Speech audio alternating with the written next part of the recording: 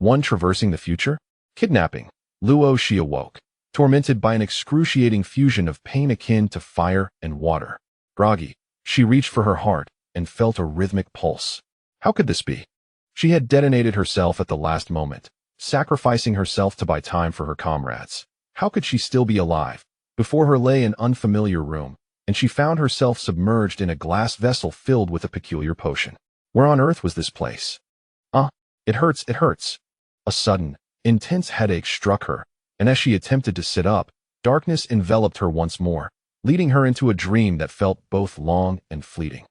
In her dream, a woman lived in a high-tech future where numerous uncharted planets had been colonized by humanity, and no longer did people agonize over mere plots of land. If one possessed the capability, they could purchase an entire planet for development. Earth had long been safeguarded as humanity's cradle, evacuating all its inhabitants to allow the battered planet to recuperate, free from its burdens. The technology here was astonishingly advanced. If one could conceive it, it was achievable. The protagonist of the dream had grown up in a large family, feeling inferior and frail due to her mediocre talents and lack of parental affection. The happiest moments of her life were her engagement and wedding, as she wed the man she adored, a military idol named Nielin. Yet, happiness, like a fleeting dream, was ephemeral. On her wedding day, her husband, a major in the army, received an urgent mission to escort another woman home, across planets. They boarded a spaceship, no less, a magnificent vessel traversing the cosmos. There was a certain distance between her and her husband, an icy formality that lingered. Just as the dream began to unravel with a throbbing pain in her head, she once more awoke in a haze, surveying her surroundings that in her previous life, she had been a survivor in a post-apocalyptic world. During her last mission, they fell into a trap, resulting in near-total annihilation. She fought valiantly until she was gravely injured, besieged by high-level zombies. In a final act of valor, she propelled her admired leader to safety, detonating herself as the zombies pierced her chest. In such circumstances, survival seemed impossible, yet here she was, alive. The only explanation was that she had traversed into another world. The dream she had experienced might have been a glimpse into the life of her new body's original owner. Why was she so composed? Well, the apocalypse had already unfolded, and supernatural abilities had emerged like mushrooms after rain. So, what was so surprising about traversing to another realm? After a calm appraisal of her surroundings, she surmised she was likely in a medical facility, as many of the instruments were advanced technologies she did not recognize. Pain throbbed at the back of her head and shoulders, yet the rhythmic beating of her heart reassured her. Though her thoughts felt ethereal, it was at that moment a gruff voice broke through her reverie. "You're awake. Our boss wants to see you." Upon hearing the unfamiliar voice, Luo Xi raised her eyes to see a tall man clad in what appeared to be pirate attire, his orange-red hair striking against the backdrop of her memories of pirate films. The skull insignia emblazoned on his top further confirmed her suspicions. Though dyeing hair was common, few had the luxury to do so in the aftermath of the apocalypse, making this man's vivid hair a rarity. The man pressed a button, and the glass vessel containing her opened. Luo Xi struggled to her feet, soaked and uncomfortable, yet the man showed no compassion, roughly pulling her forward. She frowned in distaste. Despite her experiences in the apocalypse, she still disliked being touched. However, feeling weak and limp, she decided to endure for now. After all, a woman must learn to adapt. As they exited the room, Luo Xi realized this was no ordinary house. Her memories informed her that it was a spaceship. The expansive interior housed numerous rooms, and she could see clouds drifting outside, with stones floating past, seemingly repelled by a protective membrane that shielded the ship from collision. The surreal scene left her momentarily stunned. After a brief walk, they arrived at a more spacious chamber furnished with a desk, likely an office, crafted from an unfamiliar metallic material, starkly different from the wooden furnishings she was accustomed to. Seated behind the desk was a handsome blonde man of Western descent. Upon witnessing Luo Xi's disheveled state, the blonde man frowned in discontent. "Why hasn't she been cleaned up? This will surely dirty my room." Faced with his disdainful gaze, Luo Xi fell silent, acutely aware that neither of the men appeared benevolent. Yet, regardless of their nature, her continued existence was her greatest fortune. In the apocalypse, mere survival was the most significant blessing. The man leading her crudely dragged her into an adjacent room, tossing her a set of clothes to tidy herself. She stepped into what resembled a bathroom, surveying the surroundings before indulging in a refreshing shower. The amenities were astonishingly advanced. She marveled at the fully automated system that provided warm water at her command. After refreshing herself, she felt considerably better. As she touched her forehead, a question arose. Why were her memories of the original owner only partially clear? While bathing, she absent-mindedly uttered mirror, and a towering reflective surface appeared before her. The visage of a young girl stared back, nearly causing her heart to cease. She appeared to be around 1.7 meters tall, with a pallid complexion and a frail figure that seemed susceptible to the gentlest breeze, a clear indication of severe malnutrition. The dissonance between her health and aura clashed with her aesthetic sensibilities. After calming herself and sifting through her fragmented memories, she realized it was now July 8th, 3137 in the interstellar calendar. She was Luo Xi, a young lady from the Luo family, one of the 20 prominent families in the Interstellar Alliance. Utilizing her mental prowess, she searched her spatial abilities and discovered that her resources from the apocalypse remained intact, an exhilarating revelation that provided her with a modicum of comfort. "Hey, woman, are you done yet? Hurry up," came the impatient voice from outside. Luo Xi opened the door and stepped out, casting a cool glance at the man. "I'm ready." Upon re-entering the room, what had once been an empty space had transformed into an interrogation chamber filled with an array of instruments that exuded a palpable malevolence. "Miss Luo Xi, do you feel a sense of despair having fallen to such depths?" The blonde man taunted, reveling in her predicament. Luo Xi regarded him closely, noting that he was not merely a handsome blonde, but exuded an aura reminiscent of a dark wolf, particularly evident in his unsettling gaze that bore the predatory intensity of a beast eyeing its prey. Uncertain of her circumstances, Luo Xi opted for silence. "Your newlywed husband has cast you aside, entrusting your fate to us, the Star Pirates, all in the name of protecting the heiress of the Ross family. How commendable of him to fulfill his duty as a soldier. As one who has been forsaken, I am quite intrigued by your sentiments." Although the words of the golden-haired gentleman had yet to fully register in Luo Xi's mind, his utterance seemed to clutch at her heart with an intensity that was painful. Suppressing the surge of emotions that belonged to her true self, she furrowed her brow and gazed at him. "At present, I possess no particular feelings. I merely wish to understand one thing. What must I do to ensure my release from your grasp? My dear husband, it seems you harbor some discontent towards your general husband. Regrettably, the union between the Luo and Ye families shall not be dissolved due to this matter, and I can only express my sympathy for you with a heavy heart." The golden-haired gentleman's words were quite irritating. Luo Xi rubbed her forehead, feeling dizzy once more. At that moment, a fragment flashed through her mind. The instant two spaceships collided, a handsome man reached out to protect a blue-haired beauty, while she was ensnared by an iron chain and dragged onto another ship. In that fleeting moment, the original owner of this body experienced disbelief and despair before losing consciousness. When she awoke, a different soul inhabited her. Reflecting on that moment, do you not feel a pang of sorrow? The golden-haired gentleman asked maliciously. Luo Xi, numbly gazing at him, replied with an indifferent expression, "I have forgotten how I felt at that time. Perhaps you could enlighten me on what needs to be done for you to release me. I suspect you never intended to take me, so why keep me here to waste resources?" Taken aback by her calmness, the golden-haired gentleman narrowed his eyes as he scrutinized her, amusement dancing in his gaze. "It seems the rumors were misguided. How could someone like you be merely mediocre, Luo Xi?" Upon hearing the term mediocre, Luo Xi felt another wave of headache wash over her, and without warning, she fainted and collapsed to the ground. The golden-haired gentleman stared in astonishment at this scene before turning his furious gaze towards the person at the door. "What is happening here? Wasn't I clear that she should be treated properly? Boss, this woman has nearly recovered in the healing chamber. Who knew she would faint upon coming out?" "I suspect it was due to your provocation," replied one of his subordinates. The golden-haired gentleman choked on his words, incredulous.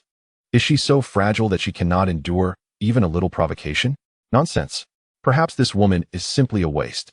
Frustrated, he ordered his subordinate to find a doctor.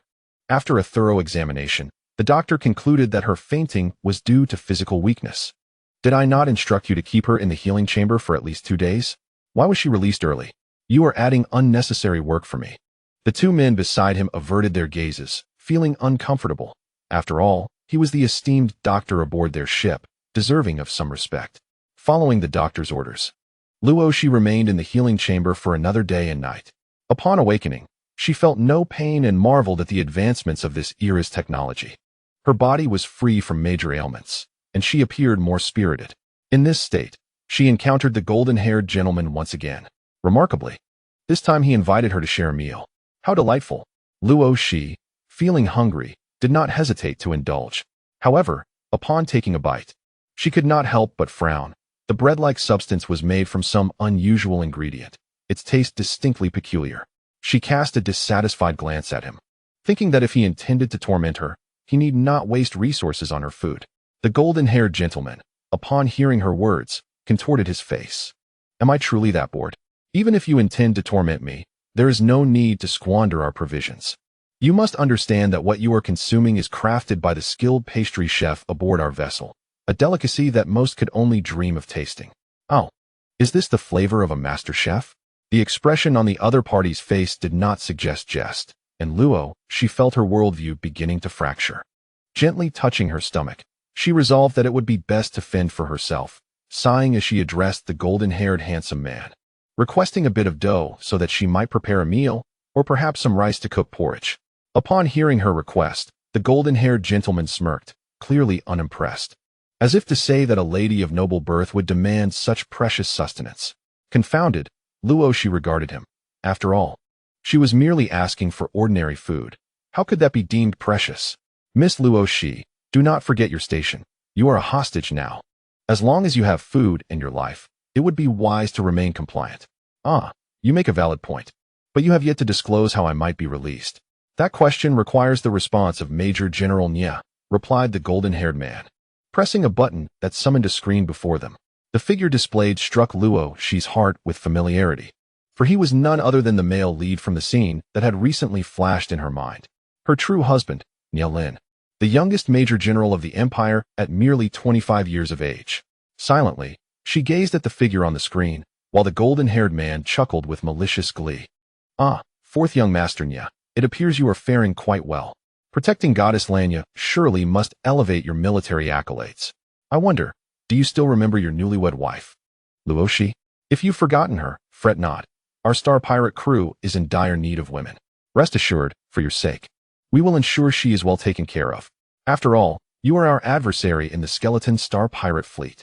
The expression on Nia Lin's face darkened considerably as he beheld Luo Xi beside him, his emotions a complex tapestry. Yet, his typically stoic demeanor revealed nothing to the onlookers. His cold, sharp gaze swept across the scene, and upon noticing Luo Xi's relatively composed expression, he felt a tinge of relief. Strangely enough, the gaze she directed at him felt entirely foreign, as if she were observing a stranger, neither sorrowful nor joyful. Devoid of resentment or hatred. Release her, wolf. We can negotiate conditions. Negotiation is possible.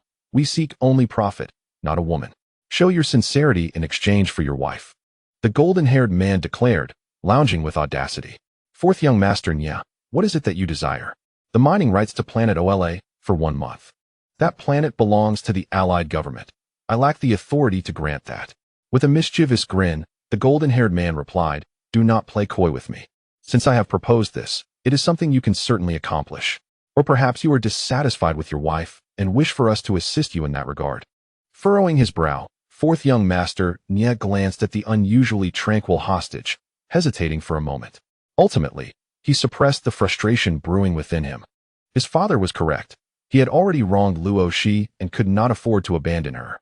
How shall we proceed with the transaction? Oh, I never expected you would acquiesce to such a condition. I presumed you were eager for her demise. The golden-haired handsome man remarked, casting a glance towards Luo Xi, who remained unfazed, seated in silence. I wish to converse with Luo Xi. Go ahead. I am not hindering you, he shrugged nonchalantly. Nie Si Xiao gazed firmly at Luo Xi, declaring, I will ensure your safe return home. Just wait. Upon hearing this, Luo Xi finally lifted her gaze to him, her expression tranquil as she uttered a mere thank you. Nie Si Xiao felt an uncomfortable sensation under her gaze. Yet that day's reaction was the utmost he could manage. The duty of a soldier compelled him to prioritize the protection of Lanya Luo.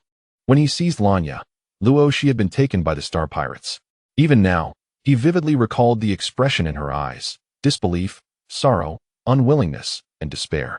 Merely 3 days had passed, and her gaze had transformed into one of indifference, as if she no longer cared. If her disappointment in him was the case, perhaps it was not entirely a misfortune. With that thought, he ceased further conversation and ended the communication. TSK, such newlyweds are a rare sight indeed, sweet nothings aside. Not a single word of concern. Are you certain he harbors affection for you? Luo Xi shot him a look of disbelief. How could there be any sentiment between a couple bound by a familial alliance? The golden-haired man observed her gloomily, asserting, even in a familial union, they are still a couple. It is inconceivable that there exists no flicker of emotion. Where is the meaning in such a stagnant expression? Can it be that he truly does not care for her? That cannot be. After all, he is a highly regarded son-in-law of the interstellar alliance. I doubt there are many women acquainted with Nialin who do not admire him. It is said he ranks 5th on the list of young women aspiring to marry within the interstellar alliance. 3 unfortunate air disasters. Luo Xi calmly regarded him. Is your moniker Scarred Wolf? Indeed, what of it? Scarred Wolf is renowned among the star pirates of the alliance. Do not tell me you have never heard of me. Faced with the arrogant man, Luo Xi expressed her disinterest in prolonging the conversation, stating, I am weary. May I retire to rest? Certainly, my purpose has been fulfilled. I merely await your man to compensate me. Is it truly entertaining to trouble a weak woman? Luo Xi cast a fleeting glance at him. Scarred Wolf remained indifferent, remarking that the pampered daughters of affluent families were naive. Those engaged in piracy do not concern themselves with moralities, as long as they achieve their ends without hesitation. Boss, trouble looms ahead. A vast swarm of flower insects has appeared, currently monitored to contain 4th and even 5th level insectoids, and we are the only ship in the vicinity. What? 5th level insectoids are no jest. Scarred Wolf instantly shifted into a state of heightened alert, issuing commands. Prepare all personnel for combat and escape. Understood. The spaceship soon reverberated with an announcement urging everyone to be on high alert. Luo Xi silently observed the hurried movements of the star pirates and the flower insect tribe, a species frequently mentioned in futuristic novels. If such creatures existed, she would harbor the same disdain for them, as they resembled the soulless beings of a post-apocalyptic world. Following the star pirates to the observation chamber at the front of the ship, Luo Xi beheld their intended adversaries, the flower insect tribe. A vast array of vividly colored entities surged toward the vessel, upon closer inspection revealing thousands of mutated flower insect creatures advancing menacingly. The lower tier comprised winged insects, akin to porters, transporting numerous kin for battle. Layer upon layer of flower insects, many adorned with tentacles, included a colossal octopus, estimated to be half the size of a basketball court. An extraordinary mutation indeed. Wow, I've never encountered such a vast horde of flower insects before. The sight chilled the heart of Can Lang, who, after discerning the enemy, promptly issued orders. Brothers, prepare the mechs for evacuation and set the ship to self-destruct. Everyone must leave the vessel and head to the nearest city within 3 minutes. We can discuss other matters once we land safely. Yes, boss. The star pirates, numbering 150, each had a mech at their disposal. Upon Can Lang's command, they swiftly readied themselves for departure, while those in the cockpit activated the self-destruction sequence, set to trigger in 3 minutes. Luo Xi watched as the star pirates fled in succession, each second seemingly amplifying the peril of remaining aboard. Concealing her presence, she blended into the throng and approached the ship's exit. Seizing an unobserved moment, she leapt off the ship. The lack of oxygen at such heights immediately exacerbated her still recovering body. To alleviate her discomfort, Luo Xi forced herself to remain calm and allowed herself to descend freely. Foolish girl, if you seek death, do not blame me for my lack of compassion. Can Lang's fury ignited upon witnessing this spectacle, yet his anger dissipated almost instantly as he decisively urged his comrades to continue their escape. After boarding his mech and departing the ship, he swiftly contacted Nialin, sending the earlier images of the flower insects. 4th young master Nya, regrettably, we have encountered the flower insect tribe. The strongest among them could be level 5. We cannot allow our brothers to perish in vain, so everyone has abandoned the ship. If you wish to save your wife, rally your forces and exterminate those insects quickly. Don't be too late. You might not even find her remains. Killing. The communication was abruptly severed, leaving Lin's expression grim. How could he be so reckless? Gather elite soldiers with level 4 mental strength and B-level physical fitness to accompany me in exterminating the flower insect tribe. Major, Canlang's combat prowess is formidable. Their retreat without battle suggests the flower insect numbers are vast and formidable. Perhaps we should reconsider this course of action? A nearby officer cautioned. Luo Xi could not afford to wait. If she struggled against even the third-level insects, how could she contend with an overwhelming horde? Had Canlang truly abandoned Miss Luo? Lin nodded grimly. I shall rush ahead to rescue the victims. You organize the men and prepare to assist immediately, while also reporting to the military headquarters. Regardless of the circumstances, those flower insect creatures must be exterminated, both for duty and for personal reasons.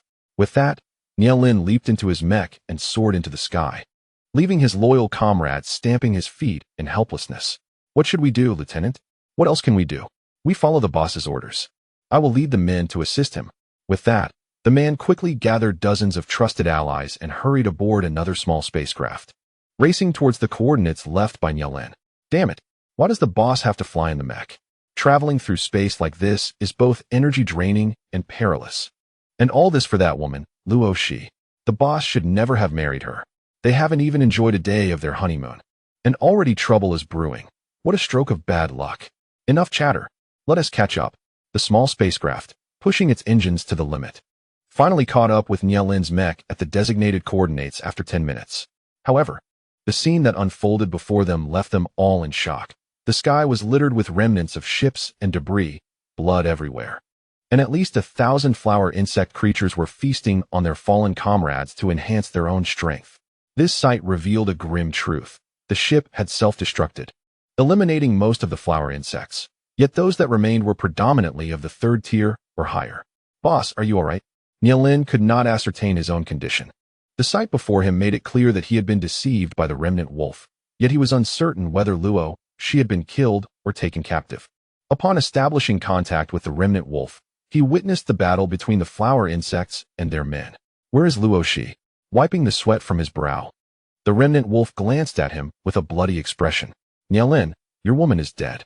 You can always marry another. It's not such a loss. Damn it. Those accursed flower insects. How could they track us? Don't be like that. I wanted to gain something from this too. I planned to use her as leverage. And we had already negotiated the terms. Who could have anticipated encountering the flower insects? And who knew that crazy woman would jump from the ship without a mech? What are the odds she survived the fall, huh? You. Don't glare at me. You abandoned her, not I.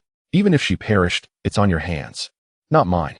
With that, the remnant wolf severed communication once more, resolutely engaging the surrounding flower insects. What a pity it is to have nearly succeeded only to be thwarted by these wretched flower insects. Lin raised his hand. Kill. Slay as many as you can. With his elite soldiers by his side, Lin charged into battle, unable to divert his thoughts to the consequences that would arise or how he would confront Luo Xi's family. But first, he must eliminate these culprits. Rescue. Not long after Luo Xi leaped from the spaceship, she swiftly entered her own space when she found herself alone. She needed to recuperate and heal. In her previous life, she possessed a realm that could store supplies and sustain life. However, there was one limitation. She could not physically enter, only manipulate everything within it through her mental prowess. Immediately after jumping from the ship, she regretted not grabbing a parachute or something akin to it. If she were to fall, she might suffer fractures. The height of the spaceship was certainly beyond what an ordinary person could withstand. Did one not observe that others only jumped from ships while piloting mechas? Regrettably, she had no mech to pilot. Yet, as she contemplated her space, something unexpected happened. She found herself able to physically enter it. This was undoubtedly a fortuitous surprise, a blessing in disguise. Thus, the young lady began to watch with keen interest as the space pirates battled the mutated flowers and insects. Although those pirates had mecha support to aid their escape, the creatures seemed to possess radar-like abilities, tracking them with precision. Within mere minutes, half of the space pirates had been overtaken. The insectoids, exploiting their numerical superiority, ensnared the mechas, draining their energy and pursuing another to continue their siphoning. They did not even need to harm the occupants. When the mechas lost energy and plummeted from the sky, it was certain that not only would the mechas be rendered inoperative, but the pilots would also likely meet a grim fate. Could it be that the insectoids possessed such intelligence? Or was there one among them that had developed consciousness, directing the others in their assault? This seemed the most plausible explanation. Luo Xi observed the fierce battlefield without any intention of intervening. She was no savior, after all. Why would she consider rescuing her adversaries, especially given her own precarious physical condition? 3 minutes later, the spaceship self-destructed, annihilating nearly 13 of the flower insect hybrids. However, the remaining 23 still displayed formidable combat prowess. Given the current circumstances, it appeared that the space pirates could not endure for much longer. Even if they fled with all their might, they would soon be intercepted by other incoming insectoids. Witnessing such dire circumstances, the ruthless leader decisively ordered his loyal followers to abandon any thoughts of rescue and escape at all costs. Out of over 100 individuals, only 56 remained scattered. During their flight, they were ensnared by a peculiar gray insectoid, whose numerous tentacles could extend at will, truly grotesque. Luo Xi felt a chill at the sight within her space. Though she was not truly afraid, after all, she had encountered countless mutated creatures during the apocalypse. Nevertheless, she had always detested such aberrant, soft-bodied beings. The creature's retractable appendages were alarmingly swift, capable of pursuing even fleeing mechas, showcasing their nightmarish speed. All ensnared mechas immediately unleashed heavy artillery, obliterating the tentacles into mere fragments, and continued their frantic escape. Particularly upon realizing that the creature could grotesquely regenerate even more elongated tentacles after being blasted, the space pirates quickened their flight, nearly reaching their maximum velocity. After the spaceship's self-destruction, approximately 4 or 5 minutes elapsed. The surviving space pirates had fled, while the flower insect tribe remained suspended in midair, seemingly awaiting someone. Luo Xi observed with great curiosity. Was it possible that the flower insect tribe's intentions extended beyond merely targeting the space pirates? Who could it be? After silently waiting for another 2 minutes, a shadow rapidly approached from the distance. As it drew nearer, Luo Xi discerned that it was a colossal mech, predominantly painted in a fiery red hue, resembling a blazing inferno. Upon closer inspection, it appeared as a giant, towering about 7 or 8 meters high, exuding an imposing presence akin to Optimus Prime from Transformers. The red mech halted a short distance from the flower insect tribe and, in an outburst of fury, launched an assault against them. Its arms transformed into rocket launcher configurations, unleashing a barrage of small projectiles that obliterated the flower insect tribe, reducing hundreds of them to mere fragments. It continued its bombardment until it encountered several advanced insectoids. To Luo Xi's astonishment, she observed that these insectoids possessed remarkably sturdy exoskeletons, capable of withstanding the mech's rocket fire, resulting only in a metallic clanging sound upon impact. How remarkable it was that the flower insect tribe surpassed even the mutated creatures of the apocalypse. Subsequently, a spacecraft arrived to support the fiery mech, and only after their intervention did the flower insect tribe launch a comprehensive offensive. Was it possible that these flower insect tribes had been awaiting this very group? Why? Drawing upon the memories left behind by her original self, Luo Xi deduced that these valiant fighters against the insectoids were soldiers of the Interstellar Alliance, specifically from the Huaxia Star Alliance. In this future era, humanity not only expanded the number of habitable planets, but also preserved elements of their diverse cultures. Although much was abandoned during their journey into the cosmos, thousands of years of development had allowed them to recover significant aspects of their historical heritage. The known universe is divided into 2 principal star alliances, the Huaxia Star Alliance, which continues the legacy of the Eastern races of Earth's era, and the Zeus Star Alliance, which upholds the traditions of the Western races. As a legitimate descendant of the Yin and Huang, Luo Xi naturally felt a sense of affinity for these Huaxia descendants. Watching them, a mere handful, prepare to confront thousands of flower insect tribes stirred her heart with anxiety. The space pirates had fled without hesitation. Why did these soldiers charge forth to battle? Even if they were to engage in combat, they needed greater numbers. Recklessly rushing out without assurance was foolish. What should she do? How could she discreetly emerge and find an opportunity to alert them? At this moment, Luo Xi remained unaware that the formidable fiery mech was piloted by her husband, Nielin. Unfortunately, her original self had chosen to temporarily erase her memories of him, burdened by the pain of departure. Apart from recognizing his face, she possessed no knowledge of any other details. Boss, there are far too many of them, at least 3 or 4,000. We barely number 50. This is sheer self-sabotage. Nielin continued to engage in fierce combat, feeling increasingly uneasy. Although he had initially believed that the situation could be salvaged through a deal with the remnants of the wolves, it had now culminated in the tragic demise of Luo Xi, a woman whose life he had failed to save in time. He was not a man of excessive sentiment. Yet neither was he a despicable individual who would stop at nothing to achieve his ends. While his affections for Luo Xi were limited, having taken her as his wife, he had resolved to care for her, and now faced with such a disheartening conclusion, his heart was heavy with discontent. The only solace he found was through relentless slaughter. "Ah, that wretched bug seems to be carrying a mech. I wonder if there are any survivors inside," exclaimed a soldier in astonishment. Nielin raised his gaze, a flicker of hope igniting within him. How wonderful it would be if Luo Xi were among them. In the ethereal space, Luo Xi observed the scene with a quiet thrill. Seizing a moment of opportunity, she approached the mech's exterior while the soldiers engaged the insectoid enemy. When the soldiers prepared to advance after dispatching the creature, she suddenly appeared on the shoulder of the mech, waving her arms and shouting, "Help me! By the heavens! There's a woman!" One soldier exclaimed, his eyes widening in recognition. "Wait, she looks somewhat familiar." Nielin, momentarily taken aback, swiftly darted towards her, catching Luo Xi in his arms before delivering a powerful kick that sent the mech flying. The fate of those who dwelt among the stars was justly met. After rescuing her, he commanded his intelligent mech to skin Luo Xi before placing her in the cockpit beside him. "Are you all right?" he inquired, his voice tinged with concern. "That sounds oddly familiar," Luo Xi replied, focusing intently, her expression shifting to one of shock. "It's you." Nielin noted the unabashed surprise on her face, which stirred an uncomfortable feeling within him. Was his act of heroism truly so astonishing? With a reflexive coolness, he retorted, "Who else would dare risk their life to save you, if not me?" Her words carried a hint of truth, and Luo Xi shrugged nonchalantly. "All right. I'll concede that I misjudged you as a man who values beauty over duty. Thank you for rescuing me. However, if you're going to save someone, it would be prudent to bring more soldiers along. Just a handful like this seems rather precarious." Nielin felt a sharp pang at her words, as if she were purposefully provoking him.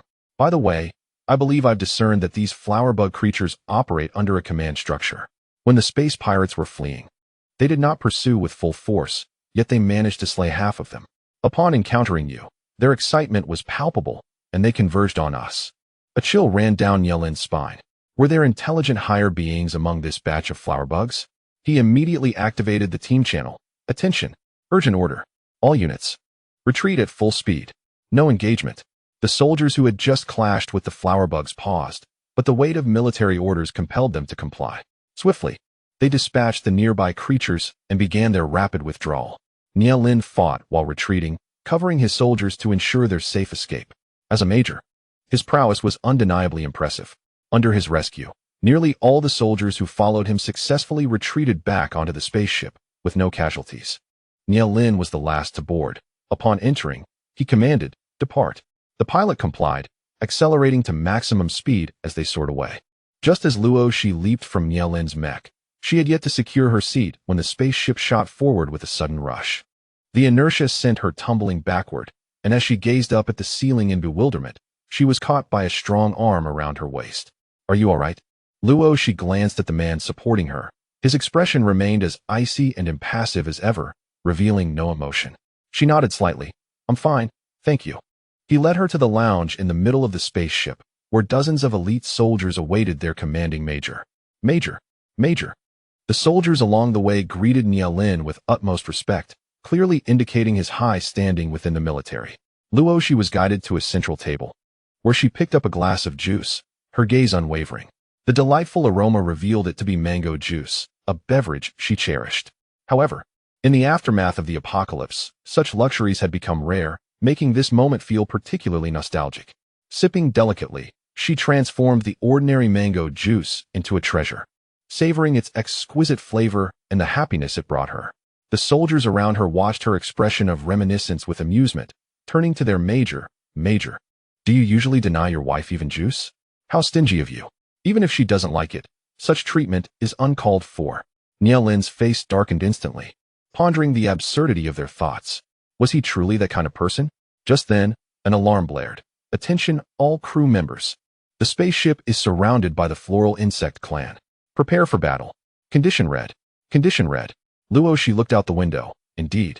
The exterior was crawling with various mutated plants and insects, an utterly repulsive sight. This is perilous. Deploy level 3 insecticide immediately. Nialin's cold gaze shot towards the floral insect clan. If not for the safety of his comrades, he would have personally exterminated those vile creatures. Soon, the spaceship emitted a cloud of white mist, causing several floral insects to plummet. After approximately 3 minutes, only a handful of high-level insects remained outside, all above level 4. After scanning them with her psychic energy, Luo Xi retrieved a vial of powder from her space. This substance can incite frenzy in beasts. It should work on the insects as well. Find a way to disperse it onto the ship. Nialin frowned slightly at the vial she produced. Are you certain? This is a fortunate find I stumbled upon. Use it or not as you wish. Nialin, seeing the escalating damage to the spaceship's exterior, gritted his teeth. Open the top hatch at once. You few, guard it closely. Should any insects attempt to infiltrate, eliminate them immediately. The surrounding soldiers looked at Nialin with concern. Major, let me go? I can do it. Stand by, and keep an eye on the entrances while I return. Observing their fearless expressions, Luo Xi rolled her eyes.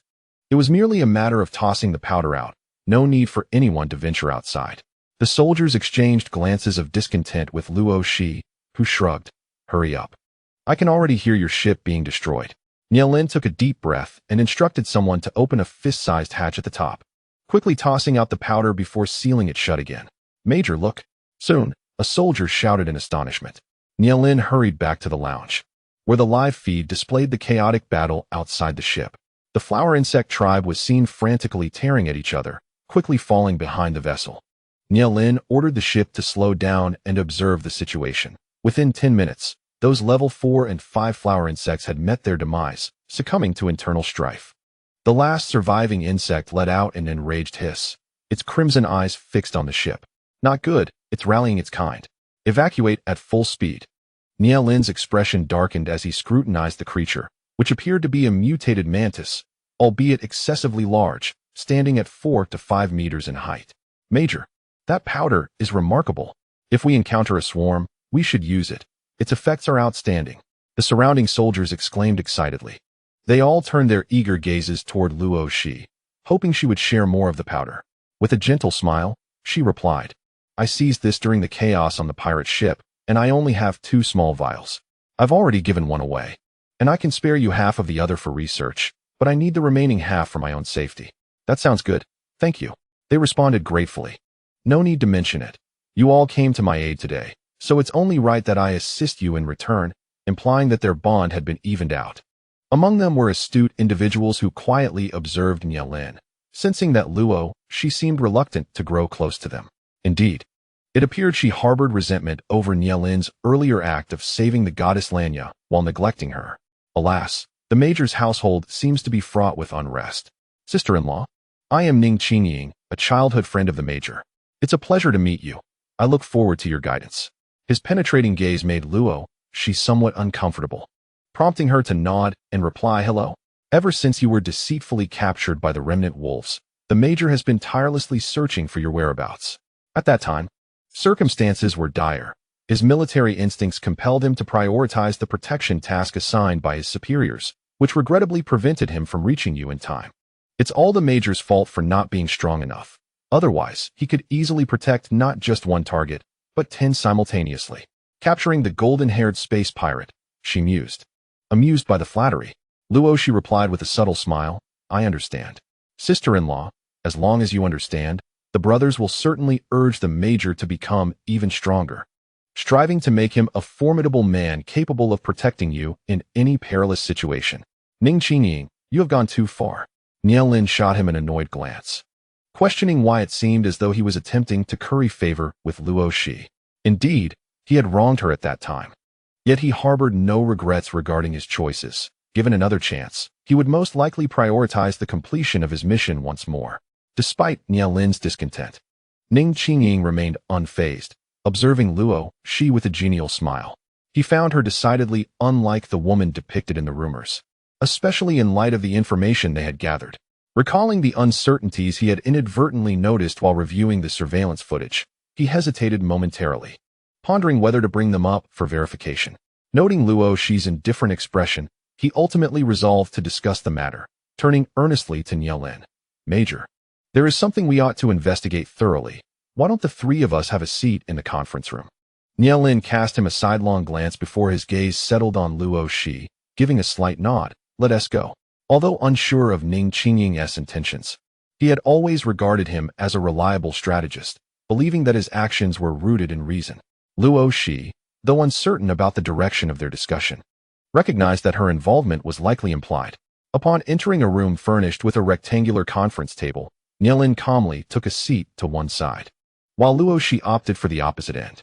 Ning Qingying pressed a few buttons on a device affixed to the wall, and a video unfolded, capturing the moment when the original was seized by space pirates. Initially, Luo Xi gleaned little from the footage, but during the second replay, she observed that the original appeared to lean towards the pirate ship when the vicious wolf had ensnared her with iron chains. Nielin also noted this, and his expression darkened as he fixed a predatory gaze upon Luo Xi. Shouldn't you offer an explanation? Luo Xi furrowed her brow. While she was unaware of the events that transpired, she was certain that the original's movements were not voluntary. Who had orchestrated such malevolence from behind the scenes? What was their purpose? Simultaneously, another question emerged. Why did the space pirate, the vicious wolf, abandon her as a hostage during his escape?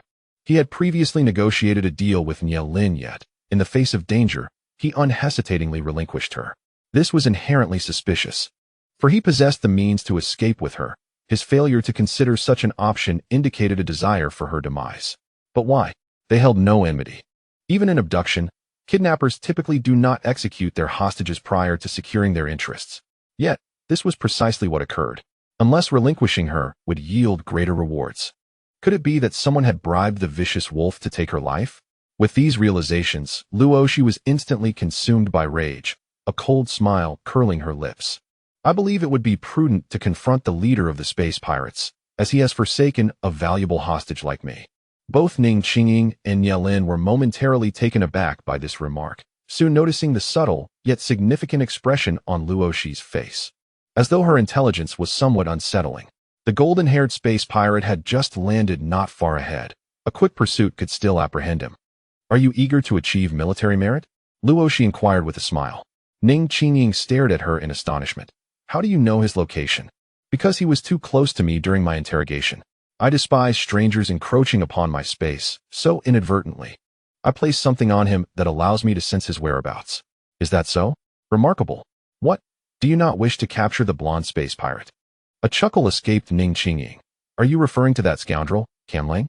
His golden hair indeed fits the description. Exchanging a glance with Nielin, he asked, what is your level of confidence? About 90%. Very well, I shall escort you. Even if her confidence were merely 50%, he would still be willing to undertake the journey. After some contemplation, Ning Qingying selected 10 elite soldiers to accompany Nielin as they leapt from the spaceship to search for Canlang. Before their departure, he earnestly addressed Luo Xi, sister-in-law.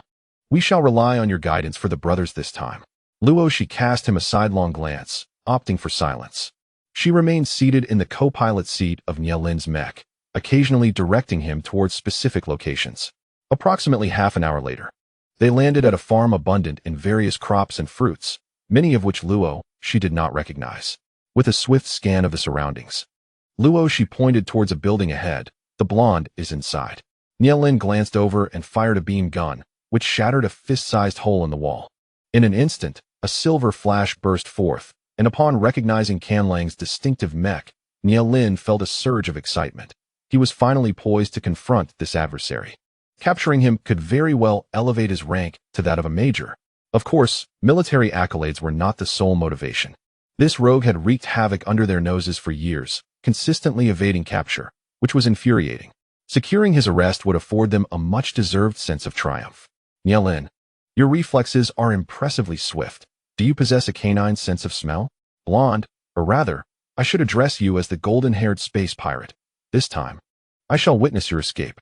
The two formidable figures commenced an intense battle within the farm, their destructive capabilities overwhelming. In less than 5 minutes, the surroundings were reduced to rubble. The remaining 10 elite soldiers formed a perimeter to intercept the space pirate.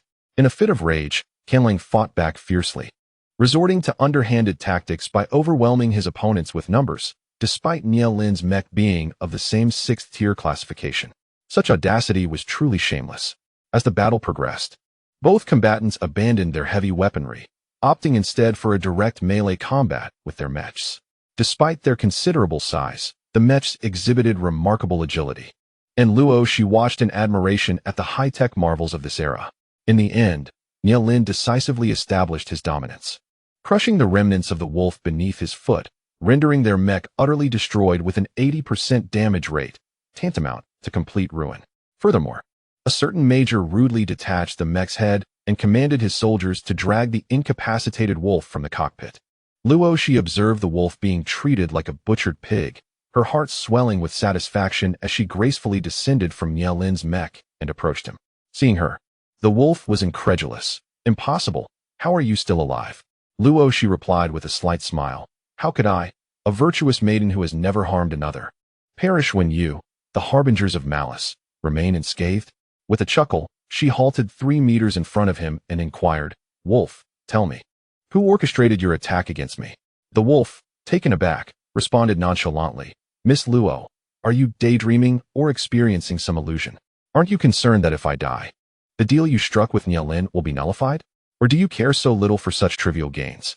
"Humph, with the impending tide of insects, self-preservation is already a challenge. I would be foolish to burden myself with a liability." Luo Xi, unfazed by his insolence, retrieved a pill from her pocket, her smile radiant as she approached him. "Fear not, I am quite benevolent. I have no penchant for torture, yet I do relish the sound of truth." As she forcefully placed the pill into his mouth and compelled him to swallow, the wolf's expression shifted. "What have you made me consume? Rest assured, I am kind-hearted. I would never take your life, merely encourage you to behave." "What do you mean?" The wolf instinctively sensed impending calamity as Luo Xi activated the recording function. "Wolf, as the leader of space pirates, I am intrigued as to why you sought to capture a seemingly inconspicuous woman like myself. Can you enlighten me? I have someone who wishes to buy your life." The wolf's demeanor instantly altered, perplexed as to why he had unwittingly revealed his innermost thoughts he had no intention of disclosing. "Who was the mastermind behind this?" "Lanya Ross." "Oh, so it is she? Was it she who divulged our return route to you?" "Indeed, she believed you obstructed her path. You must be unaware that the goddess of the Zeus Star Alliance is fond of Lin, correct?" Luo Xi chuckled lightly. "I was indeed unaware, but now I am informed." Lin felt as if he were in a dream. Had the truth been so easily uncovered? Luo Xi scoffed. "The effects of the pill will last 10 minutes. If you wish to glean any information, I suggest you inquire promptly, for after 10 minutes, he shall once again seal his lips against the truth." With skepticism, Lin posed numerous pivotal questions regarding the pirate's stronghold, divisions, combat capabilities, and equipment.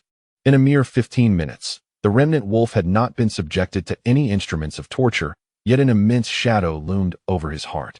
Why was it that the answers he was reluctant to divulge tumbled forth uncontrollably from his own lips, revealing the truth? He recalled the pill that Luo Xi had given him. After the initial shock, fury ignited within him as he glared at her. "What have you made me ingest?" "The truth pill," she replied. "A marvelous concoction that compels one to speak only the truth, rendering lies impossible. It will alleviate much of your suffering and spare you from enduring torture." Though her words were laced with a smile, the chill that enveloped the remnant wolf was palpable. He had never heard of such a drug. Who was the madman who concocted it? It was utterly terrifying. Lin, though curious, was more focused on extracting vital information from the remnant wolf. After 10 minutes, the remnant wolf had divulged nearly all the crucial intelligence regarding their skeleton star pirates.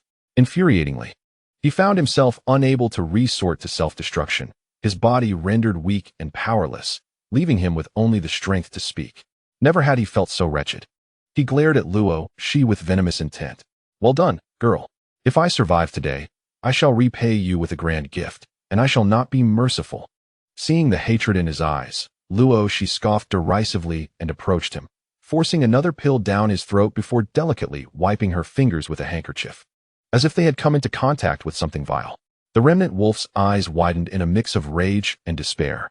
"Golden-haired handsome man, I had no intention of exterminating you, yet your gaze suggests that if you live, it will be a fight to the death. Thus, for the sake of my own life, it would be prudent for you to seek rebirth." What have you done to me? Something beneficial. If you are fortunate enough to survive, think carefully before you next attempt to harm me. Should you find the opportunity to end my life, be exceedingly cautious.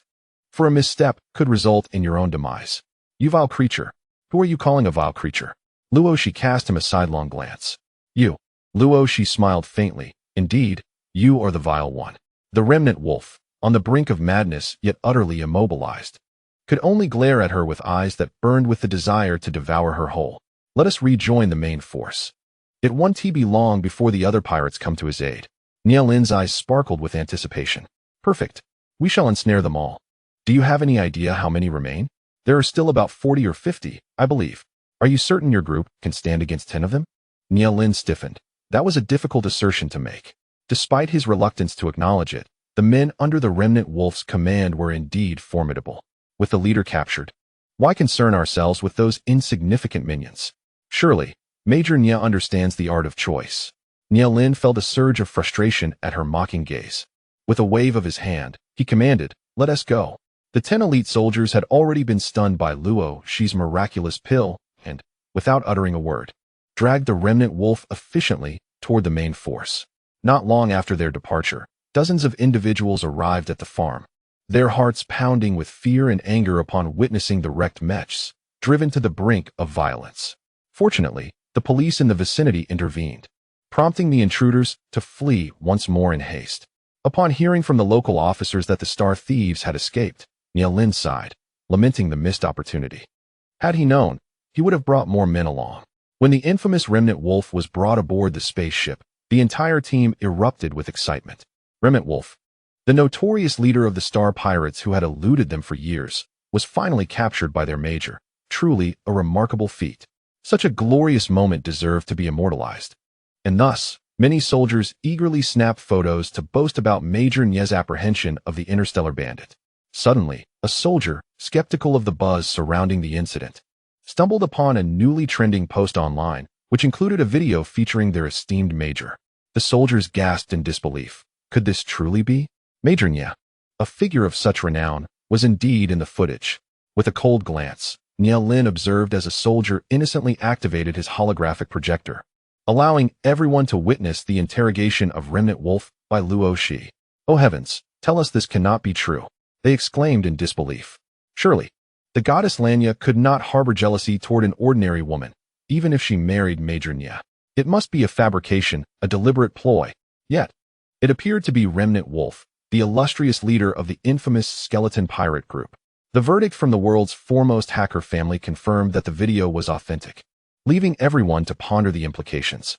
The post surged in popularity, gaining thousands of views in mere moments, then escalating to millions, and ultimately billions within half an hour, becoming the most talked about topic of the day.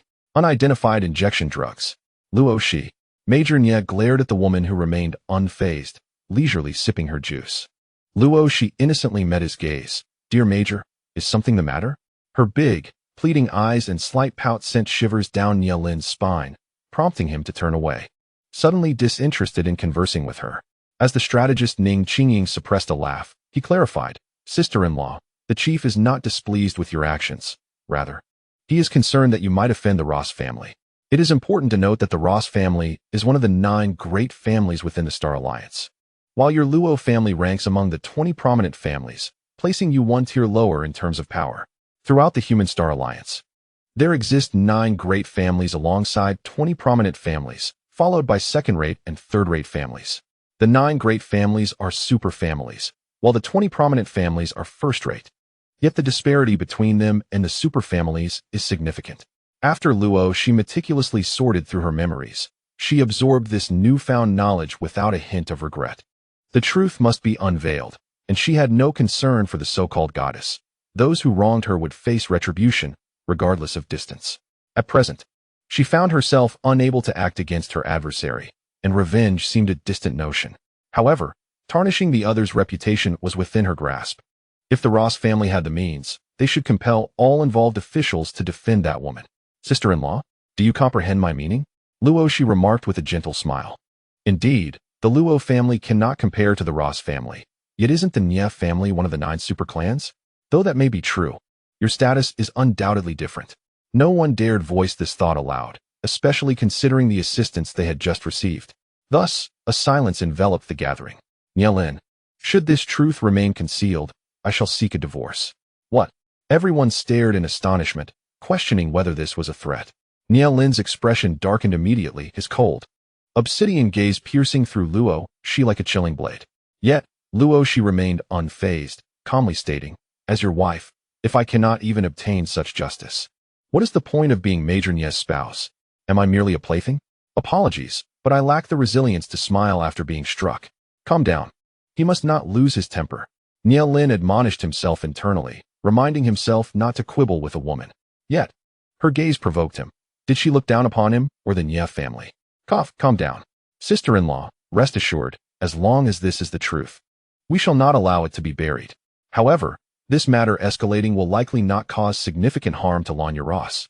At most, it will only inconvenience her for a few days. I understand. A gentleman's vengeance is not to be taken lightly. I am not devoid of patience. If you truly possess patience, why not endure this time? Did she not fear that this would provoke Nielin's aversion and lead to divorce? Luo Xi scoffed inwardly. If this incident liberated her from the shackles of marriage, she would undoubtedly rejoice. Regrettably, it fell into Ning Qingying's hands, which was quite disheartening. She cast a disgruntled glance at someone and said, I am fatigued. Is there somewhere for me to rest? Oh, indeed, there is. Ning Qingying glanced at the still scowling Nielin, gestured for a soldier to take Luo Xi to Nielin's quarters for rest. Boss, this matter must be resolved. I sense that sister-in-law is not jesting. Nielin snorted coldly, perceiving women as overly cunning. Did she believe that if she refrained from acting, he would allow this issue to be buried? The situation had reached this point solely because the woman harbored a profound distrust in him. Notions of timidity and mediocrity were mere fabrications. The investigator's vision was not clouded. She was clearly a woman of cunning and resolve. Boss. You cannot blame sister-in-law for her actions. She was deeply wounded by your inadvertent gestures. Who would dare rely on you to resolve their problems after that? Then let her not leverage the Nie family's influence. Ning Qingying rolled her eyes. Boss, are you contemplating divorce? Allow me to remind you that you have been married for less than a month. Moreover, your wife has committed no fault since marrying you. Though military marriage laws primarily protect soldiers, they should also safeguard the military spouses. Let us dispense with idle chatter and resolve this matter promptly. Xiao Lu is already handling it. You need not worry about his skills. Ning Qingying playfully approached, placing a hand on Nielin's shoulder. Ahem, boss. Has your perception of your wife shifted somewhat? Nielin huffed, casting a disdainful glance at her. What do you think? After today, a sequence of events. Who would dare to underestimate Luo Xi? Haven't you seen the notorious Qin Wolf brought to his knees by her? Honestly, I find your wife quite intriguing today. You might want to seriously contemplate the dynamics of your relationship. Nielin waved his hand irritably. He held little interest in women. If it weren't for family arrangements, he would never have married Luo Xi. He couldn't fathom how his mother selected her after such a prolonged search. Major, this is bad. Your wife has fainted.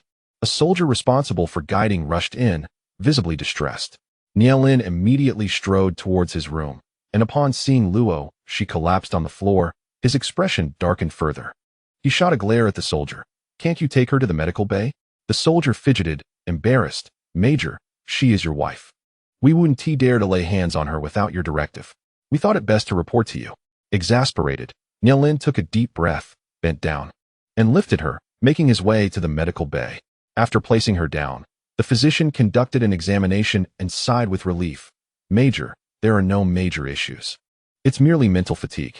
Your wife likely hasn't fully recovered from her previous injuries and has been exhausted from pursuing the Qin Wolf alongside you. What injuries? Fractures and bruises, probably sustained when she was ensnared by the Qin Wolf's iron chains while being pulled towards their spacecraft. Ensure a thorough examination of her body. I do not wish for any complications to arise.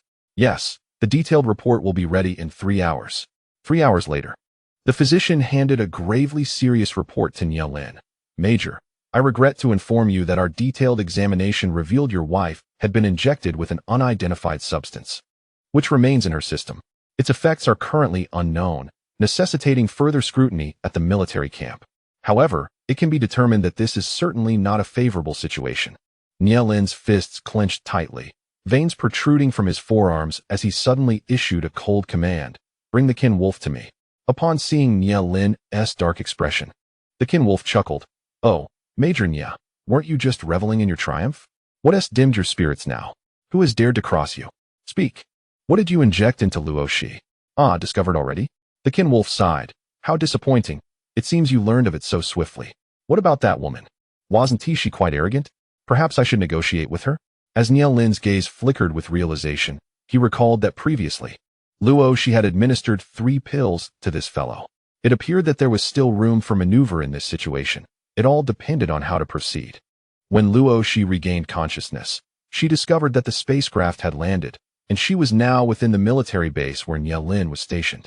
She had been assigned to his quarters, which were quite spacious, comprising 3 rooms and a living area, along with a training room. The total area was approximately 200 square meters. In this era, high-rise buildings soared skyward. Anything under several dozen stories was considered low, while structures with over 100 floors were commonplace. Nia Lin's residence was situated on the 51st floor, room 1, with 6 households on each level. Luo Xi had yet to take an interest in her neighbors. She pressed her fingers to her temples, feeling an unusual fatigue, as if her prolonged slumber had not sufficed. This was certainly abnormal. She vividly recalled the moment she had fainted on the spacecraft, having walked barefoot through the living room to the balcony, where she observed the military personnel training vigorously, perspiration streaming down their brows. The July heat was intense, though her home remained comfortably cool, equipped with modern air conditioning. However, the soldiers enduring the drills were undoubtedly toiling under the sun. Leaning on the balcony, she rested her chin on her hand, surveying the surrounding scenery. The military district was aesthetically pleasing, with well-maintained greenery. Although the flora was somewhat uniform, the lush, verdant trees were undeniably a sight for sore eyes.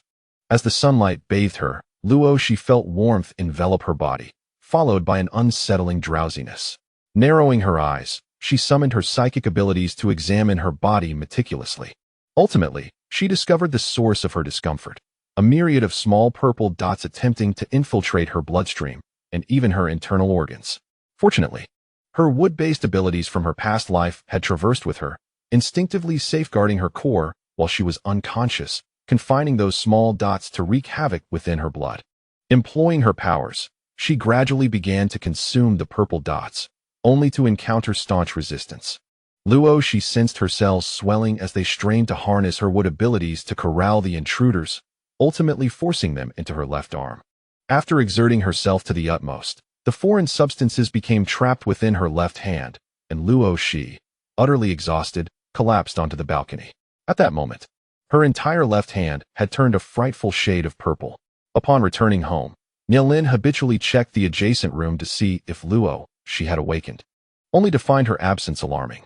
Calming himself, he focused his mental energy to ascertain her whereabouts and soon discovered her on the balcony.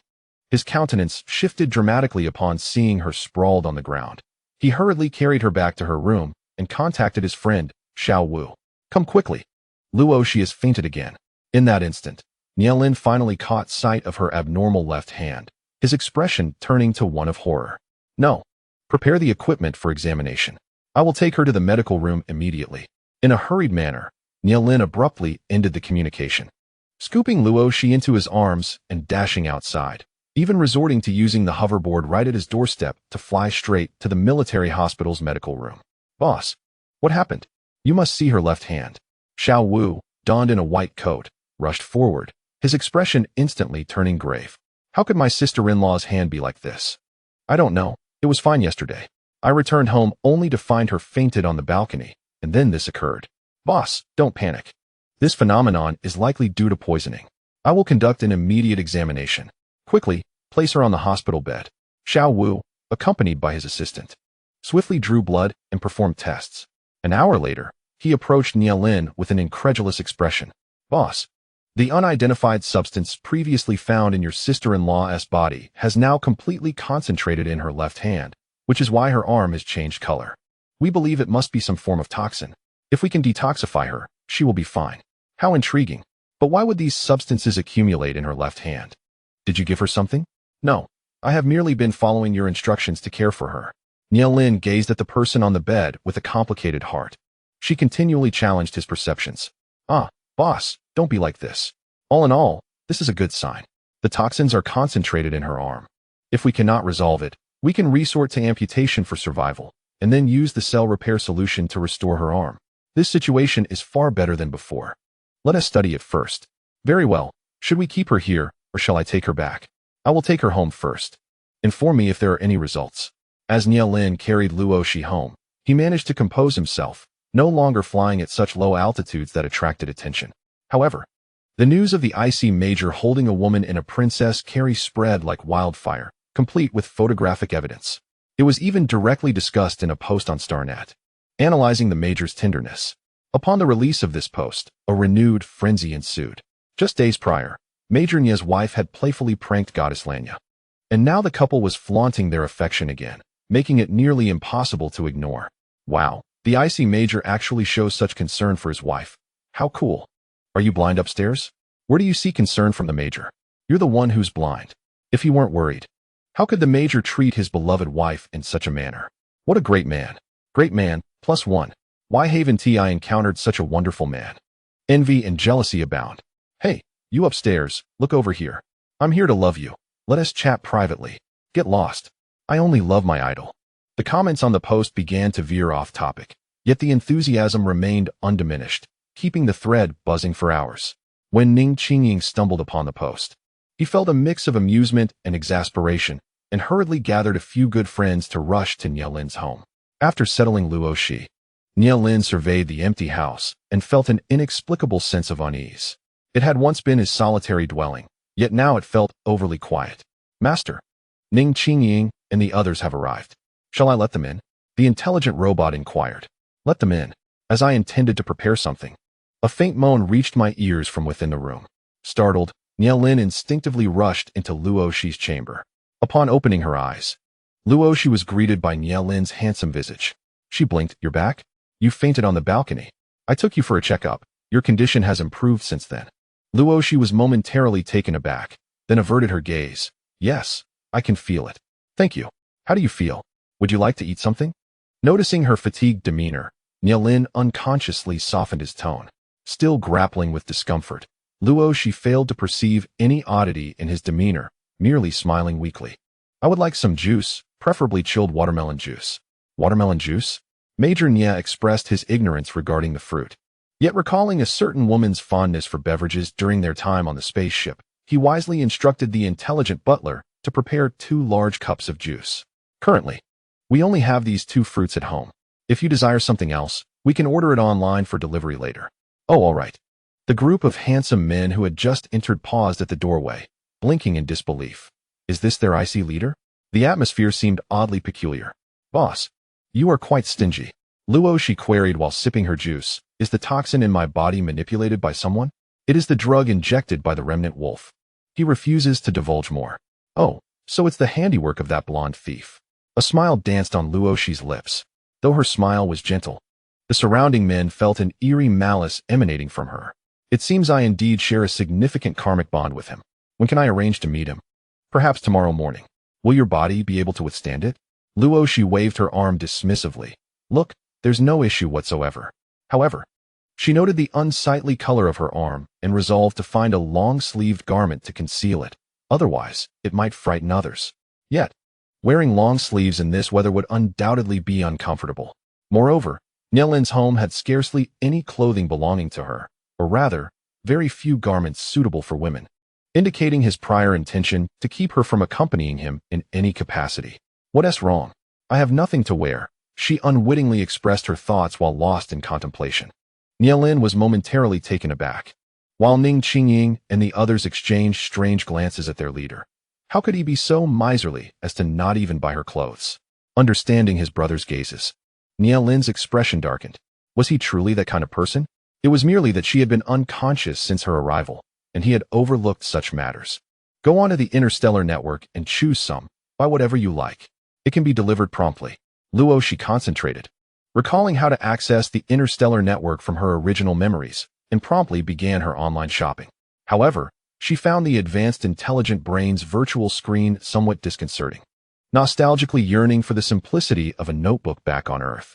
Minutes later, Luo Xi was bewildered. The clothing on the interstellar network was either combat gear, extravagant princess-like gowns, or athletic wear. How was she to choose? Currently, she has no need for combat attire. The princess dress is merely favored by the idle young ladies with nothing better to do. As for sportswear, while she does not harbor any particular aversion to it, she is not enamored either. Given the option, she would still prefer elegantly simple dresses. During the apocalyptic era, due to the viral crisis, such garments were utterly impractical. Now that she has emerged from that dark age, how could she not reclaim some of her former passions to honor the divine opportunity of rebirth bestowed upon her? She settled for selecting 2 sets of sportswear, only to discover upon payment that the assets left behind by her original self amounted to a mere 1 million star coins. Indeed, 1 million is not a substantial sum. In the economic landscape of the galactic era, spanning 3,000 years, the cost of living is neither excessively high nor particularly low. It entirely depends on one's desires. Nutritional supplements, for instance, are predominantly quite affordable, catering to the common populace, with a single tube sufficient for a meal costing only 10 star coins. However, should one wish for cabbage or fruits, the prices become steep. Why, you may ask? The rampant insectoid infestation has severely suppressed agricultural production across various planets, resulting in a meager yield. If the insectoids were eradicated, we might witness a surplus of cabbage, though who knows how long it will take to achieve such a scenario. As for clothing, the price of combat uniforms fluctuates dramatically, ranging from 100 star coins to over 100 million, with varying degrees of protective strength corresponding to the price.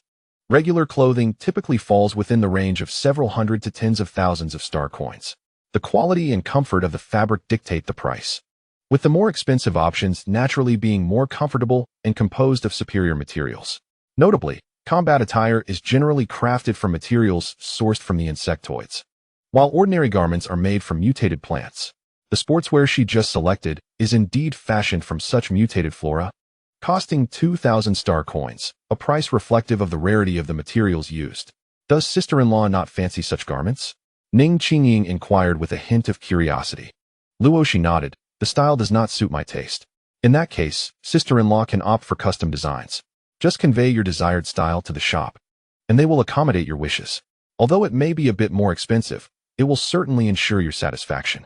After all, the boss is not short on funds. Oh, custom? Indeed. Shall I recommend a store to sister-in-law? Sure. Ning Qingying navigated her virtual screen for a minute, adding a contact named Liang Es Boutique to her Star Network chat list. A chat window promptly appeared. Dear customer, how may we assist you? Luo Xi took a step back from the screen. I would like to order a few sets of clothing. I will send you the designs shortly, and please use soft, breathable mutated cotton linen fabric. Certainly, we await your designs. Once received, the garments will typically be delivered to the customer within 3 days. All right. After concluding the conversation, Luo Xi intended to sketch the designs, but, upon glancing around, noticed the lack of pens, paper, or ink. She furrowed her brow and turned to Nielin. I require some sheets of paper and a pen. The others in the room exchanged glances, and Nielin returned shortly with a pen and a blank notebook. He felt a pang of reluctance at wasting resources, as paper is a luxury item that most people do not utilize. After taking the pen, Luo Xi deftly began to sketch on the blank paper. In no time, she had drawn several elegant 3/4 sleeve dresses, 2 of which could also be designed with long sleeves, while the others were short-sleeved. Additionally, she illustrated a few nightgowns. Once she had completed the designs, she scanned them into the smart brain and applied a rough color palette, resulting in a collection of fresh and vibrant garments, including the flowing nightgowns. Ning Qingying and the others were taken aback. Wow, who knew sister-in-law possessed such craftsmanship? Why were we never aware of this? Disapproving glances were directed at Nielin, who feigned innocence, insisting that he was completely oblivious. The others were indignant, arguing, not knowing is a crime. She is already married to you. How could you be so uninformed?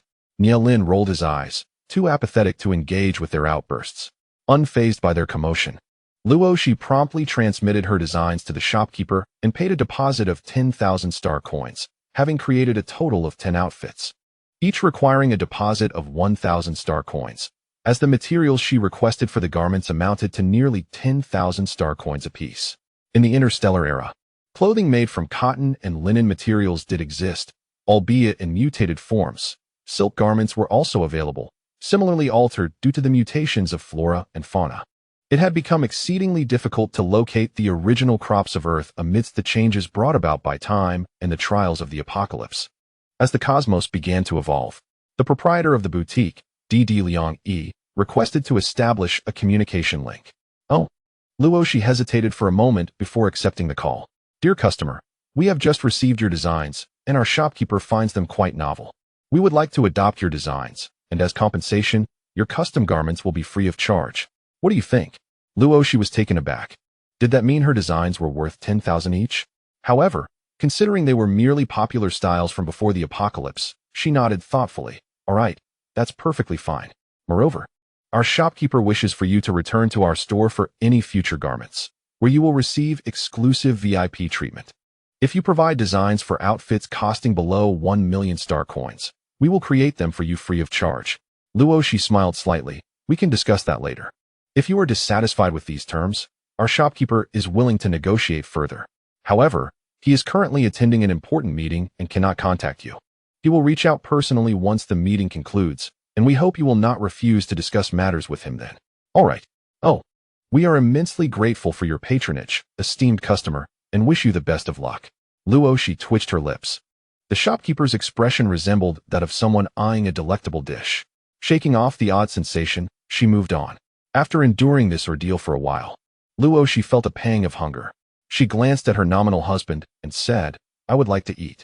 Nielin was momentarily taken aback, but soon nodded. What would you like? I'll go to the cafeteria to buy it. A portion of stir-fried vegetables, a serving of steamed pork ribs, and an egg soup, please. Stir-fried vegetables and egg soup are certainly available, yet it appears that steamed pork ribs have not been encountered before.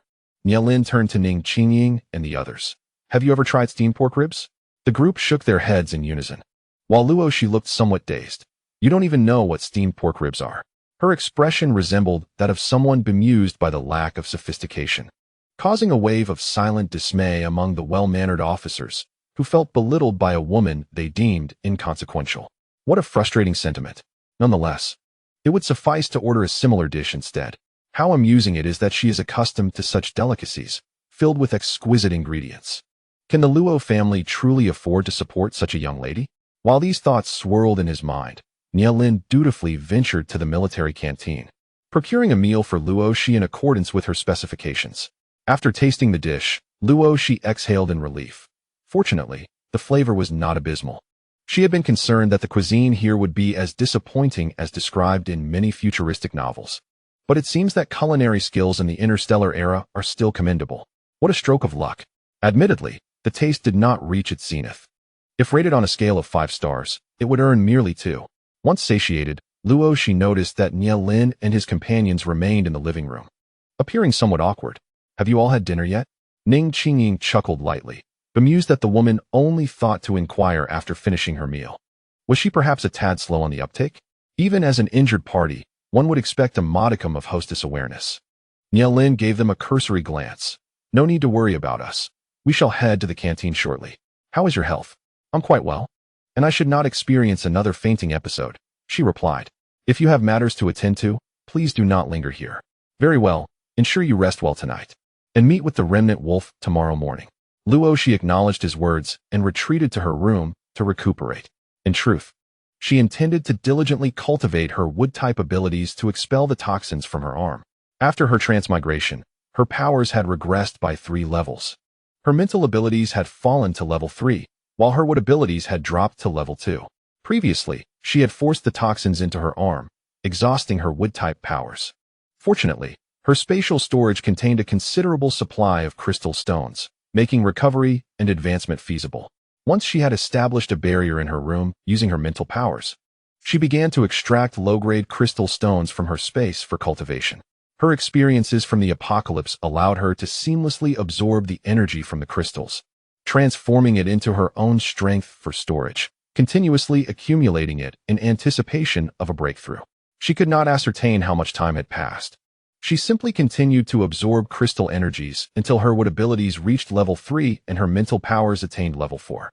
However, it seemed that the innate talent of this body was not as remarkable as she had hoped. Originally, 1 level 3 wood crystal should have sufficed for her advancement. Yet she found herself needing to consume 3 such crystals to level up. As for her mental abilities, it required 4 level 4 mental crystals to ascend to level 4. The consumption had truly doubled compared to her previous life. Nevertheless, she was not lacking in crystals below level 5, and thus, such quantities were of little concern to her. After upgrading her wood-based abilities, Luo Xi promptly activated her powers to cleanse the toxins from her arm. However, she soon discovered that the toxins were rather stubborn, and her 3rd-tier wood abilities were insufficient to consume them. Reflecting on her situation, she remained unperturbed, based on her recent confrontation. It seemed that she needed to elevate her wood powers to the 4th tier to have a chance of expelling the toxins. With her extensive experience, she anticipated that achieving this would not take long. Once her mood lightened, she indulged in a relaxing bath in the spatial pool, rejuvenating her energy. The immersion in the spatial water also helped expel numerous impurities from her body, rendering her complexion even more radiant and flawless, akin to delicate jade. Suddenly, a series of urgent knocks echoed from outside, prompting Luo Xi to swiftly return to her bed. She casually checked her appearance and changed her clothes. Mindful of not revealing her spatial abilities just yet, naturally, she could not don the garments stored within her space. After changing, she opened the door to find Nielin anxiously standing there, his expression suggesting he might burst in if she did not respond soon. Luo Xi, perplexed, inquired, "What is the matter?" Seeing her unharmed, Nielin let out a sigh of relief, but then furrowed his brow, saying, "You've been in here for a day and a night. I called you for lunch, but there was no response. I assumed you were sleeping. So I left your lunch in the living room, thinking you'd come out to eat. When I returned in the afternoon and saw that you hadn't touched it, I worried you might have fainted, which is why I knocked." "Oh, has it really been a day and a night?" Luo Xi scratched her head, feeling a bit sheepish. "I'm sorry, I was meditating and inadvertently lost track of time." Nielin's frown deepened. "Are you training your mental strength? Your health isn't quite stable yet. Even if you wish to cultivate, you shouldn't rush it. I understand. I got carried away and lost track of time. I will be more mindful in the future. By the way, since I missed the opportunity this morning, can we meet that remnant wolf tonight?" Luo Xi was still concerned about this matter. She had never been one to forgive easily. Those who wronged her would inevitably face retribution, and she adhered to the principle of repaying kindness and enmity alike. Nielin, at a loss for words, recalled his indebtedness to her and replied amiably, "That's fine, but you should eat dinner first. I'll arrange the meeting." "Oh, all right. The clothes you ordered from Starnet have arrived. They're on my sofa. You can take a look later." "Okay." Luo Xi was not particularly excited about the sportswear she had urgently ordered. She had already seen the style on Starnet, and the quality should be adequate. In this era, online merchants were bound by their lifelong credit records, and any deceit would leave a permanent stain, so there was no reason to worry about credit issues. Having already consumed some fruit in her spatial realm, Luo Xi was not very hungry. She merely took a few bites of a small bowl of food before putting it aside. After wiping her mouth, she embraced the clothes and retreated to her room to change into a sleek black sports outfit. With her long hair simply tied back, she resembled a petite beauty with an athletic flair. The black attire accentuated her porcelain-like complexion, enhancing her allure with an air of restrained elegance. Nielin was momentarily taken aback by her abrupt demeanor, but he quickly regained his composure. Preparations were already underway. "Are you ready to proceed?" Let us resolve this matter swiftly and not waste my time." Hearing this, Nielin found it rather peculiar. It was as if her time were of utmost importance. Yet previously, Luo Xi had been entirely focused on him, showing no signs of valuing her time. This disparity left him feeling as though the woman before him was a stranger, akin to someone he had never met. If it weren't for her recognizable features and physique, he might have suspected she had been swapped with someone else. The Rose family's research facility, noticing his gaze, Luo Xi glanced over, asking, "Is there a problem?" Nielin snapped back to reality and shook his head. The thoughts swirling in his mind were not meant to be voiced. "No, I was merely concerned that you were eating so little. I worry for your health." "My health is fine, but ahem, I would like to meet the remnant wolf." Nielin escorted her to the military district's maximum security prison, where the S-class star pirate, Remnant Wolf, was securely held. The cell was enclosed by walls of reinforced steel, with only 2 narrow iron bar windows flanking the door, leaving no room for escape unless one possessed the key. At that moment, Remnant Wolf was shackled, his limbs bound in iron chains, and a locked collar secured around his neck, rigged to detonate if he strayed beyond a certain distance from the military district. Hence, even if someone attempted a rescue, they would need to be exceptionally skilled. Observing Luo Xi, who appeared relaxed and even more spirited than before, Remnant Wolf felt a pang of jealousy and bitterness. He forced a sneer. Ah, it seems Miss Luo Xi has forgiven Major Nye for his betrayal. TSK, women are so sentimental, even after 1,000 grievances. You still love him like your first love. Luo Xi nearly choked with laughter at his words. They were so cliched that she assumed such expressions had fallen out of fashion. Meanwhile, Nye Lin's expression darkened as he shot an indignant glare at Remnant Wolf. I never intended to betray her. The last incident was merely a consequence of my military duty taking precedence, allowing you to exploit the situation and harm her. You will not have that opportunity again. Who believes that? Men understand men well enough. When faced with danger, one will invariably save the one they cherish most. The mission is merely an excuse. Luo Xi, do you genuinely believe Major Nye's explanation?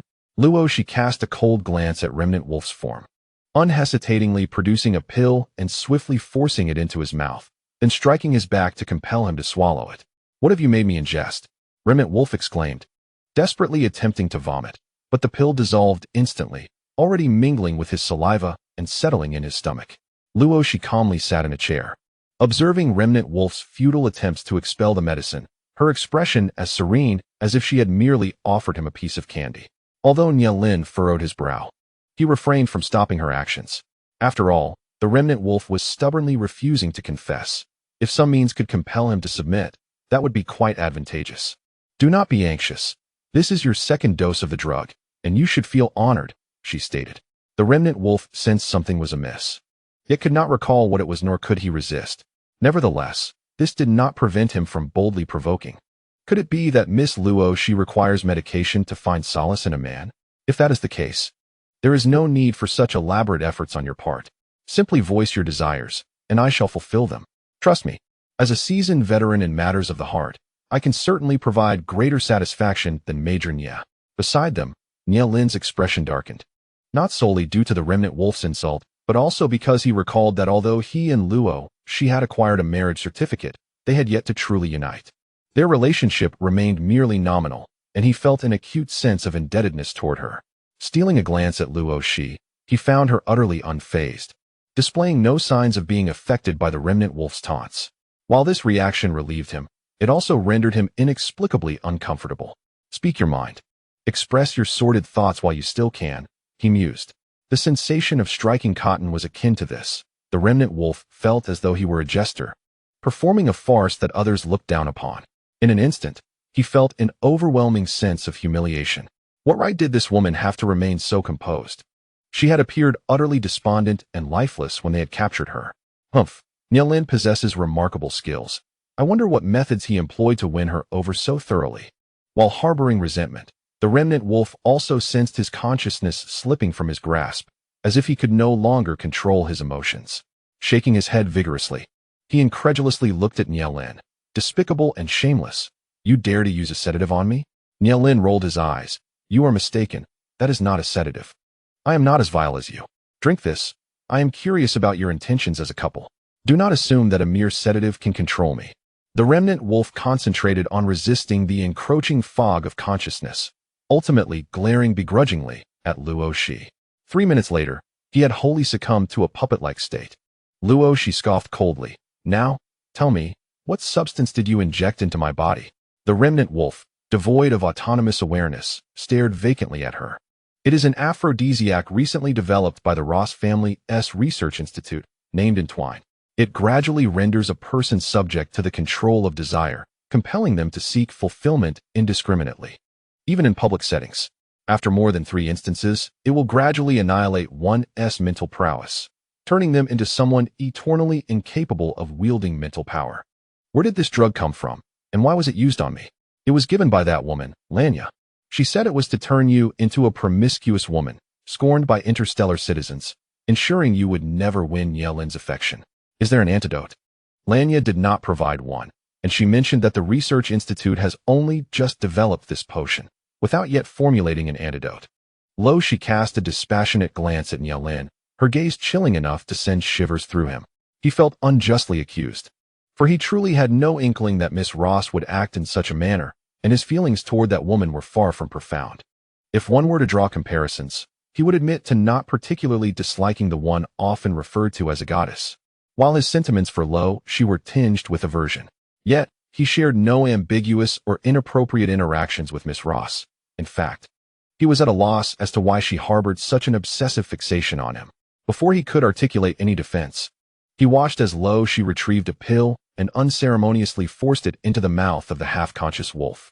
In less than 5 minutes, he saw the once dazed eyes of the creature sharpen with clarity, only to be met with excruciating pain. "What the hell did you make me take, Nielin?" The half-wolf writhed on the ground, his face contorted in agony, as if he were undergoing unspeakable torment. Luo Xi regarded the writhing figure with a frigid gaze and replied, "It's the 10,000 insects pill. Once ingested, it creates the sensation of countless insects gnawing at one's flesh and bones." "How does it taste, half-wolf?" "You truly possess a heart as venomous as the most toxic of women." The half-wolf, who had always prided himself on his exceptional willpower and endurance, now found himself overwhelmed by a suffering unlike any he had previously experienced. The unbearable agony coursed through him, and with a fierce glare directed at Luo Xi, he vowed that should he survive this ordeal, he would repay this humiliation tenfold. "Planning to take revenge on me?" Luo Xi scoffed. "Do you truly believe I would allow you to live?" The half-wolf's expression shifted as he stifled his pain and asserted, "I am an important prisoner. You do not have the authority to kill me." "Since when did a prisoner's rights supersede those of a free person?" Luo Xi replied dismissively, her delicate fingers tracing his form. In his agony, the half-wolf felt his strength draining at an alarming rate, far more rapidly than when he exerted his spiritual energy to control a mech. "Best of luck." Luo Xi chuckled lightly, departing the cell with a nonchalant grace. Nielin, however, could not afford such indifference. He summoned a trusted ally to conduct a thorough examination of the half-wolf's condition. Upon discovering that he had sustained no injuries, he blinked in astonishment before regaining his composure. "Boss, let that guy be. We've obtained the information we sought. Why bother with his fate?" remarked Luo Xi, the prodigious young doctor of their team, with a casual air. If it weren't for the fact that the half-wolf had injected the drug into his sister-in-law, they would hardly concern themselves with his well-being. Their leader had managed to extract all pertinent details regarding the skeleton star pirates from him, including the locations of their headquarters. And now they awaited approval to proceed with a comprehensive takedown. "Are you absolutely certain there is nothing amiss?" Luo Xi shrugged, expressing his dissatisfaction. "Boss, you must trust my medical expertise. Even if you doubt me, have faith in these advanced medical devices. Machines do not lie. This individual bears no physical injuries. If anything, he may be somewhat fatigued, but that hardly qualifies as an injury." Nielin shivered at the thought. Was that woman truly so formidable? In the intangible realm of torment, the sight of Canlang's previous suffering lingered in the air, yet the examination merely revealed utter exhaustion. "TSK, where did she procure those peculiar concoctions?" "Boss, let us not concern ourselves with this fellow's fate for now. We must investigate whether the Ross family has discovered an antidote for sister-in-law's venom, as we have no means to counteract it. Should she succumb to the poison, it would spell disaster." Luo Xi harbored no sympathy for a space pirate, particularly one as notorious as Canlang. Naturally, he could not comprehend Nielin's current emotional state, given his ignorance of the preceding events. At that moment, Nielin's communicator chimed. Upon seeing that the caller was Ning Qingying, he promptly answered. "Qingying, boss, come to my place immediately. There is something urgent." "Understood."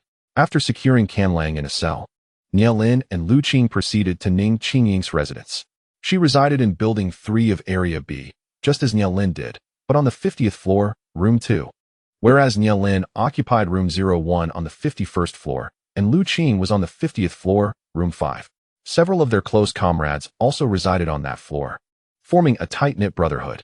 "Boss, you're here," Ning Qingying greeted them at the door. Inside, another comrade awaited them, Zhou Yu, the Group's hacking expert. Upon seeing him, Nielin instinctively sensed the gravity of their situation. After closing the door, the four of them convened in Ning Qingying's study to discuss matters. "Boss, Zhou Yu has decrypted some information from the Star Network. Our interrogation of Canlang has been leaked. It was based on the data you reported. Fortunately, we held back some details, only requesting military action to pursue the skeleton pirate group, without mentioning that we obtained Canlang's confession." Otherwise, we might have faced an empty endeavor. Lin's expression darkened. There are traitors within the military, possibly at a high level. Otherwise, how would they have accessed his application report? Indeed, this information was intercepted by Zhou Yu as soon as it surfaced. However, it is evident that the opposing party will soon re-establish contact with their associates. If we do not act swiftly, our efforts may prove futile. Lin looked steadily at Ning Qingying. Are you suggesting we take action without prior approval? Precisely. You hold the rank of Major General, and I am a captain, coupled with the influence of our families and the oversight of the elders. Capturing the skeleton pirate group would earn us accolades rather than blame. If we missed the opportunity, it would be regrettable and a waste of sister-in-law's precious medicine. A mere pirate group, even with backing, could not possibly stand against the formidable Nie family. Thus, Ning Qingying proposed an early offensive, urging that they not await higher command. After all, Canlang had already entangled himself with the Ross family's goddess, Lanya. Who could say whether the Ross family had collectively allied with the space pirates to exploit Canlang and his crew for ulterior motives? If so, it was even more imperative to eradicate them swiftly. Very well. Immediately mobilize 1,000 soldiers under my command and prepare our warship. Inform them that I am organizing a brief field training exercise. The destination shall remain confidential for now. I will attend to it at once. Lu Qing glanced upstairs and asked, what about the boss and sister-in-law? Should we leave them at the military district? Lin hesitated. He was genuinely uneasy about leaving someone alone in the military district, especially after learning that there were traitors within the military.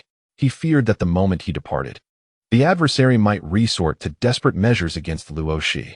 Thus, he concluded, it would be wiser to bring her along. Having her nearby would certainly provide better oversight. After all, his sister-in-law was not a frail maiden. Being by the boss's side might even prove beneficial. The thought of that miraculous truth-inducing pill filled Lu Qing with admiration. Despite his years of exposure to medicine, he had never encountered such enchanting efficacy. It was truly a treasure.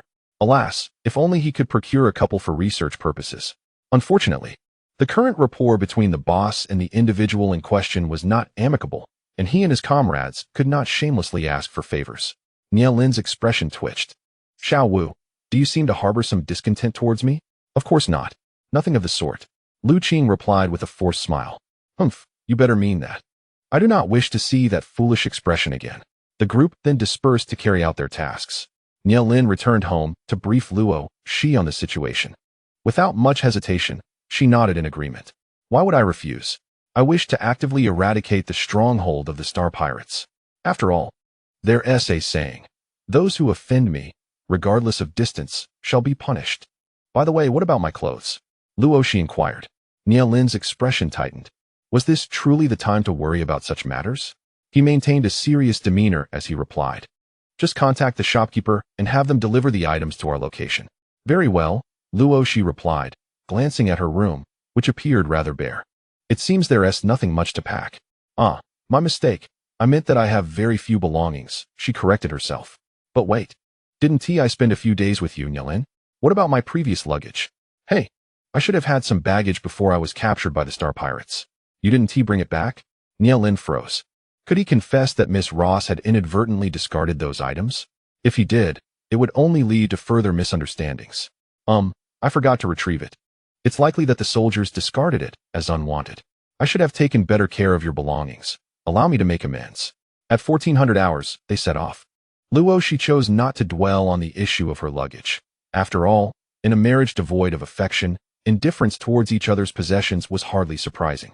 She found such trivial matters beneath her concern.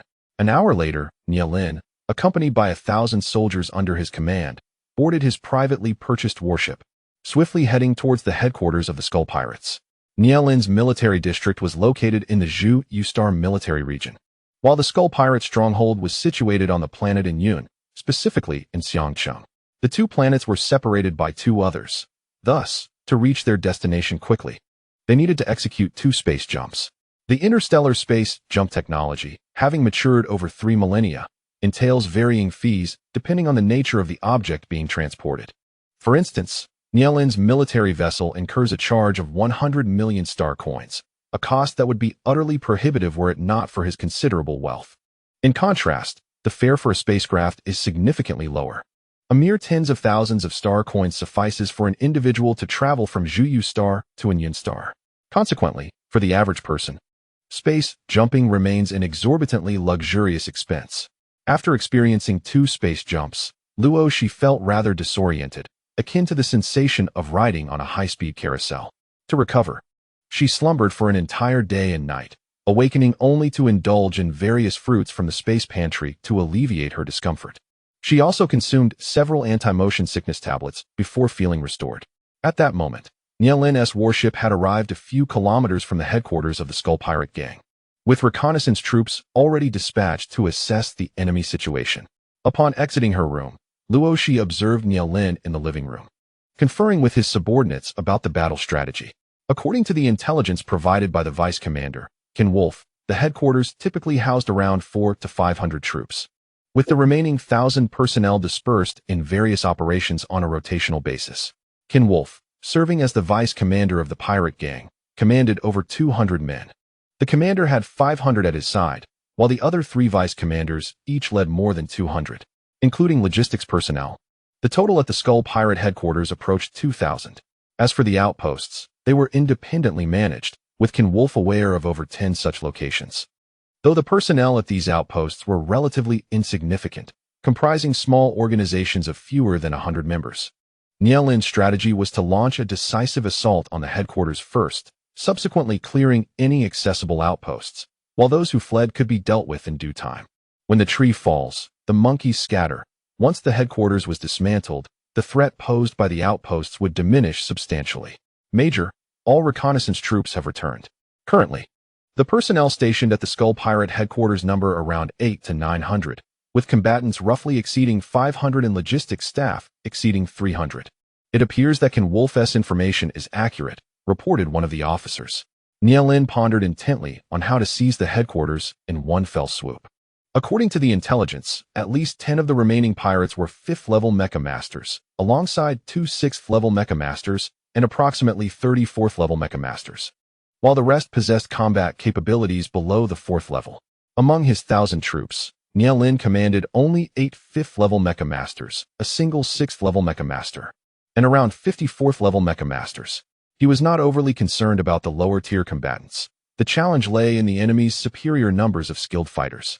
If he were to confront one 6th-level mecha master, the presence of another could overpower several of his 5th-level mecha masters, which would place them at a distinct disadvantage. The disparity between levels in combat effectiveness was staggering, necessitating a strategy to stall those 2 6th-level mecha masters. Boss, leave the other 6th-level mecha master to me in 4th, Ning Qingying said through gritted teeth. Nielin shook his head. No, the 2 of you together would not be a match for a 6th-level mecha master. But we've come this far. Are we to abandon our mission now? Certainly not. I have already reached out to an individual associated with Yunxing, a level 6 mecha master, whom I have enlisted for assistance. We will wait for his arrival before we proceed. Ning Qingying gazed at Nielin in astonishment. Boss, who have you invited? Zhao Chongfeng. What? That illegitimate son who has fallen out with the Zhao family? When did you establish contact with him? Indifferent to their surprise, Nielin re-established communication and soon received word that Zhao would arrive in half an hour. Very well, he will be here in 30 minutes. At that time, Zhao Chongfeng and I will engage their level 6 mecha master, and Xingying, you know how to orchestrate the remaining arrangements. Understood. We will all strike together, ensuring that we breach their defenses in the swiftest manner. Nielin turned and approached Luo Xi, speaking softly. In half an hour, we will commence our operation. You should remain aboard the warship with the 200 soldiers and await our return. All right. But do we know if the leader of the Skull Pirates is present at their stronghold?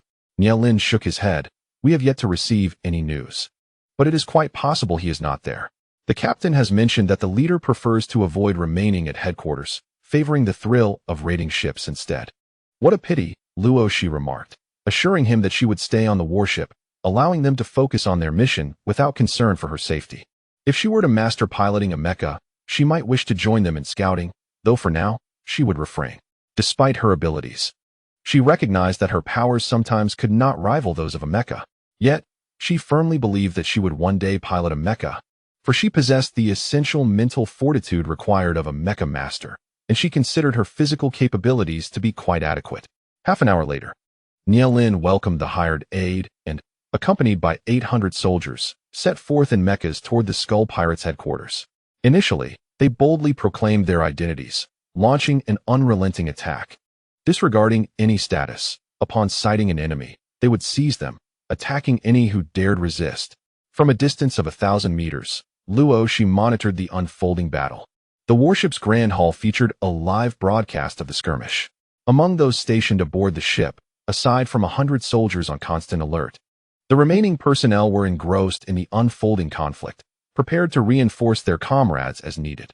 Bandits tend to feel a pang of trepidation in the face of soldiers, especially when the latter's presence is overwhelmingly formidable. Consequently, the Skull Pirates were subdued in short order.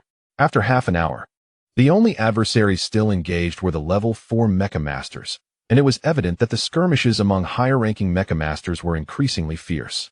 Another half hour passed, and the battles involving level 5 Mecha Masters concluded, resulting in an absolute victory for the army. Only Nielin and Zhao Chongfeng remained in combat against the opposing level 6 Mecha Master. The captured members of the Skull Pirates were escorted back, confined within the warship's detention facility. Each captive was administered a muscle relaxant to eliminate their capacity for resistance, simplifying their containment. "Who is Zhao Chongfeng?" Luo Xi inquired of a nearby young soldier as she observed the tumultuous scene of battle. "Sister-in-law, that individual is the illegitimate son of the Zhao family, one of the 9 great superfamilies. His mental and physical prowess is rated as S-class.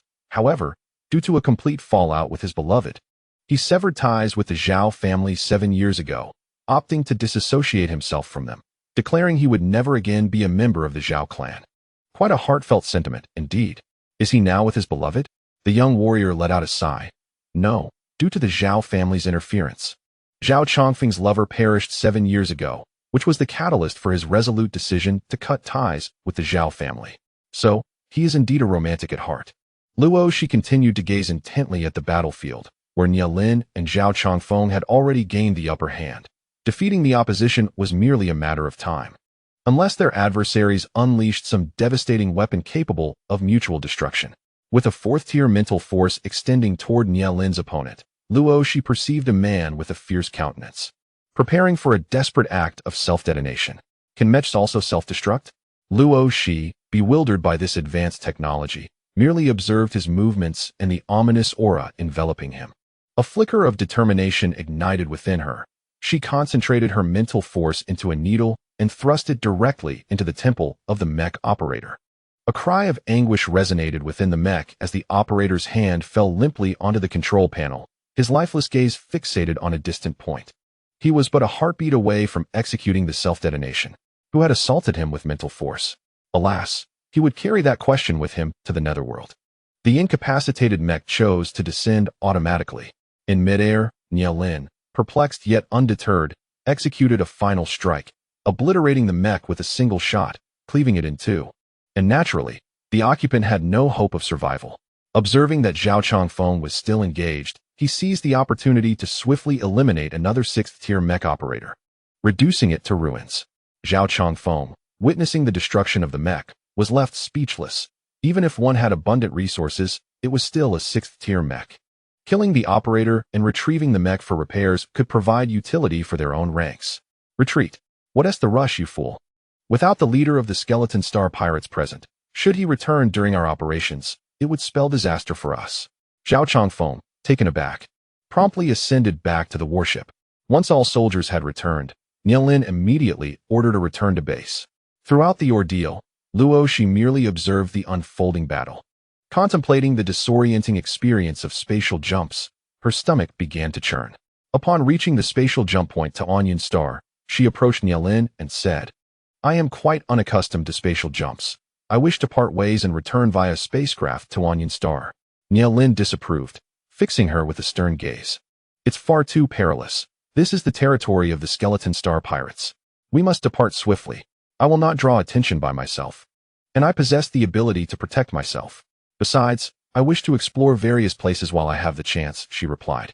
"Let us return first. I will accompany you on your travels during my next vacation," Nielin suggested. Luo Xi shook her head. "You are a soldier. Your holidays are surely limited. If I wait for you to take me out for a leisurely outing, it would be a protracted wait. Perhaps I should venture out on my own. Besides, our interests diverge. The places I enjoy may not appeal to you, so why should I impose on you and squander your precious time? Niao Lin felt a lump in his throat. What was this sensation of being rejected? Was she still upset? Yet, he truly could not accompany her on her excursion to Onion Star, nor did he endorse her frolicking there. It was far too perilous. Let us settle this. I have not allowed myself a moment of relaxation in quite some time. Luo Xi's melancholic tone stifled Niao Lin's objections. He had never truly understood her, and thus remained oblivious to the nature of her past life. He had gleaned some information from investigations, but that information was now clearly deceptive. The real her was not as portrayed. Sister-in-law, perhaps you could ask the boss to join you for a day out later? If your vacation is insufficient, you could request more time off. How about returning home first? No, I stand firm in my decision. Luo Xi gazed at them resolutely. Ning Qingying felt a headache coming on. He had not realized that his sister-in-law was so obstinate. Onion Star was certainly not a suitable vacation destination for her. Encountering the wrong crowd could spell disaster. Do not worry. I am aware of your concerns for my safety, but I can assure you that I will be fine. Ning Qingying still felt uneasy, glancing at Niao Lin in hopes that he might persuade her to reconsider. I suddenly noticed that the boss's charm seems to have diminished. What to do? In the past, she would never have dreamt of putting him in a difficult position, let alone choosing to part ways with him. The female heart is indeed intricate. Is such a rapid transformation scientifically plausible? Or perhaps she seeks to capture his attention through these means. Very well, just be careful. Luo Xi returned to her room and tinkered for a while. Moments later, she emerged, transformed. So what do you think? Can you still recognize me as Luo Xi? Niao Lin and Ning Qingying were taken aback. Who was this unfamiliar visage? Had they not seen her emerge from her quarters in the same attire? They would never have guessed she was the same person. Sister-in-law, your skills are impressive. Ning Qingying exclaimed, giving her a thumbs up.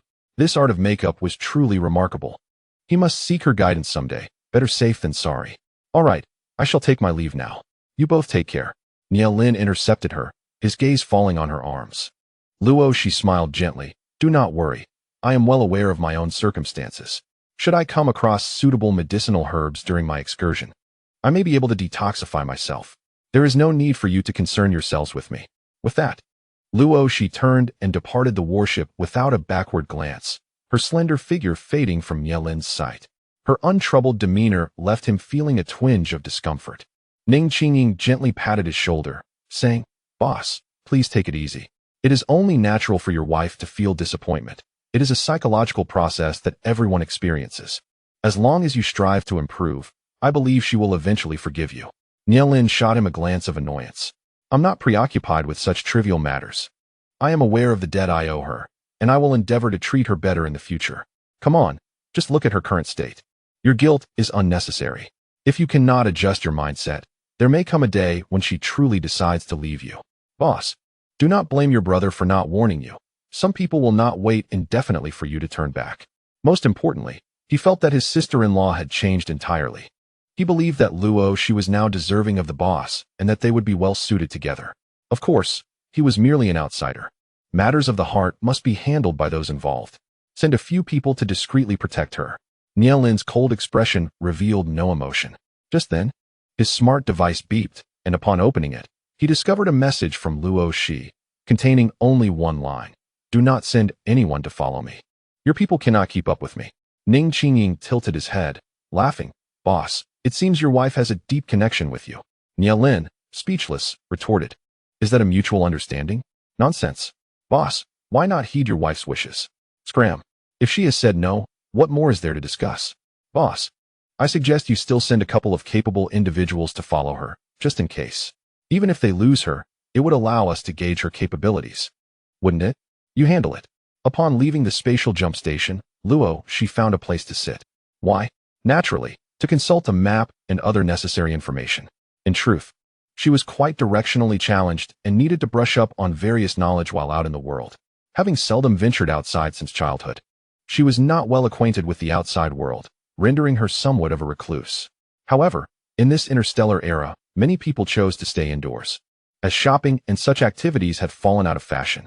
The Star Network could satisfy nearly all desires, and the virtual world of the Star Network offered boundless enjoyment, making it unnecessary to venture outside at all.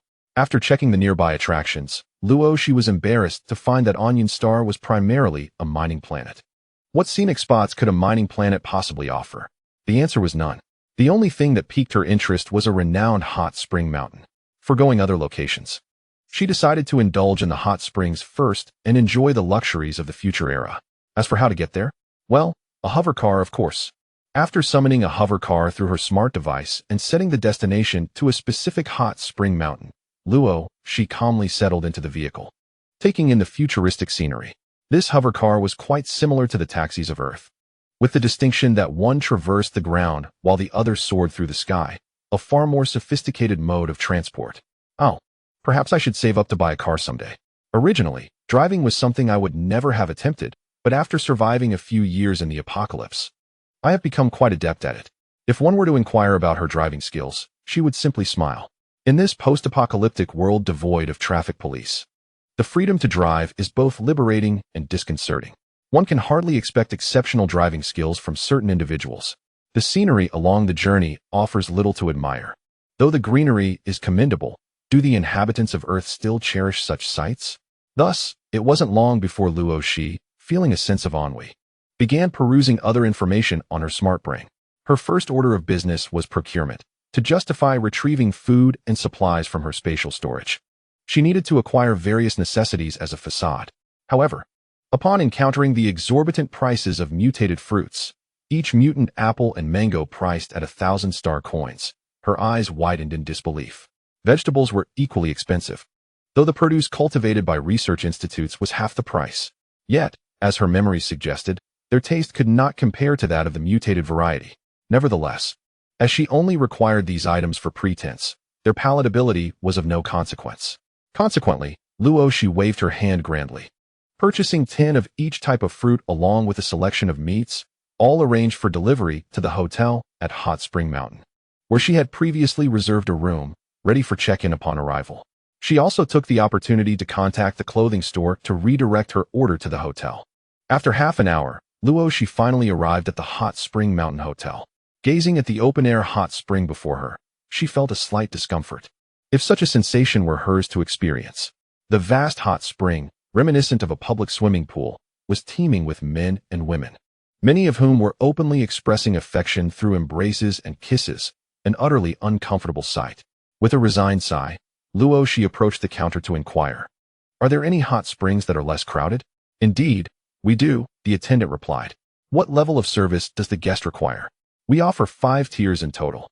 The one you see is a 1-star hot spring, priced at 100 star coins per hour. We also have 2-star to 5-star options. The 2-star allows for 20 guests at 500 star coins per hour. The 3-star accommodates 10 guests at 1,000 star coins per hour. The 4-star is for 4 guests at 3,000 star coins per hour. And the premier 5-star is exclusively for individual bookings at a staggering 10,000 star coins per hour." Luo Xi couldn't help but exclaim internally at such extortionate prices, spending thousands for merely an hour in a bath. The world of the affluent is truly extravagant.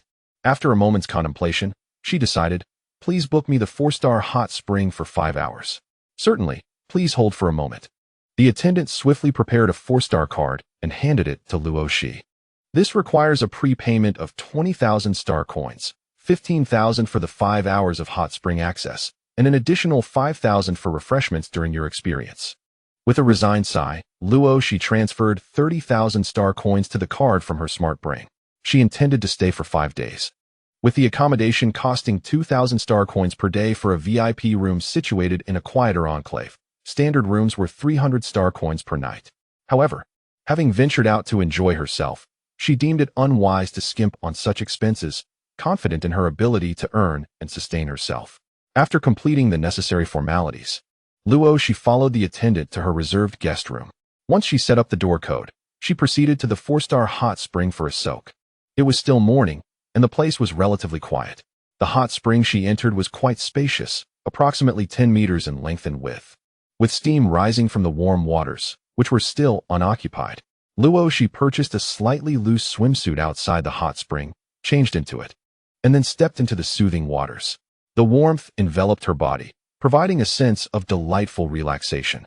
Her long hair cascaded down to her waist, creating a picturesque scene in the water. Leaning back against the cushion on the edge, she felt utterly content. The design of the place was remarkably user-friendly, crafted entirely for enjoyment. Suddenly, a notification chimed in, indicating that her dear Nielin was requesting a call. "Shall I connect you?" chimed the voice of her intelligent assistant. Meng Meng. Startled, Luo Xi couldn't help but find the childish tone of the AI amusing. "Connect," she replied, as the virtual screen activated. Luo Xi's image in the hot spring appeared before Nielin, who nearly closed his eyes to avoid the sight. Yet his remarkable self-discipline betrayed the embarrassment he felt.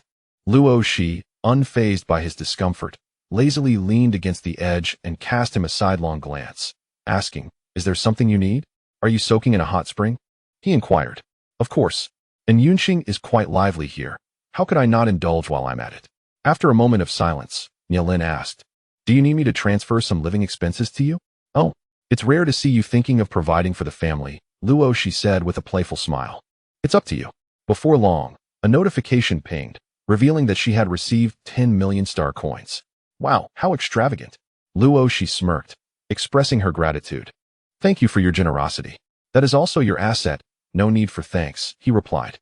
"It's marital property. After all, Luo Xi understood this well. So she merely stated it in jest.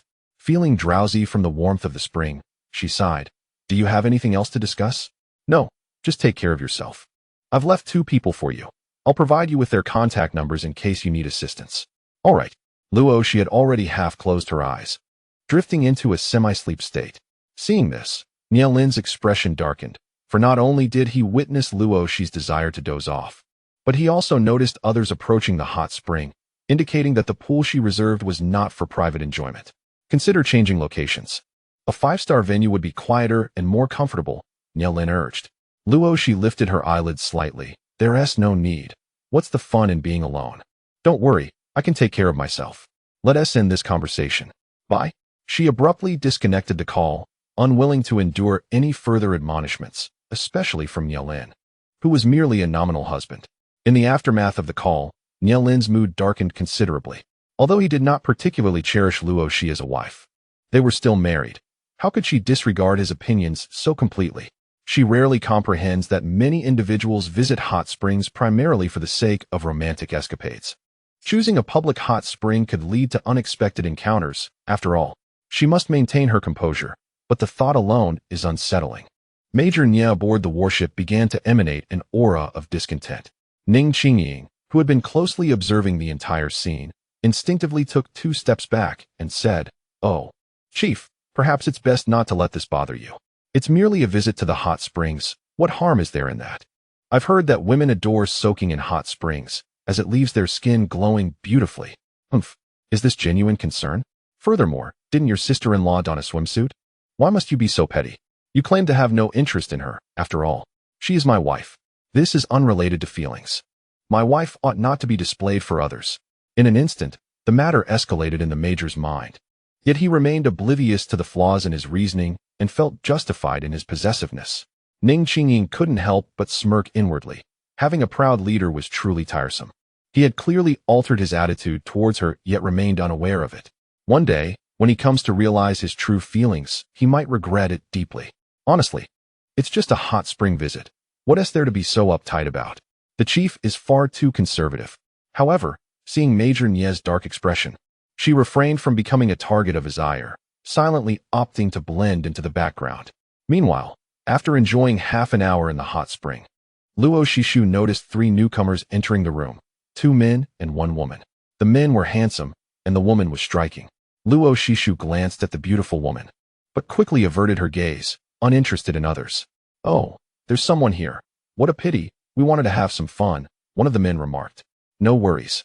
We can enjoy ourselves without bothering others," the woman replied. Once they entered the water, they huddled together, prompting Luo Xishu to roll her eyes at their blatant flirtation.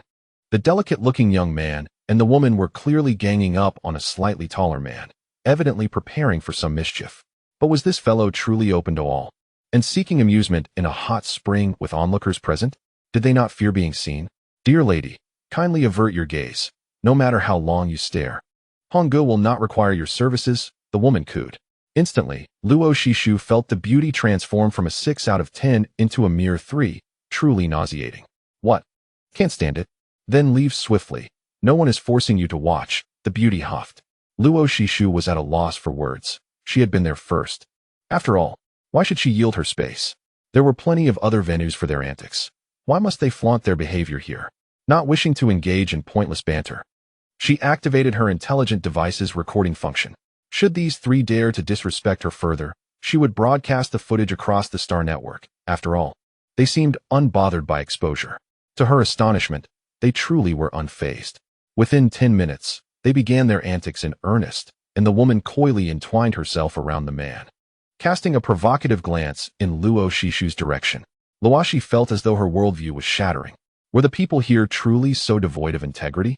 Even in such chaotic times as the apocalypse, those seeking to fulfill their physiological needs would typically seek a more discreet location. Who would brazenly engage in such acts in a public setting? It was an affront to decency.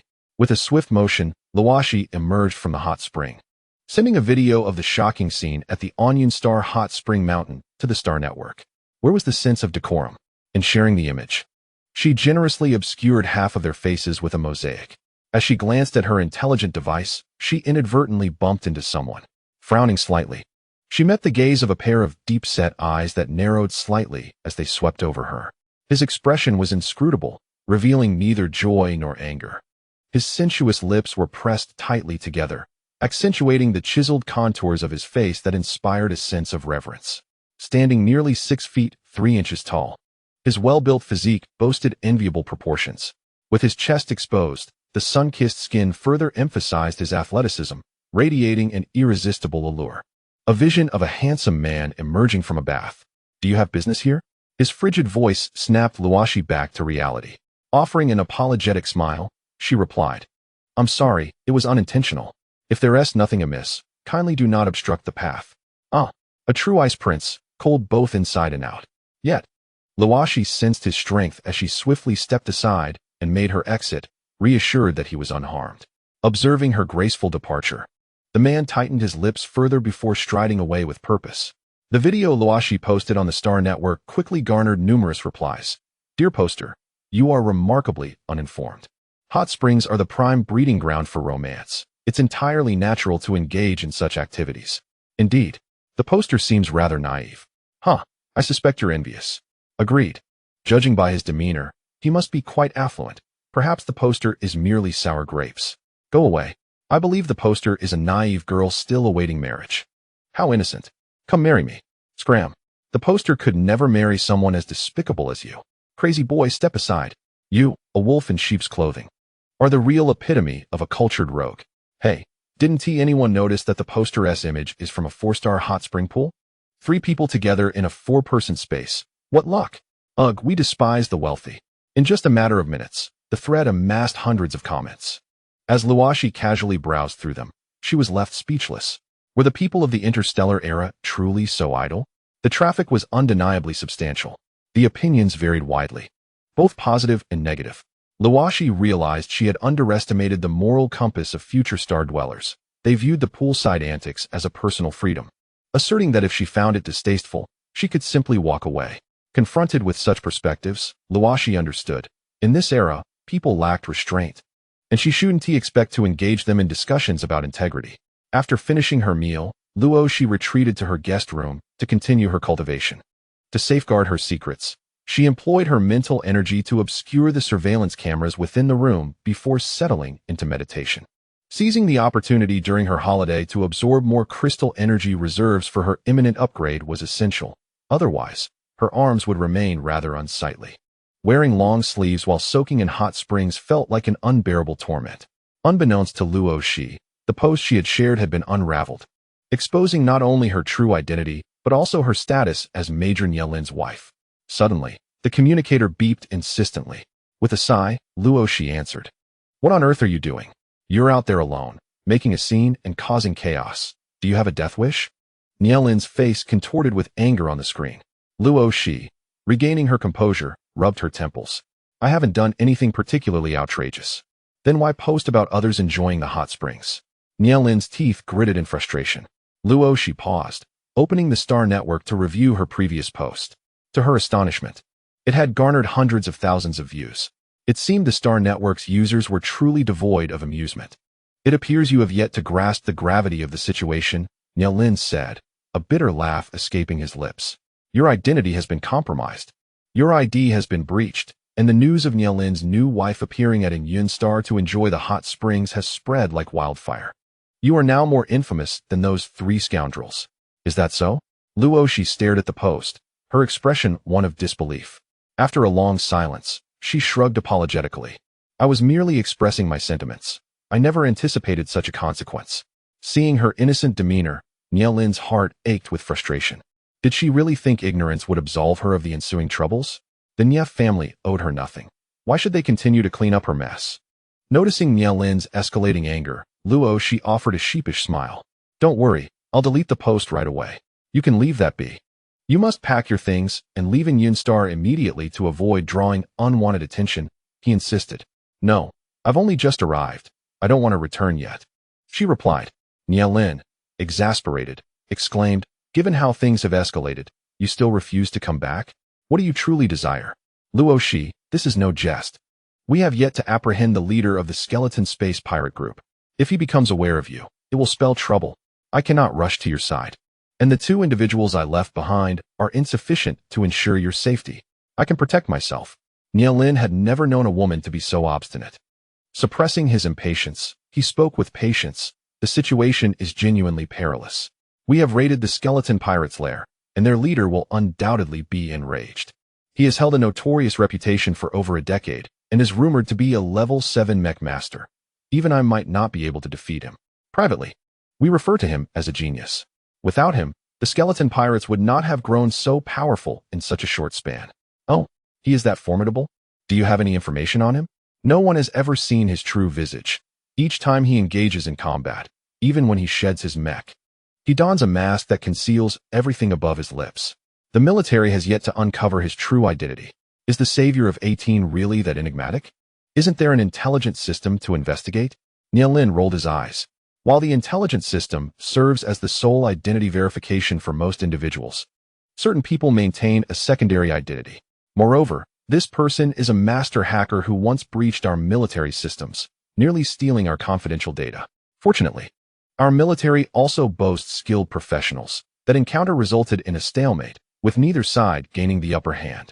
Following that incident, the military intensified its technological measures to safeguard against potential breaches. Truly, being both a distinguished mech engineer and an exceptional hacker warrants the title of genius. Luo Xi, come back for now. You've already enjoyed the hot springs. There's little excitement left. Instead of mingling with the crowd, it would be more enjoyable to swim at home. If you desire warm water, that can be arranged. Nielin earnestly advised, unaware of how slightly subservient he sounded. Observing his anxious demeanor, Luo Xi reflected on her current capabilities. Realizing they were insufficient for reckless bravado, she eventually nodded, conceding, all right, I shall leave the hotel immediately. Yes, depart at once. Avoid any detours. Skip the spacecraft. Head straight to the space jump station. I will arrange for someone to meet you at the next station. The notion of space travel felt utterly unappealing to her. Could she refuse? Glancing at Nielin's serious expression, Luo Xi felt rather unfortunate, burdened by someone who did not reciprocate her feelings. How unfortunate indeed. Nielin, incensed by her disdainful gaze, retorted, are you questioning my judgment? Not at all, but if our relationship were non-existent, I wouldn't need to evade anyone, she replied. Causing Nielin to choke on his words, his face darkening. Luo Xi innocently shrugged, convinced she was merely stating the truth. However, recognizing that he was currently considering her well-being, she decided to overlook past grievances. I will check out and leave now. Let us leave it at that. Goodbye. After ending the communication, Nielin felt he had subjected himself to unnecessary torment, fretting over that woman. Cough. Boss, at least your sister-in-law has heeded your counsel, indicating she still holds you in regard. Nonetheless, past events have left her disappointed, which is why she has not been amiable. This is a natural human response. As a man, you should not hold it against her, his subordinate commented. Which of your eyes saw me holding a grudge? Nielin replied, a hint of annoyance in his tone. Well, if you weren't upset, why the cold shoulder? What a proud boss. One wonders if he and his sister-in-law might evolve into a perfect match. Goodness, what a troubling feeling. Why does he feel as though he is destined to play the role of a caretaker? No, it must be a mere illusion. Ning Qingying.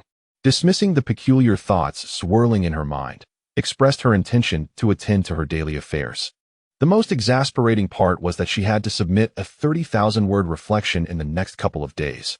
Her superior, unwilling to write it himself, had unceremoniously passed the burden on to her. Alas, how unsympathetic her brother could be. At that moment, Nielin activated his intelligence device and received several alarming messages. Major, someone is tailing your sister-in-law. Major, the individual seems rather dubious. They might be affiliated with the Star Pirate gang. They appear uncertain about your sister-in-law's identity, but they are currently investigating. With a resounding clap on the table, Nielin, filled with indignation, exclaimed, I knew trouble would ensue. Indeed, this woman managed to expose herself even while enjoying a hot spring. Ning Qingying could only shake her head in disbelief. Her luck was truly unfortunate. A source of great trouble. Meanwhile, not long after leaving the hotel, Luo Xi realized she was being watched and instructed her subordinate to accelerate the starship. For reasons unknown, she detected two groups pursuing her. One group consisted of just two individuals, yet one of them exuded considerable strength. Shortly thereafter, the larger group merged with another individual, whose prowess seemed to surpass that of Nielin and his companions. A sense of dread gripped Luo Xi. Was the leader of the Star Pirate gang hot on her trail? She urged her vehicle to its maximum speed.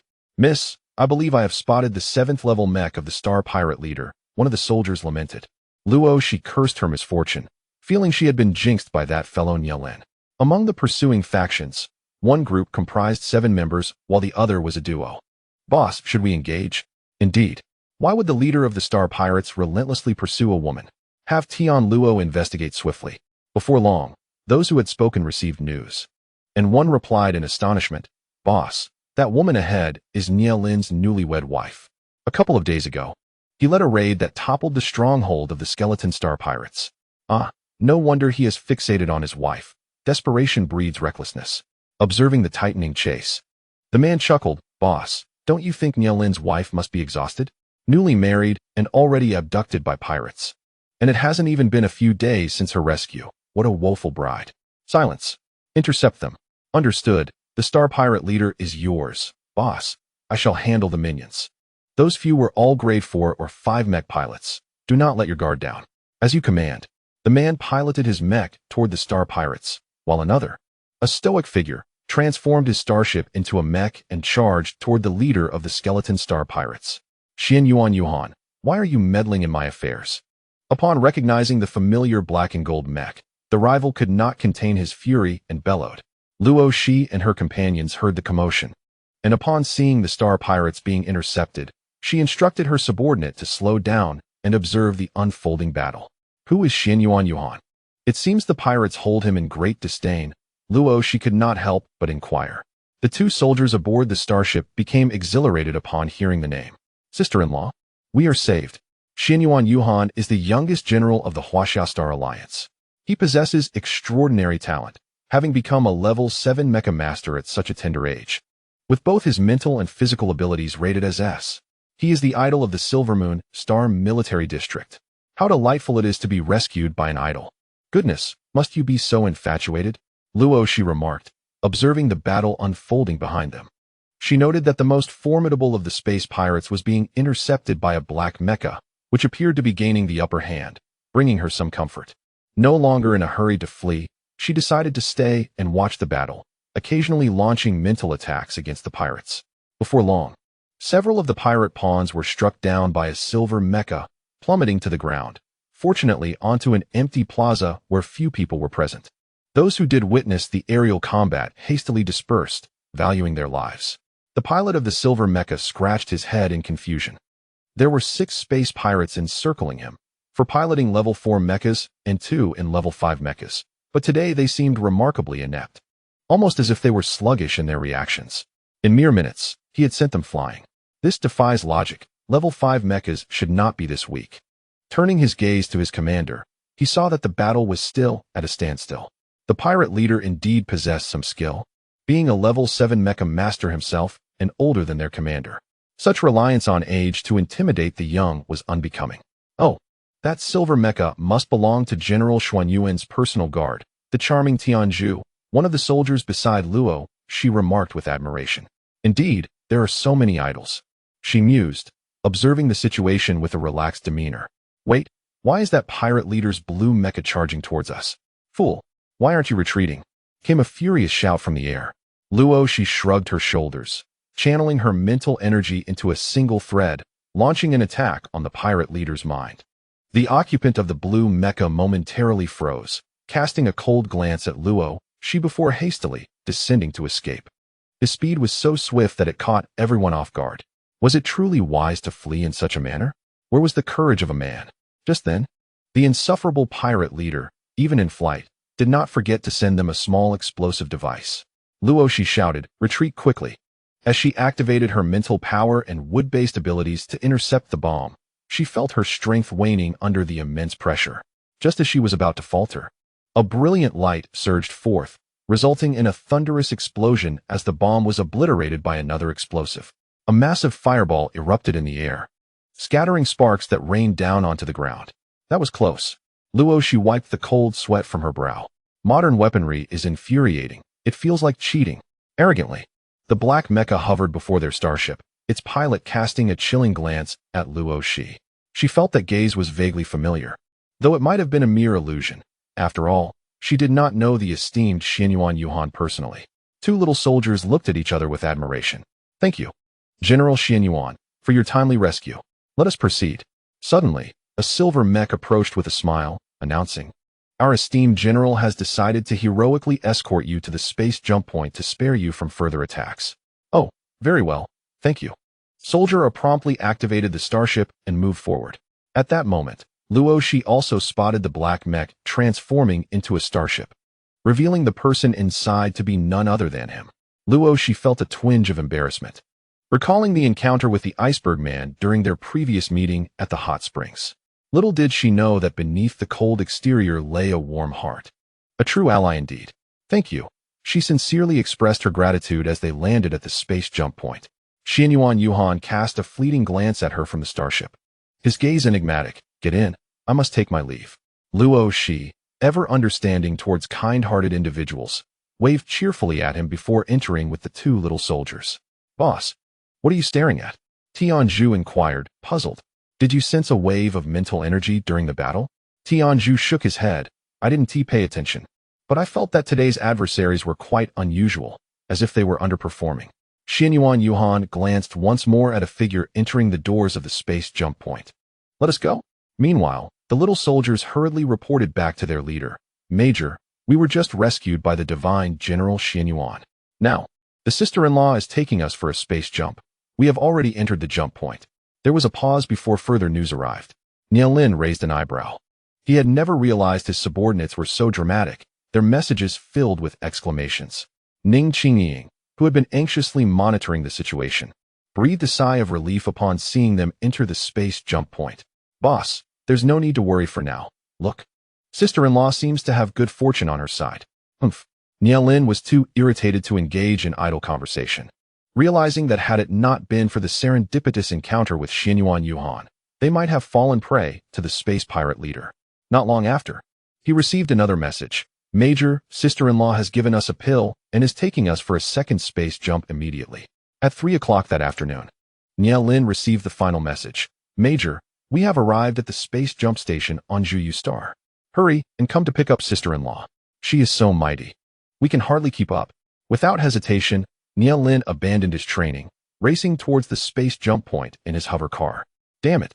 Isn't that woman intolerant of the intensity of space jumps? Why is she so reckless as to attempt 3 jumps in one day? Is she courting death?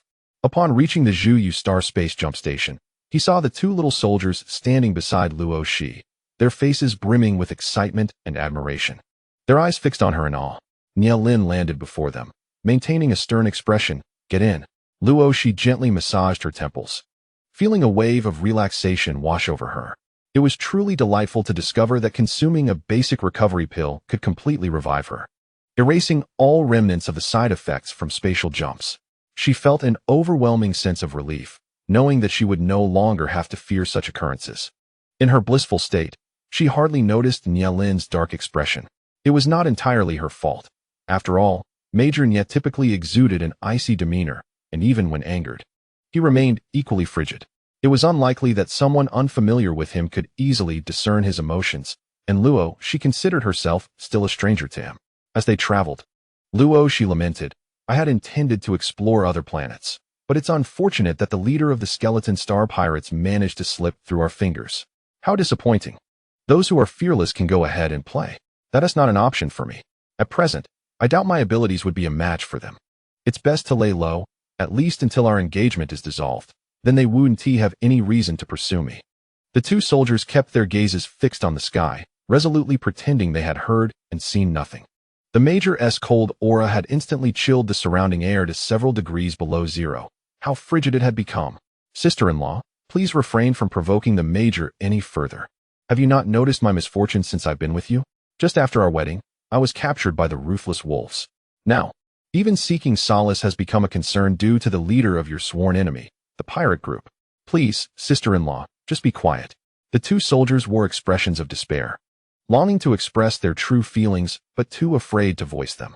"You were aware of my identity from the very beginning. If you feared being implicated, you should never have married me," Nielin stated coldly, refusing to cast another glance at Luo Xi. Luo Xi felt her cheeks flush with embarrassment at his blunt honesty. Overwhelmed by a sense of frustration, marrying him was her own choice, yet she found herself bearing the burden of their relationship. What a predicament. However, had she not married Nielin, she would not have experienced this rebirth, which felt like a twisted fate indeed.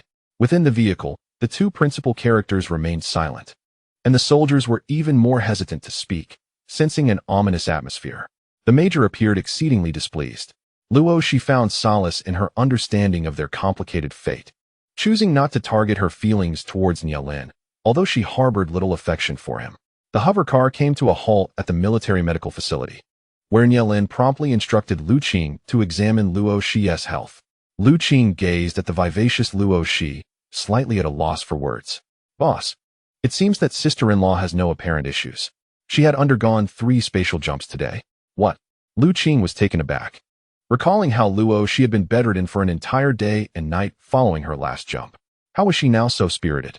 Realizing that Nielin's concerns stemmed from a place of care, Luo Xi's eyes flickered momentarily before she calmly reassured him, "I am fine.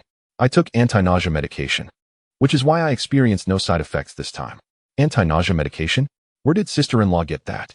Luo Xi's eyes sparkled with anticipation as he fixed his gaze on her. Luo Xi shot him a glance. "It's my own. Could you spare me a pill?" Luo Xi inquired with a mischievous glint in his eye, reminiscent of the one his sister-in-law had previously given to the remnant wolf. "Hee. Could you possibly gift your little brother one?" Nielin frowned at this unseemly display, feeling an acute sense of embarrassment wash over him. He delivered a sharp rap to Luo Xi's head, his expression stern. "Behave yourself. What are you doing?" Regardless of the situation. As long as my sister-in-law is willing to part with a pill, it would be worth it," Luo Xi replied, gazing expectantly at Luo Xi. "One may recover their dignity, but rare medicines are a treasure indeed. Someone like the boss could hardly comprehend his fervor for these pills." Luo Xi, however, was well aware of Luo Xi's yearning. Yet, those pills were precious relics from her post-apocalyptic collection. Who could say if the interstellar era possessed similar medicines? If she were to discover herbs unknown in this realm, it would surely raise suspicions. Thus, she resolutely declined. "I'm afraid I cannot. The pills I possess were acquired by chance, and their quantity is scarce. Every one counts." "That is all right.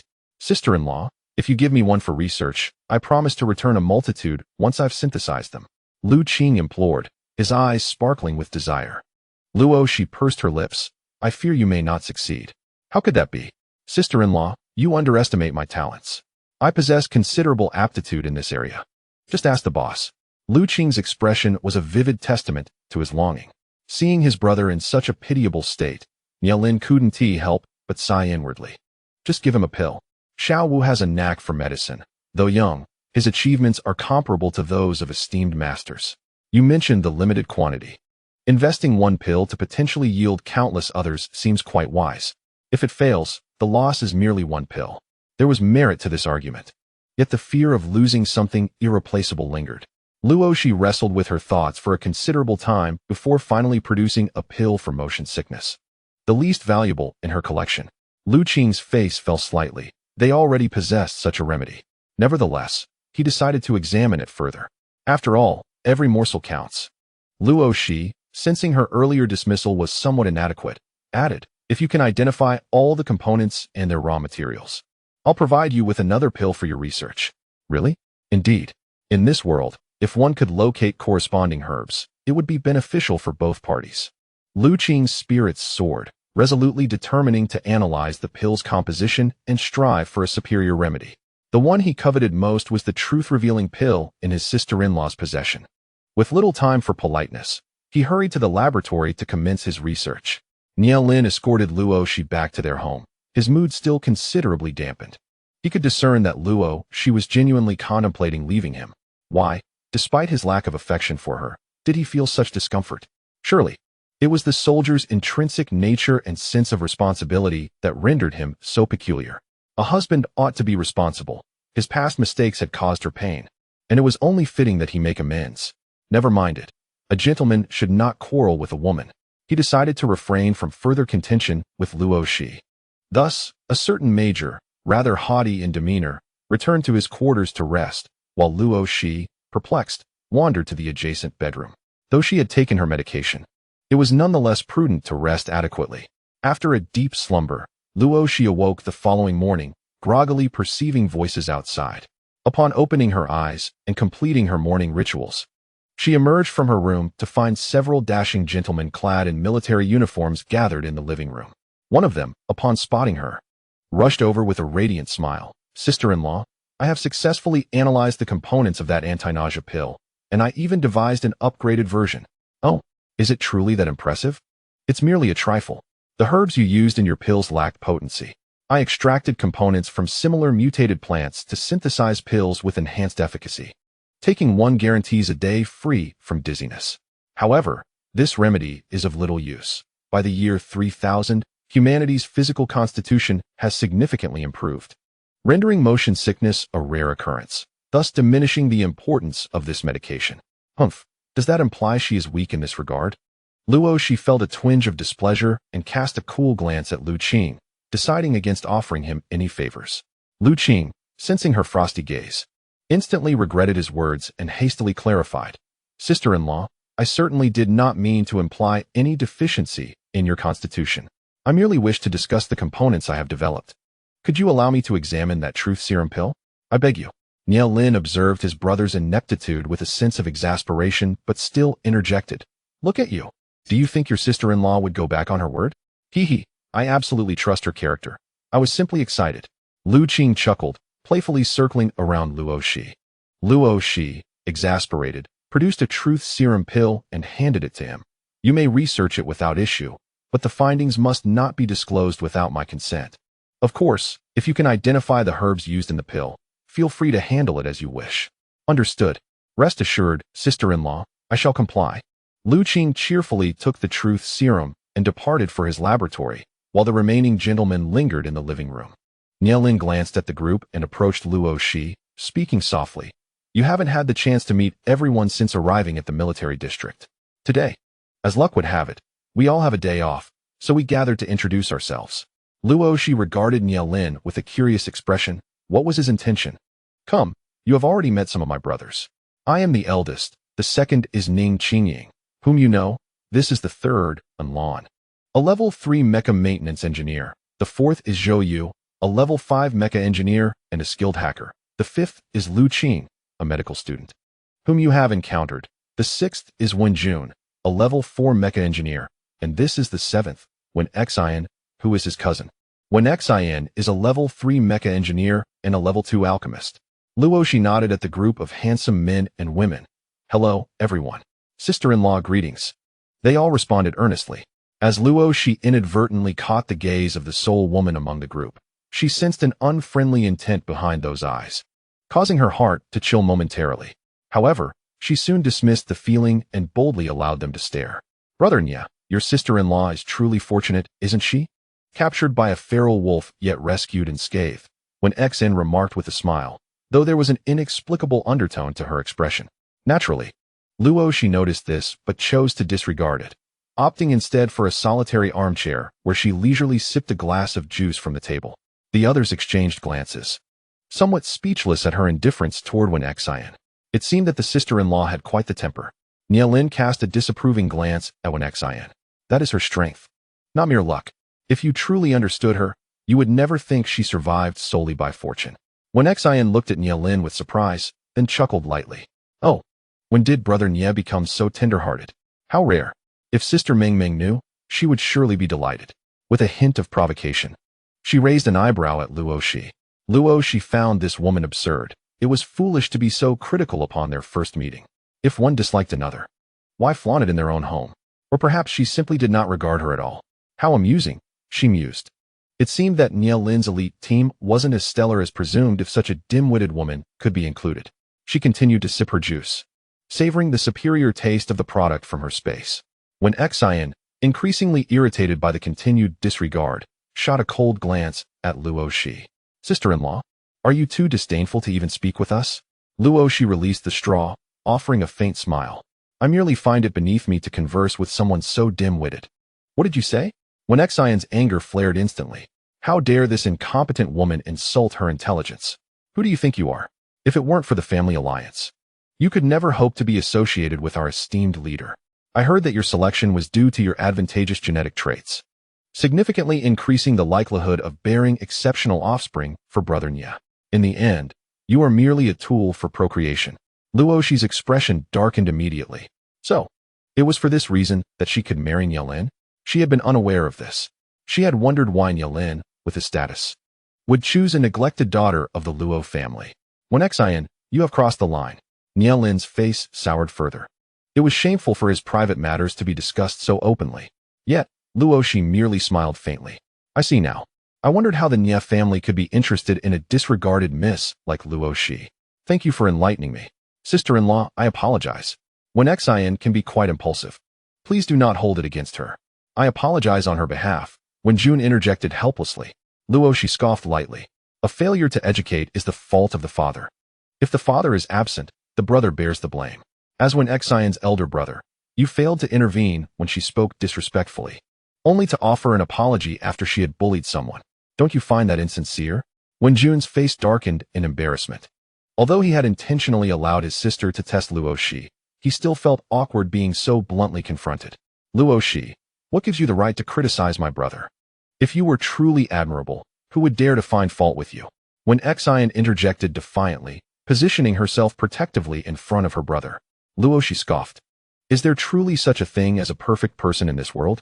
No matter how splendid, there will always be those who find cause for discontent. And I must ask, who are you to judge me? Are my parents to blame?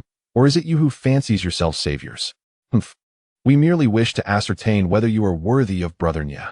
Worthy? Does he deserve me? Luo Xi cast a disdainful glance around the room, embodying the essence of a regal queen, brazen and unapologetic. Instantly, the room fell silent, the occupants rendered speechless, vacillating between labeling her as arrogant or simply ungrateful. Ultimately, all eyes gravitated towards Nielin, for they were the true couple, and even the closest of friends could not interfere too deeply. Nielin, his expression cold, addressed the Wen siblings with irritation. Do not engage in such trivial matters again. My private affairs are none of your concern. Brother Nie, are you truly content to spend your life with her? What of Sister Ming? You have been enamored with each other for years. Why permit an inconsequential person to intrude? When Xian shouted, unwilling to relent, Luo Xi raised an eyebrow, realizing the melodrama unfolding before her. As if I would yearn for a careless man like Nielin. How absurd. Frankly, I, too, do not wish to spend my life with him. Perhaps you should persuade your leader to expedite our divorce, allowing us to part ways amicably. Each on our own path, she jested, making her intentions crystal clear. Dear lambs, if you look down upon me, know that I, too, find little worth in your foolishness. A profound silence enveloped the room, so palpable one could hear a pin drop, as they exchanged bewildered glances, unsure if they had imagined her words. After a prolonged moment, when Xian regained her composure, smirking, I understand that women cherish their pride, yet regardless of your motivations for uttering such remarks, I must commend you today. Little sister, if you're bored and have nothing better to do, perhaps you should engage in some physical activity instead of barging into someone else's home and making judgments. Do you not feel a twinge of shame? You exhibit no decorum, and I truly question the quality of your upbringing. With that, Luo Xi turned her gaze to Nielin. Major, What do you think? Lin, his face darkened, struggled to contain his frustration. He had merely intended to introduce Luo Xi to everyone and inform them of his commitment to fulfill his responsibilities as a husband. He had not anticipated when Xian's disruptive outburst, which had completely undermined his intentions. When Xian speaks without thinking, you needn't take her words to heart. Since you both seem at odds, it would be best to avoid each other in the future. When Xian, you are no longer welcome at gatherings in my home. When Xian stared at him in disbelief, Brother Nya, what did you just say? My intent is quite straightforward. Regardless of the circumstances, Luo, she has become my wife. If you truly regard me as your brother, then show me and her the respect we deserve. If you cannot do that, then do not interfere. My wife, Lin, should never be subjected to unwarranted criticism from others. When Xian's eyes instantly glistened with indignation. Nya, are you truly defending this woman? How can someone like her possibly be worthy of you? I am only saying this for your own good. How can you act in such a manner? If you choose to be with her, what will become of Meng Meng? You are well aware of her feelings for you over the years. We have never been together. You are overthinking this. You scoundrel. How can you betray Meng Meng? Everyone acknowledges the relationship between you two, yet you refuse to admit it. Luo Xi rolled her eyes. Finding the scene utterly tedious, she decided to retreat to her room to cultivate her wood-based abilities and alleviate her own poison. With her mind made up, she stood and headed back, leaving behind a parting remark before closing the door. I will be entering seclusion for my cultivation, for a duration of a few days to a maximum of a fortnight. You need not concern yourself with my safety. I shall remain within my room. With that, she shut the door, effectively isolating herself from Lin and the others. They were left dumbfounded, especially when Xian, grappling with the feeling of being completely disregarded. Did Luo Xi not comprehend her meaning? How could she remain so composed? Ning Qingying shrugged. It seems sister-in-law intends to enhance her strength and does not wish to squander time with us mundane folk. Boss, I shall also busy myself. Indeed, matters of romance are but mere distractions, not worthy of excessive attention. When Xian is rather naive. If Lin truly loved Jun Meng, he would not so readily acquiesce to the family's arranged marriage. A lack of genuine affection allows for such easy relinquishment. When Xian wished to say more, but was pulled away by Wen Jun. With the main character absent, what was the point of continuing the conversation? It appeared that Luo Xi was not as they had presumed, and this warranted further investigation. Ahem, boss, we shall take our leave. The gathering can be postponed until next time. I assure you I will properly educate my sister and prevent her from making such blunders again. Lin's piercing gaze swept over him, and he suddenly declared, I know you harbor feelings for Jun Meng. If you truly care, pursue her yourself and do not involve me. You ought to understand that I do not hold any special feelings for her. What? Are you implying that you have never had feelings for Meng Meng? Rather, it is your own brother who is enamored with her? Good heavens, what has she been doing today? Am I to be the one to step aside? Brother, is what Lin said true? Under Lin's imposing presence, Wen Jun dared not lie and nodded stiffly. I am astounded. Then why do you not express it openly? A man should be proactive in pursuing those he loves. If you do not speak up, how will Meng Meng ever know your true heart? Ahem, let us discuss this matter another time. No, you are my brother, my real brother. From now on, I shall assist you in winning Meng Meng's heart. After all, Lin is indifferent. I shall support you. Oh, they are about to be bewildered. The ever-changing Wenxin has just been vociferously criticizing the leader for his insensitivity, and in the next breath, she alters her stance to advocate for her beloved brother. TSK. It is indeed a case of sibling solidarity. Ning Qingying and the others exchanged silent glances before discreetly departing. As Lin ushered the siblings outside to discuss matters amongst themselves, urging them not to bicker within the household, it was rather bothersome.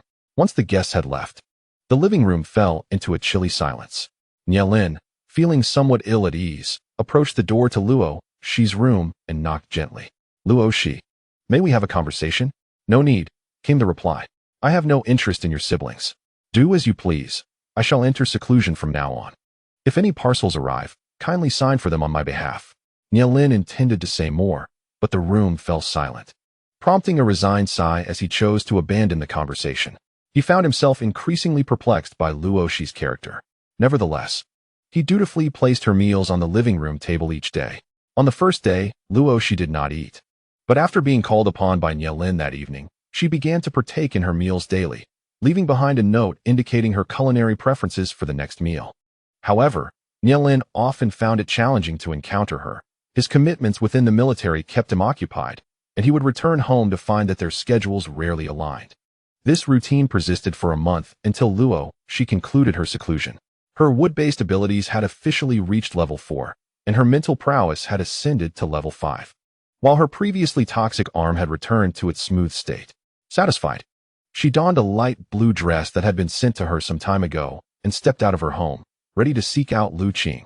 A month had passed, and she wondered whether he had succeeded in deciphering the components of the truth pill. Naturally, she hoped for his success. Thus, a striking scene unfolded within the Zhu Yuexing military district. A long-haired beauty, draped in flowing garments, glided gracefully through the military grounds. Her attire, akin to gossamer, danced with the breeze, exuding an ethereal quality.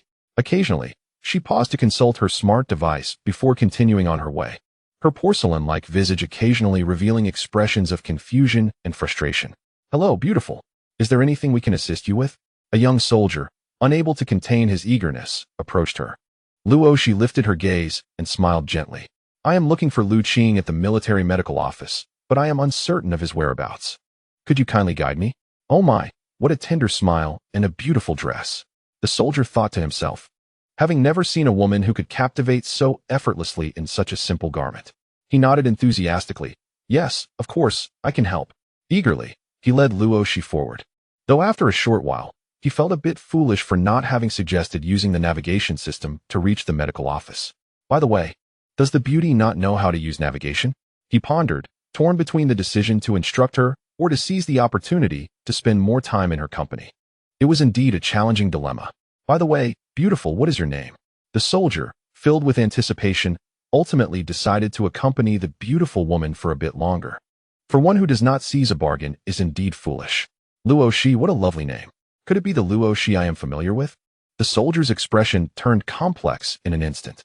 Luo Xi innocently gazed at him and asked, "What's wrong? Have you heard of my name? Recently, someone has gained notoriety in the military district, yet that person is none other than Major Nie's newlywed wife, Luo Xi. It is said that Major Nie was once romantically involved with the goddess of the special operations, Jun Meng, but their bond was severed due to Luo Xi. Now, the goddess is heartbroken and, as rumors suggest, she was injured recently while on a mission due to distraction, and Major Nie went to visit her. However, Major Nie's spouse has not made an appearance in the military district, likely out of guilt or embarrassment." The soldier recounted the gossip surrounding Luo Xi and Major Nie over the past month. By the end of his narrative, Luo Xi was left speechless. What a bizarre turn of events. Could it be the work of the Wenqin siblings? How else could it have garnered such public attention that it reached the military district? "Miss, you surely are not the infamous Luo family's disgrace, are you?" the soldier inquired eagerly. Luo Xi smiled sweetly, the kind of smile that could make one swoon. "Regrettably, I am indeed the wife of Nielin." "What?" A thunderclap seemed to strike. The soldier's face stiffened. You truly are?" "Yes. I apologize for any disappointment. Thankfully, the medical team has arrived. Thank you for your guidance." "Oh, you're welcome." As the soldier watched her gracefully depart, his heart raced erratically. After a moment, he smacked his forehead. "What have I done? I spoke carelessly in front of her. Major Nie would surely make me run laps 1,000 times to torment both my body and spirit. This matter absolutely cannot come to light." He cautiously glanced around. Fortunately, it was a busy time, and few were paying attention. The soldier swiftly made his exit. Meanwhile, Luo Xi entered the medical department and approached a young man in a lab coat at the front desk. "Hello, I am looking for Luo Xi. May I ask where he is?" Upon hearing the name Luo Xi, the male nurse's eyes lit up. "And you are?" "I am Luo Xi. I need to see Luo Xi regarding an important matter. Could you please contact him?" "Oh, of course. I will go right away." The male nurse, filled with excitement at the rare opportunity to get close to a brilliant talent from their medical department, swiftly led Luo Xi to Luo Xi's office. Upon arrival, they found Luo Xi tending to the wounds of a striking female officer, with Nielin and Ning Qingying also present. The entire medical room fell silent, and Luo Xi froze mid-action. "Sister-in-law." Luo Xi pursed her lips, sensing the peculiar atmosphere. Yet, she maintained her composure as she turned to Luo Xi. "I have just returned and came to inquire whether there are any results from the medication you provided last time." "Ah well, I have indeed conducted my research and gathered the necessary medicinal materials. However, the efficacy of the pills I concocted pales in comparison to yours. I was intending to seek your guidance, but my superior mentioned that you were in seclusion, so I hesitated to disturb you. Could you spare me 2 of your prepared pills for my perusal? Oh, certainly. I shall procure them at once. Luo Xi glanced at him and remarked, "Let us attend to the patient first." Alas, Lu Qing returned to his senses, chuckling awkwardly. Yes, let us prioritize the treatment. It is merely an external injury, and it will mend swiftly. Sister-in-law, please bear with me for a moment. With that, he immediately called upon his assistant to assist in tending to the wound. Be meticulous while attending to Captain Jun's injury. I shall attend to other matters. He then eagerly retreated to his office, emerging with a small vial containing a dozen pills. Luo Xi took the vial, inhaled its aroma, and noted its resemblance, though the potency was likely significantly diminished. I have calculated. It is not a 10th, but merely a 20th of the efficacy. Sister-in-law, I implore you, how did you formulate that medicine? Luo Xi cast him a sidelong glance. I doubt you could replicate such results. I myself am not privy to the specifics. Those are merely items bestowed upon me by someone I once assisted. Who might that be? Take a guess. Ugh, I detest such evasive answers. Lu Qing looked at her with a pitiful expression. Sister-in-law, have mercy on me. I long to uncover such potent effects myself. Please assist me. Regrettably, the methods of preparation differ. It is a proprietary formula, and I am unaware of the procedure. You might as well relinquish hope. The Jinyan pill was refined using an alchemical furnace and was a gift from a certain cultivator I inadvertently saved during the apocalypse. I deemed it quite valuable and exchanged for it with various items. Otherwise, how could I have stockpiled it until now? In retrospect, I believe that acquiring more was better and traded precious materials for every type of pill I could procure, likely amassing around 100 of each kind. Many were directly sourced from my spatial medicinal materials. Otherwise, how could the other party have had such an abundance to trade with me? Presently, I do not possess the ability to concoct pills, so I must conserve what I have. Sister-in-law, could you assist me in contacting that individual? I am willing to pay any price. Luo Xi shot him a disapproving look. Regrettably, he is no longer in this world. Alas, Lu Qing's expression fell into despair. Why must you deliver such a blow? No, with the same medicinal materials, he refused to believe he could not produce superior effects. He must strive even harder. As fervent flames ignited within him, Luo Xi watched him helplessly. This is not merely a matter of talent. It pertains to the methods employed. Do not be so fixated. Unacceptable. Medical challenges are universal. There is no reason others can achieve what I cannot. Sister-in-law, wait and see. I shall certainly produce something even better. Very well, do as you wish. Luo Xi, having discerned her desired outcome, felt no further confusion and turned to leave. Wait a moment. Lu Qing, jolted from his fervent research, glanced at the bewildered onlookers before returning his gaze to Luo Xi. Sister-in-law, did you come solely to inquire about this outcome? Indeed, I had just emerged from my confinement, feeling quite elated, and decided to take a stroll while inquiring about your well-being. However, I found myself perplexed by the military district's map, which I could not access. I was nearly disoriented without the assistance of the AI navigation, but fortunately, a kind-hearted soldier guided me here. Oh, that is due to the fact that the military district's map is not available for public download. It is classified information.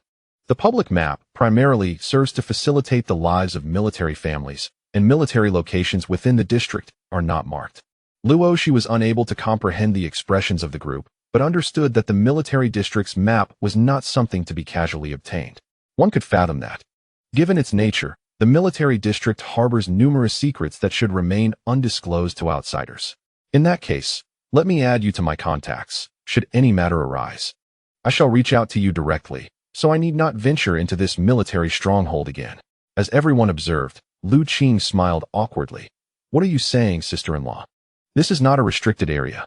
However, there are indeed places on the map that are unmarked. In the future, if you wish to see me, just contact me through the AI. I shall come to you immediately. That would certainly be more convenient for me. Now, do attend to your duties. I shall take my leave. Wait, sister-in-law, where are you headed? Lu Qing cast a subtle glance at Nielen. Shouldn't the captain accompany you for a stroll? No need. Aren't you all working? There's no time for leisure with me. The external map is quite clear. I can manage on my own. With that, she offered a slight smile to the group and waved as she departed gracefully. Lu Qing and the others exchanged glances, and finally, Ning Qingying remarked, "It appears that sister-in-law is completely unaware of Captain Jun. Is that so? No wonder she displayed no reaction upon seeing everyone here. However, given the tumultuous events of the past month, how could she not be aware? Captain, has sister-in-law been in seclusion and not accessed the Star Network these past few days?" Nielin maintained a stoic expression. Aside from eating and drinking, she has not left her room, dedicating every moment to her training, claiming she needs to eliminate toxins from her body. "Oh dear, I almost forgot to have sister-in-law undergo a health check." Lu Qing hastily activated his communicator to reach Luo Xi. Moments later, Luo Xi answered, "What is it?" "Sister-in-law, please return for a health check. It has been a month. And if the toxins have spread." Lu Qing's words faltered as he beheld her fair arm on the screen. "I am already well. There is no need for concern." What is going on?" Lu Qing exclaimed, looking incredulously at Nielin. "When did you manage to find an antidote for sister-in-law? Did you secretly infiltrate the Ross family's laboratory to procure it?" Nielin rolled his eyes in disbelief. "As if that were possible. Though I would love to. Everyone knows that is unattainable, unless I become a level 8 or higher mecha master. Sister-in-law, I am still uneasy. Please allow me to confirm your health." Lu Qing swiftly changed his approach, his curiosity piqued. Luo Xi shot him a glance. "My body is not a subject for your examination, Lu Qing. Do not look at me with such eyes in the future, or I shall not be merciful." With that, she decisively ended the call. Lu Qing gazed at the screen, his expression one of sorrow, lamenting, "Oh dear, my sister-in-law is so heartless. Boss, please help." Nielin kicked him aside, exclaiming, "Don't cause trouble, she is right." Prioritizing romantic entanglements over friendships. His temples throbbed. He was already preoccupied with concerns over Luo Xi's potential mischief after leaving the military district. And Lu Qing's incessant chatter was merely irksome. At that moment, when Jun's communicator chimed, and upon opening it, the anxious visage of one Xian appeared, urgently exclaiming, "Brother, hurry to the eastern gate of the military district. Luo Xi is surrounded. The situation is dire." "What?" Nielin was the first to dash out, followed closely by Ning Qingying and others. Eventually, only when Jun remained, glancing at Jun Meng's troubled countenance with a hint of sympathy. "Jun Meng, the boss is merely fulfilling his responsibilities. Regardless of the circumstances, Luo Xi is his wife, and he must attend to any issues that arise."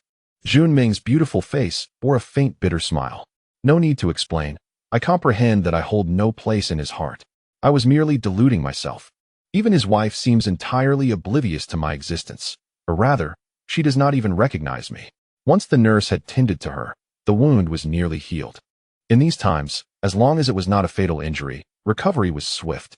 During her recent campaign against the insectoid species, she had accidentally been pierced in the shoulder by a mutated mantis. Lu Qing's examination was to ensure no infection had set in. As for the healing, that was a trivial matter for the nurse to handle. Fortunately, there had been no infection, and after applying a healing ointment, the wound began to mend rapidly. Though she would need to refrain from excessive use in the short term, it would not hinder her daily life, and complete recovery was expected in a few days. After donning her attire, she turned to Wenjun. "Shall we go to the eastern gate and take a look?" Over the past month, she had allowed rumors to circulate, hoping for a final push to instigate a change in Nielin. Yet, to her dismay, he remained indifferent to the gossip, even advising her to disregard the idle chatter of others. Upon their arrival at the eastern gate, they witnessed Nielin shielding Luo Xi, his expression frigid as he faced those encircling her. Among the crowd, the majority were female soldiers under Jun Meng's command. Seeing them, Jun Meng's expression shifted dramatically, and she hurried over, exclaiming, "Ayu, why are you here instead of training with the team?" The soldier named Ayu sighed in relief upon seeing her, simultaneously expressing her grievance. "Captain, we merely wished to converse with Miss Luo, but Major Nia assumed we intended to bully her." Jun Meng facepalmed, pondering whether her soldiers were overly naive. With such a commotion, who would believe they merely sought a conversation? With a headache, she glared at the leading female soldiers before turning to Luo Xi and Nielin. "Major Nia, Miss Luo, I apologize for my lack of oversight. Please forgive their impulsiveness. I assure you such an incident will not recur." Luo Xi regarded the beautiful woman with curiosity. "And who might this be?" Nielin, maintaining a stern demeanor, replied, "This is Jun Meng, the captain of the first squad of the female special operations team, holding the rank of captain." Oh, so this is the protagonist of the rumors. Indeed, she is a striking beauty, exuding the grace of a noble lady, with an air of elegance that is both cool and dignified, enhanced by her military attire that adds a touch of valor. It is truly captivating. She mentioned that when she encountered this group at the military medical department, the atmosphere felt somewhat peculiar. Now it all makes sense. Luo Xi's mind flickered with a flurry of gossip, yet observing the beauty's demeanor, she did not appear to be the type with a malicious intent. Why, then, has the rumor persisted for a month without abating? Could it be that others are fueling the fire? How troublesome. Nielin is indeed a charming troublemaker, bringing her nothing but complications without any sweetness in return. Miss Luo, I beg your forgiveness for my subordinate's behavior, Junming said. Luo Xi smiled. It matters not. They were intercepted before they could act against me. I can easily overlook those who have not harmed me. Junming was taken aback, surprised by the understanding nature of the person before her. Although her words seemed to carry a different implication, she felt compelled to express her gratitude. Thank you for your magnanimity. It is nothing. I generally do not concern myself with the opinions of strangers. Their views hold no significance for me, as long as they do not impede my path. At this, Junming understood. The other person was not generous, but rather indifferent. However, should anyone cross her, the consequences would not be so lenient. As someone accustomed to being treated as exceptional, Junming felt a twinge of discomfort. Even a dog respects its master. Did her words not imply a disregard for her position as well? Lieutenant, this woman is utterly arrogant. I wish to challenge her and see what grounds she has for her audacity in the military district. One of Junming's female soldiers exclaimed indignantly. Junming, maintaining her composure, reprimanded, silence. You were the ones in the wrong from the outset, defying military orders and seeking unnecessary conflict. Do you have so much energy that you wish for additional training? Lieutenant, we simply refuse to accept it. Yes, we cannot accept that she has stolen your boyfriend. Luo Xi turned to Nielin, whose face had darkened, and teasingly asked, So, you are her boyfriend? Absolutely not. Nielin replied firmly, his voice resounding, silencing the murmurs around them. The crowd looked at Major Nia in disbelief. Had they truly heard him deny any romantic involvement with Junming? It appeared there was more to the story. Major Nia seemed too indifferent to engage in subterfuge. Could it be that there was no romantic entanglement between him and Lieutenant Jun, but merely the unfounded assumptions of a group of female soldiers? Upon hearing Nielin's unequivocal response, Junming felt her heart sink. With an icy demeanor, she addressed the assembly. Major Nia is correct. We merely work well together as partners, which has led to our collaboration. We are good friends, and Major Nia has never confessed his feelings to me. So please do not misinterpret our relationship in the future. She was not a woman without suitors, nor would she allow herself to be subjected to such humiliation again. If Nielin did not value her, why should she hold him in high regard? Taking a deep breath, Junming endeavored to calm her tumultuous emotions. Yet the sorrow in her eyes could not be concealed. It spilled forth, revealing the fragility of her being, as she stood resolutely upright, unwavering in her stance. She would not yield, never showing weakness. Luo Xi regarded the beauty before her with a twinge of regret, lamenting how such a splendid flower had fallen prey to a swine's allure. Pondering for a moment, she procured a fruit from her bosom, vibrant and red. Captain Jun, this is a blood-nourishing fruit. Please partake. You previously led your subordinates into battle against the insect tribe, showcasing your valor as a heroine. This is my tribute to a female hero. Junming gazed at her with a complex expression. Though this woman possessed a pleasing appearance, she paled in comparison to herself. Why would Nielin forsake her for this? Was there something extraordinary about this woman that remained hidden? No, thank you, Mrs. Nia, she replied, suppressing the pain within her as she accepted the fruit, even defiantly consuming it in one bite, regardless of sincerity or pretense. The other party would not dare to employ tricks in such matters. Heavens! The two leading ladies had surprisingly come to an amicable understanding, and so openly at that. Onlookers found the development rather peculiar. Nielin frowned at Luo Xi's actions. Could this woman not exercise a modicum of discretion? Now that matters were clarified, she ought to depart rather than linger for the amusement of others. However, the female soldiers behind Junming cast her glances filled with animosity, eager to devour Luo Xi with their eyes. They knew well the feelings their captain harbored for Major Nia, now that he had grown weary of the past. How loathsome it was for his wife to behave so theatrically. The soldier who had initially introduced herself as Xiao Yu was practically ablaze with fury, unable to restrain herself as she stepped forward. Luo Xi, I challenge you. Let us compete openly, should I lose. I shall henceforth avoid you and serve as your subordinate for a month, at your beck and call. Xiao Yu. Jun Ming shot a sharp look in her direction. Luo Xi smiled. Captain Jun, there's no need to be angry. Sometimes, avoidance does not resolve issues.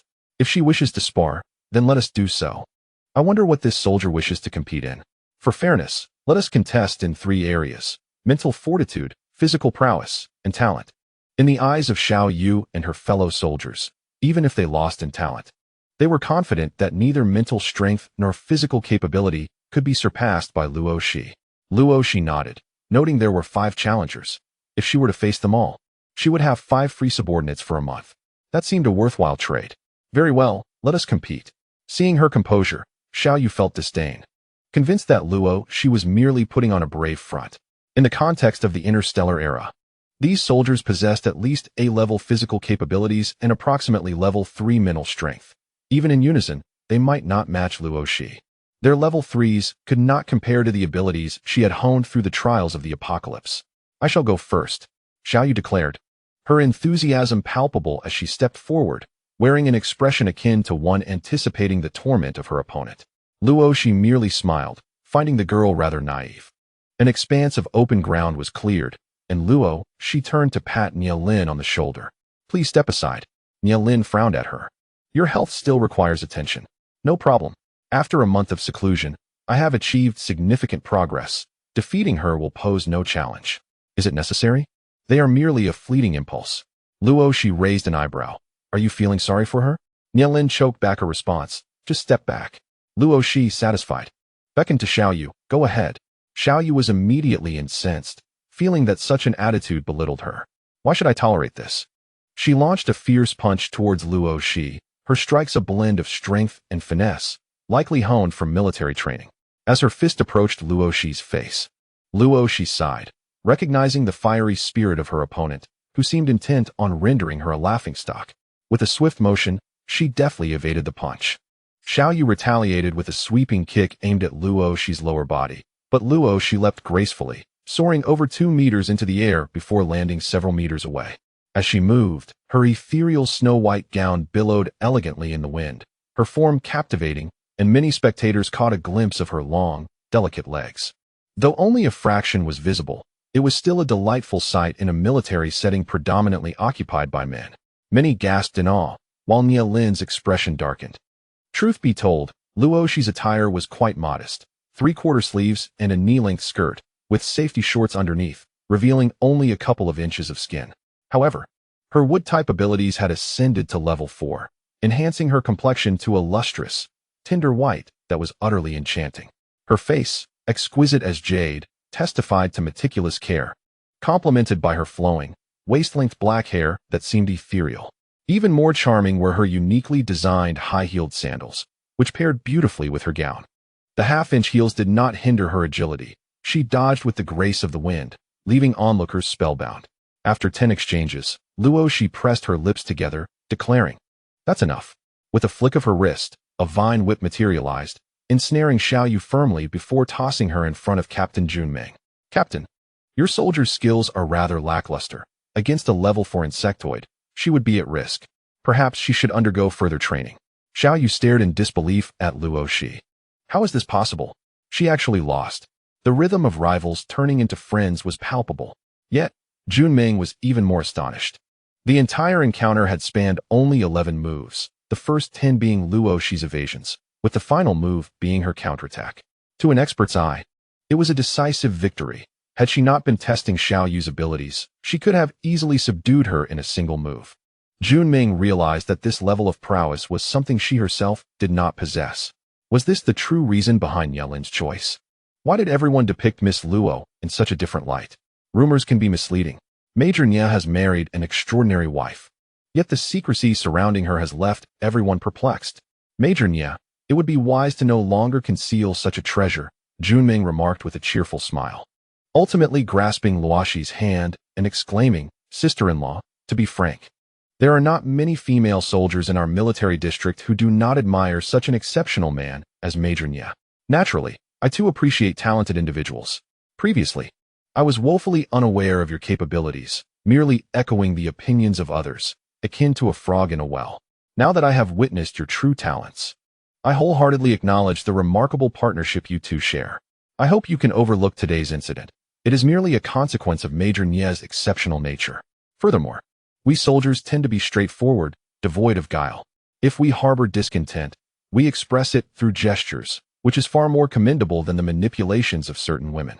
In time, you will understand this as you spend more time alongside Major Nie. Luo Xi felt a sudden pang in her heart. Was this girl attempting to befriend her? Sister-in-law? Would you mind if we became friends? Luo Xi was momentarily taken aback. Of course, I would be delighted to befriend such a forthright beauty. Wonderful. As friends, I look forward to your guidance in the future. Luo Xi chuckled nervously, pondering whether this enchanting woman was becoming too attached. A sense of foreboding washed over her. All right. Major Nie, sister-in-law, we shall take our leave now. I will arrange a session for you two soon, Junming said with a radiant smile as she departed, casting a meaningful glance at Nie Lin, which sent shivers down his spine, filling him with an ominous premonition. As the spectators dispersed, the rumors surrounding Major Nie's wife swiftly fell apart. A new narrative began circulating within the military district, suggesting that Major Nie's wife was remarkably skilled, even surpassing the female soldiers of the special forces, making them a perfect match. Unbeknownst to Luo Xi, she was oblivious to this shift in perception. With no one stopping her, she intended to continue her shopping expedition outside the military district. Where are you headed? Nie Lin inquired. Shopping, she replied cheerfully. Taking a deep breath, Nie Lin cautioned. Your current appearance has been broadcasted across the Star Network. Most can now recognize you as my wife. For your safety, it would be prudent to shop online. But Zhu Yuexing is not in Yongxing, and there are no threats from star pirates. Why should I hide? Staying cooped up at home would be stifling.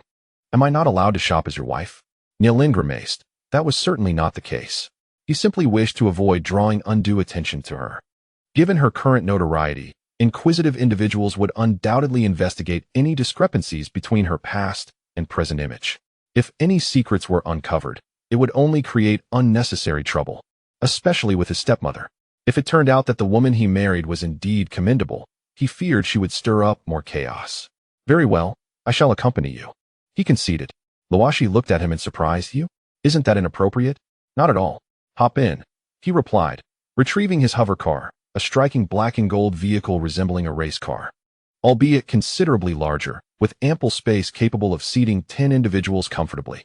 Luo Xi settled into the passenger seat, relishing the 5-star comfort. Ah, what a delightful experience. Does this vehicle possess autonomous driving capabilities?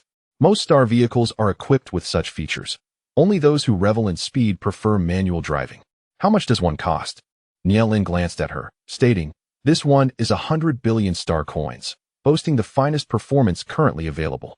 It belongs to the Xianyuan family's star vehicle industry. 100 billion for a car? Luo Xi found the world utterly insane, and the person beside her quite extravagant.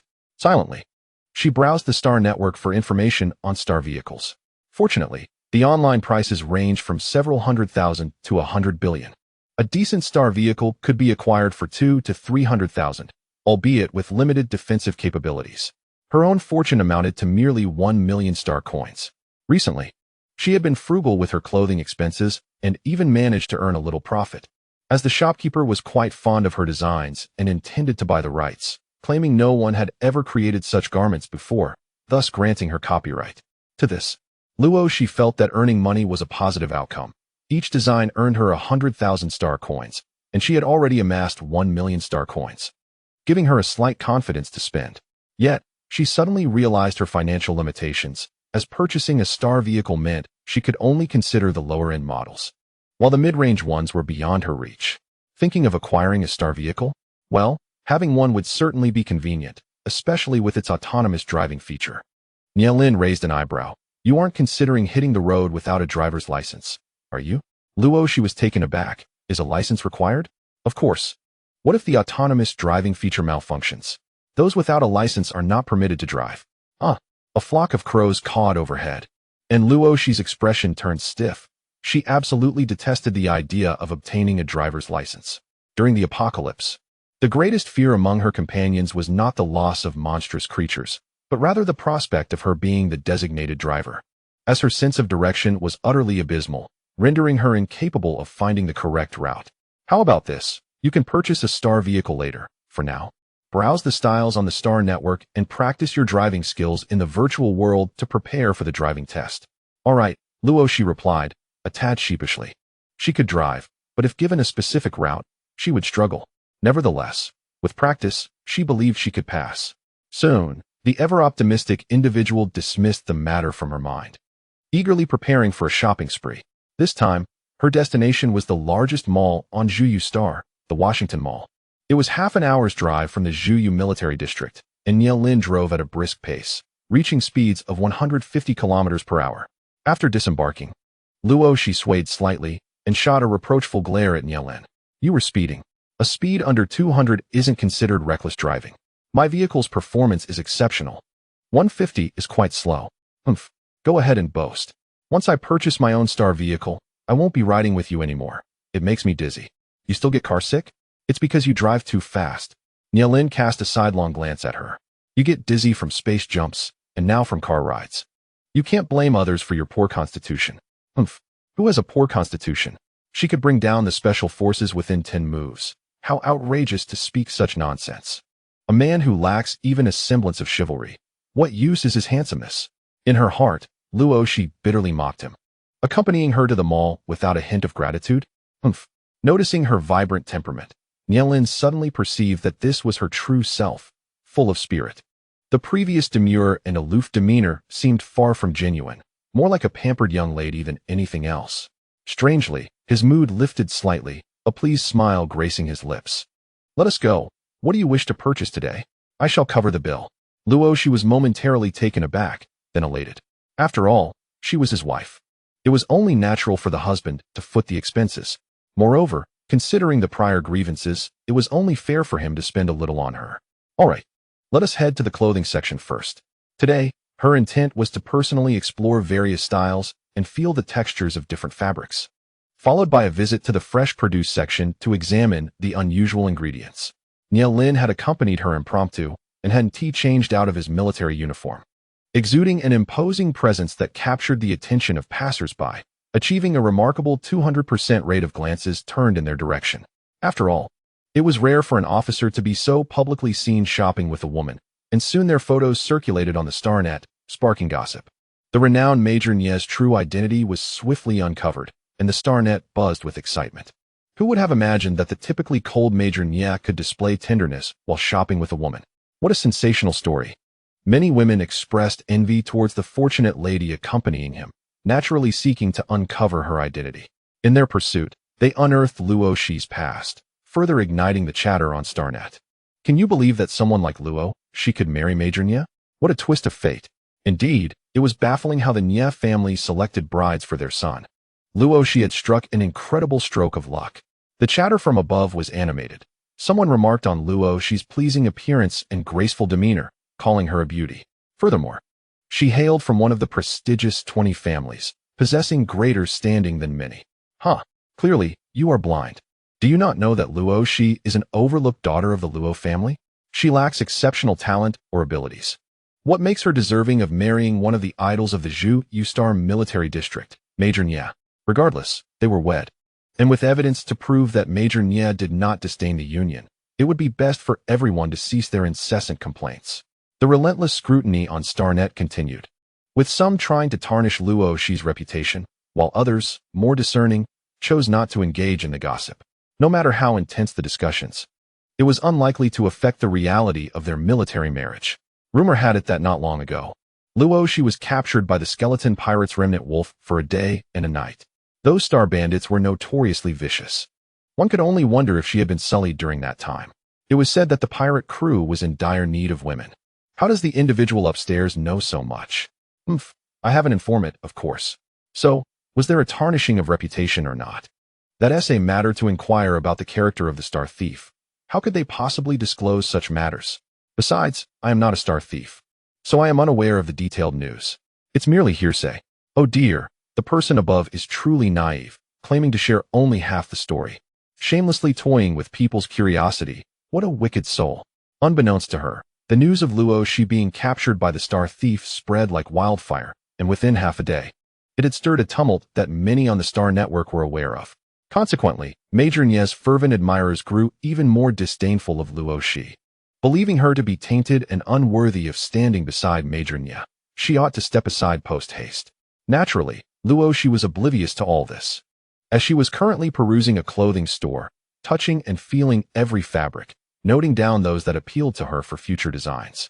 In the era of stellar navigation, most fabrics were derived from mutated flora and fauna, significantly enhancing their quality. The resilience of these mutated organisms had increased. Garments that could once be easily torn are now nearly indestructible. There were silk garments as well, crafted from the silk of mutated spiders, which were nothing short of treasures. With some outfits boasting a defensive rating of 4 stars, priced in the millions. The security levels of interstellar clothing are classified into 10 stars, with ordinary garments rated at 0, merely clothing without any special functions. The higher the star rating, the better the performance, particularly in terms of defense and offensive capabilities, which correspond to the level of mental strength. After visiting over a dozen clothing stores, Luo Xi's interest waned, and she had yet to purchase a single outfit. Nie Lin, following closely behind, felt somewhat embarrassed. The initially enthusiastic clerks had grown cold upon realizing that Luo Xi only browsed without buying. Do you not fancy any of these garments? They are acceptable, but I merely wish to test the textures. Why purchase when I can design my own? Besides, the store will pay me for my designs. Why squander money here? Well, you have a point, he conceded. Has the store purchased your design blueprints outright? What was the offer? 100,000 star coins per blueprint, along with a complimentary outfit. 100,000? You ought to price based on style. A uniform price is not advantageous. To my knowledge, renowned designers sell their design blueprints for over 100 million. What? Luo Xi was momentarily taken aback. Was she not at a disadvantage? Alas, she had thought she encountered a benevolent owner, only to find a mercenary. Luo Xi cast him a forlorn glance. But that store was recommended by your brother. How can you allow them to cheat your own? Nie Lin was momentarily speechless, then graciously replied, I'll speak with Ning Qinging about this, advising him to enlighten that owner. Should they remain obstinate, they shall not seek collaboration with us in the future. That is only fitting. Although I lack fame, the beauty of my attire should deter dishonest merchants from exploiting me so shamelessly. How could I allow such scoundrels to take advantage of me when I am in need of funds? Nie Lin looked at her helplessly and asked, What do you need the money for? It will certainly be useful, she replied. After pondering for a moment, Nie Lin transferred a sum from his intellect to her. When Luo Xi heard the notification sound and opened it, she was astonished to find, Your spouse, Nie Lin, has transferred 50 billion star coins to you. 50 billion. A wealthy benefactor. Luo Xi gazed at him with a complex expression, suddenly pondering whether such generosity concealed ulterior motives. As the ancient saying goes, flattery without cause is either deceitful or thieving. Here's some pocket money. After all, you are my wife. Pocket money. Luo Xi's mouth opened slightly, ultimately uttering 2 words, thank you. Unable to resist, Nie Lin reached out to tousle her hair and chuckled, You're welcome. It is my duty to support you. Oh, is this the feeling of having a wealthy husband? Luo Xi felt a little giddy, suddenly realizing that perhaps he wasn't so terrible after all. While he had initially agreed to the harsh conditions set by the ruthless wolf, his delays in rescuing the original owner of her body did not paint him as a heartless cad. Oh dear, how does one cope with such feelings stirred by wealth? Is the bond between husband and wife deepening? Come on, aren't we supposed to explore the fresh produce section? Nie Lin, not overthinking the matter, believed it was only right to provide his wife with some pocket money. Regardless of feelings, marrying someone entails responsibility, and at the very least, one should not neglect their material needs. As for the sudden generosity of 50 billion, Major Nie saw no impropriety in it.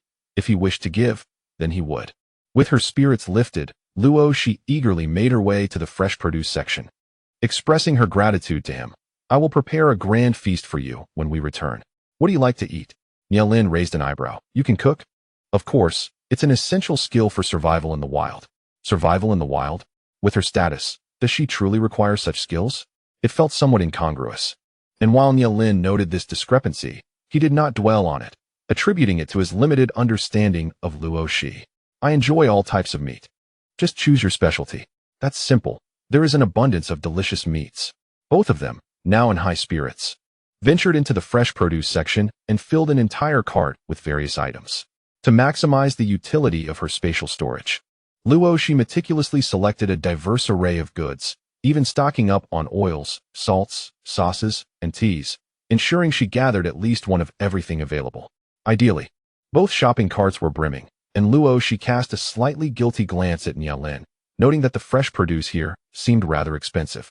Nielin appeared somewhat taken aback, yet he generously asked, "Is that enough?" "Well, I was thinking of introducing you to my brother. How about we host a dinner tonight?" "All right, it's your call." The two pushed their carts to the checkout, and indeed, their total came to over 1 million star coins. The sales staff regarded them with judgmental eyes, yet as employees of the establishment, they naturally preferred to see their products sold in abundance. After settling the bill, Nielin waved his hand, placing all the items into his spatial device. He possessed several such devices, one exclusively for his mecha, another for spare supplies, and yet another for casual use. Luo Xi, observing this scene, felt a surge of desire and couldn't help but speak up. "I wish to purchase a spatial device. Could you recommend one for me?" "No need," he replied. But I want one. I'll get you one when we return." "Really? Is there good fortune in store?" Luo Xi's spirits lifted considerably, and she resolved to treat this person with a bit more warmth. After all, he was her benefactor. As for her original self-sentiments, apologies. But she was not so altruistic. The demise of her original self stemmed from weakness of mind and spirit, leading to a despairing death. Although Nielin had wounded her heart, it was not his intention to end her life. The true blame lay with the ruthless Miss Ross and the audacity of the Star Bandits. She would seize the opportunity to avenge her original self. As for Nielin, the catalyst for her troubles, she would let it pass. Was it truly a fault for someone to be so exceptional? Given his commendable performance thus far, she decided not to direct her ire toward him.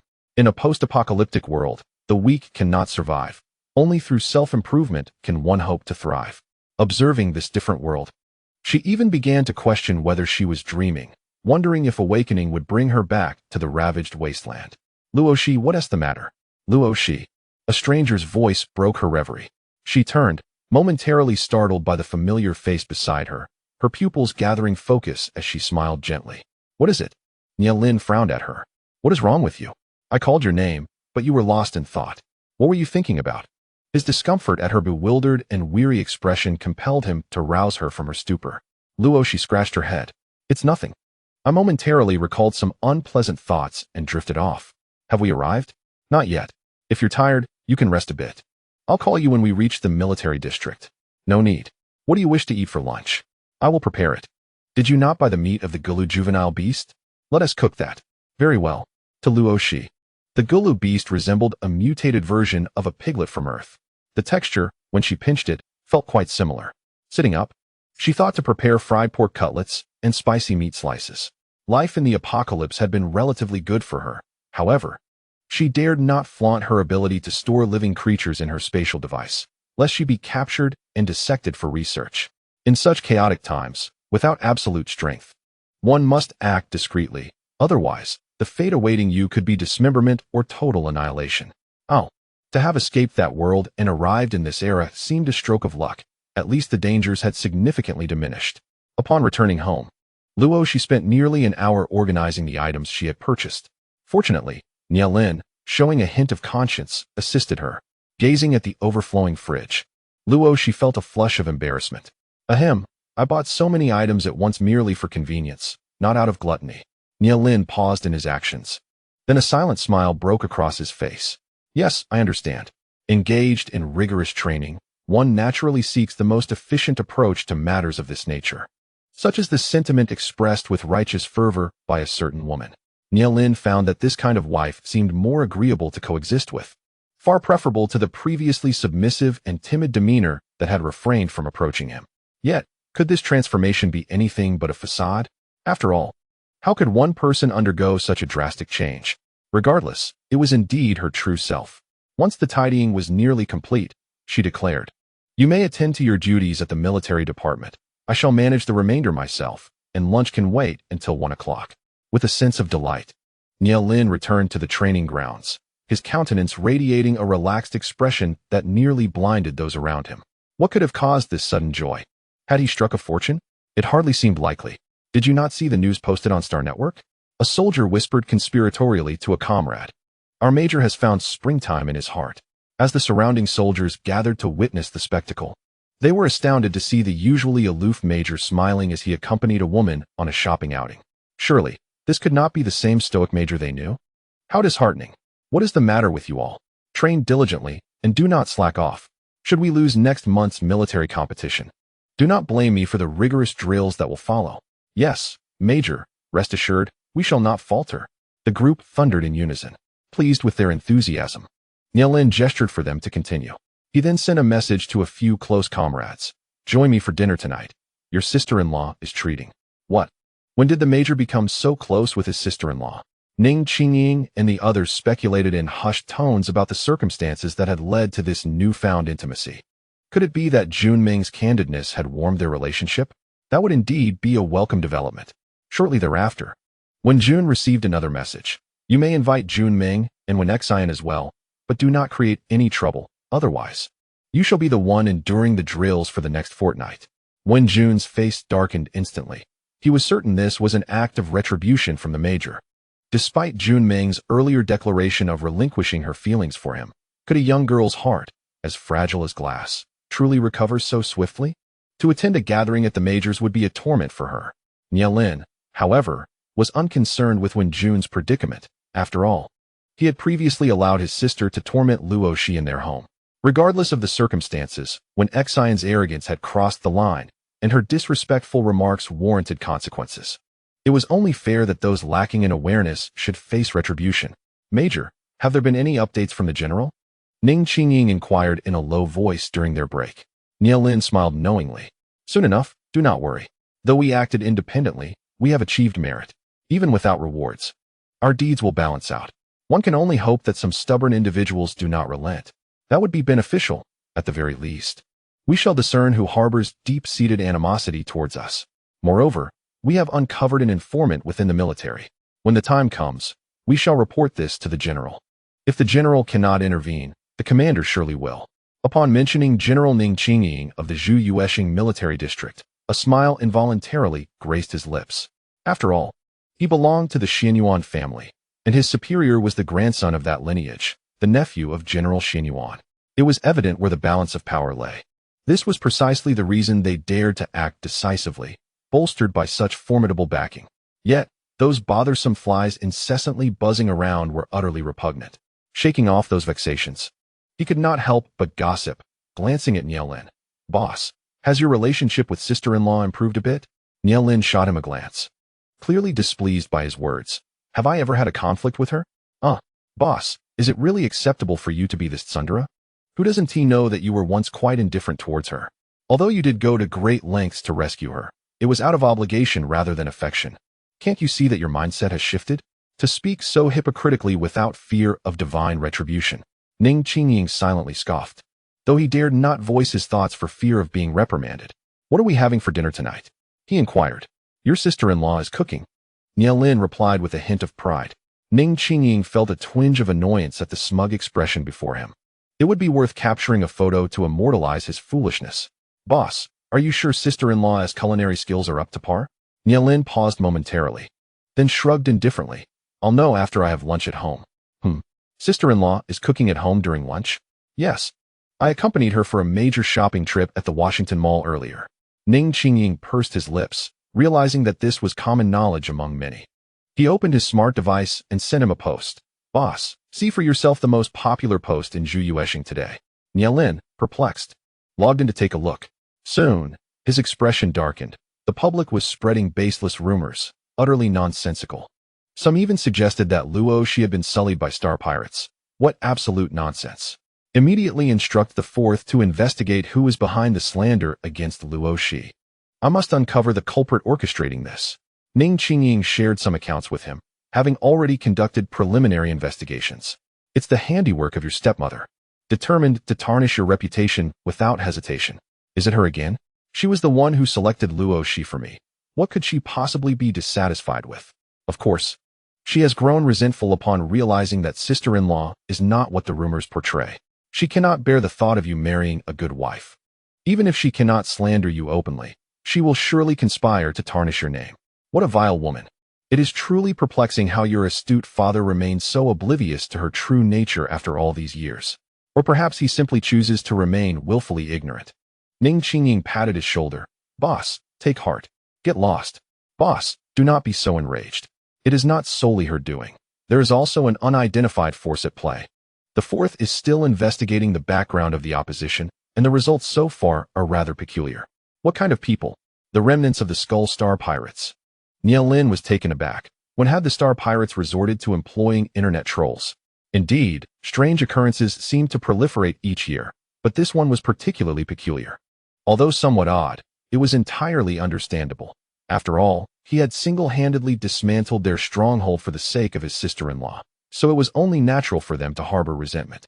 Let the fourth brother exert a little extra effort. Perhaps there were others involved as well. At precisely 12:40, upon returning home, Nielin was greeted by an enticing aroma that beckoned him forward.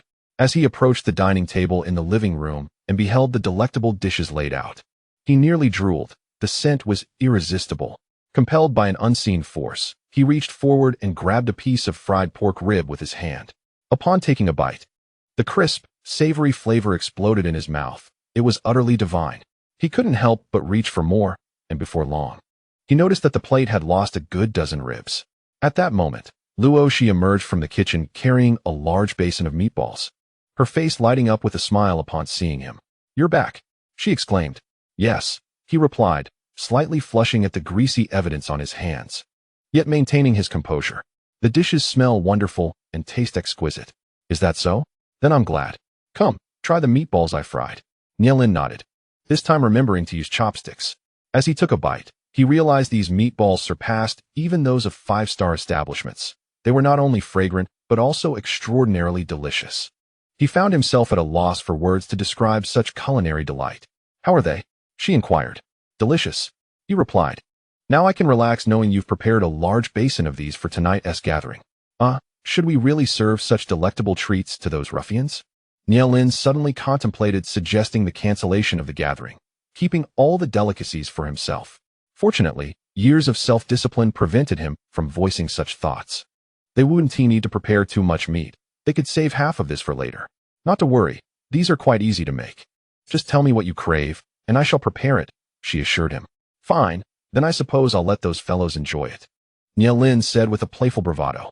Luo Xi beamed at the praise for her culinary skills and eagerly returned to the kitchen to bring out the lunch dishes she had prepared earlier. The two sat at the dining table, relishing their meal with great joy. Watching Nielin eat with a beaming smile filled Luo Xi with a sense of accomplishment. It was no small feat to coax a smile from such a stoic major, thanks to the culinary skills she honed during the apocalypse. Don't pay any mind to that post on Starnet. Those individuals harbor ill intentions and merely wish to tarnish your reputation. "Post?" Luo Xi asked, puzzled. She had spent the entire morning focused on preparing delicious food, leaving no room to indulge in gossip on Starnet. Noticing her expression, Nielin quickly deduced her ignorance of the situation and replied, "It's nothing. Just a trivial matter. Merely a photo taken of us while I accompanied you on a shopping trip." "Oh, is that all? Then there's truly nothing to be concerned about," she said nonchalantly as she continued to enjoy her meal. She had even taken the time to retrieve a watermelon from her space, extracting 2 generous cups of vibrant red watermelon juice. After chilling in the refrigerator, it was particularly refreshing to drink. As Nielin finished his glass, he looked at her with lingering desire. "What kind of juice is this? Is there more?" "It was nothing. I concocted it myself with fruits. I'll make it again next time." One girl spoke without a hint of guilt. On the 29th, in the realm of food enthusiasts, that afternoon, as soon as Ning Qingying and her companions completed their military tasks, they hurried home to freshen up, then swiftly made their way to the Nielin family. By then, it was already 6 in the evening. Luo Xi had long prepared all the ingredients for dinner, ensuring that everything requiring time was ready, waiting only for the guests to arrive before stir-frying a few dishes to complete the meal. Upon seeing Ning Qingying and the others gazing at the kitchen without uttering a word, she promptly brought out meatballs and sliced fruits to appease their hunger. Ning Qingying, Lu Qing, and Zhou Yu were the first to arrive. Upon seeing the meatballs, their eyes lit up, and they immediately seized their chopsticks, devouring the food with insatiable eagerness. "Delicious, sister-in-law." Nielin S. expression darkened. Can't you keep your mouth shut while eating? Luo Xi quickly waved his hands in protest. Misunderstanding. I meant to say that sister-in-law's cooking is delightful. Oh, it's simply exquisite. He never tasted such delightful appetizers before a meal. Ning Qingying and Zhou Yu cast their decorum aside. At that moment, the allure of the culinary delights took precedence. What was decorum? What were brotherly bonds? All that mattered was to indulge first. Ah, it smells so good. The second group entered, including the Wenjun siblings, Jun Ming, and Lan, and another female soldier. As when Xian stepped inside, she caught the tempting aroma and hastened towards the living room, exclaiming upon seeing the three ravenously devouring their food, Ninggu, how could you three start without us? We aren't all here yet. Let us eat together. Luo Xi kindly reminded, yet he continued his battle, lamenting that only a handful of meatballs remained in the bowl. He hadn't even consumed a third of his usual portion. Wah! The medical personnel really can't compete with the combat team. She grumbled, these two have no sense of brotherhood and keep snatching food from me. When Xian and her companions gazed in disbelief at the intensity of the dining scene, so brutal it was evident how delectable the food must be. Yet, with so little left, they felt too proud to partake. Where was their restraint? Their dignity? They looked disdainfully at the three gluttons at the table. Nielin surveyed the group. Everyone, please take a seat now that we're all here. Ah, who prepared this feast? Your sister-in-law. Nielin thought Ning Qingying and her companions were truly shameful. Had they not eaten in a decade? Humph. He would never admit that he was disconcerted by their voraciousness for the food he adored. Oh, Rui has also arrived. Luo Xi chuckled, momentarily pausing from his feast. Would you like to try, Sister Rui? Sister-in-law made this, and it's superb. And Lan cast a disdainful glance at them. Look at your eating habits. It's embarrassing. Rui, don't mind their foolishness. And Rui smiled gently. Cousin, Lu Gu is just straightforward. It's quite endearing. Indeed. I'm a simple person. All my cleverness is devoted to medical research, unlike you all, who harbor devious thoughts. It is truly unexpected that my sister-in-law possesses such culinary skills. Previously, I had heard from the elder sister of the Luo family that she never set foot in the kitchen. Evidently, those were mere rumors. The crowd fell silent, each person inadvertently recalling how Luo Xi had transformed after her encounter with the ferocious wolf. They all believed that she had been stimulated into a fervent state. But is it truly possible for someone to become so talented and even enhance their martial prowess following such trauma? Ning Qingying glanced at Nielin, who furrowed his brow slightly, and replied, in the past, she simply did not wish to flaunt her abilities. You have your meals, do not pry into her secrets. Hee. The boss is right, I support my sister-in-law. Luo Xi was the first to express his approval. He had meticulously examined Luo Xi's health and could confirm that she was indeed the same Luo Xi from before, albeit with a drastically altered temperament. However, her physique remained unchanged. And Ru, in agreement, chuckled, Nia Gu and my sister-in-law's relationship has suddenly grown so close. It truly takes us by surprise. Such is the nature of marriage, Nielin stated, unwilling to delve further into the topic as he headed to the kitchen to assist with serving the dishes. Luo Xi, busy in the kitchen, overheard the conversation in the living room and frowned slightly. The woman who spoke seemed to be deliberately highlighting her inconsistencies. What was her intention? Are we ready? Almost. Please take these dishes out first. We shall eat shortly. All right. Nielin carried out a dozen dishes to the dining table, casting a glance at a few of the eager diners to ensure they remained seated and waited for everyone to begin. As the aroma of the dishes wafted through the air, Ning Qingying couldn't help but exclaim, who would have thought that the boss would be the first to indulge? Indeed.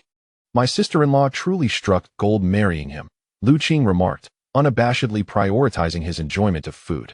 He resolved that in the future, he would seek a wife with exceptional cooking skills. Luo Xi had prepared a total of 15 dishes along with 2 soups, creating a table overflowing with delectable aromas that whetted everyone's appetite. All right, let us begin. After sitting down with Luo Xi, Nielin spoke calmly. As soon as he uttered those words, Luo Xi and the others immediately dove into the dishes. Nielin swiftly filled his bowl with his favorite dishes and, in passing, added a generous portion to Luo Xi's bowl. To her astonishment, she noticed the food disappearing at an astonishing rate. She had never witnessed such a voracious appetite. Even during the crisis of the apocalypse, they would not consume food with such haste.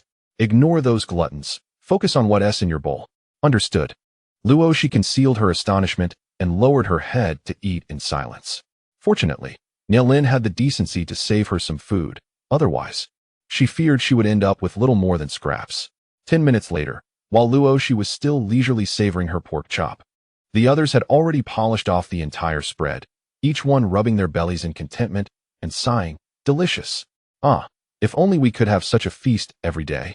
It would be worth dying for." I share the sentiment. Luo Xi was utterly speechless. She continued to eat her meal, having barely finished half a bowl, with still plenty of food remaining on her plate. "Ah, sister-in-law, you are so refined. Do you want me to help you eat?" Lu Qing asked with a cheeky grin. Nielin cast a glance at him, and Lu Qing quickly surrendered. "Haha, I was merely joking. Now that we're all full, why would I snatch my sister-in-law's food? If you enjoy it, I shall invite you next time." "Sure, sister-in-law, don't forget about me," Lu Qing exclaimed with sparkling eyes, filled with anticipation. "Sister-in-law, when will you be free? What have you been busy with lately? Do you need our assistance? Rest assured, we will handle whatever you ask with utmost care." Luo Xi spoke with a hint of melancholy. "I wish to obtain my driver's license, but Nielin insists I train in the virtual environment of the Star Network first." Ning Qingying's eyes lit up. "Sister-in-law, that's simple. I can teach you. Is it really that easy?" "Of course. The standard driving test is quite straightforward. I am experienced and can guarantee that I will teach you in just one day." Luo Xi instantly felt a surge of confidence. "All right. When will you be free to teach me? I don't have any free time lately. There are tasks in the military. However, I can teach you tonight. In 2 evenings, you will master it." "Oh, that works too." Luo Xi fell silent. Ning Qingying glared at someone. "Boss, you are rather dark.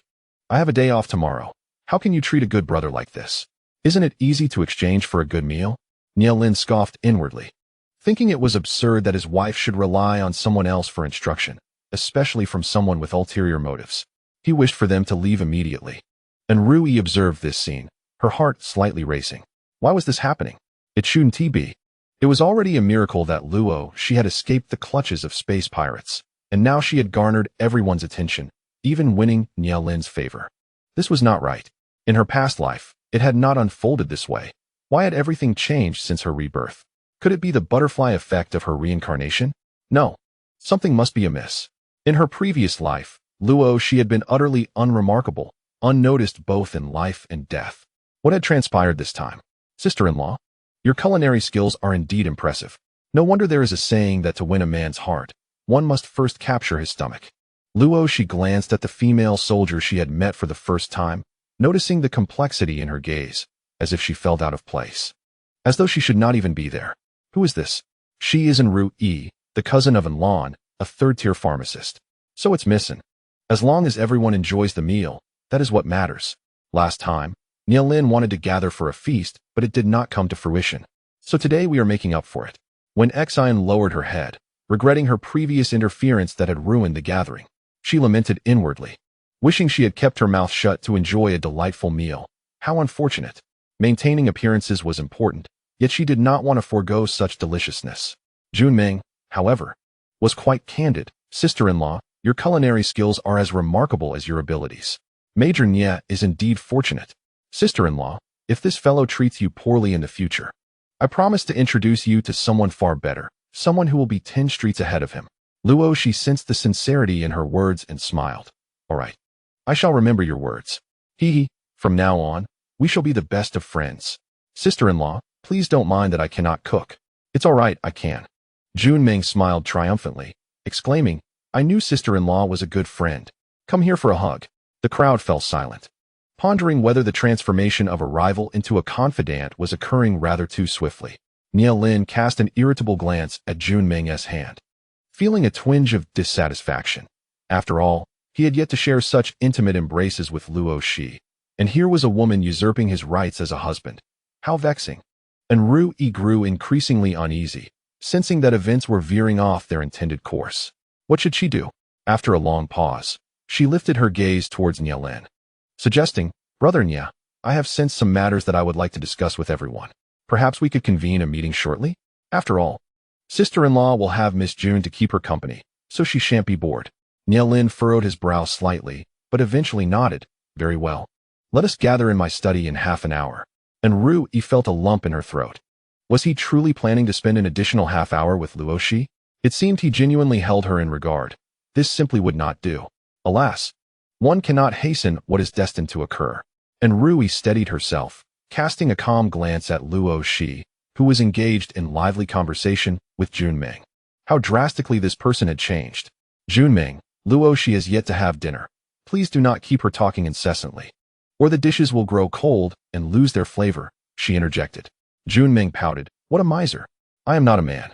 Conversing with your woman will not lead to any untoward consequences. Why the haste? Nonetheless, she complied and released Luo Xi. Luo Xi paid little mind to their banter. After a busy afternoon, she was indeed a bit hungry and resolved to focus on her meal. The others sat idly, watching her eat daintily, reflecting on how their previous dining behavior had been rather uncouth. However, could one bowl of rice truly suffice for sister-in-law? They glanced at the empty rice pot on the table, suddenly feeling a pang of guilt. Sister-in-law, may I assist you with another bowl? That little bit of rice hardly seems adequate, and Rui offered. Luo Xi looked up at her and replied, no need. One bowl of rice and one dish is sufficient. If I am still hungry later, I can eat something else. After all, we have plenty of provisions. Nielin chimed in from the side. Luo Xi nodded. Yes, I understand. What a peculiar scene this was. Why did it feel off-kilter to them? Ning Qingying surveyed the group and mused internally, a bunch of fools. They are all emotionally inept men. Can't they see that the boss's feelings towards sister-in-law have changed? The only two emotionally intelligent women present were both harboring affections for the boss. What a predicament. Fortunately, Junming seemed to have given up, yet. One could only wonder how long Rui intended to persist. Though she concealed her intentions well, he had still discerned her thoughts, and the boss likely remained oblivious. Ah, what a troublesome situation. After Luo, she had dined satisfactorily. Nielin instructed the intelligent housekeeper to tidy the kitchen and suggested that Luo Xi and Junming relax in the living room while they retreated to the study for their meeting. Junming scoffed. That woman, Rui, is truly cunning. She comes here for a meal, yet seeks to exert her influence. I wonder what pressing matters she believes warrant dragging those individuals into a meeting. That is their business. We need not concern ourselves with it. You are rather oblivious. And Rui is far from simple. 2 years ago, she was merely a first-level pharmacist, yet after returning from a secret realm trial, her progress has been extraordinary. Advancing a level each year, she has swiftly risen to a third-level pharmacist, while her mental prowess has escalated from second to fourth level. Such rapid advancement rivals that of a prodigy. Were it not for this, she would not have qualified for the special operations team. You ought to be wary. She might steal your man. Luo Xi rolled her eyes. I am indifferent to her.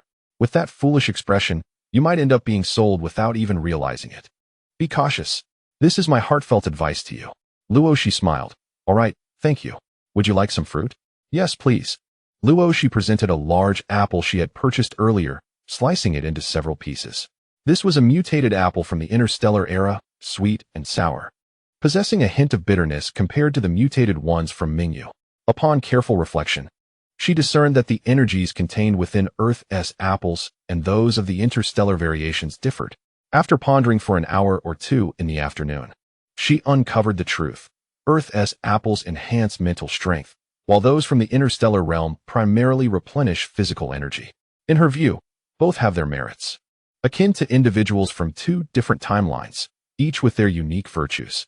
Shishi, do you not care about what they are discussing in the meeting? Junming remarked, observing someone engrossed in her apple, unable to suppress her urge to interrupt. Luo Xi glanced toward Nialin's study. That is their affair. It does not concern me. Worrying too much can hasten a woman's aging. Junming stared at her for a good 10 seconds before ultimately conceding with a sigh. I truly do not understand what goes on in your mind. Nielin is your man. How can you be so indifferent to the secrets he keeps from you? As a reincarnator, he must be concealing many military secrets from me. If I were to dwell on this, wouldn't I lose all my hair? I yield to you. Fine, remain composed. I shall not meddle in your affairs any longer. Junming cast a petulant glare at the study. Over the past 2 years, the woman she has found most irksome is that little girl, Rui. Though younger, she possesses more cunning than anyone else. Often, Junming feels as if she is not dealing with a mere 20-year-old girl, but rather a seasoned old hag who has lived for decades. Luo Xi felt somewhat helpless regarding Junming's demeanor. They had been rivals earlier that morning, yet by evening, she had transformed into a caring confidant. This was quite illogical. Even if she is an easygoing girl, Such a swift adjustment of mindset seems implausible, unless her feelings for Nielin are not rooted in love. True love is not so easily relinquished, even for sages. However, she is indeed curious about Enrui, so while accompanying Junming, she quietly extended her mental energy toward Nielin's study. Then she overheard the following conversation. Big brother Nia, although I do not wish to be suspicious, the various behaviors of sister-in-law since returning from the Star Pirates have compelled us to harbor doubts. My last perception indicated that you would encounter peril while escorting Miss Lanya, and that my sister-in-law would face a grave calamity. At that time, I could not discern the nature of the impending disaster, so I merely cautioned brother Nia to protect her. Upon your return, I had an unusual dream wherein my sister-in-law met her demise during that calamity, falling victim to the hands of the Star Pirate, the remnant wolf, as Enrui stated. Nielin furrowed his brow, but her survival implies that your precognitive abilities are flawed. Foreknowledge serves merely as a suggestion, it does not guarantee an inevitable outcome. If human strength is formidable enough, it may alter the original fate. Otherwise, why would prominent families seek out seers with extraordinary powers? Indeed, the eldest's words rang true. My sister-in-law is Luo Xi of the Luo family and has not been replaced. And Mimi, your worries are unfounded, as this is the result of my personal investigation. Lu Qing remarked. Enrui grew anxious, but one cannot afford to disregard the possibility of the unforeseen. Then let us await the outcome. I trust my instincts. Luo Xi will not harm us, Nielin replied calmly. This was his genuine intuition, lacking rational basis, yet he was willing to embrace it. Enrui looked at him in shock. Brother Nia, have you fallen for her? This cannot be. She is not your destined lover. Nielin's expression shifted. Oh, she is not. Then who is my fated partner? Enrui opened her mouth to respond, but swallowed her words. At that moment, if she claimed to be that person, not only would Nielin not believe her, but others would also doubt her sincerity, possibly perceiving her as envious of Luo Xi. Yet, in her past life, she truly was Nielin's second wife. Why had circumstances changed upon her rebirth? If Luo Xi remained alive, how could she marry Nielin? Rui, I believe you are simply exhausted. If my sister-in-law truly poses a threat, what do we have to fear with the rest of us watching over her? Can she truly wield such extraordinary powers? You ought to relax and not strain your nerves over matters of foresight. We do not distrust you. Your precognitive abilities have helped us evade several troubles over the past 2 years, and we have faith in your talents. However, one must not become overly reliant on such abilities. They are not everything. A calm mindset is essential, and Lan gently reassured her. Ultimately, she is my cousin, and I do not wish for her to lose her composure. In truth, he had a lingering suspicion that Rui had developed feelings for Nielin. This was not an unspeakable matter, but Nielin was already married, and even if he held affection in his heart, it would not justify actions that defy morality or lead to the defamation of others. The Yin family, as one of the 20 great clans, adheres to a lineage precept. A member of the Ning family must not harm others for personal gain. Failure to adhere will result in expulsion from the clan. The atmosphere in the study grew heavy, and Rui wished to convey that her ability was not foresight, but rather the knowledge of all truths acquired through her rebirth. Although this stemmed from her past life, it was precisely these occurrences that fueled her persistence. However, she had initially claimed her ability was precognition to draw closer to Nielin, and had utilized past events to assist Nielin and his team in avoiding several predicaments, thus gaining their trust. Now, to reveal her true nature would mean losing that trust altogether. Sai, what should she do? If your only concern is with Luo Xi, then I shall take care of her myself. There is no need for you to intervene. She is now my wife, and I do not wish for any of you to trouble her for any reason. If you fail to remember this, I will consider any ensuing events as a sign of your disrespect and provocation towards me. Nielin spoke coldly. These words only deepened Enrui's anguish. Why was it that not only had Luo Xi survived, but Nielin also defended her so fervently? At this rate, when would she ever find her own place by Nielin's side? Why must that detestable person remain alive? Lanya Luo was utterly useless, coming from a prominent lineage, yet unable to eliminate even a small obstacle. How could a woman like her dare to covet Nielin? What a foolish dream. In her past life, she had never garnered Nielin's favor, and in this life, it was even more impossible. However, if she wished to return to Nielin's side, she must first eliminate the unpredictable factor that was Luo Xi. This task would have to be executed by another. She could not afford to be the villain. Nor could she stain her hands with blood and risk Nia Lin's disdain. At this moment, and Rui was completely oblivious to the fact that her intention to use others to harm Luo Xi was itself a malicious act. She believed she was merely observing, biding her time to reclaim the identity of Madame Nia, at worst merely adding fuel to the fire, which she deemed harmless. Upon hearing this, Luo Xi withdrew her mental energy. Why was Rui so certain that she would perish at the hands of the star thieves? Was her ability a prophetic one, followed by dreams of her own demise? This development seemed reminiscent of, yes, reincarnation. If she were not a reincarnator, how could she speak so definitively about when she should die? If she had not traversed through time, and Rui's words would indeed hold merit, suggesting she was aware of the current narrative. A reincarnator was she? How intriguing. Since she had set her sights on Luo Xi, it would be unwise not to engage with her. Perhaps an opportunity for a private conversation would yield fruitful results. After all, she still possessed quite a few truth elixirs. Wasting one on a local reincarnator seemed a small price to pay. Having come to this conclusion, Luo Xi smiled as she savored her apple, occasionally responding to Jun Meng's remarks, her nonchalant demeanor infuriating Jun Meng, who found herself at a loss. Finally, upon seeing Nia Lin and the others emerge from the study, Jun Meng scoffed. "Oh, your little team meeting lasted less than 20 minutes. How brief." And Rui's expression was evidently displeased, tinged with melancholy. Luo Xi paid her no mind, as she typically did not concern herself with those harboring ill intentions, preferring to handle matters at the opportune moment. Ning Qingying chuckled. "Sister Meng, you jest. We merely discussed the Team-S development. There was nothing of great importance. Go ahead and fabricate your tales, as long as you are not afraid that your sister-in-law may withhold her culinary delights in the future." The food enthusiasts among Ning Qingying fell silent, cautiously glancing at Luo Xi, their eyes pleading for favor. Luo Xi felt a shiver at their gaze and could not help but assure them, "Do not heed her nonsense. I will call everyone for a meal when I have the time." "Thank you, sister-in-law." Lu Qing hopped over, a pained expression on his face, and said, "Sister-in-law, I'm the weakest among us. They are all formidable ancestors and warriors, while I belong to the logistics and medical department. My physical strength and mental fortitude are considerably inferior to theirs.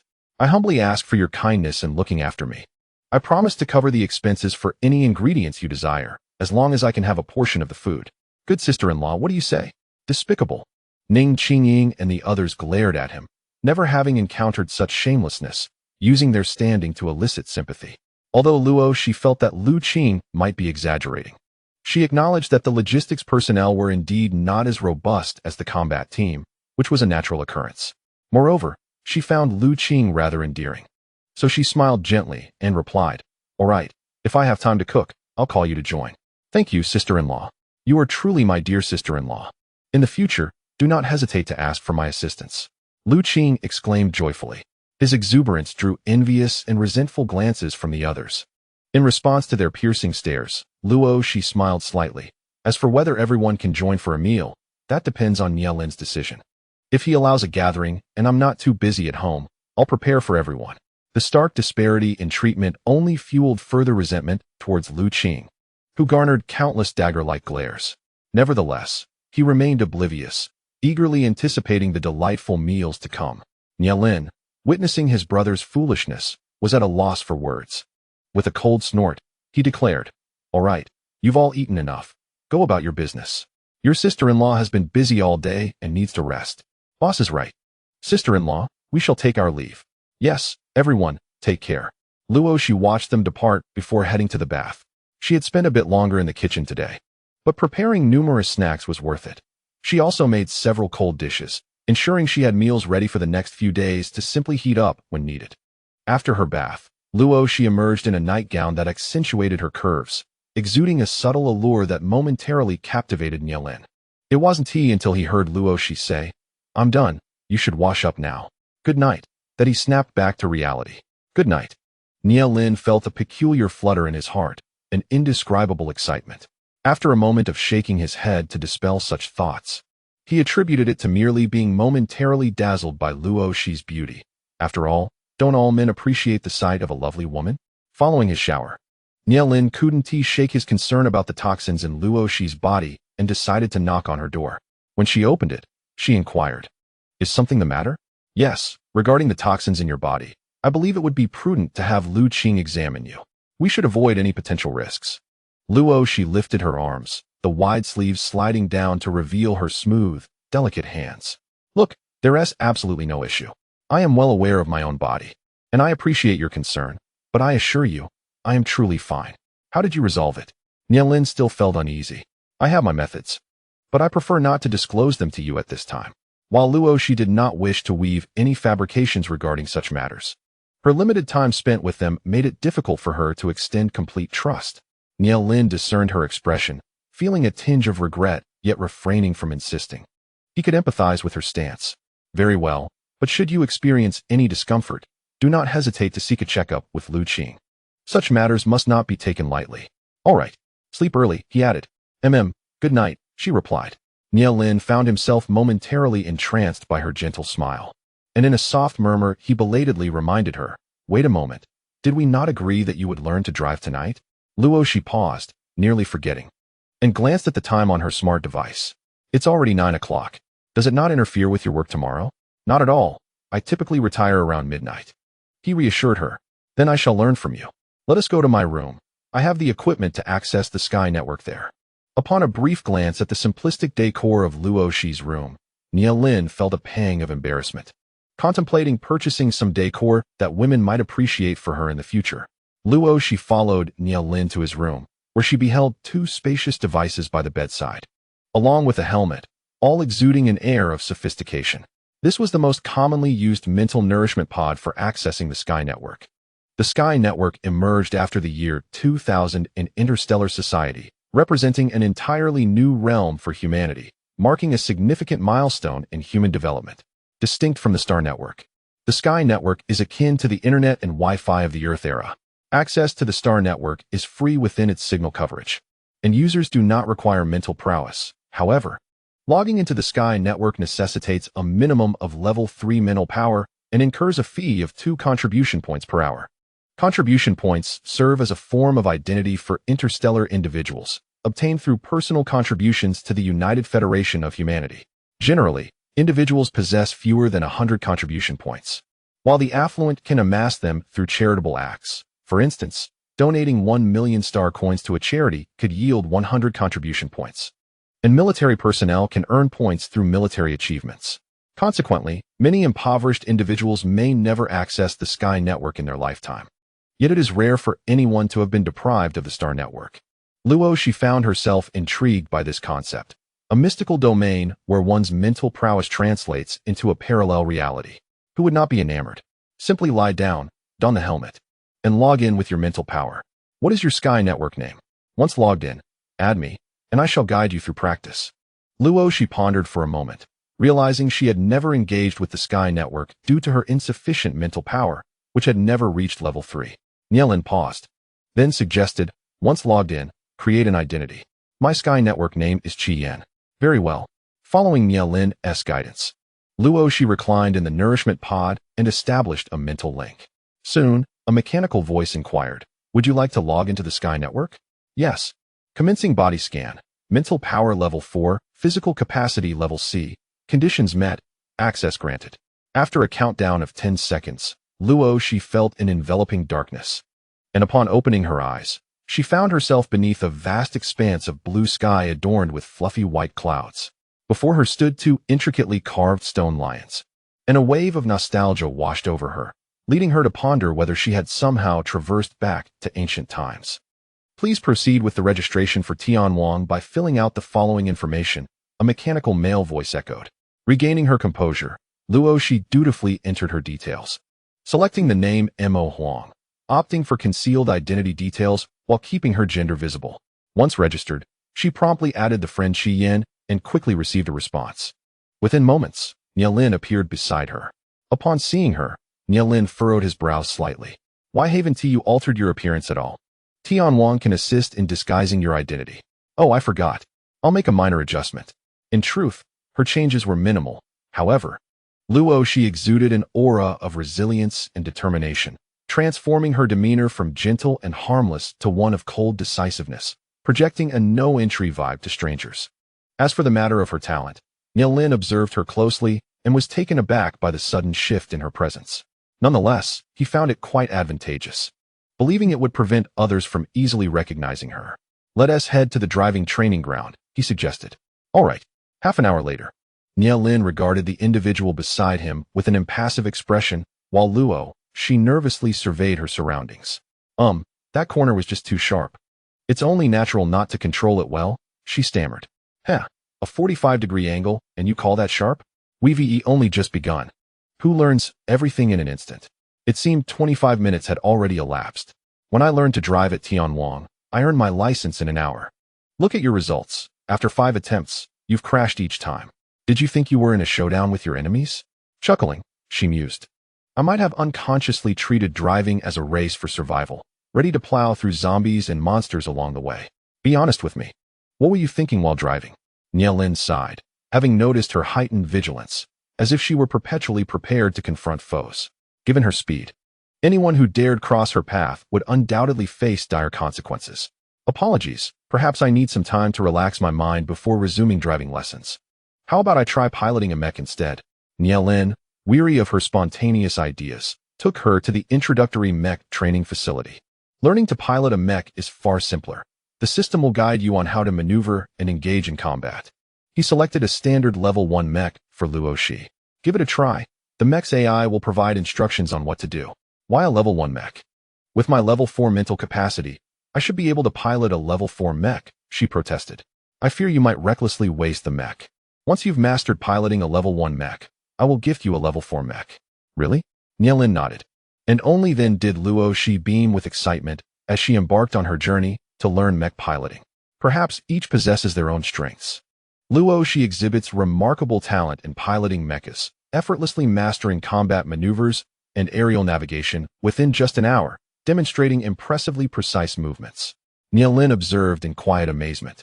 With such aptitude, should she synchronize her mental energy with a mecha in the future, she could undoubtedly reach astonishing heights, provided her mental fortitude is sufficiently robust. It seems imperative to have a mecha custom-tailored for her development. After indulging in the activity for over half an hour, Luo Xi vacated the mecha, noting that the hour was late. Let us log off and take a rest, she suggested. All right, he replied. By the way, I heard that mechas of level 7 and above can transform. Why not assist me in acquiring a level 7 mecha? Lin frowned slightly. Your current mental energy is at level 4, which is still a considerable distance from level 7. Even if I were to prepare one for you, it would be uncertain when you could utilize it. Perhaps it would be wiser to start with a level 4 mecha. Just prepare me a level 7 mecha, ensuring the performance is as optimal as possible. I will find ways to earn more money for you, she insisted. It is not merely a matter of finances. Piloting a mecha beyond 1's level can inflict severe harm on the body. Luo Xi cast him a glance. I am aware of that. However, I will not take long to attain level 7. Lin felt a lump in his throat. Did she truly understand the gravity of reaching level 7? Did she think that simply wishing to break through would suffice? I comprehend the limits. Crafting a mecha is not a trivial endeavor. A level 7 mecha requires several months of meticulous work. I assure you, within a year, I will ascend to level 7, so please prepare accordingly. Rationality informed him that such aspirations were unattainable, yet he inexplicably trusted that she was not deceiving him. With a resigned sigh, he acquiesced. Very well, I understand. A level 7 mecha will cost at least 10 billion. If the performance is exceptional, it could be 2 or 3 times that amount. That is of no concern. I shall strive to earn the money. As they walked, Luo Xi suddenly inquired, do you think my truth pill could fetch 1 million if sold? Lin paused, then chuckled dryly. That would depend on the buyer. For someone in need, 1 million would certainly be justified. It appears selling it may not be as straightforward as anticipated. Alternative methods to earn money must be considered. I wonder how much those recovery pills stored in my space could sell for. In terms of value, they are undoubtedly more precious than the truth pill, yet each sale diminishes my stock. This world is fraught with peril. Retaining some for personal safety is prudent. Perhaps I should sell some to Lin. At least it would benefit me in return. Frustratedly tugging at her hair, Luo Xi realized she needed to find a means of income to sustain herself. But what could she do? Sell clothing design sketches?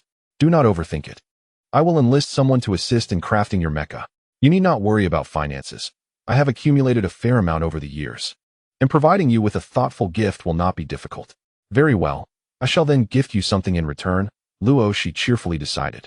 contemplating presenting him with a few recovery pills, both high and low grade, to enhance his chances of survival. After all, even if a level 7 mecha costs 10 billion, it pales in comparison to the value of Major Nia's life. Thus, the decision was made with delight. As Luo Xi felt invigorated, she followed Nielin, preparing to leave the Skynet. Qian, it's truly you. Suddenly, they found themselves cornered in the offline hall.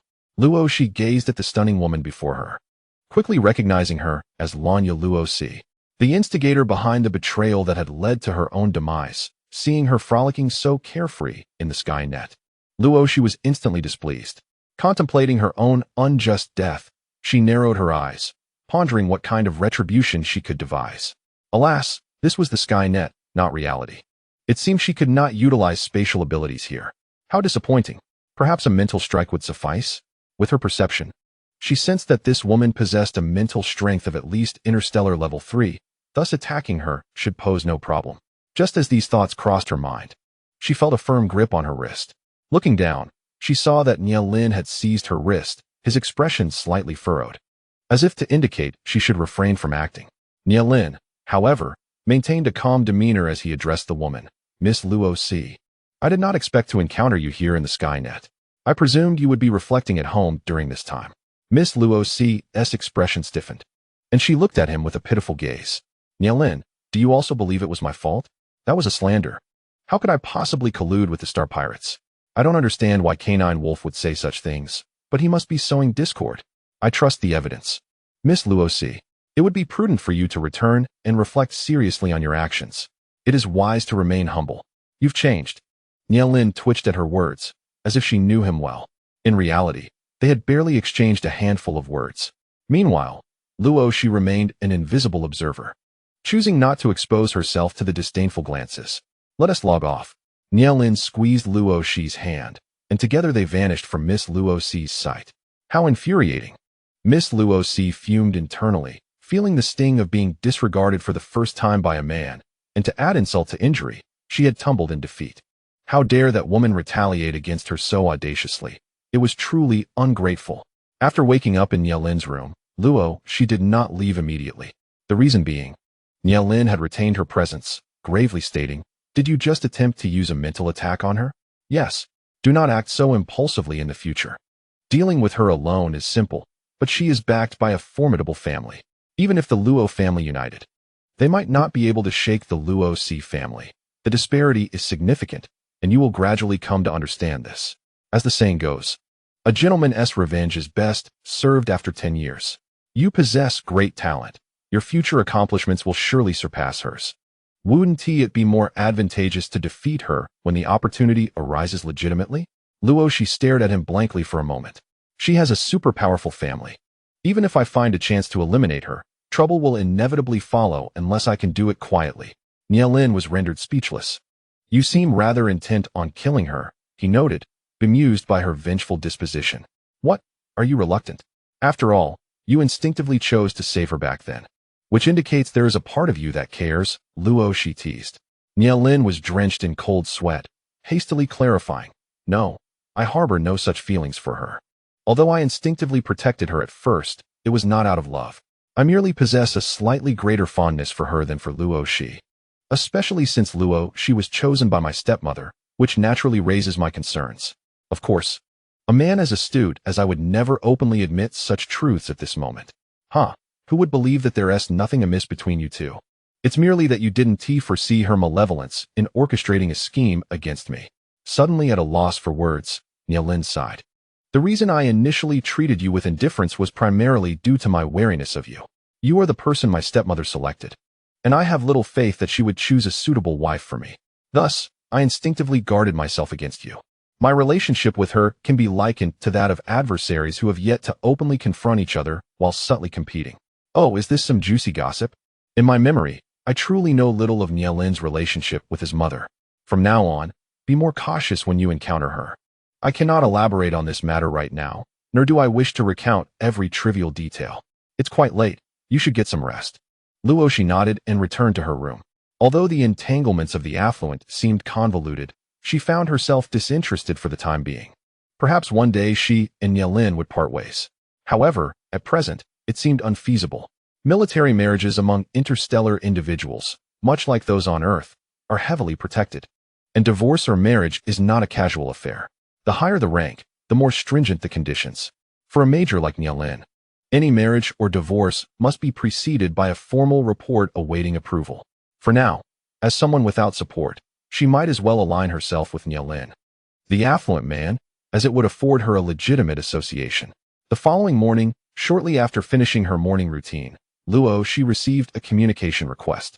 Upon connecting, she found herself momentarily stunned by the presence of an exceptionally handsome elite on the screen. The vivid reality took her a few moments to acclimate to. Good morning, Miss Luo. I am Luo Xi, the behind-the-scenes owner of a boutique. Previously, my store manager lacked the foresight, compensating you based solely on notoriety, resulting in an inadequate payment for your design drafts. Yesterday, upon witnessing your blueprints, I was utterly captivated, prompting me to reach out for a discussion regarding our collaboration. Oh, hello. My surname is Xianyuan, and you may refer to me as Xianyuan Wuxiao. My passion lies in business. Haha. Greetings, Xianyuan Wuxiao. I have increased the price for your previous designs to 1 billion for each outfit, a buyout price. And I hope that for any new garments you create in the future, you will prioritize collaborating with us at the same rate. For more intricate designs, we can negotiate the price further. In recent days, Luo Xi had garnered some understanding of the population dynamics among interstellar beings. The development of planets had provided humanity with a dimensional expansion of living space, especially after a millennium of interstellar exploration, during which numerous new planets were developed, rendering the notion of overcrowding obsolete. However, in stark contrast, the fertility rate among humans has significantly declined. According to official statistics, the average individual is unlikely to bear more than 3 children. After millennia of development, the interstellar population has reached an objective figure, exceeding 10 billion. Thanks to the extension of life expectancy, there are more than 10 habitable planets, thus the population density on each planet remains remarkably sparse. Naturally, a few central planets do exhibit a relatively higher population density, akin to the variation found in the capitals of different nations. As per Nielin's exposition, the Xianyuan family has established a substantial business presence, with operations on nearly every planet boasting a larger population. Much like clothing, if they sell to the common folk, earning 1-star coin from each of the 8 billion inhabitants would yield an impressive sum of 80 billion. Not to mention that garments typically generate more than a single star coin in profit. In light of this, a buyout price of 10 billion for a set of clothes is hardly exorbitant. Noting that Luo Xi remained silent, Xianyuan Fifth Master assumed her dissatisfaction. Yet, under his minimum price, 10 billion seemed reasonable. After all, while he acknowledged the allure of the garments and believed they would sell well, they had yet to reach widespread acclaim. The 10 billion price was also established with consideration for Nielin and Ning Qingying, as it is customary for newcomers to face price reductions. Does Miss Luo have any grievances? Upon regaining her composure, Luo Xi smiled faintly. It is quite fair. Nielin mentioned that a design master's clothing line is priced in the tens of billions. I do not consider myself a design master, so 10 billion is already considerable. Precisely, I have an idea. From the earnings of each of my design drafts, I propose to allocate half to establish a charitable fund aimed at assisting injured soldiers on the battlefield. Those who cannot fully recover after public treatment could continue their care under my charitable institution. You, as a businessman, would surely know the best way to facilitate this. Xianyuan Fifth Master's gaze flickered, then he nodded. Excellent, Miss Luo. Your intentions are commendable, and I shall have arrangements made. Indeed, if our collaboration proves fruitful, I will prioritize working with you on any future ideas I may have. That would be ideal. Here is a draft of the 2-part contract I have prepared. Please have a look and sign. Luo Xi received the contract, swiftly perusing it, and finding no significant issues, she promptly affixed her signature, subsequently inscribing the name Mo Huang beneath the designer's title. From now on, my design name shall be Mo Huang. Very well. Additionally, I wish for my previous clothing designs to cater to the masses, ensuring accessibility for many. Should you wish to pursue a high-end line, I can provide differing styles for that. Understood. Ah, this individual is quite agreeable, Luo Xi mused, momentarily swayed by Xianyuan Fifth Master's gentlemanly demeanor. Little did she know, she would soon discover that he was a relentless capitalist, devoid of compassion in times of exploitation. However, such revelations were for another time. At present, Luo Xi remained in high spirits. Miss Luo, here's to a prosperous partnership, to a fruitful collaboration. Indeed, I have heard that Miss Luo was previously injected with a new toxin by the savage wolves, and the Research Institute of the Ross family has yet to develop an antidote. However, you have already neutralized the poison. I wonder if Miss Luo would be interested in engaging in this business with me? Oh, has he investigated this matter as well? It is evident that he belongs to the Xianyuan family, whose methods are quite extraordinary. Miss Luo, please do not be upset. I assure you that I have no inclination to pry into your private affairs. It was Nielin who informed me, as he sought my assistance when he could not find the antidote. He hoped that I could leverage the Xianyuan family's influence to pressure the Ross family into developing the antidote in the shortest possible time. Is that so? Luo Xi was unaware of this, but it seems that there is no such thing as a free lunch. I wonder what price Nielin had to pay. If it were merely a matter of personal favor, she doubts it would compel the Xianyuan family to exert pressure on the Ross family. After all, this is a clash between two superpowers, far from a trivial skirmish. In fact, according to my sources, the Ross family's institute is still unable to produce the antidote and will conservatively require at least another 6 months to do so. That toxin is indeed quite sinister. If I were to have Lanya Ross herself poisoned and then compel her family to purchase the antidote from us, wouldn't that be most gratifying? Thinking of it this way does indeed seem delightful. Luo Xi's eyes sparkled. The idea of that woman being injected with her own research's toxin, only to find no antidote, is quite amusing. However, this matter requires careful consideration. The antidote is not something to be taken lightly, and she would be using her wood-based abilities to neutralize the poison. If she were to save someone, would exposing her abilities not be a tad risky? Seemingly sensing her hesitation, the gentle voice of Xianyuan fifth young master resonated once more. Miss Luo, I dare say that in this world, there is no one whom the Xianyuan family and the Nye family cannot protect. You may rest assured in providing the antidote. Luo Xi gazed at Xianyuan fifth young master in a daze. This handsome man truly possesses striking features, with charming brows and bright eyes, seemingly trustworthy. Moreover, being alone in this world, having such a person as a support would indeed be a favorable choice. However, nothing is absolute. To ensure the other party's sincerity, it is prudent to have some form of guarantee. After contemplating, she smiled warmly at him. This collaboration is not out of the question, but I would need to meet with you in person to discuss further. Xianyuan fifth young master was taken aback. She wished to meet him face to face? Was this request somewhat peculiar? In this day and age, it is rare for people to conduct business in person. Most interactions occur online, which is scarcely different from meeting face to face. If Xianyuan fifth young master believes he possesses sufficient value, he may come. If not, he may disregard my words. Luo Xi felt no anxiety. For her, it was merely a matter of selecting a reliable and agreeable partner. Xianyuan fifth young master's brow twitched. Very well. I accept your proposal. I happen to be quite close to Zhu Yueshing today. Let us dine together tomorrow at noon. That is agreeable. At that time, fifth young master may visit the military district as a guest. After all, you are friends with Nielin, and it would be a matter of courtesy for us to host you. Oh, how intriguing. Xianyuan fifth young master smiled. I look forward to your culinary skills. Alas, this matter has undoubtedly been disseminated by Ning Qingying and her companions. It is truly perplexing. Such gossip should not circulate. Are they not women? After the communication was severed, Xianyuan Wu Xiao sat quietly in his office, a melancholic smile gracing his lips. Initially, everyone harbored doubts about Nielin's choice of spouse. Yet it now appears to be an unexpected delight. However, I am curious as to why that woman insists on meeting in person. CEO, you seem to be in good spirits. Indeed. Tomorrow, Secretary Ning will accompany me to Zhu Yueshing. Should you wish to visit your wayward brother, that opportunity is also available. Secretary Ning is none other than Ning Qingying's elder sister, Ning Fengya. Although she initially opted for a clerical position due to her lack of physical prowess, she found herself envious of the training in the military and ultimately became Xianyuan Wu Xiao's secretary. The two have grown up together, and when it comes to finances, they undoubtedly prosper together. Although she bears the title of secretary, her wealth is considerable. The person she is most concerned about is her younger brother, Ning Qingying.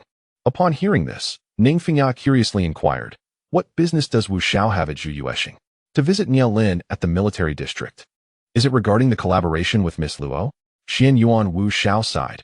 Intelligent individuals tend to be easy to converse with. Luo Xi has requested a face-to-face discussion concerning the antidote. Ning Fengyao was instantly taken aback. Are you implying that the antidote was indeed developed by her? Otherwise, how could it be explained? Lu Qing was unable to research it, and no one else has interacted with her. She recovered on her own, surely. It cannot be attributed to divine intervention? Haha, certainly not. In this world, who still believes in such superstitions? Ning Fengyao then adopted a serious demeanor. Wu Xiao. The other party may not be simple. You must handle this matter with caution. Though I do not believe she harbors ill intentions, she is not yet someone we can fully trust. Better to be prudent. I understand. For some reason, I perceive sincerity in her expression. She does not strike me as a petty individual. Ning Fengyao regarded him with a peculiar expression. You wouldn't be smitten at first sight, would you? Preposterous. Am I truly so lacking in discernment? Who can say? Is it not often said that love knows no borders or boundaries? One can fall for another in just a heartbeat, perhaps even in that very moment of eye contact. Nonsense. Xian Yuan Wu Xiao scoffed, then shifted the topic. Forget such trivialities. Please compile a list of business matters we might address during our visit to Zhu Yueshing. Since we are making the trip, we ought to maximize our time and resolve as many issues as possible. Humph, you taskmaster. Did you not invite me to see my brother? Now you burden me with responsibilities. Sister, time is money. Without funds, how could you possibly maintain those extravagant skincare products? Ning Fengyao huffed, strutting away in her high heels from Xian Yuan Wu Xiao's office. Just then, his communicator buzzed, and upon answering, he was met with a grave visage. His smile promptly faded. Elder brother, what do you need? I have heard that you instructed your subordinates to take action against the Ross family. Indeed. They have offended my friend and are quite malicious. You know I have always held disdain for such individuals. Xian Yuan, the eldest, sighed. That woman is indeed somewhat ruthless. But she ultimately belongs to the Ross family, and she is of the direct line. You should exercise caution in your dealings. It's difficult. I just promised someone I would deal with her. Xian Yuan's expression tightened further, his normally impassive face betraying a hint of concern. Xian Yuan, the fifth, sighed, aware that his elder cousin was overthinking the situation. Being overly cautious was rather dull. If he wished to confront Lanya Ross, so be it. After all, who could blame him for addressing someone with such a venomous heart? In their generation, there are few peers within the Xian Yuan family. There are only 7 of them. Their fathers, for brothers, have always supported one another, avoiding any family strife, creating a stark contrast to the atmosphere surrounding the Nye family. After meeting Nye Lin, he felt a pang of sympathy for that young man. It seemed only right to support him within his own means. Look, ISNT their good fortune at hand.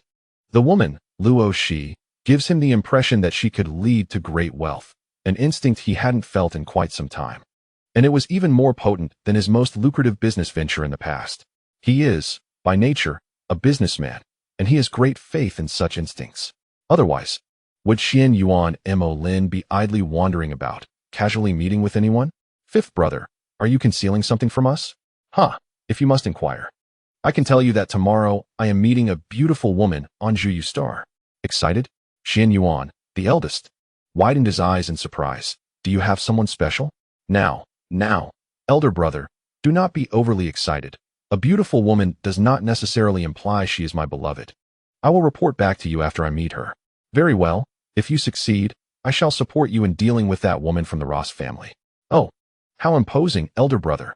As the prince of the military, your support means that this time, the goddess Lanya will surely be dealt with decisively. Xian Yuan, the fifth, felt no guilt for misleading someone, and he cheerfully ended the call. Xian Yuan, the eldest, with a buoyant spirit, sent a message to his grandfather. Grandfather, it seems that the fifth is looking for a girlfriend. At the Xian Yuan ancestral home, upon receiving the message, the elder jumped up and immediately contacted his eldest grandson. Is what you say true?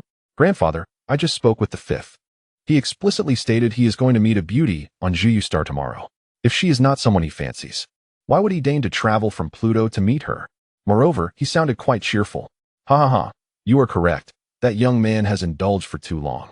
I have longed for a great-grandson, yet he has been idle, neglecting serious matters. What does it matter how much money he makes in business if he cannot even bring me a great-grandson? Xian Yuan, the eldest, chuckled awkwardly after leaving the military. His grandfather had taken to meddling in the affairs of the younger generation, particularly enjoying the competition among them, which caused quite a headache for the brothers. Regrettably, among the 7 brothers in their lifetime, for have already wed, yet after many years of marriage, only the second brother has been blessed with a son. The remaining 3 brothers remain childless, much to the chagrin of their grandfather, who finds himself at a loss when competing with his old friends over their grandchildren. This has led him to pressurize them to strive harder. Now, he fixates on the matrimonial prospects of the remaining 3 brothers, driven nearly to madness. His fervent communication with his grandfather is, in part, an attempt to alleviate the burden on his elder siblings. Unbeknownst to him, Luo Xi, who has been misinterpreted, remains composed as she contemplates how to concoct an antidote for Xianyuan Wuxiao.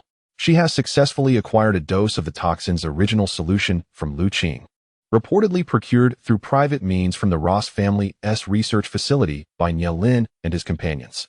Sister-in-law, what do you intend to do with this? It's perilous. It's best not to meddle with it. I'm not meddling. I aim to create an antidote. Lu Qing's eyes sparkled with excitement. Sister-in-law, allow me to be your assistant. I am at your service. Very well, but doesn't your laboratory have surveillance? Come to my home instead, and bring a complete set of experimental apparatus. As long as they could figure out how to conduct the experiments, Lu Qing eagerly used a spatial device to transport a set of equipment to Luo Xi's residence. They chose Nie Lin's study as their makeshift laboratory. Luo Xi first produced a detoxification pill for Lu Qing, instructing him to test its ability to neutralize the toxin. When half a detoxification pill was combined with half a vial of the toxic liquid, the originally purplish-red toxin gradually transformed into transparency, albeit retaining a slight hint of purple. Lu Qing was elated and promptly began to assess the properties of the neutralizing solution. After some analysis, he excitedly declared to Luo Xi, sister-in-law, "We have succeeded. We have succeeded." "Oh, is it a complete detoxification?" "Not entirely. It merely prevents death or frenzy. However, it will inflict damage on the mental faculties, likely reducing one's mental capacity by 2 levels. At this revelation, Luo Xi's eyes gleamed with excitement. "Are you certain this is true?" "I am 99% confident. The residual purple substances are responsible for the mental degradation, although their concentration has been significantly diluted, so it won't entirely incapacitate one's mental capabilities." "Excellent. This antidote is perfectly suited for the goddess Lanya. While it won't incapacitate her mental faculties, a reduction of 2 levels would surely distress her. If it were to completely incapacitate her, she would undoubtedly blame the antidote for her plight." "Haha, fortune smiles upon me." Luo Xi's eyes sparkled. "Lu Qing, dinner is at my place to celebrate." Lu Qing, feeling bashful, scratched his head and replied, "This is all thanks to you, sister-in-law. I merely analyzed the data." "No matter. I lack your prowess in data analysis. Please investigate the remaining half of the detoxification pill and see if you can replicate the antidote. If you succeed, a grand reward awaits you." Lu Qing cherished the remaining half of the detoxification pill, recognizing it as a treasure. He was utterly captivated by the remarkable item his sister-in-law had procured, one he had never encountered before. Oh, how exhilarating. There is yet another avenue of research. The exuberant Lu Qing could not resist the temptation to send a message in their small team chat.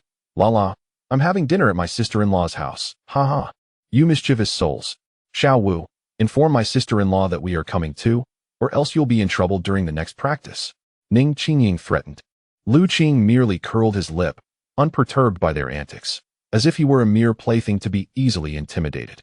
However, feeling in good spirits today, he decided to let it slide, promising to inquire with his sister-in-law, who was also in exceptionally high spirits. After sending the message, he cheerfully approached the kitchen. "Sister-in-law, the foodies wish to join us for dinner. May I invite them?" "Sure, but let them bring their own food. I'll provide the dishes," she replied. "All right then." Lu Qing gleefully relayed the outcome, and then immersed himself back into his research. How delightful it was to follow his sister-in-law and enjoy a hearty meal. Luo Xi did not mind their presence at dinner. However, she was well aware of their enormous appetites and preferred not to cook multiple pots of food for them. The weather was splendid. Tomorrow's collaboration was bound to proceed smoothly, and she hoped that Xianyuan Wuxiao would not disappoint her. As she contemplated the principles of sincere cooperation, Luo Xi courteously sent a message to Xianyuan Wuxiao. "I have just had a serious discussion with Lu Qing. The antidote is not an issue, and we can discuss the collaboration in person tomorrow." Upon receiving her message, Xianyuan Wuxiao smiled, realizing that she indeed held the key to the matter. Luo Xi was merely a data analyst, and his conjectures had proven accurate. The following day at noon, Xianyuan Wuxiao arrived at the entrance of the Zhu Yuexing military district, accompanied by his secretary and 2 bodyguards. To avoid drawing too much attention, he had deliberately disguised his appearance. However, his entry registration still bore his real name. The guards at the gate, though recognizing the name, did not react, as it was unlikely for the young master of the Xianyuan family to visit their somewhat remote planet for leisure. Arriving just before 1 o'clock, coinciding perfectly with lunchtime, he was greeted warmly by Nielin upon entering. Xianyuan Wuga, you indeed came. Please come in. Xianyuan Wuxiao assessed Nielin and noticed his noticeable growth and strength. Impressive. What would you like to drink, brother Xianyuan? Wine or juice? Juice, please. I'm a bit parched after the flight.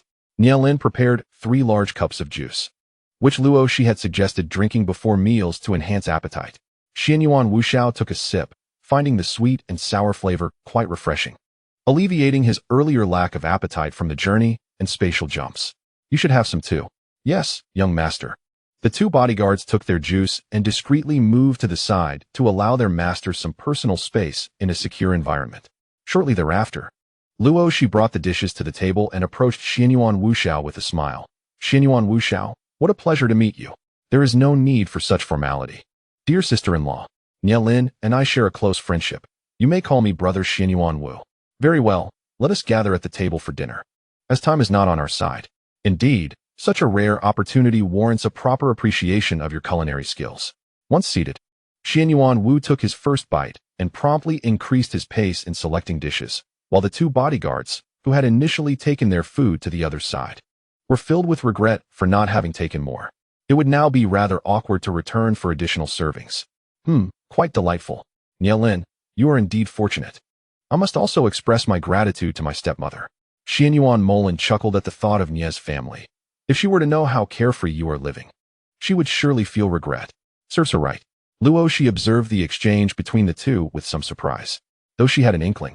She hadn't anticipated the depth of camaraderie between Nielin and Xianyuan Wu. Their interaction bore the semblance of a brotherly bond, yet she knew her business must take precedence.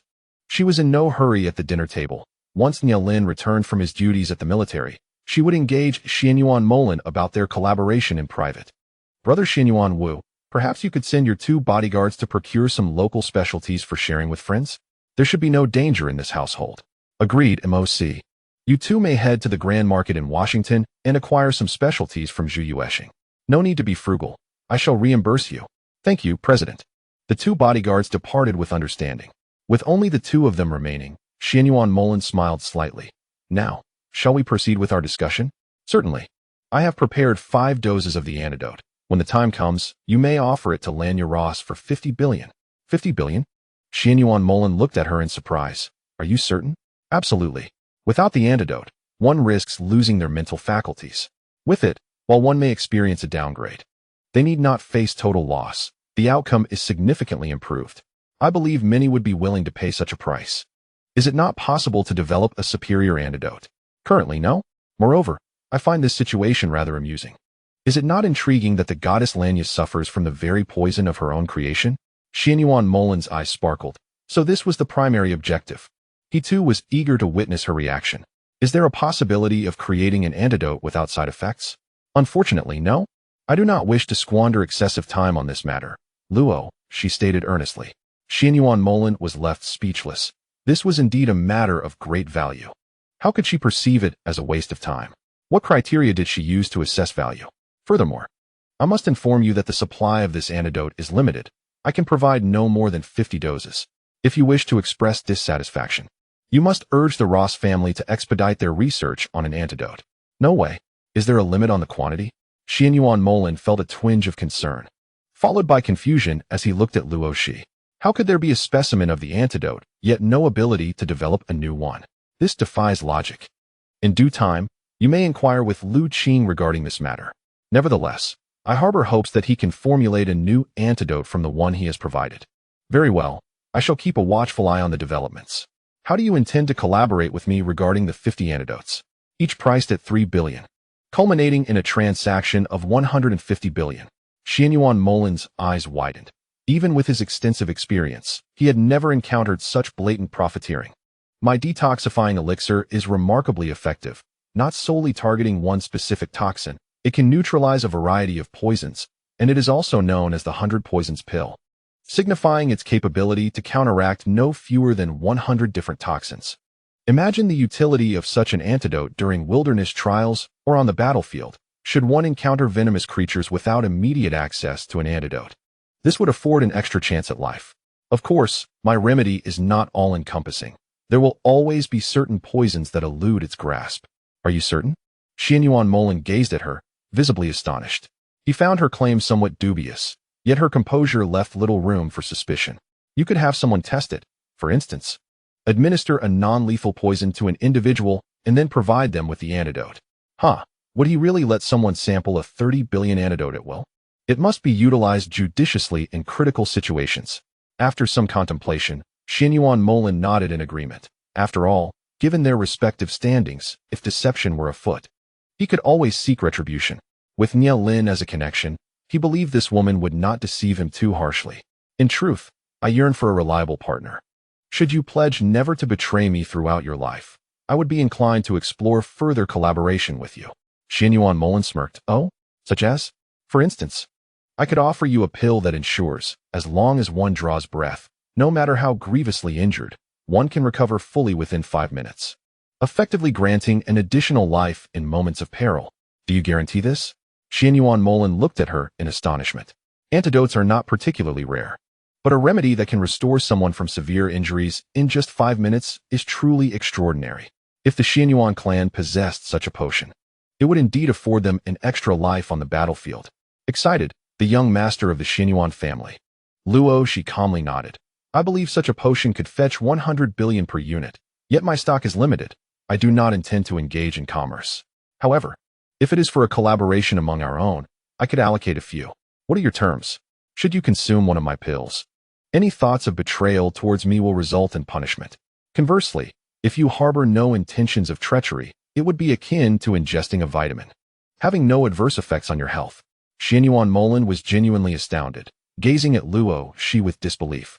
How could you possess such treasures? I stumbled upon these by chance. Since Nia Lin cannot lead the Nia family, I considered you. After all, we have previously collaborated, and deepening our relationship would facilitate matters. I can provide you with one of these anti-betrayal pills free of charge for your use. You may employ it against those who have betrayed you. I am certain the outcome will delight you. Luo Xi presented him with a small vial containing merely a single pill. Xianyuan Molan, upon receiving it, regarded her with a hint of amusement. Are you not concerned that I might seize control and rob you at this very moment? Luo Xi smiled gently. Such actions would be to your detriment. How charmingly confident she appears. After a moment's contemplation, Xianyuan Molan stowed the pill within his spatial device and remarked, Now, hand over the antidotes as well.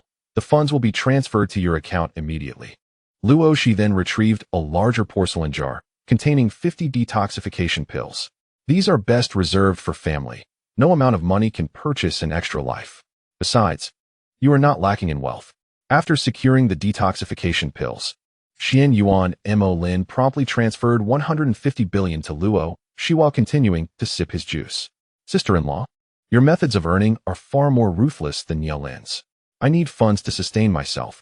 His wealth is not mine to possess. So any amount he offers matters little.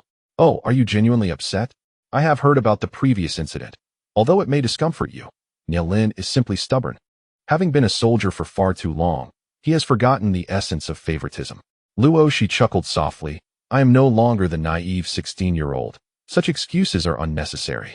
Regardless of habitual tendencies, if a person truly cares for another, they cannot maintain a clear division between public and private matters. Those who can navigate crises while prioritizing their own missions are either lacking in deep affection or are selfish, never considering others. I hold no resentment towards him. After all, the instigator was Lanya Luo. Thus, I now collaborate with you to exact revenge.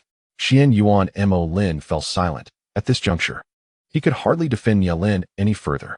No one is a fool, and Luo Xi's insights are not without merit. Perhaps she perceives things with clarity.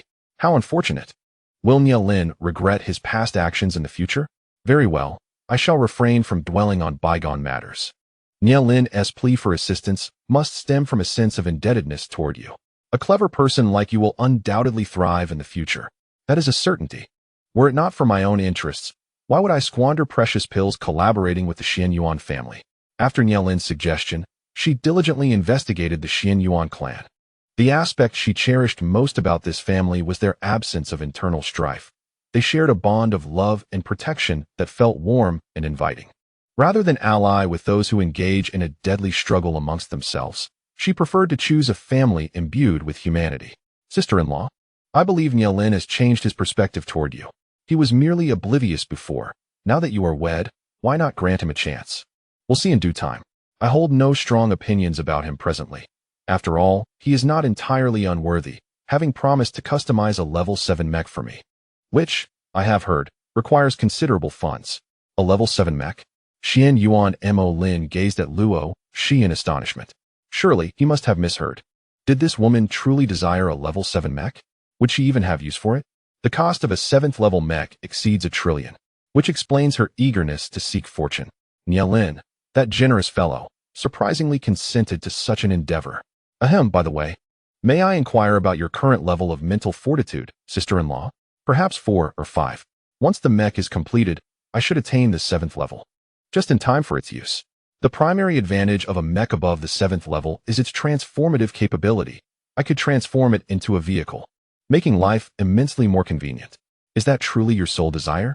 Xianyuan Mo Lin felt overwhelmed by the revelations he had encountered in the past half hour. More so than in the last 2 or 3 decades. Why had there never been any mention of a prodigious young lady from the Luo family? A 7th level mech, even with meticulous craftsmanship, could be completed in a year at most. Could she really ascend to the 7th level within that time? Many individuals would never reach such a level of mental prowess in their lifetime. Yet she spoke of it as if it were as simple as drinking plain water. His heartbeat quickened. Xianyuan Mo Lin's intuition was alarmingly strong. He could only hope he wasn't indulging in fanciful dreams. No, he had acquired 2 special medicines. If both proved effective, he would need to reassess Luo Xi's worth. After careful contemplation, he smiled and proposed, sister-in-law. How about this? I'll return to see you in a couple of days. While I trust you, I require the confidence of others for a significant business deal. Please grant me 2 days. All right, take your time. There's no rush, Luo Xi replied amiably. Seeing her composed demeanor only heightened Xianyuan Mo Lin's urgency. After exchanging pleasantries, he hastily departed the military district with his bodyguards. Upon reaching the villa he had purchased on Juyu Star, he immediately summoned back 2 bodyguards he had dispatched for errands. Unfortunately, among the 6 bodyguards he had brought along, it appeared one was a planted spy. He called that individual over promptly, then dissolved the experimental loyalty pill Luo Xi had given him into a glass of juice. Before long, a refined young man arrived at the villa. 5th young master, you are here. Please, come in and have a glass of juice. The elegant man glanced at the juice in Xianyuan Mo Lin's hand, and then at the small glass on the table, silently picking it up to drink. I visited Nielin today and met his wife. The reality is far more intriguing than the rumors suggest. She is entirely different from what is said outside. I even struck a lucrative deal with her. Qinghe, you cannot fathom the allure of such value. Xianyuan Mo Lin exclaimed with palpable excitement. As though he had struck an incredible bargain. The bodyguard named Qing, he furrowed his brow slightly. While others might not know how discerning 5th young master's taste was, they were acutely aware that whatever had thrilled him so was of great significance. It must be a substantial business venture indeed. Indeed, a grand business. I assure you. Even grandfather will support me, Xianyuan Mo Lin declared with utmost confidence. Qing he felt a surge of astonishment. If even the esteemed Xianyuan patriarch would back this, it surely transcended mere business matters. He was eager to uncover what it entailed. Lost in thought, he instinctively gulped down the juice in his hand. For the average person, juice is a luxury, yet it was delicious. As he savored it, Xianyuan Molin, catching a glimpse of Qinghe finishing his drink, waved his hand and said, "Go outside and see why the others haven't arrived yet." "Yes, 5th young master." Once Qinghe departed, Xianyuan Molin promptly contacted his grandfather. "Grandfather, I need to discuss something with you." That rascal, whenever he has something to say, it's never good news. "Oh, grandfather. This time I assure you it's for a noble cause. If this deal goes through, my brothers will have a better chance of survival on the battlefield." Xuanyuan's grandfather rolled his eyes. "Are you trying to fool me, Or are you just lacking in wisdom? Come now, how could I be so unfilial? I swear everything I say is true. I have discovered a medicine that can help heal severe injuries in a short time, although it comes at a steep price. Are you certain? I have a 90% assurance, grandfather. What kind of bottom line do you think our family could offer for this? I intend to finalize the deal in a couple of days. Do as you see fit. I trust your judgment. Excellent. Coincidentally, the other party is a brother with whom I usually get along, so it's mutually beneficial. A glint of shrewdness flashed in Xuanyuan's grandfather's eyes. Is he reliable? Trustworthy? He is Nielin. Xuanyuan's grandfather paused for a moment, then chuckled. That is fine then. Look out for him. He has had a rough time. Thank you, grandfather. After successfully negotiating with his family patriarch, Xuanyuan Molin breathed a sigh of relief, a broad smile gracing his face as he continued to enjoy his juice. Indeed, when fortune arrives, it cannot be hindered. Outside, Qinghe, the bodyguard, leaned against the wall, hardly daring to breathe. The business that even Xuanyuan's grandfather took note of must be extraordinary. However, what kind of collaboration could exist between the fifth young master and Nielin? Although Nielin hailed from the prominent Nie family, he was well aware of his lack of favor within it. His biological mother had long passed away, and after his father remarried, he received even less attention. As the legitimate eldest son, he had not enjoyed the privileges typically afforded to him, even losing the position of heir to the son of his stepmother. The arrival of his stepmother with a child older than Nielin himself clearly indicated the intentions of the Nie family patriarch at the time. After a while, Qinghe managed to calm his turbulent thoughts and knocked on the door, pretending as if he had just arrived. Xuanyuan Molin replied without turning his head, "Come in." "Fifth young master, the others are arriving soon." Xuanyuan Molin, in high spirits, looked at him. "Qinghe, this business of mine is undoubtedly worth its weight in gold. Your young master is in an exceptionally good mood." Such elation from the fifth young master surely indicated a lucrative venture. Making money is merely a trifle. Your young master has amassed enough wealth over the years. This deal, however, pertains to the battlefield, and if successful, it will provide my brothers with additional assurance. Qinghe stared in astonishment. "Fifth young master, is there truly such good news? Has some research developed a weapon of greater lethality?" "A weapon? No. It is not that kind of thing. It is a miraculous medicine that saves lives." "Just a medicine?" Qinghe queried skeptically. "If we are speaking of healing potions, the military already possesses several effective ones. Can it really yield a fortune?" "Humph, my foresight is undoubtedly commendable. This is a remarkable remedy that can facilitate rapid healing, an absolute treasure." "Fifth young master, how exceptional is it?" Xuanyuan Molin smirked with an air of superiority. "The efficacy is unparalleled. You will soon find out. I have already secured my grandfather's approval, and tomorrow, I shall engage in earnest discussions with Nielin and the others." "What? Are you referring to the potion devised by Major Nie?" "Indeed, surprising, isn't it?" Qinghe nodded, genuinely astonished. It was unlikely that anyone would have anticipated Nielin producing such an outstanding potion. It appeared that fifth young master had indeed discovered a treasure. What would he do with it? This information must not be disclosed to the other families, for it was derived from an ancient relic, an artifact of limited quantity, rumored to be irreplaceable. What? Qinghe felt even more shocked and perplexed. What manner of substance could warrant such esteem from fifth young master? Fifth young master. Is the quantity truly scarce? Not many, merely around 10. Even my elder brothers find it insufficient, and that fellow Nielin is certainly hoarding some for himself. However, he has promised to give me half, so I shall not press him further. It is said to be an elixir from the ancient times, a skill long lost. An elixir from the ancient era? It sounds remarkably prestigious. However, can it still be effective after all these years? Isn't it astonishing? Something so ancient still possesses efficacy. Nielin insists that no potion currently produced by our Huaxia Star Alliance can compare. While the technology of that era may not have been advanced, some things were undeniably remarkable. Fifth young master, are you certain that the other party is not deceiving you? Xuanyuan Molin shot him a glance. Do you take me for a fool? Would I pay a staggering price for something uncertain? Do you know the cost per unit? 100 billion. Qinghe gaped at his master, incredulous. 100 billion per unit? What kind of miraculous elixir could command such a price? Even the most expensive potions among the three major star alliances barely reached that value. This vital information must be disseminated, otherwise, its significance here would be rendered moot. His gaze flickered as he resolved himself. Before long, Xian Yuan Molin's other subordinates had gathered. He wasted no time on pleasantries, simply instructing everyone to prepare the strongest defensive measures for the following day. Upon his exit from the Zhu Yustar military district, he would seal off all information and hasten back to the Xian Yuan family estate. From Fifth Young Master's demeanor, it was evident to everyone that the situation was grave, as the confidentiality level had escalated to double S rank.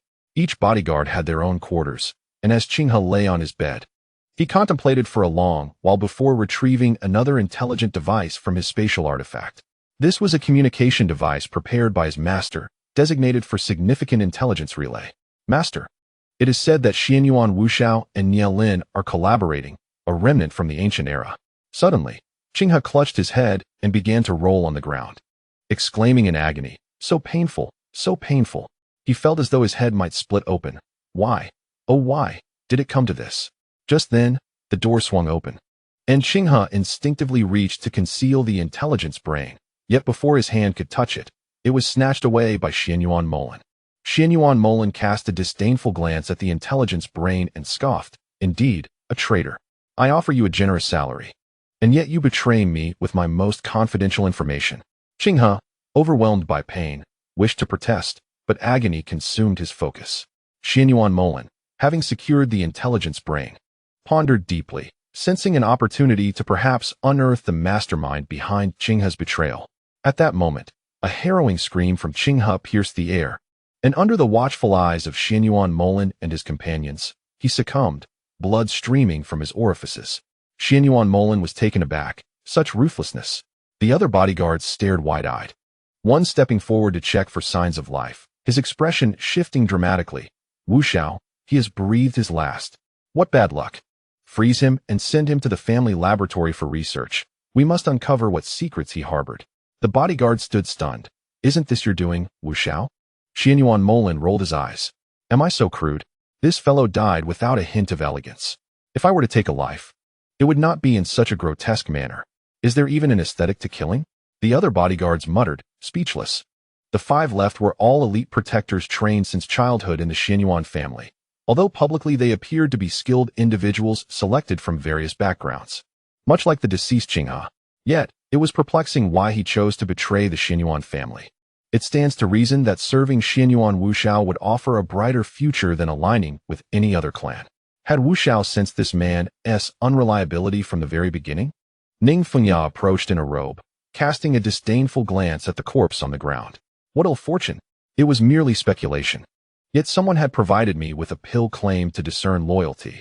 If the individual was steadfastly loyal, it would bear no side effects. But if they harbored treachery, they would suffer the consequences. Initially, I was skeptical, but who would have thought it would lead to this man's demise? Ning Fengya stared blankly at him. Wuxiao, you can't be serious? You dare to believe in such things? In truth, I had administered that pill to him, and upon contemplating betrayal, he perished. How could I not believe? Xianyuan Molin found it remarkable that such a small pill could wield such power, and he had not even had the chance to disseminate the information. The other bodyguards exchanged glances before speaking up. Wuxiao, grant each of us a pill, lest we fall into the hands of enemies or unwittingly divulge your secrets. Ning Fengya shot them a look of incredulity. How could they be so eager when a single misstep could lead to death? You wish for them, but now there are none left. That man only gifted me one. Had I known its efficacy, I would not have squandered it on such a pawn. Alas, what a regret. Xianyuan Molin forcefully kicked Qinghe inside. Hurry up and freeze it to receive the spatial device. Ning Fengya accompanied him in the living room.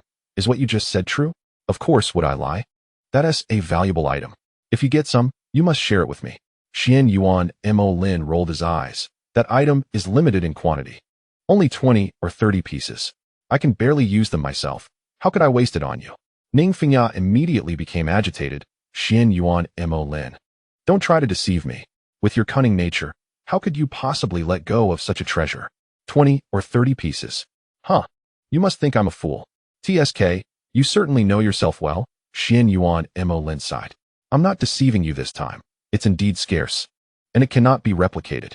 These are relics from ancient times, and our technology seems incapable of reproducing them. What? That makes it even more precious. We cannot let it slip away. Ning Fengya gazed at him eagerly. I don't care. You must share some with me, or I will expose you. What a vengeful heart you have. You are my secretary, after all. This issue is unrelated to identity. At the very least, you must give me 5 pieces. Ning Fengya argued. She knew that obtaining half was out of the question, but perhaps 1/10 was still a glimmer of hope. Xian Yuan Mo Lin was indeed a wily fox, and the Xian family was affluent. If there were only a few dozen pieces, they might be reluctant to share. Xian Yuan Mo Lin scoffed. Don't think I'm foolish.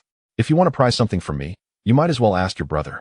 Have him ingratiate himself with Nia Lin's wife. Perhaps there is a chance they might let something slip to you. What? Are you telling me that item was produced by Luo Xi? Ning Fengya was incredulous. No, it wasn't tea created by her. It's irreplaceable. Meaning it came about through fortunate circumstances. Forget it. Just tell my brother to ensure he builds a good rapport to gain some benefits. Leaving Xian Yuan Mo Lin, she hurried back to her room and immediately contacted her brother. Ning Qingying, still bleary-eyed, asked, Sister, what is the matter? Why are you waking me at this hour? Wake up, little brother. I have something extremely important to tell you. Ning Fengya said earnestly. Ning Qingying frowned, sighed, and splashed cold water on his face in the bathroom. Returning to his bed, he faced the virtual screen. Now, what could possibly warrant you sacrificing your beauty sleep to find me? Ning Fengya asked nervously. What is your relationship with Luo Xi, Nia Lin's wife? Ning Qingying looked at his sister oddly. What do you mean? Just answer me. Is the relationship good? Sort of. You fool. How can you be so useless? Ning Fengya exploded in frustration. Ning Qingying stared at his furious sister in confusion. Sister, have you lost your mind? I don't care. You must go and flatter Luo Xi. Use any means necessary to ingratiate yourself with her, and please ensure she shares some treasure with you. No matter the cost, buy it for me. Startled, Ning Qingying was now wide awake, gazing at her sister in shock. Sister, what on earth is going on with you? Listen to me, Xian Yuan Molin stated. He has a transaction with Luo Xi. The pills are extraordinary, worth 100 billion each. I asked him to share 5 with me, but he refused, being excessively stingy, only revealing that the items originate from Luo Xi. What? Ning Qingying was utterly astonished. Was this a dream? It felt so surreal. Wait a moment. Hadn't Lu Qing yet discovered an antidote for the potent poison afflicting his sister-in-law? If it were her own antidote, it would make sense. Good heavens. Not only does she excel in culinary arts, but she also possesses numerous treasures? Rest assured, sister, I will strive to persuade her to part with some treasures tomorrow. Though I lack sufficient funds, at most accumulating 100 billion. As long as you can procure the items, you need not concern yourself with the expenses. However, ensure that this information remains confidential. The more individuals who are aware of what we have acquired, the fewer treasures we shall possess. Understood. After ending the communication, Ning Qingying felt a wave of frustration wash over him. Not only did they, as outsiders, share a tenuous relationship with Luo Xi, but even the boss, her husband, seemed to lack a strong connection with her. How on earth was he to persuade his sister-in-law to sell him a few pills? Relying on the boss appeared futile. It seemed he would have to persistently pursue this matter himself. Ning Qingying anxiously raked his fingers through his hair, feeling utterly at a loss. If only the earlier investigation had not gone awry, he would not have followed the crowd in treating the newlywed Luo Xi with cold indifference. Although he had not openly insulted her, he certainly had not shown her any warmth either. Truly, he was reaping what he had sown. Ning Qingying pondered various possibilities. Finding himself restless throughout the night, his eyes wide open as he awaited dawn. Meanwhile, Luo Xi remained blissfully unaware of Ning Qingying's turmoil. She enjoyed a peaceful night's sleep, waking naturally. Upon rising, she discovered a breakfast laid out for her on the dining table, evidently brought back by Nia Lin from the cafeteria. Though she had little interest in dumplings, the time saved from cooking was certainly a convenience. After leisurely finishing her breakfast, the doorbell rang, announcing a visitor, Xian Yuan Molin. Should she let him in? Let him in, she decided, frowning slightly. He had returned so soon after leaving yesterday. Had he already tested the pills? If so, what price should she set? The recovery pill was scarce. Had it not been for her unfamiliarity with this realm and the potential offense to Ms. Ross, she would not have considered using pills to cultivate relationships. In this strange world, she had no support. To avoid oppression, she needed to find ways to safeguard herself. The intelligent housekeeper emerged with refreshments. Madam, Xian Yuan's 5th young master has arrived. Luo Xi smiled gently at Xian Yuan Molin and Ning Fengya. Good morning to you both. Please, take a seat.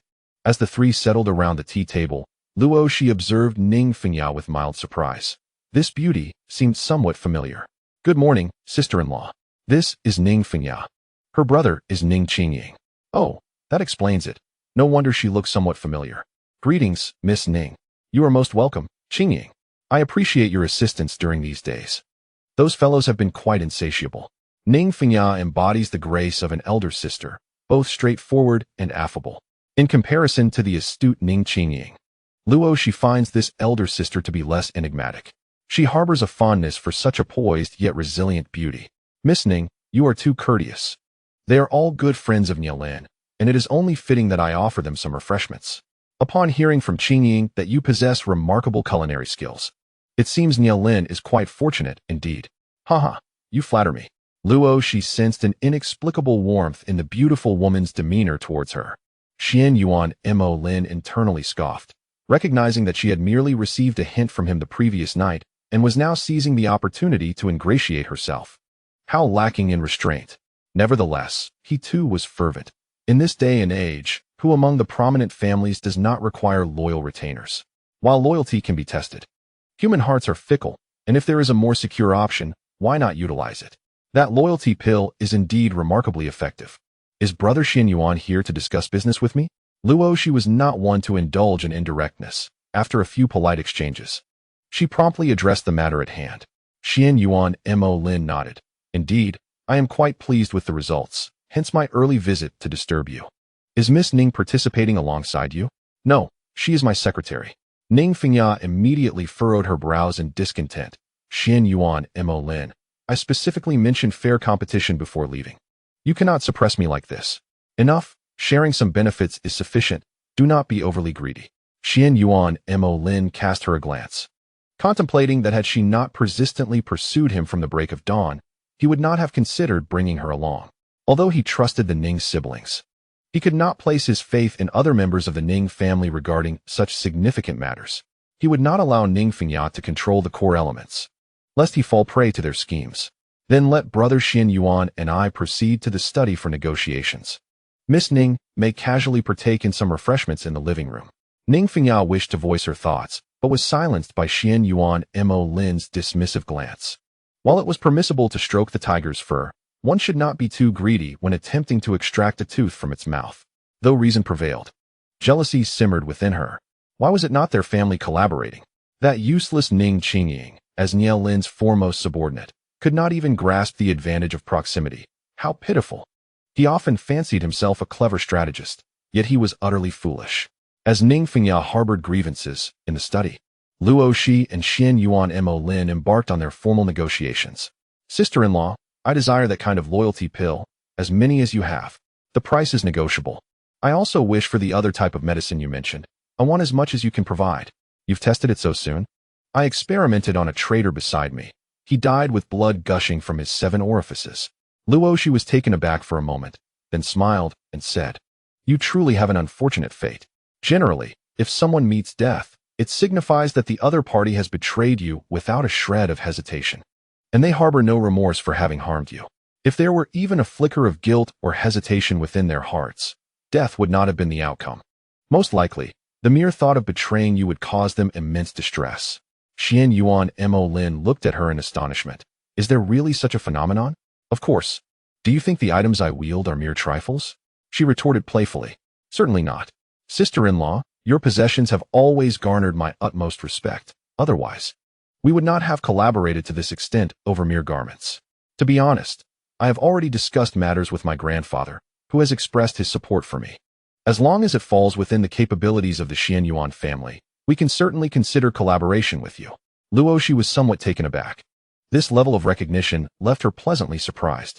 It is well known that among the interstellar populace, superfamilies are colossal entities, impervious even to the sway of government and military forces.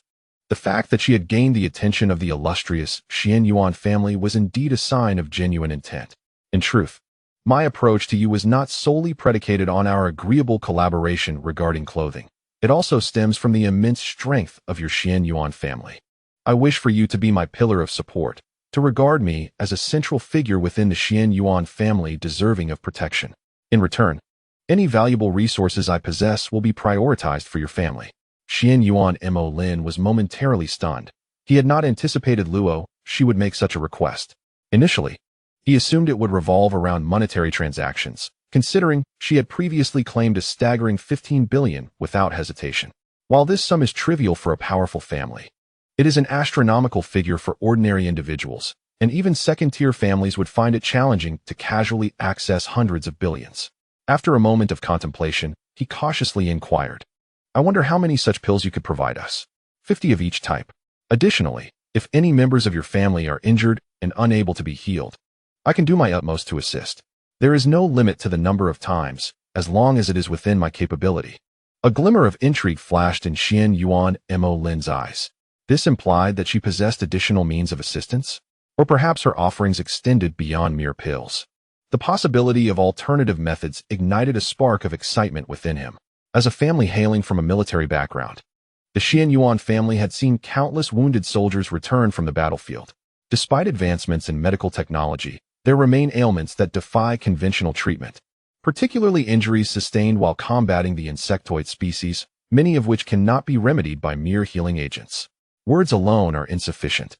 Perhaps you could select some key individuals for me to treat as a trial. As long as their conditions are not too severe, I am confident I possess a 70% success rate. Of course, if it involves severed limbs, I currently lack the ability to regenerate them. Xian Yuan Mo Lin felt a chill run down his spine upon hearing this. Could it be that she hinted at possessing the capability to restore severed limbs in the future? Setting that aside, her ability to heal the hidden wounds of the battlefield is indeed sufficient to captivate their family. After pondering for a moment, he spoke earnestly. "I have faith in my sister-in-law's capabilities. However, it remains imperative to demonstrate this to the core members of my family. Coincidentally, we have several retired veterans among us, each a valiant warrior who has earned commendable achievements. Yet, they bear irrevocable injuries from their battles against the flower insect clan. If you can assist in restoring their health, I am certain that not only the core members, but even my family would venerate you as a revered ancestor." Luo Xi rolled her eyes. She had no desire to be revered in such a manner, which sounded quite unappealing. She retrieved a pill from her pocket. "To express my sincerity, please swallow this pill as a pledge that you will never harm or betray me. In return, I will consume one of yours, promising to never betray those who have been kind to the Xian Yuan family." Is this not a bit overbearing? Xian Yuan Molin thought the terms seemed rather strict for others, while lenient for oneself. Luo Xi produced 2 loyalty pills. Pricking her finger to let a drop of blood fall onto one of the pills, which she handed to Xian Yuan Molin after the blood was absorbed. "This is for you to take. Of course, if you are concerned, you may also let a drop of your blood fall onto a pill before I consume one." Xian Yuan Molin had learned the method of the pill's use yesterday and had witnessed its potency. Although he was willing to trust Luo Xi's sincerity, he wondered if this was all happening too swiftly. "What? Are you reluctant to take it?" "Not at all. I merely find you rather confident, sister-in-law." Luo Xi smiled faintly. "I have revealed my trump card. Would it not be a disservice to me if you refused to take this pill?" An inexplicable sense of coercion washed over Xian Yuan Molin. After considering it, he swallowed the pill and reciprocated by offering her one as well, which Luo Xi naturally consumed without hesitation. Afterward, she elegantly sipped from a glass of juice she had prepared. "Well, now we are bound together in this endeavor. In truth, had you not taken the pill just now, I would have forcibly administered it to you." Xian Yuan Molin felt relieved that he had played along.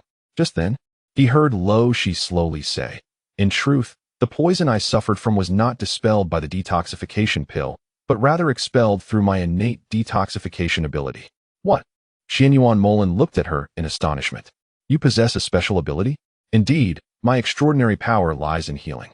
Within the Star Alliance, there are individuals whose abilities awaken, though they are few in number and not widely recognized. The primary focus among the interstellar populace is on mental prowess and physical strength, rendering extraordinary abilities exceedingly rare and often overlooked. This information, however, was gleaned by Luo Xi from Nielin. "Sister-in-law, when shall you accompany me to my family?" "I have made my decision. I shall recognize you as my sister. With a sister as remarkable as you, I would be utterly delighted." Xian Yuan Molin quickly conceived a new idea. Such a talent is worthy of being embraced not only by the core members, but as a beloved family member as well. Luo Xi, upon hearing this, felt no doubt, for she believed she possessed such value. The wood-based supernatural ability is a formidable power, remarkably practical whether in apocalyptic realms or interstellar environments. Particularly in her case, with such exceptional potential in wood manipulation, it undoubtedly warrants the protection of a prominent family. Once this wood ability reaches level 6, even the regeneration of severed limbs becomes feasible, not to mention the astounding capabilities at level 9, where one can defy death itself. However, she is not so presumptuous as to overlook the necessity of collaborating with the Xianyuan family. Ahem, dear sister Luo Xi, what are your thoughts on my proposal? Having a wealthy and dashing brother like me must be quite impressive, don't you think you wouldn't mind? Xianyuan Molan blinked expectantly at her. Luo Xi chuckled softly, remarking that Xianyuan Wuge truly has a way with humor. Who would disdain someone as exceptional as him? Time is at your discretion, but confidentiality is paramount. I currently lack the strength to act boldly.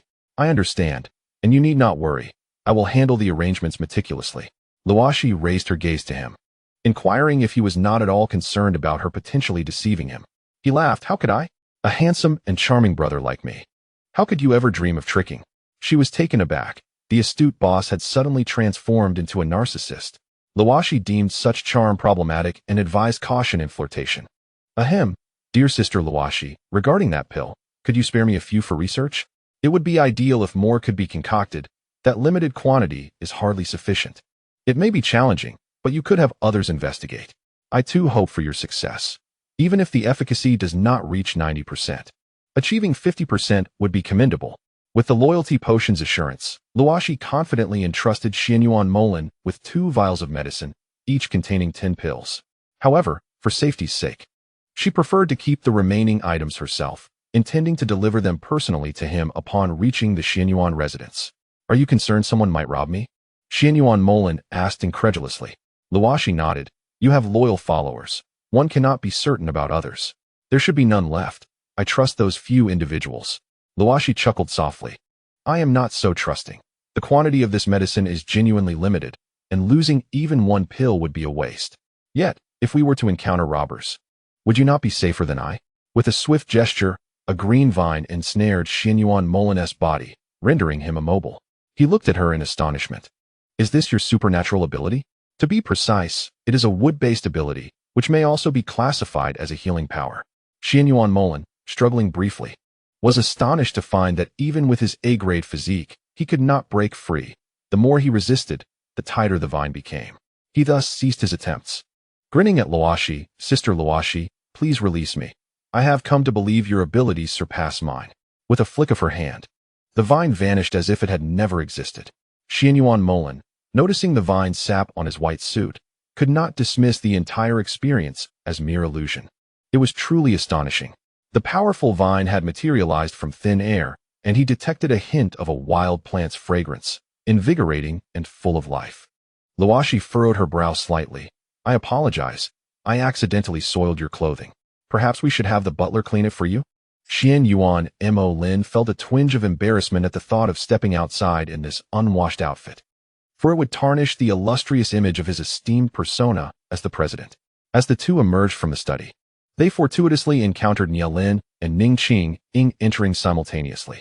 The trio was momentarily taken aback by Xianyuan Molan's appearance. He sheepishly scratched his head and said, Apologies, I accidentally spilled some juice. Nielin, may I use your bathroom? Of course, feel free. Would you like to borrow a suit from me? No need. I can have the butler wash and dry it for me. This is a suit. You can't just toss it into the washing machine, Nielin replied. His expression slightly peculiar, yet he maintained a polite demeanor towards his guest. After some contemplation, Xianyuan Molan accepted Nielin's suggestion and changed into a standard military uniform from Nielin's collection, which happened to be his military academy attire. The transformation rendered him exceptionally handsome. Luo Xi couldn't help but gaze in awe. Military attire indeed accentuates a man's physique. A man with a 3 out of 10 charm could easily appear 5 out of 10, while one with a 7 out of 10 could reach 9. And those with 9 would become even more captivating in uniform. Wow, Xianyuan Wuge, in that outfit, you look like a true soldier, a real military god. Why did you choose business instead? Ningqing teased. In truth, there was a shared sense of regret among them. Xianyuan Molan possessed an S-level mental prowess and an A-level physical capability. Although not the most extraordinary talent, he was certainly a remarkable figure among men. Yet, he chose not to pursue a military career. It was said that his reluctance stemmed from a belief that his abilities paled in comparison to those of other prodigies in the Xianyuan family.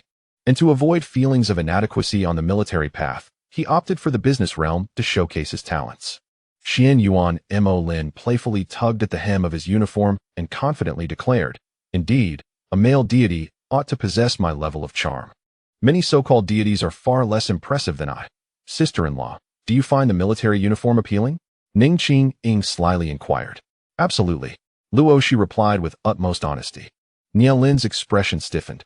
After all, he wore military attire daily. Why had this woman not complimented him? The disparity in treatment was painfully evident. Ning Qing secretly chuckled, believing that teasing the boss would surely spark an epiphany. Xianyuan Mo Lin, being a keen observer, noticed Lin's discomfort. He had sensed the subtle glances exchanged when he and Luo Xi exited the study. However, someone as proud as Lin deserved such a predicament. After all, he had always arrogantly believed that love was a trivial pursuit for those with nothing better to do. Now, he wondered how Lin would respond. "Luo Xi, how about visiting my home in 2 weeks? It coincides with my father's birthday. It won't be a grand affair, just a gathering of close family. You can bring Lin along to ensure your safety." This was a legitimate opportunity to discuss deeper collaboration with the Xianyuan family, and Luo Xi understood perfectly. All right. Lin was left speechless. Why had she agreed so readily? Wasn't he the one who was supposed to be closer to Xianyuan Mo Lin? How had he become the secondary companion? Moreover, it has been said that the gathering for the grand birthday celebration is meant for family only. So why would an outsider be invited? This seems rather unreasonable. Lin instinctively sensed something amiss. Though he did not entertain any sordid thoughts regarding the relationship between Luo Xi and Xianyuan Mo Lin, despite having observed their somewhat peculiar exit from the study, he still held faith in Xianyuan Mo Lin's character. "Brother Xianyuan, I have a task to attend to in half a month. I am uncertain if I will be able to extricate myself by then. That is of no consequence, as long as Luo Xi is present. Your presence is merely a bonus." Struck to the core, Lin felt a pang of discomfort and silently regarded Xianyuan Mo Lin, questioning, "Brother, what exactly are your intentions?" With a playful smirk, Xianyuan Mo Lin replied, "A delightful surprise awaits." That smile appeared rather unappealing to Lin. "I shall need a trustworthy companion for my journey. I seldom venture out for fear of losing my way." Luo Xi contemplated and decided it best to be forthright, lest she be ridiculed for straying off course. Xianyuan Mo Lin casually glanced at Lin. "No problem.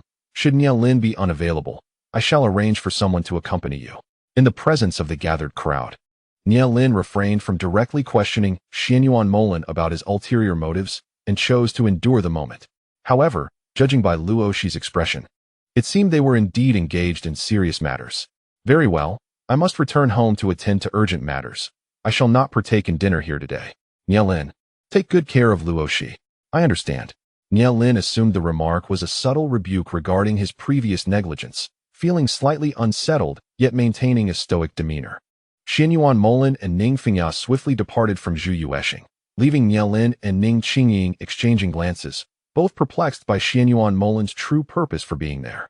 "Sister-in-law, what business do you have with brother Xianyuan? We are discussing a venture. The small shop Liangyi you previously introduced to me is under his purview. He believes my designs have great potential and came personally to discuss long-term development. Is that so?" Ning Qingying scrutinized her sister-in-law with skepticism. Such a trivial matter hardly warrants the personal attention of the esteemed Xianyuan. It was evident that sister-in-law was not being entirely truthful, yet further inquiries seemed inappropriate. She shot Lin a glance, who, wishing to avoid meddling in personal affairs, averted his gaze, feeling it improper to pry given his lack of familiarity with Luo Xi. "Sister-in-law, are you truly going to attend the birthday celebration for the old master of the Xianyuan family?" "Yes, it would be beneficial to gain some insight." Ning Qingying looked at Lin with a strange expression. "But during that time, the boss will genuinely be unable to accompany you. We have just taken on a task that will likely take 3 months to complete. No matter how hard we try, we cannot possibly finish it in half a month. Then you should focus on your task. My outings do not necessarily require his company. Yet, with the leader of the Star Thieves still in flight, one could only fear the potential for retaliation, where they might seize her as a hostage." Ning Qingying felt a twinge of guilt as she spoke. pondering how the boss seemed to bring misfortune upon others. That is of no concern.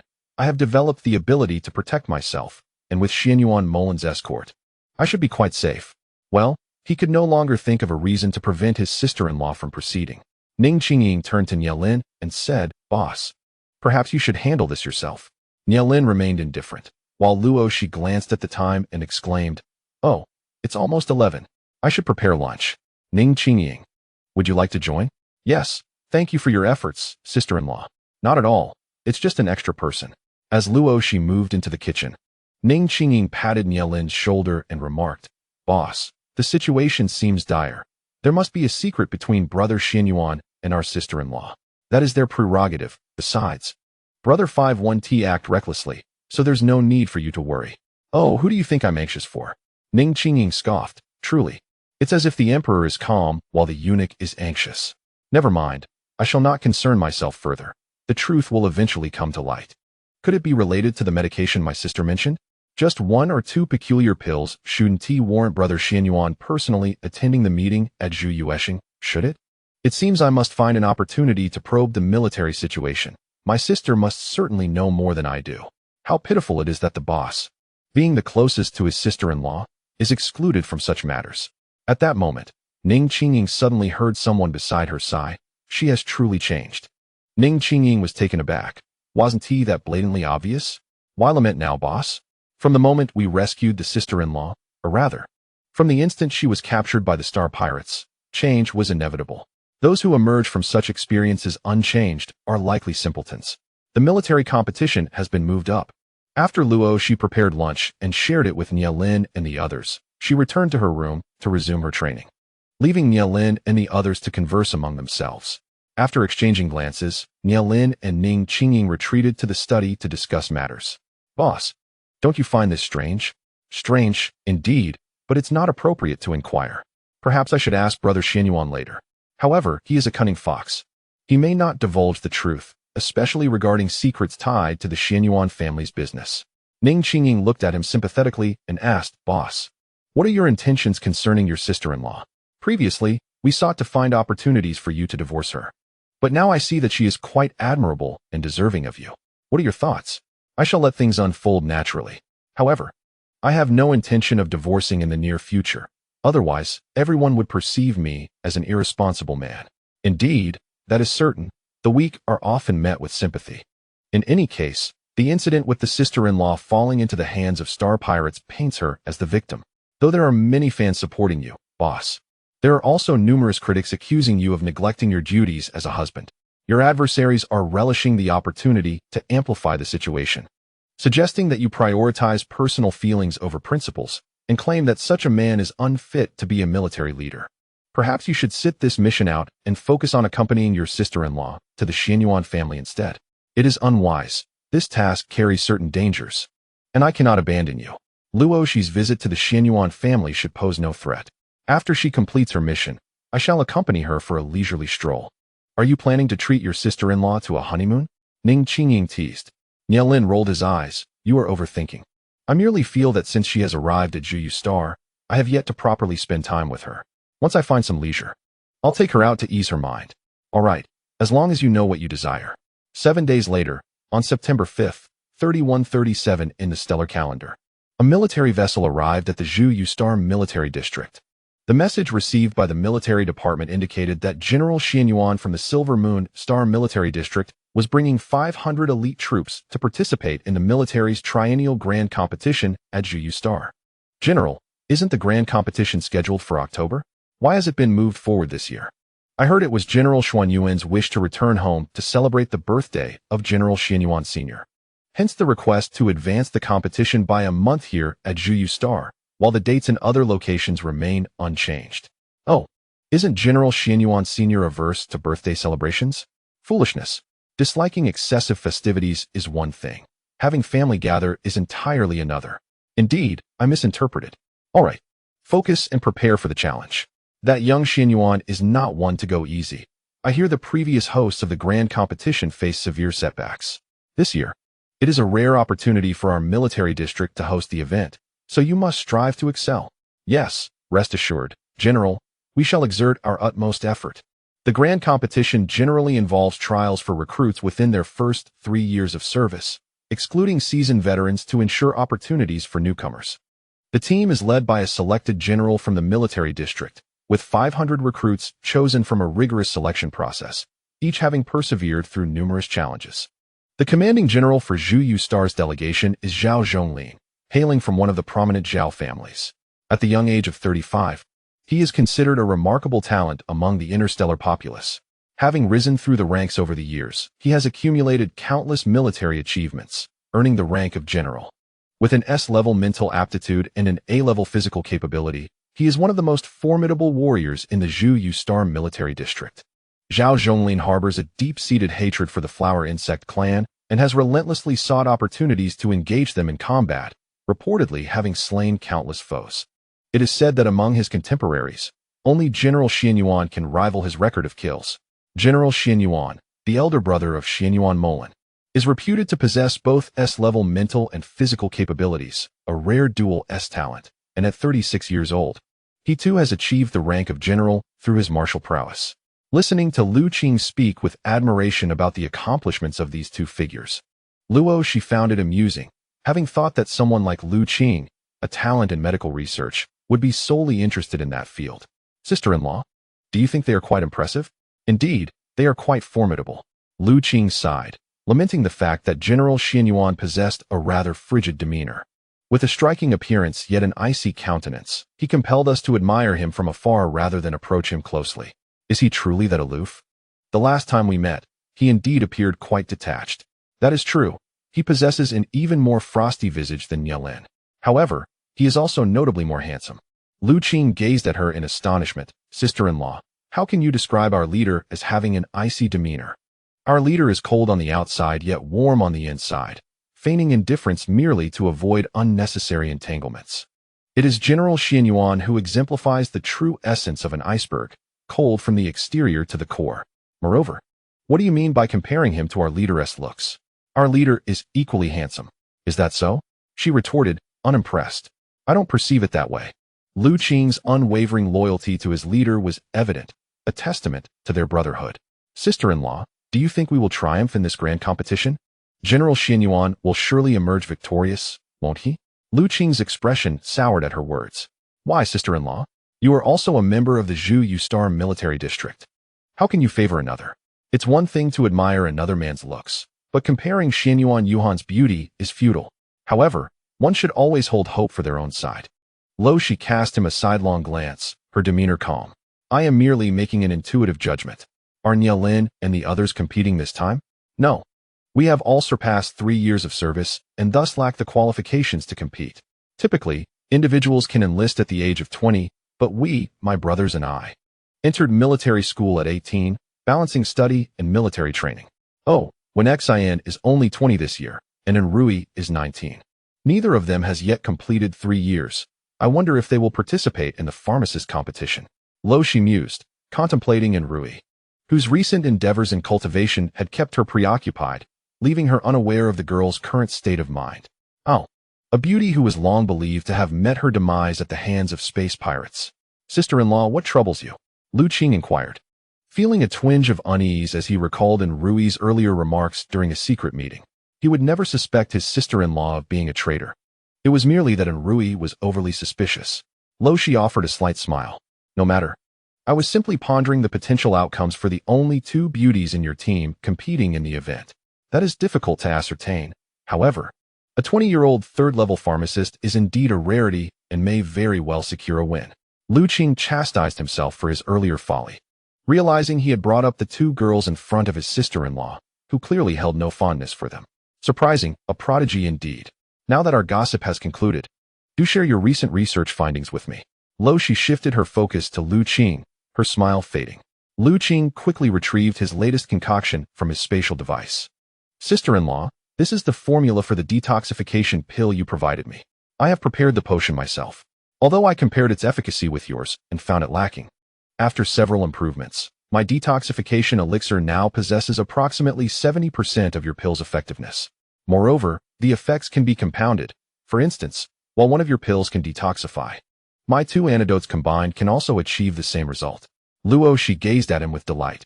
Indeed, Lu Qing, you are truly a genius. This potion formula must not be disclosed. Entrust it to me. I have already begun collaborating with Xin Yuan Wu Xiao using this formula. As a reward for your diligent research, how about granting you half of the rights to this potion formula? Lu Qing stared in astonishment and exclaimed, Sister-in-law, you actually used this to collaborate with Xin Yuan and Mo Lin? Yes, is that a problem? What if I am unable to develop the antidote? I am collaborating with him using the pills. The antidote is a newly emerged creation, and I believe he will prefer it. If I earn money, I shall share some benefits with you. Oh, why do I suddenly feel like I've been used? Lu Qing scratched his head, but soon he came to terms with it. If his sister-in-law could provide him with more high-quality pills for research, he would willingly submit all formulated recipes. Without the original pills to distract him, he doubted he could concoct such an excellent potion in 10 or even 20 years. Seeing his willing expression, Luo Xi felt quite satisfied. People like him, who were not greedy, were rare. As long as Lu Qing could maintain such selflessness, she would not mind granting him additional high-quality pills to research for the benefit of humanity. In light of the threat posed by the flower insect clan, she, as a member of humanity, firmly stood on the side of her kind. The more she learned about them, the less she favored this mutated species. They were devoid of reason, merely consuming other species as sustenance, incessantly devouring and destroying, then overbreeding to continue their destruction of other living planets. As a reward, here is a primary restoration pill. Analyze its components thoroughly and see if you can develop a similar potion. If you achieve even 70% of its efficacy, I will provide you with better research samples next time. Lu Qing was immediately filled with excitement. Sister-in-law, rest assured, I will put in my utmost effort. Now, your research is all done independently, without assistance from anyone else, correct? Indeed, since you instructed me to keep it confidential, I have been conducting my research in solitude. Be mindful of the gravity of the situation. If I were to involve others, there's no telling it could be leaked, resulting in me being captured and subjected to inhumane experiments by certain organizations. Lu Qing, you wouldn't want me to face such a fate, would you? Lu Qing was startled and shook his head vigorously. Absolutely not. I would never joke about your safety, sister-in-law. Lu Qing, I believe in you. However, to ensure you are not deceived, I would like you to consume this pill.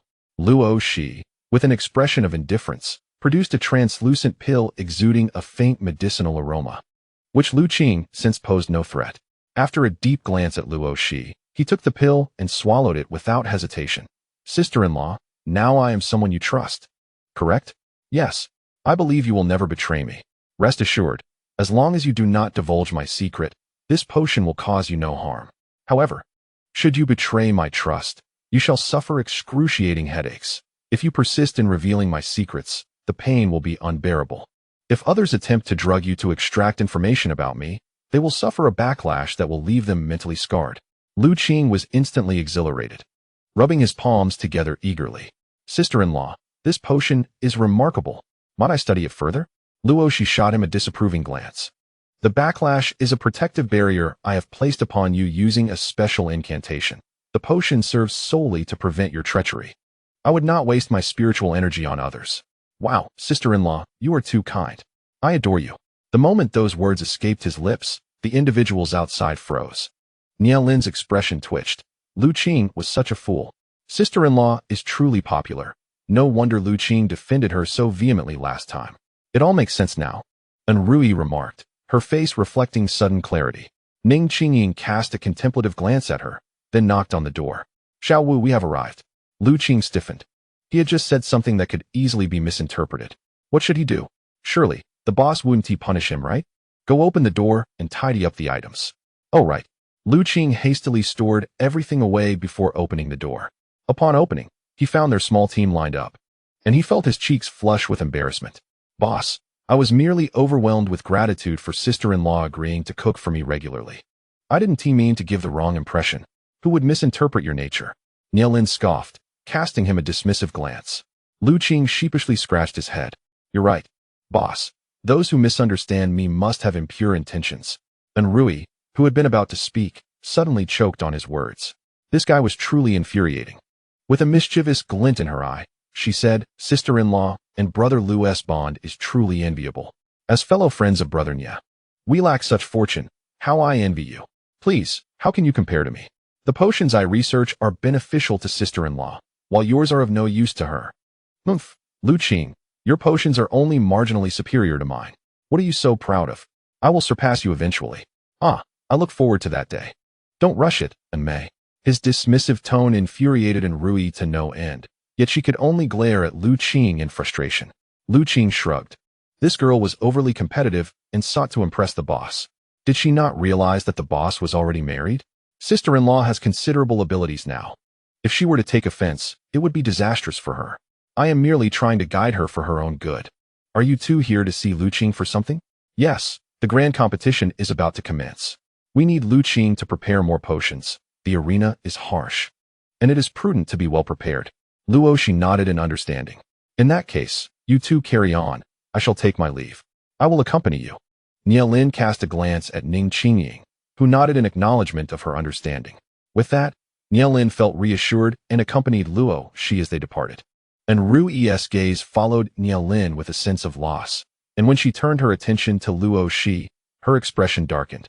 Ning Qingying observed all of this, silently lamenting. The boss certainly has his share of romantic entanglements. As Luo Xi and Nielin left the military medical department, they encountered a regiment of disciplined soldiers midway, led by a notably formidable officer, exuding an air of icy authority, unmistakably a veteran of countless battles. Good day, General Xian Yuan. Nielin saluted. Indeed, the military uniform accentuated his charm, Luo Xi thought, examining him once more. While he bore some resemblance to Xian Yuan Mo Lin, their temperaments were vastly different. Xian Yuan Mo Lin was always cheerful, while this man was his stark opposite. Nonetheless, owing to the life-saving favor from their last encounter, Luo Xi harbored a favorable impression of him. Fifth brother mentioned you would attend the old master's birthday banquet. We shall depart together in 3 days, he stated with an indomitable presence. Oh, all right. Given his commanding demeanor, Luo Xi chose not to argue. Traveling aboard General Xian Yuan's vessel to the Xian Yuan family estate undoubtedly seemed the safer option. Departing early on the 9th, be prepared, he added. Understood, she replied. Subsequently, General Xian Yuan and his soldiers took their leave. Nielin stood bewildered, unable to fathom why such a strict officer would suddenly show favoritism by bringing Luo Xi along. Wasn't he this rather peculiar? Shall we go? What's wrong? Luo Xi glanced back at him. Nielin snapped back to reality. It's nothing, let us go. Upon returning home, Nielin recalled a pressing matter. By the way, have you prepared a gift for General Xian Yuan? It's ready, don't worry, she assured him. That's good. If you hadn't tea, I could arrange one for you, he offered. If you've prepared something, you can give it to me. And I'll deliver it, she suggested. Nielin felt a twinge of discomfort. We are husband and wife, one gift suffices. Oh, then let mine be the one sent. Nielin was momentarily speechless. How could this woman not grasp his intentions? Considering her background, it was unlikely she could procure anything particularly extravagant. His suggestion was meant to spare her pride, allowing her to select a gift of her choosing. But it seemed she had completely misinterpreted him. I'll return to my room to practice. You handle things. I may not join you for lunch, she stated. All right, he replied, watching her retreat into her room. Nielin felt a familiar heaviness in his heart. Even if she did not resent him for failing to rescue her immediately, their relationship had made no progress over the past month. They were merely cohabiting under the same roof. Conversations and heartfelt exchanges were virtually non-existent. At most, she would remember to prepare a meal for him. Their dynamic hardly resembled that of a typical married couple. If things continued on this path, it was likely that he and Luo Xi would not see any substantial development in their relationship for years to come. With a sense of frustration, Nielin scratched his head, feeling a wave of defeat wash over him. Could they really continue like this? What was he supposed to do? Become true spouses with Luo Xi? It seemed they had yet to reach that point. The complexities of romantic relationships were truly vexing and burdensome. After a bout of annoyance, Major Nia resolved to head to the training room to sweat it out and alleviate the turmoil within. The military competition had been in full swing for 3 days, bustling with excitement. Yet this fervor had not touched Luo Xi. For the past 3 days, she had been diligently honing her skills, striving to enhance her wood-based abilities to demonstrate her worth to the Xianyuan family, leaving no moment to spare. Fortunately, she possessed ample crystal stones to absorb energy and upgrade her powers. Though she had not leveled up, she had accumulated enough strength, and with the right opportunity, She could potentially reach level 5. Hearing the alarm, Luo Xi stretched and paused her absorption of the crystals. She had set a timer before beginning her training, and it seemed to be around 8 o'clock in the evening now. After taking a leisurely bath and refreshing herself, she donned a comfortable robe and reclined on her bed, preparing for the journey to the Xianyuan family with Xianyuan Yuhan the following morning. It would be disingenuous to say she wasn't excited. After all, this was the first influential ally she had sought. It seemed she had forgotten something. After pondering seriously, she realized her belongings were all in her spatial storage, leaving only a few outfits and some daily necessities here. Perhaps it was just an illusion. There was nothing left behind. Best to get to bed early, as an early rise awaited her. Meanwhile, in the living room, Major Niao wore a dark expression. For 3 days, Luo Xi had not made an appearance, and tomorrow she would depart. Tonight, she still chose to remain hidden. He had distinctly heard sounds from within, yet she did not even glance his way. After all, they were still married. How could she disregard him so easily? Feeling a pang of disappointment, Major Niao retreated to his room, reflecting on the unexpected turbulence in his life. The next morning, Luo Xi awoke at 6, and after freshening up, she was hastily notified to gather for departure before she could even have breakfast. Sighing, Niao Lin drove the hover car to the spacecraft's landing point. "Let us just get going," he said. "All right, General Xianyuan. I entrust my wife to your protection on this journey," he added helplessly. Xianyuan Yuhan raised an eyebrow, reassuring him, "Rest assured." Niao Lin turned to Luo Xi, saying, "Luo Xi, contact me if anything arises." Luo Xi hesitated mid-step, then nodded. "Okay, be safe during your mission." A sense of relief washed over Niao Lin, feeling that perhaps she was not entirely dismissing him after all. Watching Luo Xi's figure vanish into the spacecraft, he sighed, hoping that upon her return, their relationship would blossom further. Finding a seat on the spacecraft, Luo Xi inadvertently caught sight of Niao Lin's absent expression, momentarily taken aback. His demeanor seems rather peculiar. It's as if he hasn't done anything at all. Perhaps this individual was being overly sensitive. Thus, Luo Xi decided to disregard someone's helplessness. The warship swiftly ascended, akin to aircraft from the era of Earth, albeit with greater stability and devoid of jarring sounds. One merely felt a tremor before it gradually soared higher. Once above the clouds, it glided smoothly forward. The warship appeared quite substantial and featured VIP cabins, capable of accommodating 2,000 to 3,000 individuals despite being a smaller military vessel. "Follow me," Xianyuan Yuhan said in a low voice as he approached her. Luo Xi, momentarily taken aback, rose to follow him. They traversed through the passenger cabin and entered the realm of VIP rooms.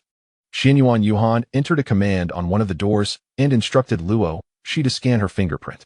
"You will reside in this room for the next few days. I am across the hall. Contact me if needed. Bring out your intelligence device." "Oh," Luo Xi extended her hand, and Xianyuan Yuhan connected his device with hers, saving each other's terminal numbers before parting ways. "All right, you may enter and rest. Meals can be taken in the cafeteria." "Understood. We should arrive at Huaxiao Star in approximately 4 days. After conveying all necessary information, Xianyuan Yuhan departed. Luo Xi stepped into the guest room and surveyed her surroundings with satisfaction. This VIP room resembled a private suite, complete with a bathroom, offering considerable convenience. It was evident that Xianyuan Molin had instructed his elder brother to provide this accommodation. Otherwise, she doubted the cold and aloof general would show her any kindness. Once familiar with the amenities of the VIP room, Luo Xi felt a rumble in her stomach and decided to visit the warship's cafeteria. Having previously downloaded a general layout of the ship, she utilized her intelligence device's navigation to locate the dining area. Following the route, she passed through 2 passenger cabins before reaching the cafeteria. The food here was self-service, akin to a buffet, allowing patrons to select their meals freely. Luo Xi carried a plate, making her selections, ultimately choosing a cup of juice and a slice of bread. "This doesn't seem very promising. What should I do?" She found a spot to sit and slowly savored the bread. Upon taking a bite, she immediately furrowed her brow. The taste was reminiscent of coarse bread from the Earth era, lacking sweetness. Although she had endured the trials of a post-apocalyptic world, she had assumed that with the existence of a mutated space, the quality of food would not have suffered. Yet, in this interstellar age, she found herself faced with such unpalatable fare, which was indeed a challenge for her delicate palate. Warships are not accustomed to accommodating just anyone. Our military sustains itself on simple sustenance, unlike the pampered young ladies. Indeed, wasting food is disgraceful. A cluster of female soldiers gathered nearby, whispering amongst themselves, neither too close nor too far from Luo Xi. With a helpless gaze towards the sky, Luo Xi pondered whom she had offended this time. Why did it seem that someone was always at odds with her? There were women around Nielin wishing for her downfall, and even among the soldiers accompanying Xianyuan Yuhan, there were those who disapproved of her presence. Who had she wronged?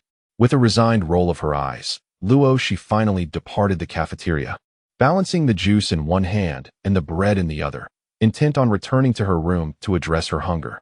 As she traversed the final passenger compartment, an individual suddenly rose, colliding with her and shattering her juice, the vibrant yellow liquid splattering onto the assailant, while, fortuitously, not a drop touched Luo Xi, who had instinctively activated her protective barrier with her mental prowess at the first sign of disruption. Are you blind? The tall female soldier glared at her furiously. Luo Xi furrowed her brow. It was you who abruptly stood up and bumped into me. Oh, so you blame me for not being observant? The soldier retorted angrily. Luo Xi appraised her opponent, noting her mental strength at grade A and physical capability at grade B. Quite formidable. Yet it seemed rather audacious for someone of such prowess to provoke her, especially when they bore no personal enmity. Why would she engage in such frivolity? What are you staring at? Apologize? I fail to see what I did wrong, dear lady. Perhaps your demeanor is a touch uncouth? What? Do you look down upon us female soldiers? Not at all, merely my disdain for your attitude. Are you challenging me? Luo Xi raised an eyebrow. What do you intend to do? Let us spar. The loser must apologize.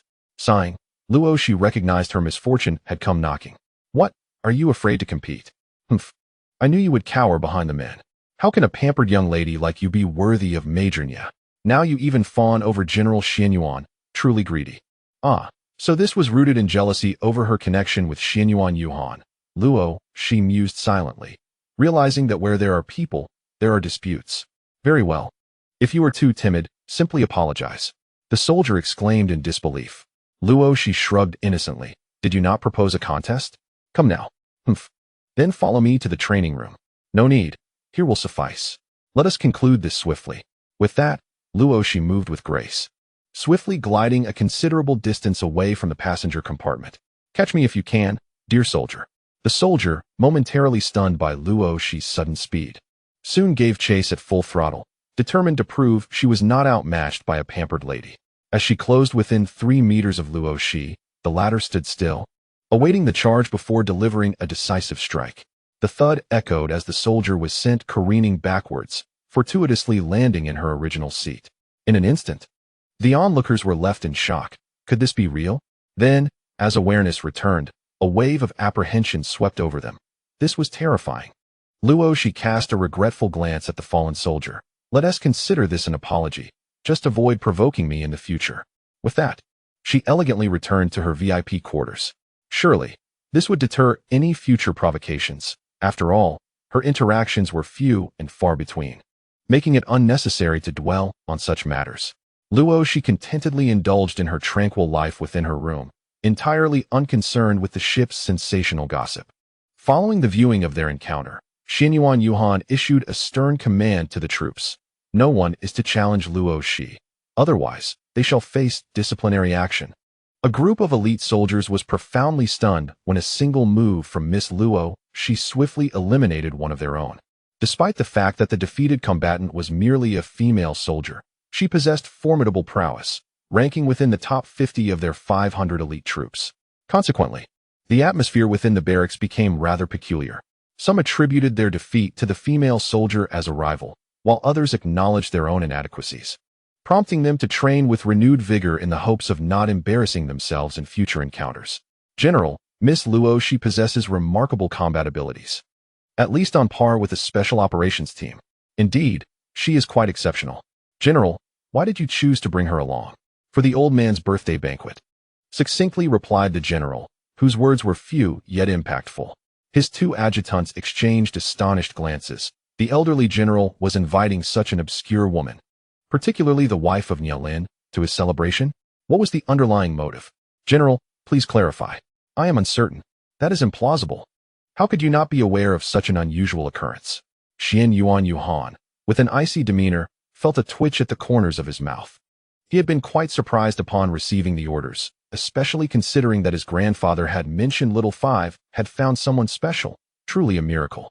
Somehow, this had evolved into a business collaboration, leading to his grandfather asking him to arrive early at Juyu Star for the military competition, conveniently bringing Luo Xi along for the birthday banquet. He had an inkling that the primary purpose of attending the military competition early was to ensure Luo Xi's protection as she visited the Xianyuan family. Although he was unsure of his grandfather's true intentions, this did not prevent him from discerning the essence beneath the surface. Previously, he had suspected that her mental strength was extraordinary. Now he realized she was concealing even more formidable capabilities, leaving him astounded. Initially, he had thought Little Five exaggerated her abilities, but it turned out she was indeed a hidden gem. After some contemplation, he decided to maintain a watchful eye on the situation, reserving judgment until she had proven herself. Despite her connection to Little Five, the issue of her offending a young lady from the Ross family remained a troubling concern. He was not intimidated by the Ross family, but he understood that any confrontation would require careful consideration of the potential consequences. In the following days, Xianyuan Yuhan made it a point to accompany Luo Xi to the mess hall for every meal. Although she insisted he need not fuss over her, he continued to arrive punctually at mealtimes. His actions only fueled the jealousy of the female soldiers aboard the ship who admired him. And Luo Xi could keenly sense the malice emanating from some of them. She truly believed that someone should not be so attentive towards her.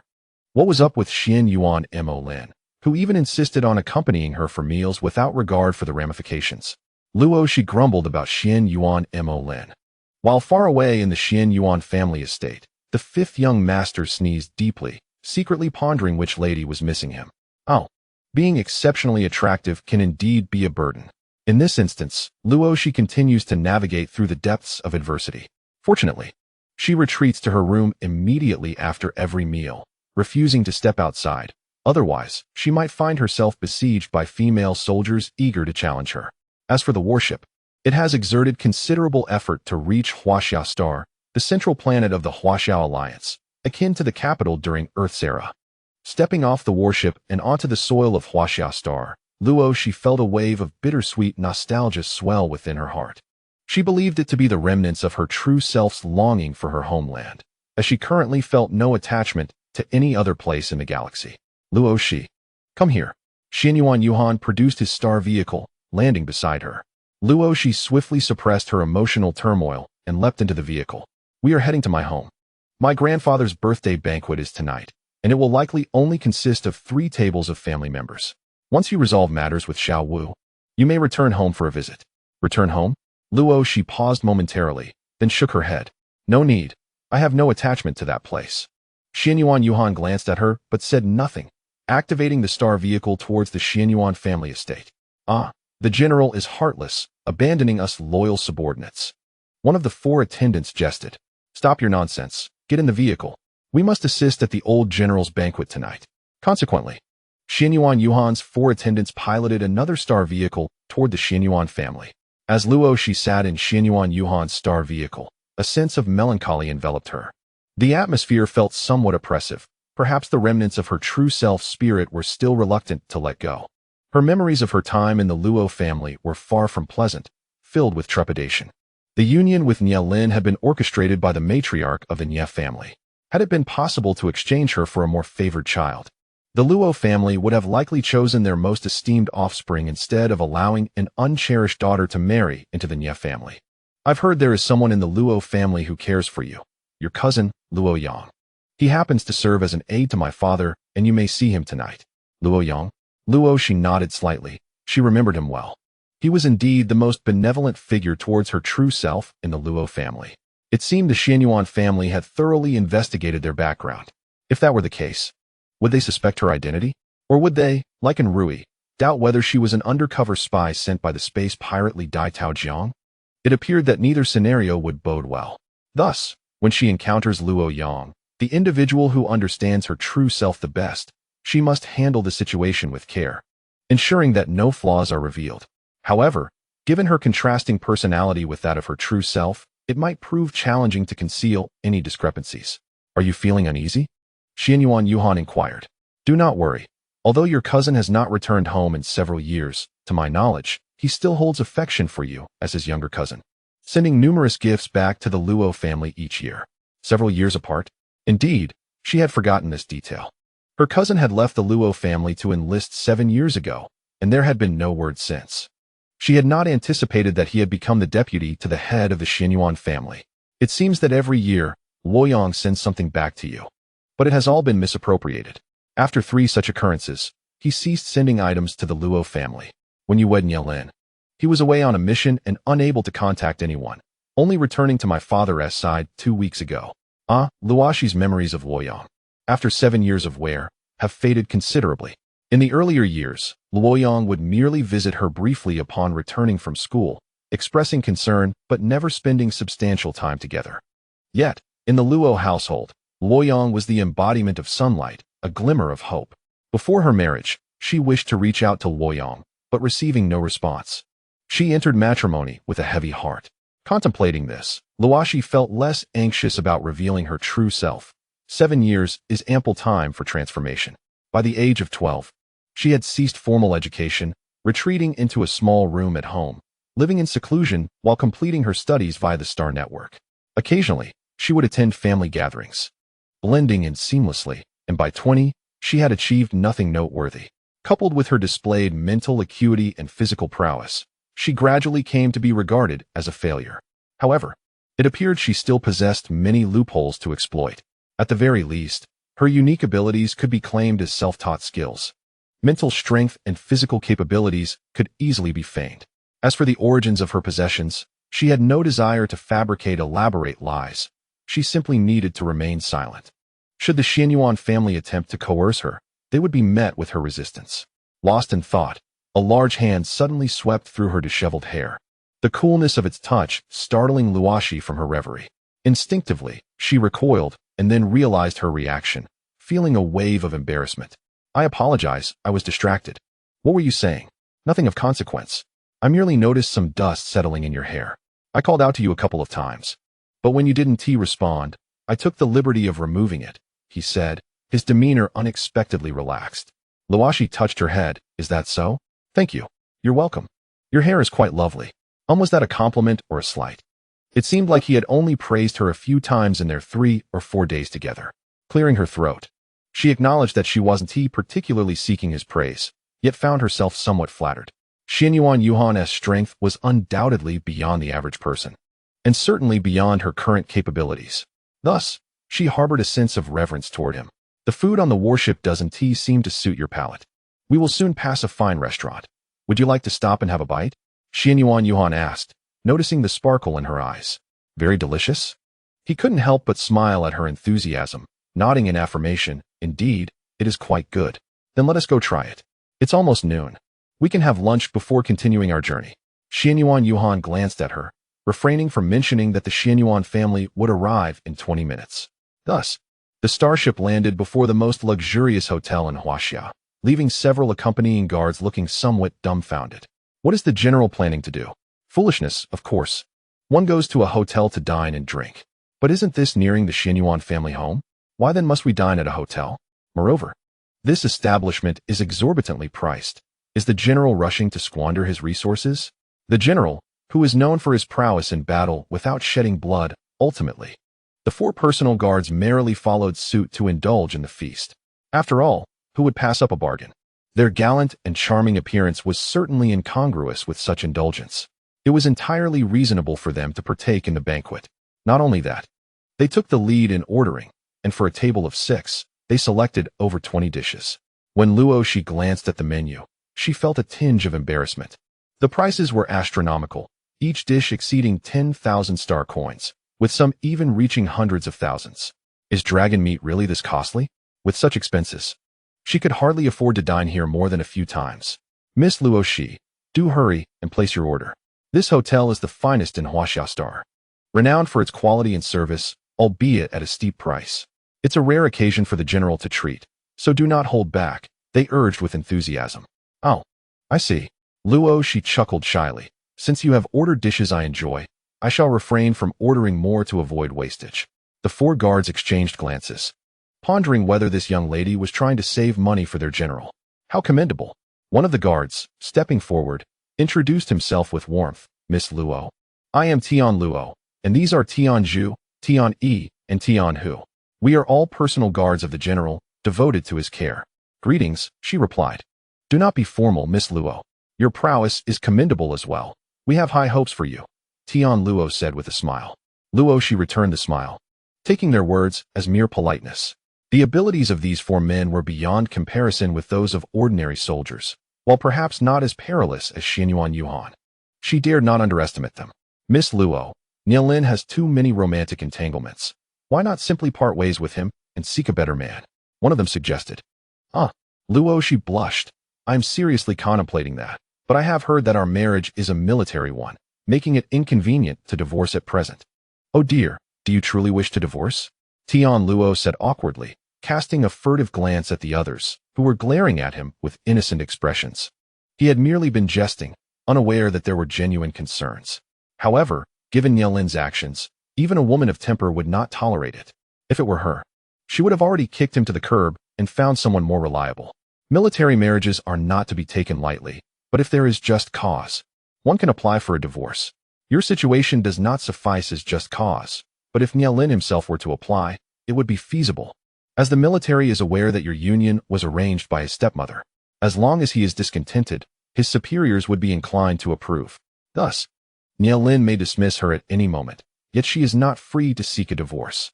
How infuriating! This world seems to favor the strong over the weak. Luo Xi scoffed inwardly, maintaining a facade of helplessness. I understand, which is why I am still contemplating my options. In truth, Nielin is likely to seek an opportune moment to divorce you, as soon as he finds that woman who once shared both joy and hardship with him. An unexpected revelation will emerge from the icy facade. Luo Xi was taken aback. Who? Nielin remains unaware of her true identity. However, I happen to know that she belongs to the Jun family and is named Junya. She is of the same age as Nielin and a decade ago. They were both captured during a kidnapping incident. Together, they forged a strong alliance and ultimately escaped from the clutches of their captors through their own ingenuity. Notably, the primary target of the kidnappers was Nielin, while Junya was merely collateral damage. At that time, the Jun family chose not to publicize the incident to protect her identity. Coincidentally, it was also Junya's first return to her ancestral home, where she assumed a fabricated identity created by the Jun family to safeguard their talented youth. The Jun family's confidentiality measures are exceedingly stringent, and Nielin's status within the Nye family was not particularly elevated, which explains why he has failed to locate her all these years. Oh, it seems that Nielin has a true love. Luo Xi gazed at Xianyuan Yuhan in astonishment. Their connection is indeed a poignant tale. The 4 members of Tianlu lowered their heads, internally lamenting. Goodness, the general is expending so much effort to elucidate these secrets. What could his intentions possibly be? Junya possesses an SS-level mental prowess and an A-level physical capacity, and it is rumored that she possesses the ability of precognition. The Jun family regards her as a key candidate for nurturing, even considering the prospect of having someone marry into their family rather than marrying her off. Precognition?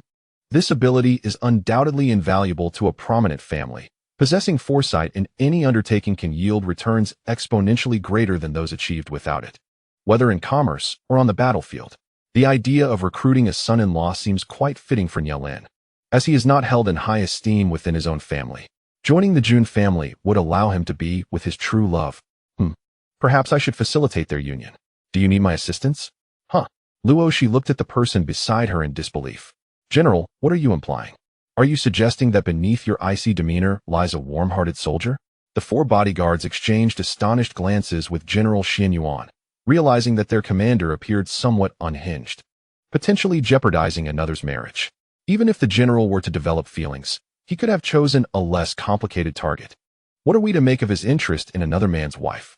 Based on my observations, it seems that your marriage with Nielin is merely nominal, lacking the essence of a true partnership, correct?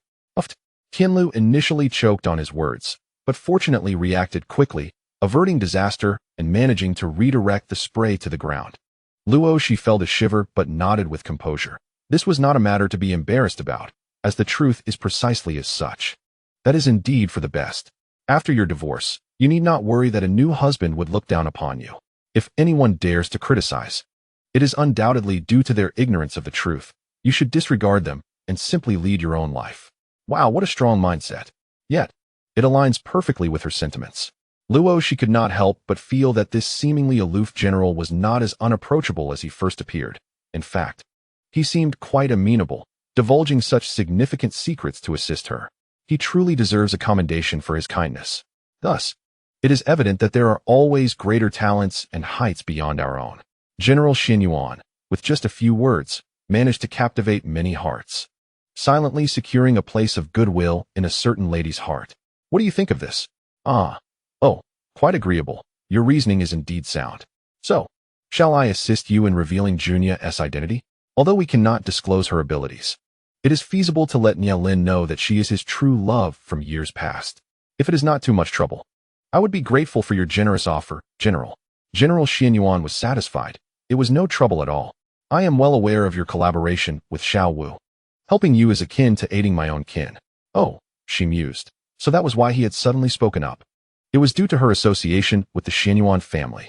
Luo Xi's heart, previously filled with trepidation, found solace in the notion that her worth was indeed enough for the Xinyuan family to undertake such an endeavor. Though she no longer harbored disdain for Nielin, freedom remained paramount, especially since he still cherished his true love in the depths of his heart. Why should she wait to be cast aside when it would be far more comfortable to take the initiative herself? A good man must love himself. Alas, General, you truly have a cunning plan.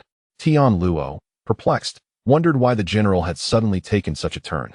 Could it be that this goddess, Luo Xi, possessed such immense allure? Tian Luo, this matter is entrusted to you. I hope you will execute the task quietly and efficiently. This mission is classified as A level, so handle it well. A successful completion will come with a reward, as there are whispers of new treasures emerging in the family. You must seize this opportunity. What? A level? And a new treasure reward? Tian Luo felt rejuvenated, thumping his chest with confidence. Rest assured, General, I shall handle this trivial matter with utmost diligence. Upon returning to the family, I can enlist the assistance of the intelligence department to ensure everything proceeds smoothly. Yes, I guarantee the successful completion of the task. Tian Luo's heart raced with anticipation of what the reward might entail. The new treasures from the family were always exceptional. He felt a pang of desire, lamenting that the general was rather devious to entice him into compromising his principles to disrupt someone else's engagement. Would it not be simpler to directly inform Nielin? I have heard that he shares a good rapport with young Master Wu. Luo Xi felt that their approach was somewhat excessive.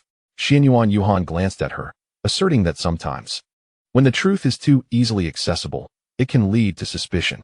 You must understand that Nielin is not one to trust others lightly. I would prefer not to engage in good deeds, only to be questioned about my intentions. That is a possibility. After all, Nielin has searched for 10 years without result. Suddenly learning the truth would indeed be a cause for doubt. Do not worry, I assure you. I would never harm anyone. Luo Xi shyly touched her nose, saying, I did not mean it that way. I merely felt it might be a waste of effort. It is not a waste. To grant you freedom, a small price is worth paying. With a crisp sound, 4 pairs of chopsticks simultaneously slipped from the hands of the 4 guards, striking the table with a delightful clatter. Luo Xi felt somewhat embarrassed. Hearing such tender words from the usually stoic general was indeed startling.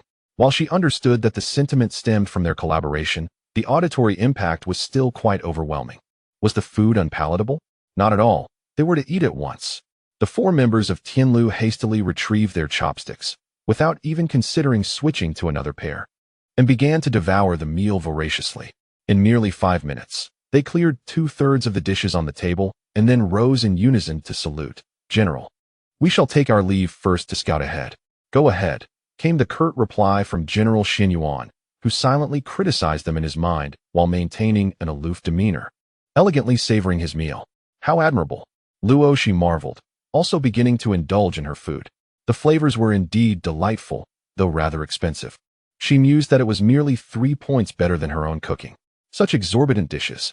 It would be wiser to rely on her own resources in the future. The money saved could buy a plethora of practical items.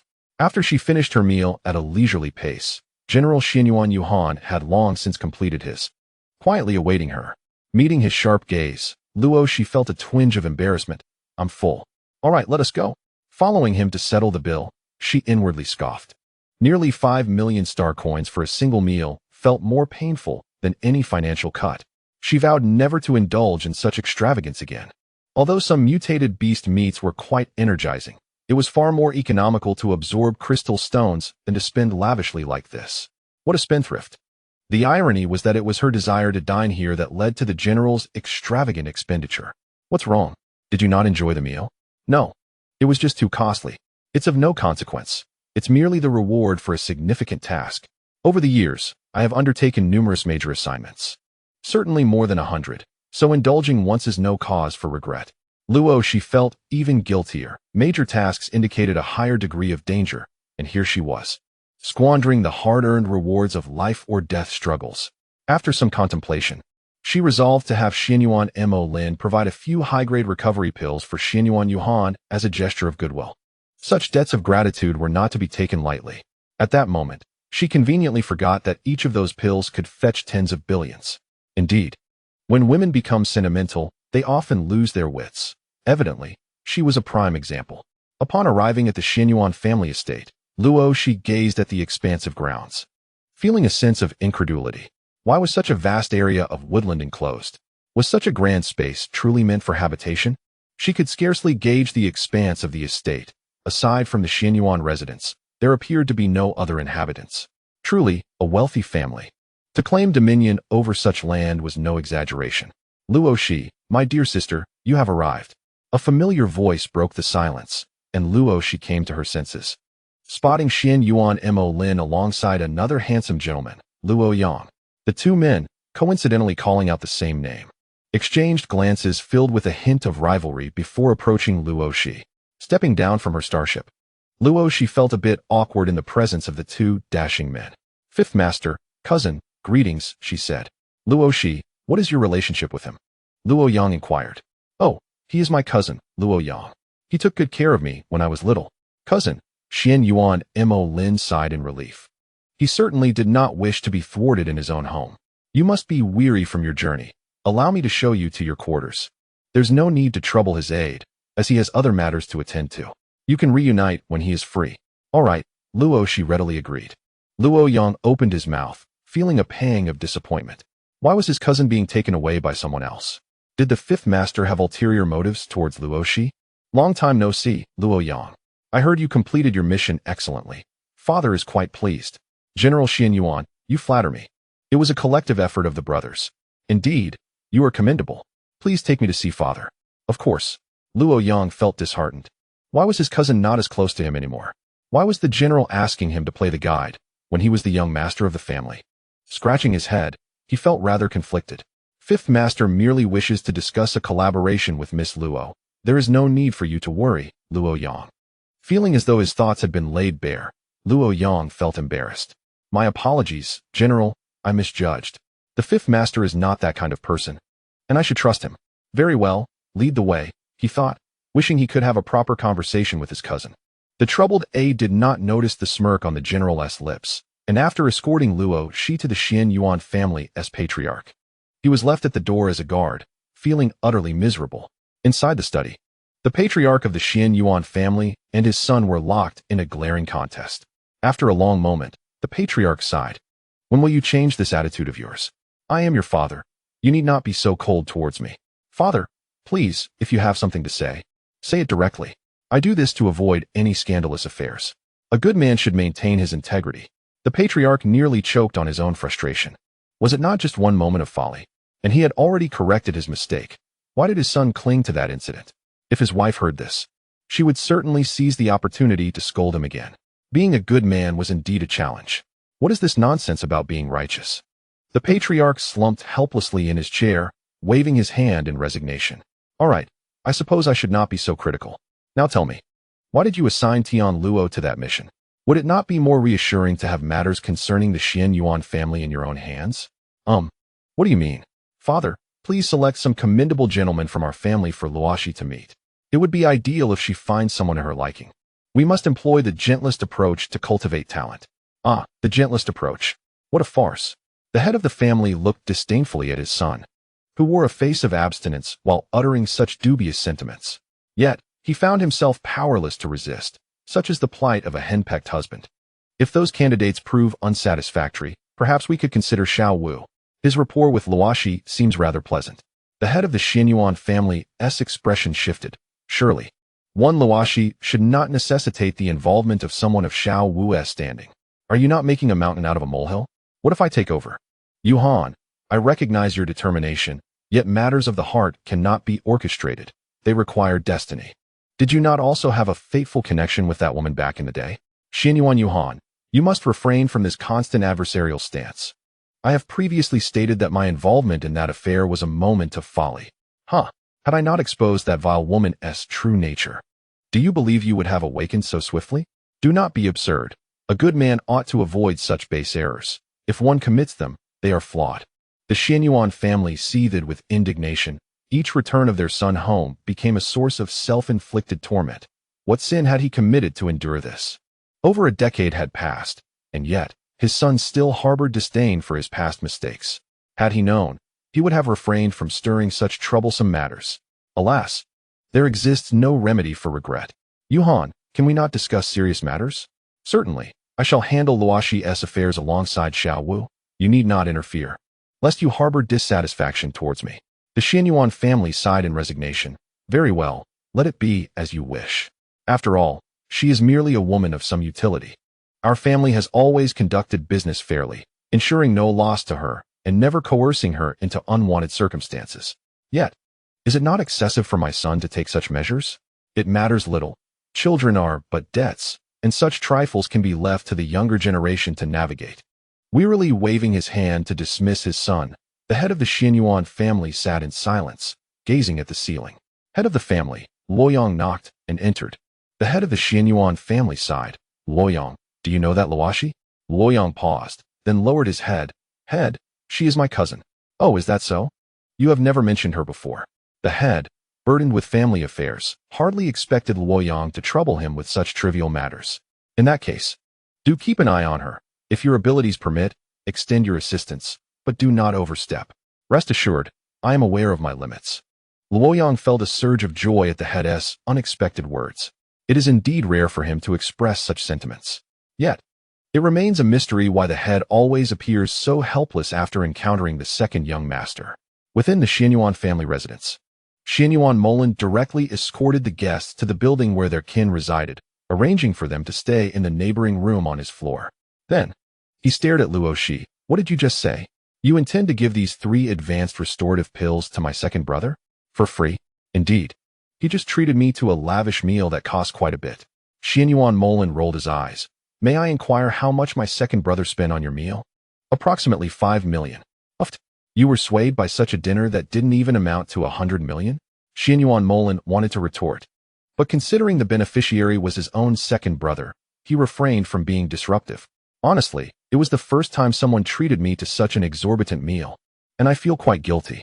I heard that the reward for one of your brother's major missions is only about that much. How could I possibly use money earned through risking his life? Uft. Who told her that my second brother risks his life for missions? With his extraordinary talent, the majority of tasks he undertakes are hardly dangerous. What's wrong? It's nothing. Your kindness will surely touch my second brother. How could that be? I actually believe your second brother is quite a good person. Though he appears cold and aloof, his essence is one of integrity and chivalry. Nonsense. Xianyuan Molan was at a loss for words. With that cold-hearted demeanor of his, how can he embody integrity and chivalry? It's as if one were trying to deafen him with titanium dog ears. Ultimately, Xianyuan Molan left with the advanced restorative pills, entering her brother's room without knocking, and tossed the vial at him. This is the precious item you deceived me to obtain, advanced restorative pills. Reputed to be miraculous elixirs capable of reviving a person to full health as long as they cling to a breath. No matter how severe the injury, it can heal completely within 5 minutes, without any side effects. Xianyuan Yuhan was momentarily taken aback. Are you serious? Of course, I haven't even received this item yet. Luo Xi only promised to trade me detoxifying pills, primary restorative pills, along with truth elixirs and loyalty pills. Your beloved has struck it lucky by acquiring 3 advanced restorative pills just for treating her to an extravagant meal. Some things cannot be envied or resented. After all, your brother is a guardian deity in the military. More like a god of slaughter. And what is this integrity and chivalry nonsense? Just look at this fellow before us. Does he possess that aura? What? Do you covet my gift? Heh, second brother. Why not spare one for me to study? That girl must be selling these for tens of billions each. It would certainly save me some money. I recall that your contract with her prohibits unauthorized research on the drugs unless she consents. The selection of researchers must also receive her approval. TCH. You really do take the contract seriously. The contract stipulates that researchers must be absolutely loyal. As for her definition of absolute loyalty, it essentially means consuming the loyalty pill. Should one betray her, they would meet their demise. Oh, that sounds interesting. Xianyuan Yuhan's eyes sparkled as he looked at him, causing Xianyuan Molan to retreat towards the door. Second brother, you're busy. I have matters to attend to. Wait a moment. Xianyuan Yuhan used his mental power to halt his steps. Xianyuan Mo Lin gazed at him with a pained expression. Second brother, how can you be so unscrupulous? At least I brought you good things. How can you still think of taking advantage of me? I need a few loyalty pills. They are of great use. Everyone wants them, and I don't have many. Don't be greedy. 5 will suffice. Xianyuan Mo Lin frowned. Second brother, I only have 50 in total. If the elders, including grandfather and my father, take their share, how much will I have left? The older brothers can't be left out either. We can hardly divide them among ourselves. I don't care. I want 5. You can continue to trade with others. This is a limited item, you know? Luo Xi has long stated that it was obtained by chance, and there are no more of them. If there were, wouldn't she want to get more? Xianyuan Mo Lin was astonished. He wished Luo Xi could see the current state of her second brother. After witnessing this, would she still consider him upright and chivalrous? Limited item? Are you implying that this is not something she created? So, this one-time transaction is worth your effort? Please, brother, don't be so materialistic. What I value is her character and strength. I invited her to help treat the severely injured veterans of our Xianyuan family. Xianyuan Yuhan's eyes flickered. Does she have a solution? Perhaps. I should get a glimpse of her abilities tomorrow. However, you might not be able to observe, but I can. As I have made a pact with her and shall never betray her. Oh, you established a pact with Luo Xi? That doesn't seem like Xiao Wu's style. It appears she indeed possesses qualities worth exploring. Xiao Wu, though always smiling at others, is colder than anyone else at heart. He wouldn't act this way without a sufficient reason. If he intends to treat the injured, include me, I will find a way to persuade her. All right. But if second brother wants to observe, you might also need to establish a pact. We shall see then. If there is sufficient value, I don't mind. Over the years, many of his soldiers have suffered severe injuries that have yet to heal. At that moment, Luo Xi was blissfully unaware that she had caught the attention of General Xianyuan. She was enjoying a luxurious bath adorned with petals. After a refreshing soak, she donned a water-blue qipao. After all, it was the birthday of General Xianyuan, and she could not be too casual. Yet, this outfit was one she designed herself. Not too formal, but rather a mid-sleeve qipao made of mutated silk, exuding a silky sheen. Embroidered on the waist was a phoenix poised to take flight, adding an air of elegance to the garment. Wearing it made her look both alluring and modest, and paired with Luo Xi's cool demeanor. She appeared dignified, yet subtly enchanting. A soft knock echoed at the door. Luo Xi instinctively approached and opened it, only to be met with a pair of icy, penetrating eyes. Her heart skipped a beat. General Xianyuan, what brings you here? Xianyuan Yuhan gazed intently at the woman before him, and in that fleeting moment, he was utterly captivated. Indeed, it is true that a person's beauty is accentuated by their attire. Adorned in such a manner, her entire demeanor transformed, evoking an overwhelming urge within him to seize her. Shaking his head, he squinted and asserted, I have a request. I heard from Xiao Wu that you will be administering treatment tomorrow.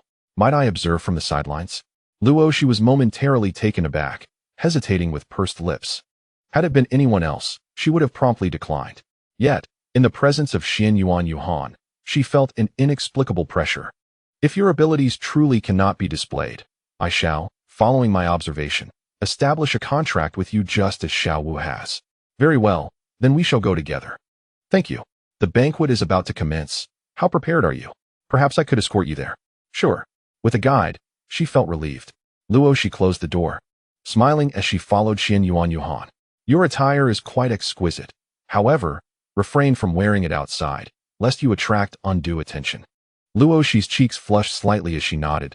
Thank you, I understand. Indeed, let us be on our way.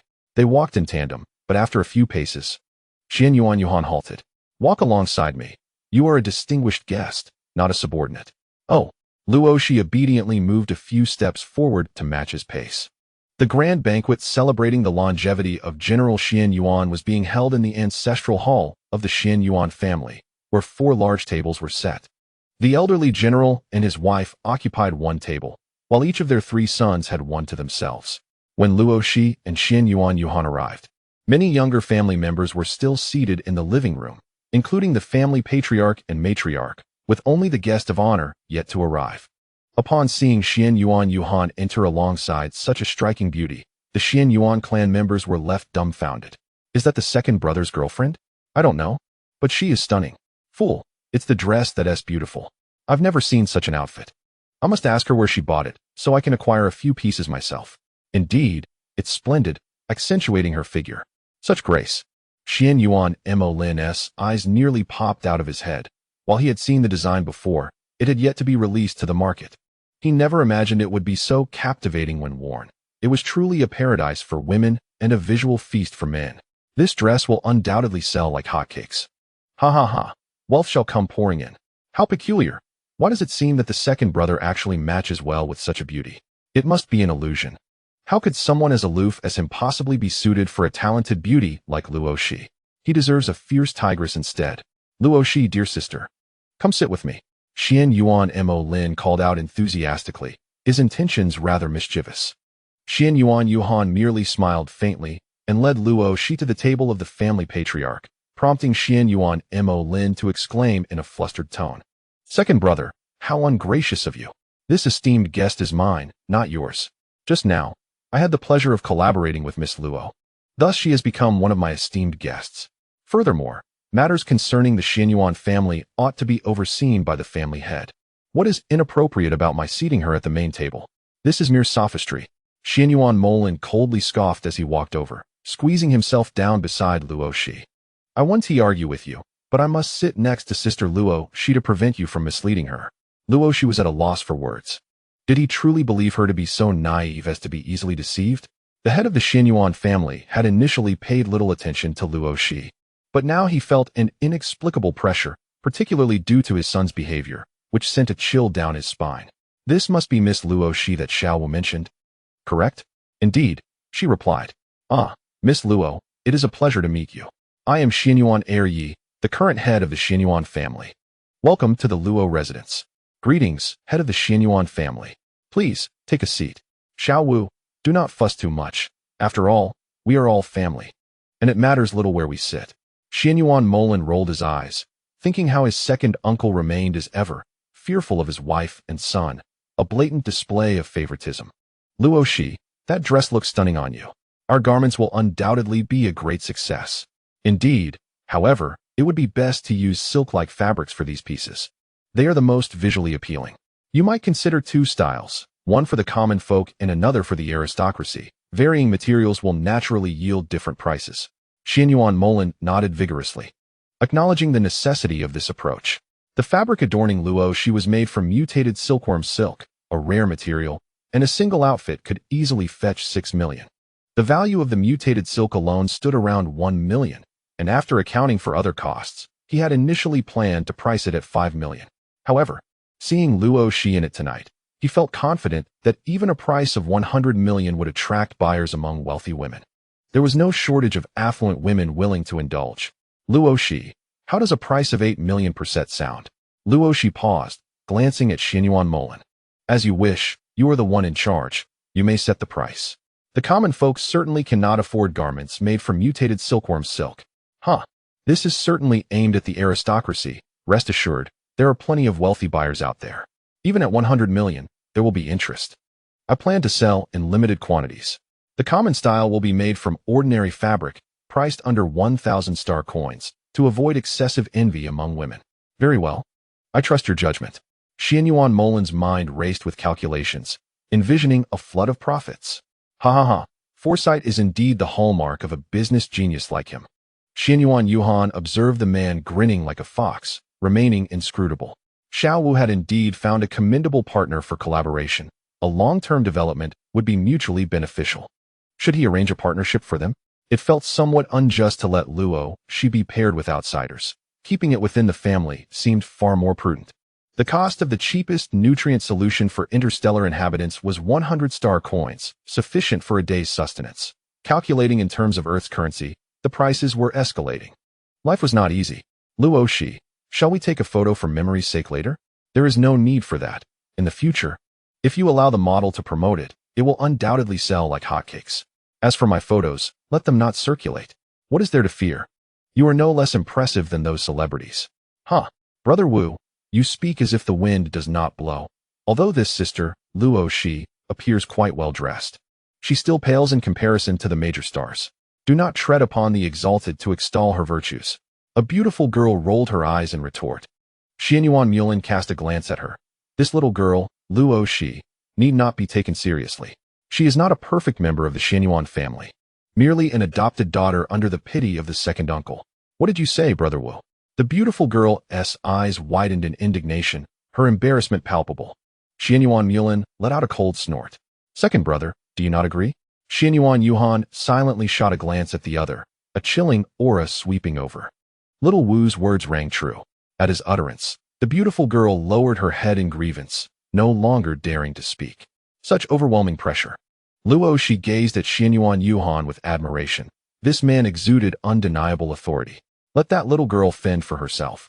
Though she did not narcissistically believe herself to be exceptionally beautiful, she certainly harbored no affection for those who mock her. Everyone understood the niceties were merely polite banter. Yet she insisted on standing up to challenge the sarcasm directed at her, which was truly deserving of reprimand. Well, enough of the bickering. You two are brothers. How can you bully your own sister like this?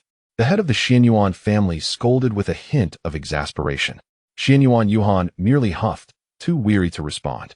A demeanor that left the family head seething yet powerless. What? Are you feeling sorry for her? The esteemed lady beside the family head inquired with a smile. The family head quickly regained his composure. Of course not. I simply do not wish for our little rabbit to become arrogant. Within our home, it matters little. But out in the world, such a character may lead to misfortune. Fear not. Your son will not suffer. He is far cleverer than you think. At the very least, he possesses a discerning eye and will not be deceived by the vain. Upon hearing this, a flicker of resentment flashed in the beautiful girl's eyes, though her head remained bowed, concealing her expression from view. As for the other members of the Xianyuan family, they had grown accustomed to such a life for over a decade, rendering them indifferent to it all. Luo Xi regarded the beautiful girl with a knowing glance. It seemed she was an unappreciated presence. One could hardly fathom how she dared to provoke Xianyuan Mulan and the others in her current predicament. The old master has arrived. A whisper silenced the crowd as they turned to the entrance. Luo Xi beheld a striking middle-aged couple. The man exuded charisma, while the woman was stunningly beautiful. They appeared to be in their 40s, yet one could not judge the longevity of interstellar beings through the lens of earthly standards. They were likely a couple of centuries old. The lifespan of interstellar beings ranges from just over 100 to 400 or 500 years. Those with superior mental and physical prowess tend to live longer. It is said that a few exceptional individuals have lived to 500, though they are exceedingly rare. However, there are indeed many individuals who live to the age of 200 or 300. Generally, those of superior physical and mental capabilities can reach beyond 200 years. Those endowed with even greater talents tend to live even longer. General Xianyuan, holding his wife's hand, seated himself at the main table and with a grand gesture commanded. No need to stand. Let us begin our meal. Yes, grandfather. Yes, father. The guests promptly took their seats, and naturally, Luo Xi followed suit, marking the commencement of the dining experience. During the meal, Luo Xi sensed several gazes directed her way, yet she calmly disregarded them. She was aware that her worth would be assessed upon her arrival at the Xianyuan household. This was merely the initial scrutiny, nothing unbearable. You enjoy this wild beef, do you not? Xianyuan Yuhan deftly placed a portion of beef into Luo Xi's bowl. A faint blush crept across her cheeks as she recalled indulging a bit too much in that exorbitantly priced hotel, wondering if she had been branded as a beef lover. Yet, this individual was quite observant, and she whispered, "Thank you. Do not be restrained. Feel free to take whatever you desire. I can assist you as well." Xianyuan Yuhan's actions and words left everyone at the table wide-eyed in astonishment. Xianyuan Mulan, intrigued, inquired, "Luo Xi, do you truly enjoy beef? If so, why did you not prepare it when we dined at your home last time?" Was it perhaps unavailable? Sort of, she replied, feeling a bit awkward. Could she admit she simply found the taste delightful and had taken more because the beef was within her reach? Why did they both assume she was fond of beef? Sigh. Next time, I shall have someone deliver the freshest wild beef to you, guaranteed to be tender. What do you think? That sounds wonderful, thank you. It would be wasteful to refuse such courtesy, especially since their collaboration did not hinge on such trivialities. There is a kind of beef in Silver Moon Star that is the most tender within the Huaxia Star Alliance. You should try it when you have the opportunity to visit. The general, with his frosty demeanor, uttered yet another astonishing remark. Luo Xi, now truly intrigued, gazed at him in astonishment. The most tender? Indeed, currently known to be the most tender. I have tasted it, and it surpasses what we had at the hotel by a factor of 10. That sounds incredibly delicious. How about we have some barbecue? Oh dear. The temptation of culinary delights was relentless. During the desolate times of the apocalypse, she found solace in culinary experimentation. Alas, in those days, everything was ravaged, and entertainment was a distant thought. Merely surviving and securing basic sustenance was a commendable feat. Who had the luxury to seek amusement? Men might seek women to fulfill their physiological needs, as women could too, though she held no interest in such pursuits. It seemed that the interstellar era was indeed promising. With abundant entertainment and culinary delights, she was grateful to the heavens for her chance at rebirth. One must cherish and be content. Why the sigh? Luo Xi was taken aback, glancing at General Xianyuan beside her, scratching her head. Oh, it's nothing, just feeling that our current life is rather extravagant. How could that be? You can indulge even more. Haha, that statement carries quite a bit of ambiguity. Luo Xi, you need not conceal your talents. You could have indulged in luxury long ago. Xianyuan Mo Lin assumed that she was reminiscing about her past life in the Luo family. Luo Xi smiled without refuting him, lowering her head to continue her meal. Given her true nature, even if she possessed the ability to showcase her prowess, she would merely become a target for exploitation by the Luo family. How could she possibly indulge in extravagance? Yet, the current lifestyle indeed left her with a sense of unease, prompting her to seek a suitable means to find solace. Should she venture to slay the insectoids, akin to a post-apocalyptic zombie, to gain a sense of security through combat? That notion is intriguing, though Nielin would likely not permit her on the battlefield. As Luo Xi pondered, her gaze inadvertently fell upon Xianyuan. As a general, he could facilitate the extermination of numerous insectoids. However, she needed to devise a way for him to agree to take her along. She believed that with him by her side, even in perilous situations, the risks would not be too grave. A strong individual possesses a compelling allure for followers. Is there something on your mind? Well, I wish to converse with you later. Very well, let us dine first, Xianyuan replied amiably. This scene ignited a fire of jealousy in the heart of a certain beautiful girl at the dining table. Why should an outsider receive such affection from him? Having lived in this household for over a decade, she felt that he treated her with less regard than a stranger. It was utterly infuriating. She was unwilling to accept this. After all, she was his sworn sister. Who was this Luo Xi to receive more favor than she? The meal concluded with everyone lost in their own thoughts, yet no one dared to voice their feelings. After dining, the group animatedly approached General Xianyuan to present gifts and well wishes. Luo Xi also stepped forward to partake in the festivities, offering a set of couple's attire for the general and his wife. It was neither extravagant nor lacking. The true gift was a high-grade restorative pill, which she chose not to present in person but instead entrusted to Xianyuan Mo Lin for discreet delivery, as she wished to avoid drawing too much attention from the Xianyuan family. Family gatherings do not involve excessive formalities. Once everyone had expressed their sentiments through gifts, they were free to mingle. Luo Xi and Xianyuan exited together, returning to Luo Xi's room. Xianyuan scrutinized her now. What is it that you wish me to do? Well, I actually wish to visit Silver Moon Star and accompany you in slaying the insectoids. Your desire to visit Silver Moon Star is understandable, but what is your intention behind slaying the insectoids? Luo Xi hesitated, unsure how to articulate her thoughts. Should she confess that she felt unsettled? Surely, anyone would question such an excuse. Do you not wish to share your reasoning? Forgive me. Just consider it a desire to undergo trials to enhance my combat prowess, if you will. Xianyuan narrowed his eyes, scrutinizing her for a long while. The battlefield is perilous. It is no child's play. Even I, with my strength, have faced life and death situations. I am aware, which is precisely why I wish to accompany you. Your combat ability surpasses mine, and should danger arise, you could assist me, just as I could offer aid in certain aspects. Very well. But let us postpone this matter until you have resolved your affairs with Nielin. As a soldier, I cannot bear excessive rumors. Do you understand? Yes, I comprehend. Luo Xi felt a sense of satisfaction. Nielin's marital issues would eventually be resolved. For the time being, she had no desire for romance or marriage. And Nielin was on the verge of discovering his true love, making divorce seem imminent. However, she wondered if, after their separation, Nielin would still provide her with the custom-made level 7 mech. If that man were to be stingy, he might refuse her. But she reassured herself that she would eventually earn enough money. What was she thinking? A level 7 mech. Lost in thought, Luo Xi blurted it out.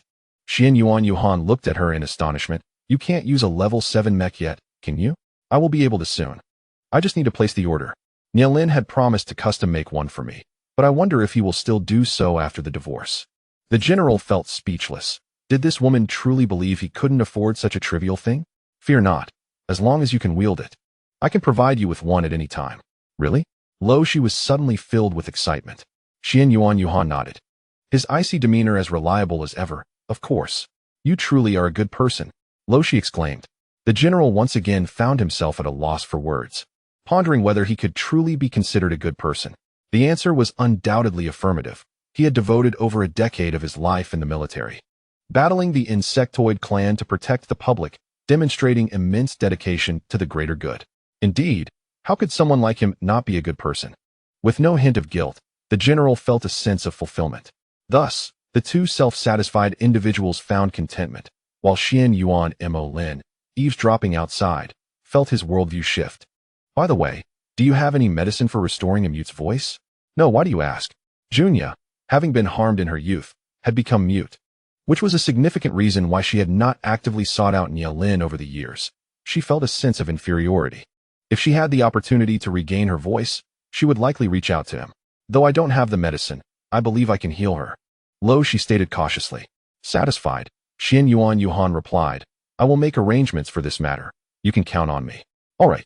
But you must not go back on your word. I never renege on my promises. Then that is splendid. Rest well. I shall take my leave.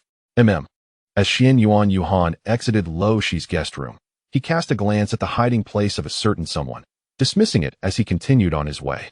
However, after sweeping his gaze over the room below Luo Xi's, a chill enveloped him. How dare that woman covet someone he had set his sights on? Humph. Allowing her to reside in the Yuan household was merely to seek vengeance for his mother. Did she truly consider herself a lady of the Yuan family? Foolish. Anyone who crossed him would not escape easily. That mother and daughter duo had offended him and his mother. How dare they hope to live freely within the Yuan household? Tian Luo, have you made any progress on your matters? General, it's only been half a day. How much more do you wish to exploit your subordinates? Resolve this matter before I return to Silver Moonstar. In the room, Tian Luo lamented, My Lord General, your actions are rather ungracious. Your holiday lasts but a mere fortnight. Do you wish for me to be overwhelmed with work? He was instructed to expedite matters, as he was to bring her back to the military district. What does this mean? Tian Luo was bewildered, remaining in a daze until Yuan terminated the communication. His limited intellect hindered his grasp of the general's intentions. Could it be that the general had developed feelings for the other party? This seemed implausible. Yet, if that were not the case, what other reason could there be for such behavior? The mere thought of having a woman by his side was sensational news. After all, no woman had ever been seen in the company of the general. Hadn't all his personal guards been uniformly male? In a state of confusion, Tian Luo shared this news with the other 3 guards, all of whom found the situation rather peculiar. Nevertheless, it was clear that the general's orders must be obeyed. Thus, while others reveled in leisure, the 4 of them set to work diligently, determined to resolve the general's personal matters. Meanwhile, Luo Xi awoke from a restful slumber. The doorbell rang just as she had finished her morning routine, still in her unkempt attire. Second young master has arrived. May he enter? Inquired a mechanical voice. It dawned on Luo Xi that in this interstellar age, doors could be opened by voice command, eliminating the need for manual effort. However, still in disarray, she felt it inappropriate to greet a guest, so she sent Yuan a message. Please wait 5 minutes. Leaning against the doorframe, Yuan awaited her arrival with nonchalance. Second brother, What brings you here? Guan Feishue approached from the opposite end of the corridor, her eyes tinged with envy. It is none of your concern. Be gone. He retorted sharply. Second brother, why do you always despise me? What have I done wrong? Guan Feishue's eyes glistened with unshed tears. Her beauty rivaling that of the most enchanting women in the entire Huaxia star, surely placing her among the top 10. Your appearance is far too flirtatious. I fear you would tarnish the Xianyuan family's reputation. How could I? My heart has always belonged solely to you, second brother. Why must you provoke me so? Guan Feishue cried out, disregarding her own composure. Xianyuan Yuhan waved his hand in disgust, forcing her to step back. Do not regard me with such repulsive eyes. I have no interest in someone like you, who covets what they cannot possess. Should you provoke me, you would find yourself in a living hell. Not even the old man could save you. You cannot speak to me this way. What have I done wrong? Is it a crime to love you? She implored. Being loved by you is nothing short of revolting. It feels worse than being desired by a toad. How could he utter such words? Guan Feishue gazed at the divine figure before her, her heart shattered. She had adored him since the very first moment she laid eyes on him. If it were not for him, how could she endure being neglected within the Xianyuan household for over a decade? What lengths would she not go to just to be closer to him? Leave me be, do not disturb my life. Do you harbor any affection for the woman in the house? What merits does she possess? She is nothing but a failure, a married woman at that. How could she possibly compare to me? She surpasses you in every aspect. Depart. Guan Feishue, biting her lip and trembling with rage, stormed away. Her eyes were filled with venomous resentment. After years of unfulfilled desires, she found it intolerable that someone who arrived later had seized what she longed for. How could she acquiesce to such injustice? Luo Xi, Luo Xi. She vowed to ruin the other's reputation entirely before she could return to her quarters. 2 guards from the Xianyuan family intercepted her. Miss Guan, please accompany us. Why? The second young master has expressed concerns that you may soon engage in actions detrimental to the Xianyuan family. Thus you are to be confined for a month. What? How dare he treat me this way? Guan Feishue seethed with indignation. I refuse to go. I demand to see Uncle Xianyuan. Come along, Miss Guan. The second young master's decision is not subject to alteration. The guards, indifferent to her protests, escorted her to the confinement chamber. The confinement room of the Xianyuan family was a true prison. The cognitive device was removed, leaving the occupant with only the option to meditate and reflect. Devoid of any form of entertainment, those with a resolute mind might seize the opportunity to cultivate their mental or physical prowess, while others would languish in despair. Guan Feishue's talents were scarcely remarkable, with a mental capacity rated C and physical ability rated D, placing her in the lower echelons of aptitude. She had no interest in enhancing her combat capabilities and thus exerted little effort in training. To date, her mental capacity remained at level 2, and her physical ability still languished at D, with no breakthroughs to speak of. She had always believed that her striking beauty would easily attract a worthy partner. Yet she fell for Xianyuan Yuhan, which tormented her day and night. Despite knowing that Xianyuan Yuhan's mother despised her, she could not bring herself to relinquish her feelings. This predicament had only intensified her obsessive mindset. She now harbored a deep-seated hatred for Luo Xi, the woman who had captured Xianyuan Yuhan's attention. Yet, confined as she was, she found herself powerless, pondering what might transpire in a month's time. Why did he go to such lengths to protect Luo Xi? She, a mere failure of a lady who did not even value her husband, Nye Lin, was inferior in both talent and beauty to herself. What right did she have to command his attention? No, she could not accept this. If she were granted her freedom, she would ensure that Luo Xi's reputation was utterly destroyed. She would not allow her to draw near to Xianyuan Yuhan, for he was hers and hers alone. Meanwhile, Luo Xi, having unwittingly eavesdropped on this entangled tale of love and jealousy, felt quite innocent, sensing that she was once again the object of envy. Reflecting on the female soldiers aboard the battleship, she felt vexed. Why were all women so hostile towards her? Had her rebirth rendered her devoid of female camaraderie? How unfathomable! She did not possess the beguiling charm of a seductress, nor had she committed any transgressions deserving of disdain. Why, then, was she the target of such jealousy? Alas! How unfortunate her fate seemed. Why wear a frown? It is merely a means for my mother to vent her frustrations, and thus, it holds no significance. It is not worth your concern. Alas, you are unaware of the terrifying madness that jealousy can incite in women. One careless moment, could leave one drenched in turmoil. But what is there to fear, for I am here? It is precisely your presence that renders me in greater peril. Do you not see the multitude of your fervent admirers aboard the warship targeting me? In her heart, Luo Xi silently scoffed. Yet she felt too embarrassed to voice her thoughts aloud.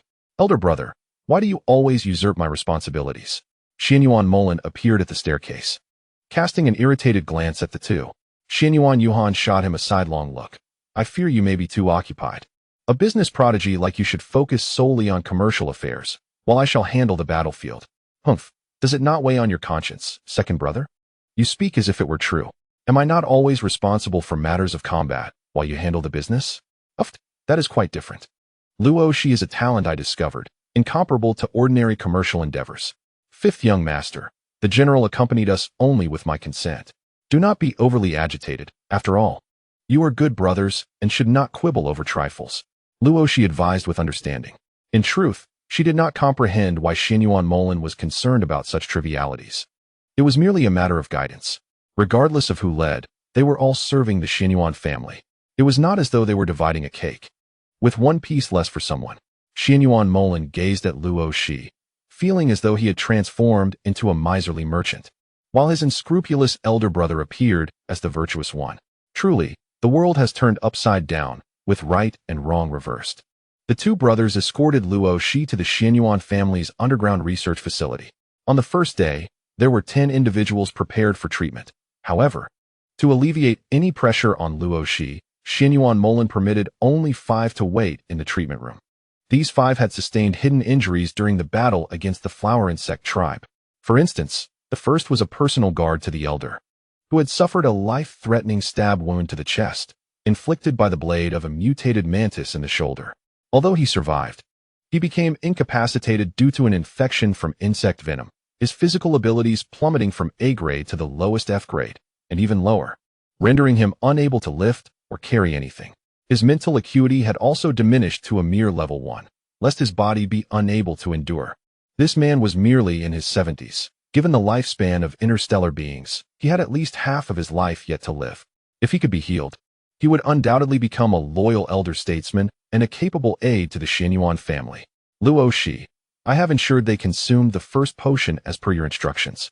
The first potion was, in fact, a loyalty elixir concocted by Luo Xi, based on the loyalty pill, yielding effects at 60% of the truth serum's potency.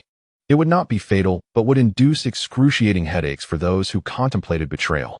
Luo Xi was content with this outcome, and she had Luo Xi prepare an additional 100 doses for her to carry as a reserve.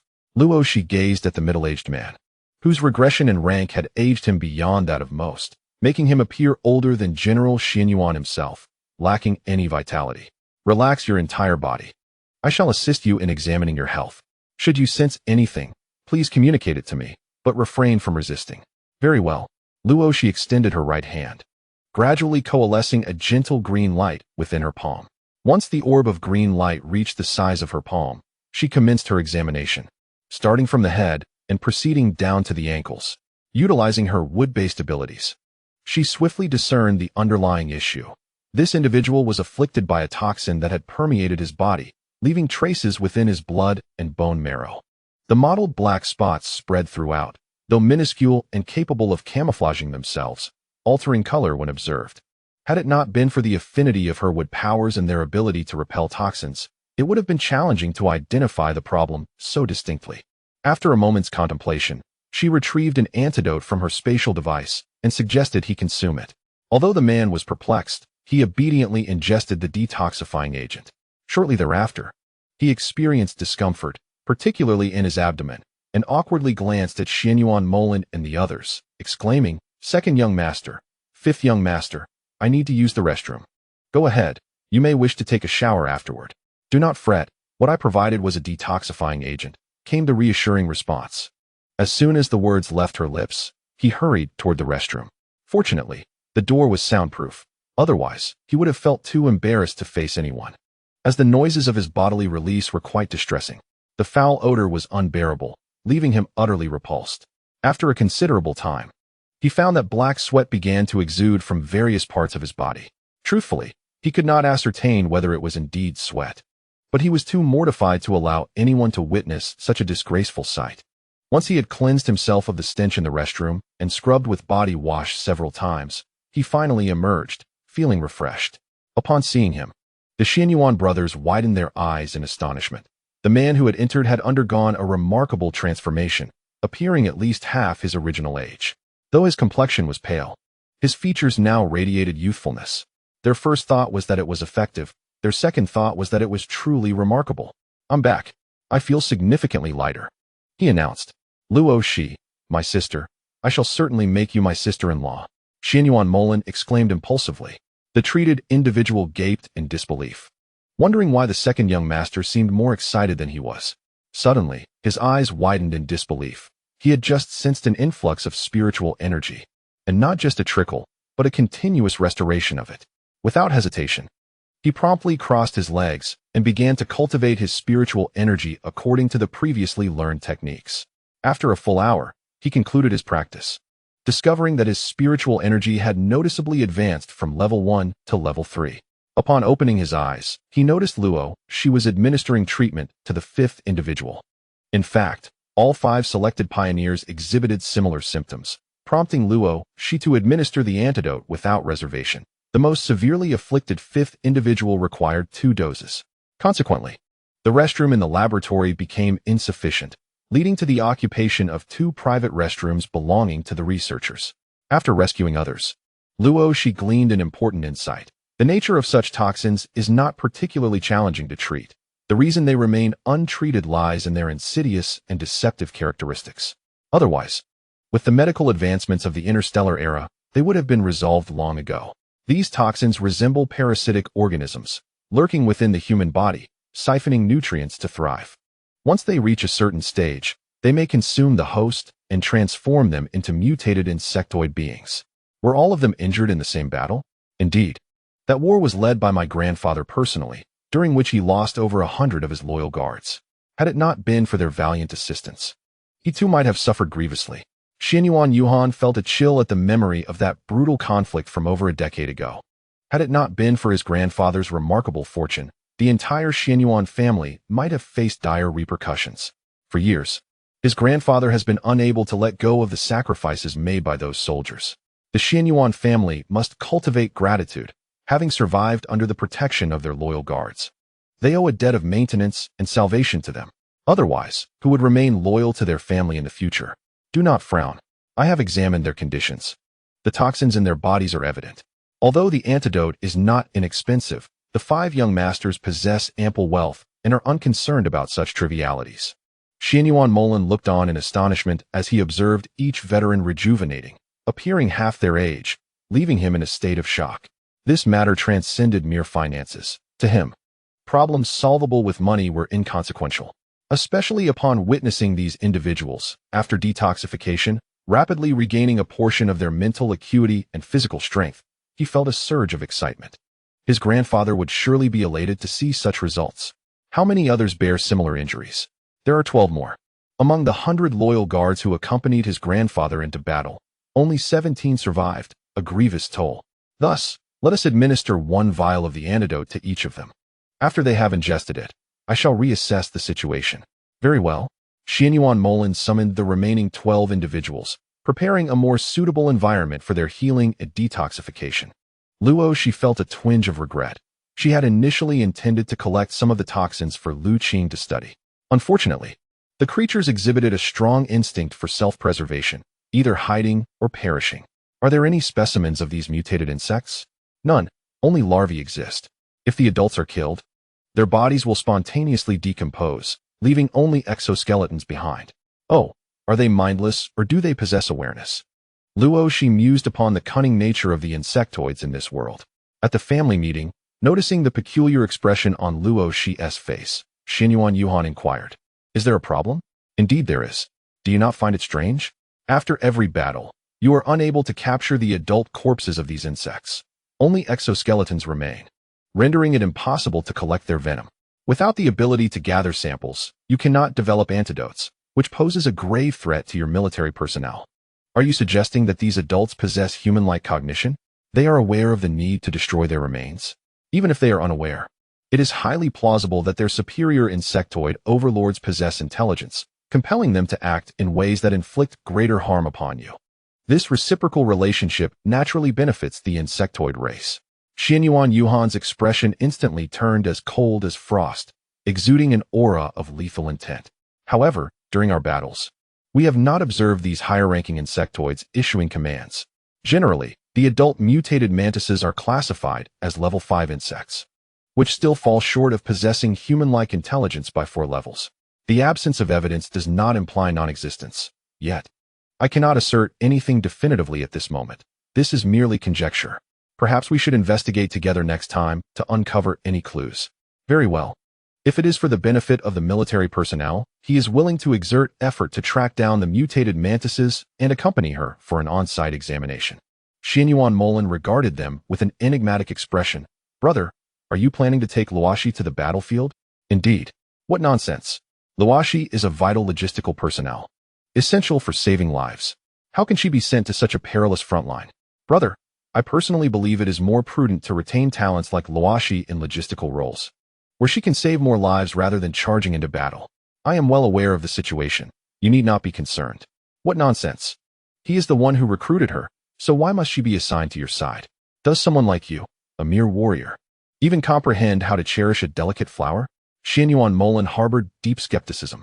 It seemed that brother would devote his entire life to the battlefield, and now he wanted to drag a valuable talent into the chaos of combat. How could that be permissible? Yet, witnessing the woman's eager demeanor, he felt helpless, as if he had no authority in the matter. In the morning, Luo Xi dedicated her time to tending to those afflicted by poison. To streamline the process, she instructed the Xianyuan family's physician to first select those with infections for immediate treatment. Over the course of the morning, Luo Xi utilized 50 antidotes, yielding gratifying results. Approximately 70 to 80% were entirely cured. The remaining individuals with particularly unusual conditions were treated by her using her wood-based abilities. In the afternoon, Xianyuan Yuhan assigned Luo Xi to treat a group of individuals suffering from hidden injuries with undetectable origins. These injuries had been sustained during cultivation or combat, and although they appeared unscathed, their strength was evidently diminished. Luo Xi employed her wood abilities to restore their bodily functions, revitalizing them. Yet, this exertion drained her energy significantly. After treating 10 individuals, her complexion began to pale. Despite Xianyuan Yuhan's insistence that she cease, she persisted until she had attended to the remaining 4, depleting her abilities entirely. Subsequently, she secluded herself in her room to absorb crystal energy for a swift recovery of her powers. Each time her abilities were exhausted, and she subsequently practiced, she experienced a new enhancement. After absorbing sufficient energy from the crystals, she distinctly sensed the fluctuations of her wood abilities, estimating that with a few more cycles of depletion and subsequent training, she would likely ascend to level 5. On a night of secluded restoration in the Xianyuan household, the core members convened for an urgent meeting. The gathering included the venerable General Xianyuan, the 3 esteemed elders of the family, and the 5 young masters of the Xianyuan lineage, totaling 9 principal figures seated in the family's confidential conference room. Eldest, what is your perspective? The eldest elder cast a glance at his son, Xianyuan Molan. This matter was entrusted to the 5th son. Perhaps we should allow the younger generation to express their opinions. Very well, 5th, what do you propose? I stand by my initial suggestion. Let Luo Xi become our sister, and may father acknowledge her as a goddaughter. However, this must remain a secret within our family, lest some unruly individuals take undue actions against Luo Xi, given her extraordinary capabilities. While adopting her as a goddaughter is feasible, one must consider that such a daughter will eventually marry, which seems inappropriate. Xianyuan Molan rolled his eyes. Father, Luo Xi is already married. She is the wife of Nielin. Xianyuan Yuhan cast him a mild glance. They will soon be divorced. What? The room of men turned in unison towards Xianyuan Yuhan. Second son, why would you say such a thing? Because I instigated it. Xianyuan the elder nearly spat out his drink, coughing. Second son, there are countless beautiful flowers in the world. Why cling to a single blossom? Although Luo Xi is indeed exceptional, she is already married. Please refrain from engaging in actions that would tarnish our family's reputation. Grandfather, you do not understand. Nielin's affections lie with the mute girl Junya from the Jun family, who possesses prophetic abilities. Otherwise, during the recent Star Pirate incident, he would not have allowed Luo Xi to be captured while protecting the woman from the Ross family. He did mention that. Had it not been for offending the Ross family's girl, Luo Xi likely wouldn't have sought Fifth as her support so soon. The elder felt a sense of conflict rising within him. Grandfather, Luo Xi and Nielin remain merely a nominal couple. Do you still consider Nielin a suitable partner for her? What? Just nominal? So there is no intimate relationship? The elder's face flushed with embarrassment. How did you come to learn such details? I inquired along the way. My judgment is always keen. I believe Luo Xi should remain with our family to maximize her potential.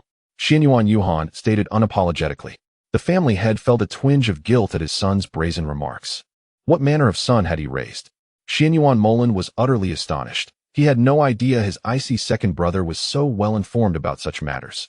In any case, I will handle the issue regarding Luo Xi. I assure you that I will not pressure her into any decisions and will pursue the greatest benefit for our family in accordance with her wishes. Is that acceptable? The elder was once again rendered speechless, as if his second grandson no longer required his approval. Xianyuan, the esteemed elder, exchanged glances with Xianyuan, the third elder, and they both concurred. Father, let us entrust this matter to Yuhan. He and Xiaowu are the ones who have collaborated with Luo Xi. As elders, we must not be overly domineering. The children's wishes should take precedence. Indeed, Father, you need not worry. Yuhan's actions are more astute than ours. I have full confidence he will handle it splendidly. The head of the Xianyuan family chuckled, realizing that both were eager to push their son into the limelight while sharing in the benefits. How shameless. Luo Xi, blissfully unaware of the discussions regarding her fate among the prominent members of the Xianyuan clan, remained oblivious to Xianyuan Yuhan's remarkable performance. Upon waking, she felt utterly refreshed. After leisurely enjoying a delightful breakfast, she messaged Xianyuan Yuhan, I have recovered. Please prepare today as patience and wait for me. All right, let us have breakfast together. I've already eaten, thank you. Xianyuan Yuhan frowned slightly. He had explicitly instructed the butler to have breakfast with Luo Xi this morning. Who dared to deliver breakfast to her? Where did you eat? In my room. I brought my own. Oh, no matter. Just be cautious about consuming food from unfamiliar individuals. Safety comes first. Luo Xi couldn't help but chuckle. He truly was cold on the outside, but warm-hearted within. Wasn't he already in the Xianyuan residence? Why was he still so cautious in admonishing her? Did he not fully trust even the servants hired by his own family? Pondering this, she felt compelled to send another message. Shall I provide you with some loyalty potions? They are absolutely effective. Then, you needn't worry about the safety of the food prepared by those around you. I would appreciate that. The more, the better. I was hurt when I was younger and lack a sense of security. Luo Xi felt a pang of regret. Her jest had inadvertently touched upon a sensitive issue. How unfortunate. Very well. I shall pity you and send you 10 loyalty potions. However, you mentioned that after assessing my worth, you would consume the loyalty pill. When do you intend to honor that promise? At any time. As Luo Xi read his message, a sudden impulse arose within her, not to allow him to consume the loyalty pill. It felt like a gamble, testing whether he might betray her. Could it be that she was succumbing to some strange virus? Shaking her head to dispel such bizarre thoughts, she resolved to observe him further.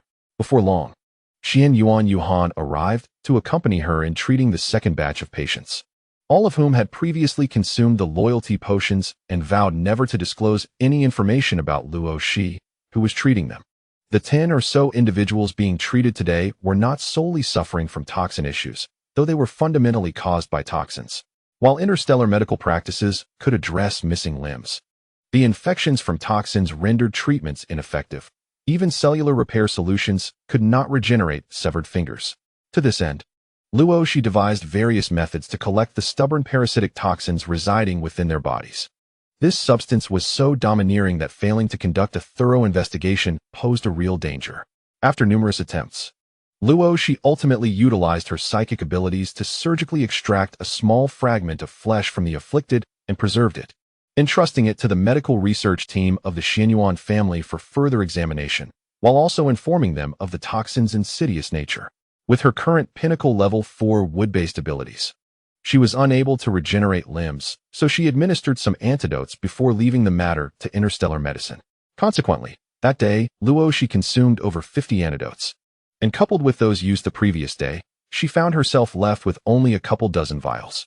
She continued to exhaust her abilities to the limit before finally ceasing her efforts, retreating to her room to absorb crystal energy and restore her health. Having been busy for several consecutive days, on the night of September 18th, 3137, a vibrant green vortex coalesced above the Xianyuan family's residence, imbuing the atmosphere with vitality.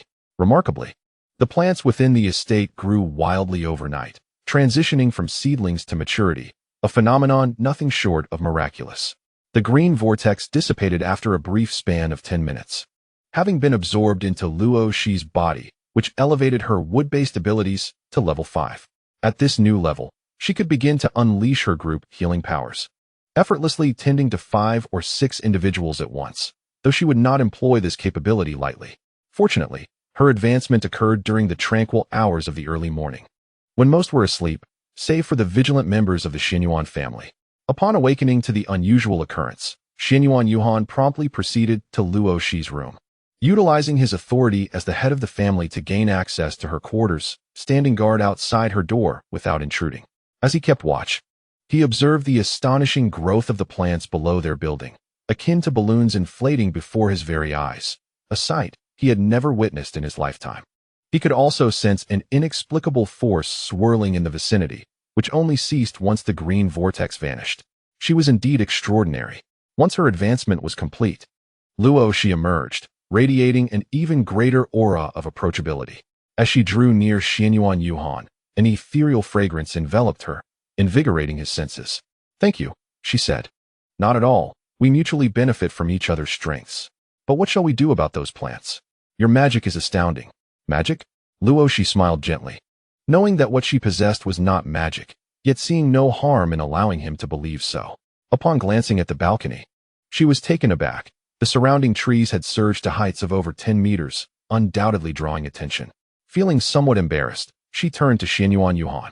"I have no means to retract that energy. Should we chop down the excessively tall trees?" The Xianyuan estate was vast, filled with numerous valuable trees, which, once matured, would serve various practical purposes. "Then let us just use them," Xianyuan Yuhan sighed. "The spatial device cannot accommodate these, and we lack the time to transport them to the storage. I possess a greater space. Let us proceed. Or perhaps I should summon the dozen individuals I successfully treated on the first day to assist. They would not betray me." After contemplating this, Xianyuan Yuhan realized this was the only course of action. Otherwise, should others witness the aftermath early the next morning, it would be impossible to conceal the existence of extraordinary individuals within the Xianyuan family. If those old-timers were to conspire, even grandfather might struggle to withstand their collective might. For human hearts can twist in the pursuit of self-interest. Thus, in the late hours of the night, Xianyuan Yuhan led Luo Xi and a group of those who had recently recovered under her care to engage in silent lumbering. They felled trees by the pile, while Luo Xi diligently followed behind, collecting the fallen timber. With 30 individuals engaged in this endeavor for 3 hours, each had managed to cut down over 100 trees, successfully clearing the conspicuous areas around the residence. The impact on the flora of the Xianyuan family's rear mountain was halved due to its distance, and coupled with the surrounding woods, it would be difficult for outsiders to discern any abnormalities, so they refrained from disturbing that area. In the locations that had been cleared, Luo Xi employed her wood-based abilities to encourage the growth of new foliage, rendering the area visually acceptable. Xianyuan Yuhan observed her skill in nurturing and, though intrigued, chose not to inquire further, simply escorting her back to her quarters. Meanwhile, the others, having labored for over 3 hours, were exhausted and promptly returned to their rooms to catch up on sleep.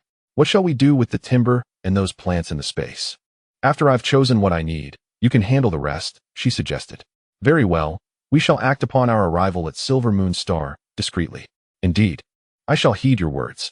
If memory serves correctly, the area those trees would occupy must exceed 100 square meters.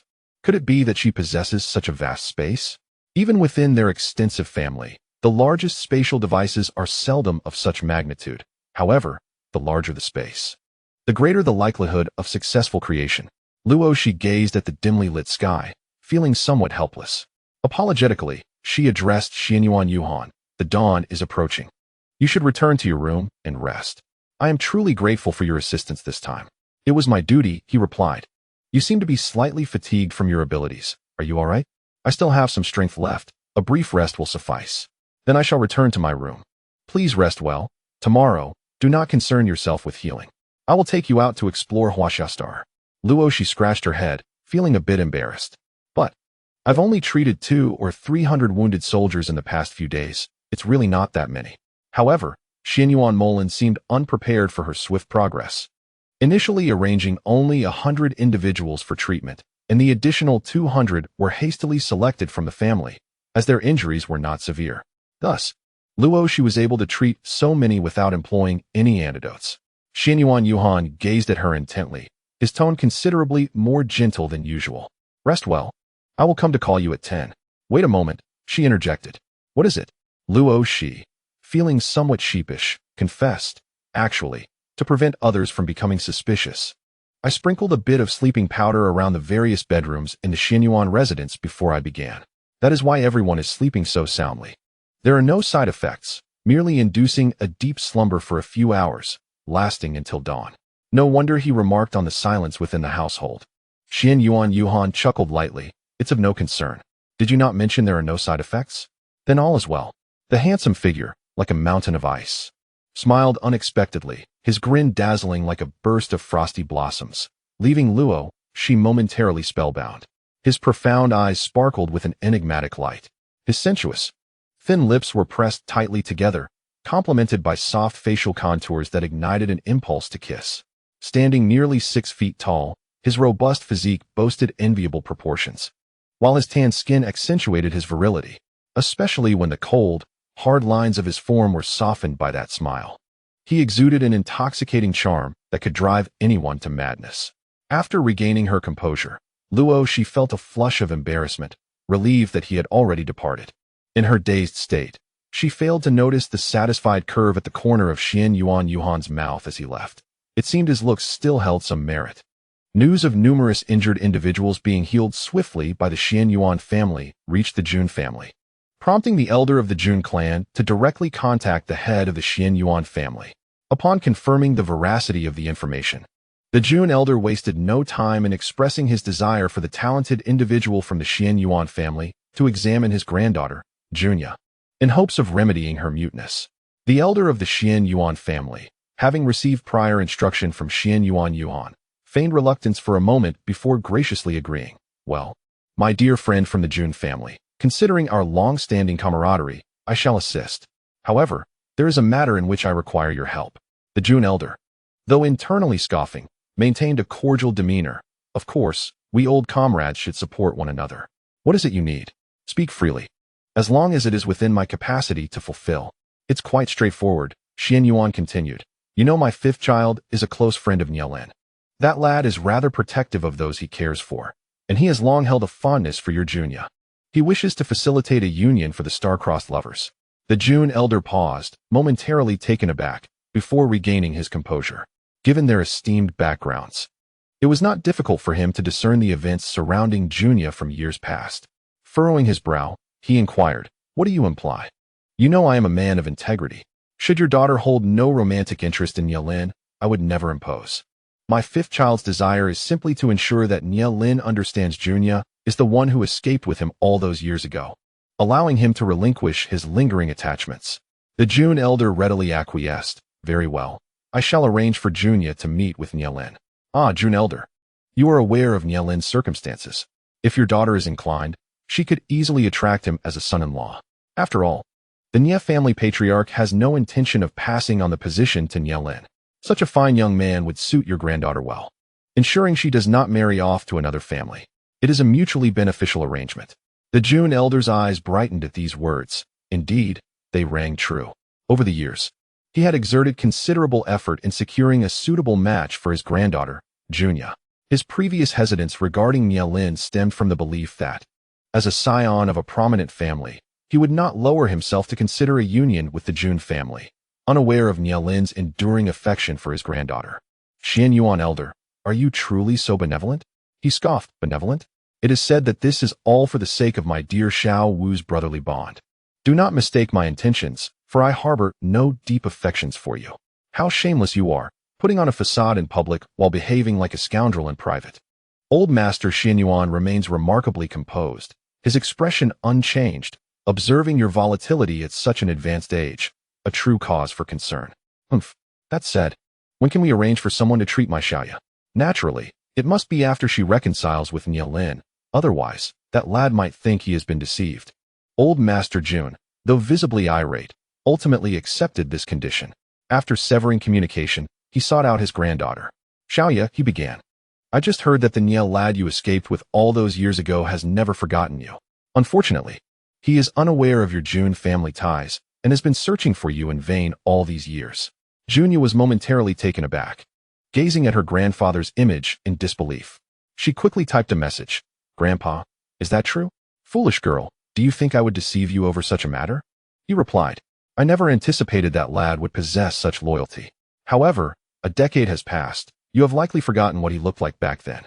Junya fell silent for a moment before typing 2 words, not forgotten. Ah, then would you care to speak with him? I have his contact information.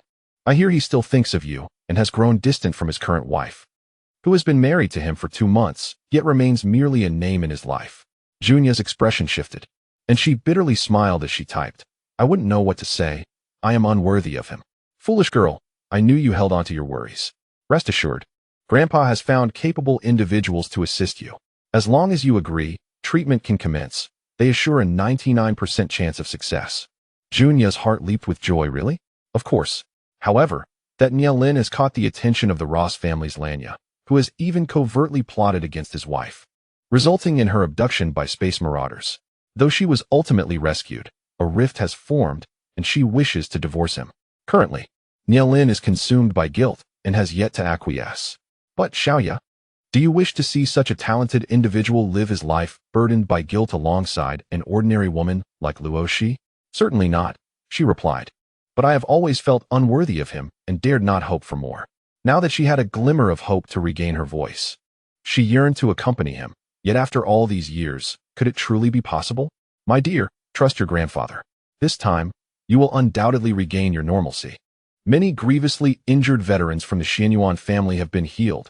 As you know, they became incapacitated while protecting old Master Xianyuan.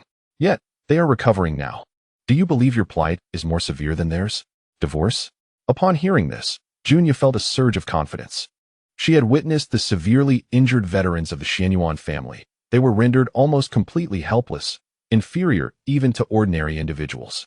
Were it not for the Xianyuan family's support, they might not have survived. If she could restore her normalcy, she would eagerly seek out Nielin to share this delightful news. For the past decade, she had been silently observing him. His brilliance was so captivating that it was impossible for her to forget him. Well, everything that needed to be said has been conveyed by grandfather. Before you recover, perhaps you should reach out to that young man and subtly gauge his sincerity towards you. If you were to return to your former self, it stands to reason that many would flock to you. My granddaughter should not settle for anything less than the best. Junya gazed gratefully at the benevolent visage of her grandfather on the screen. Grandfather, thank you. Foolish girl. After her conversation with her grandfather, Junya quietly collected her thoughts. After a considerable while, she suppressed her excitement and added Nielin to her contacts. Nielin, currently engaged in a mission at the Zhu Yueshing military district, received a friend request. Initially, he paid it no heed, waiting until he and his comrades had vanquished several mutated beasts before finding a cave to rest. It was only then that he opened his communicator to check the notification, which revealed a message, 10 years, mute. This phrase instantly conjured thoughts of that particular person in his mind. Overwhelmed with excitement, Nielin accepted the request and sent a message. Is it you, Xiaoya? A smile broke across Junya's face as she received the message, and she quickly replied. It's me. After all these years, I thought you had forgotten me. How could I ever forget you? Nielin fervently responded, then inquired, where are you? I'm currently on a mission, but once it's complete, may I meet you? Junya, beaming, typed swiftly on the screen, of course. However, I still cannot speak. Grandfather mentioned he would find someone to help me soon. If I regain my voice, let us meet. Nielin immediately grew anxious. We can meet even if you don't regain your voice.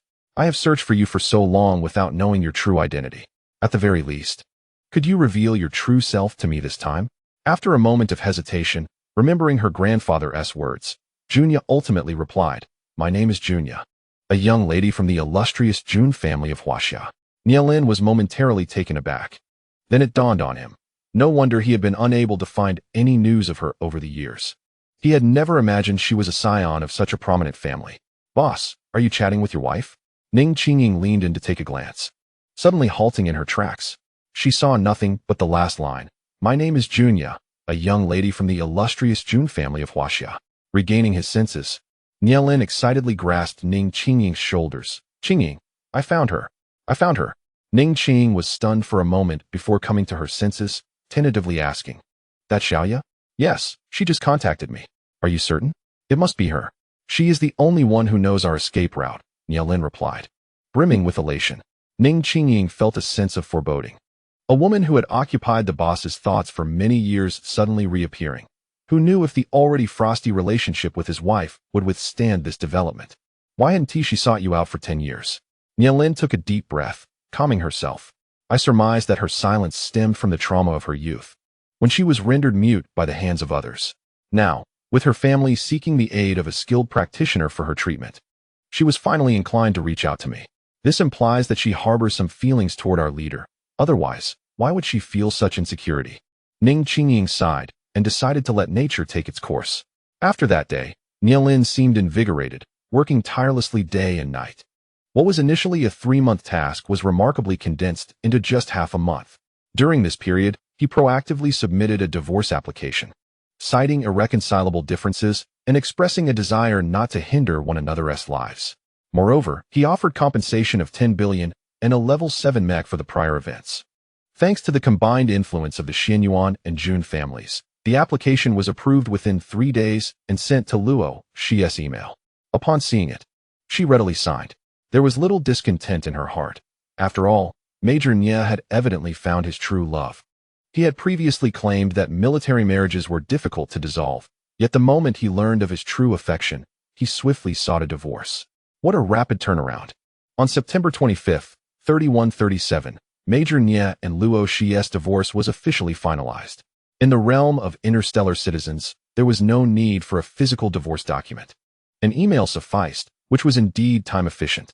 Now free, Luo Xi felt a twinge of melancholy. Where should she go next? Returning to Zhu Yuesheng was out of the question. As she had left little behind with Nielin, she could simply have him courier her belongings. Perhaps dining on delicacies with Xianyuan Yuhan on Silver Moon Star would be a delightful venture, along with some research on the Zerg. As for future matters, she would take them as they came. The ship would right itself when it reached the bridge. Luo Xi, how about visiting the Jun family today? Xianyuan Yuhan inquired, glancing at her from the doorway. Startled, Luo Xi quickly nodded in agreement. Certainly. However, I must depart for Silver Moon Star on the 27th. Best to resolve matters promptly. Understood. By the way, I just signed the divorce papers. It seems that the enchanting Junya you mentioned has reunited with Nielin. Xianyuan Yuhan nodded.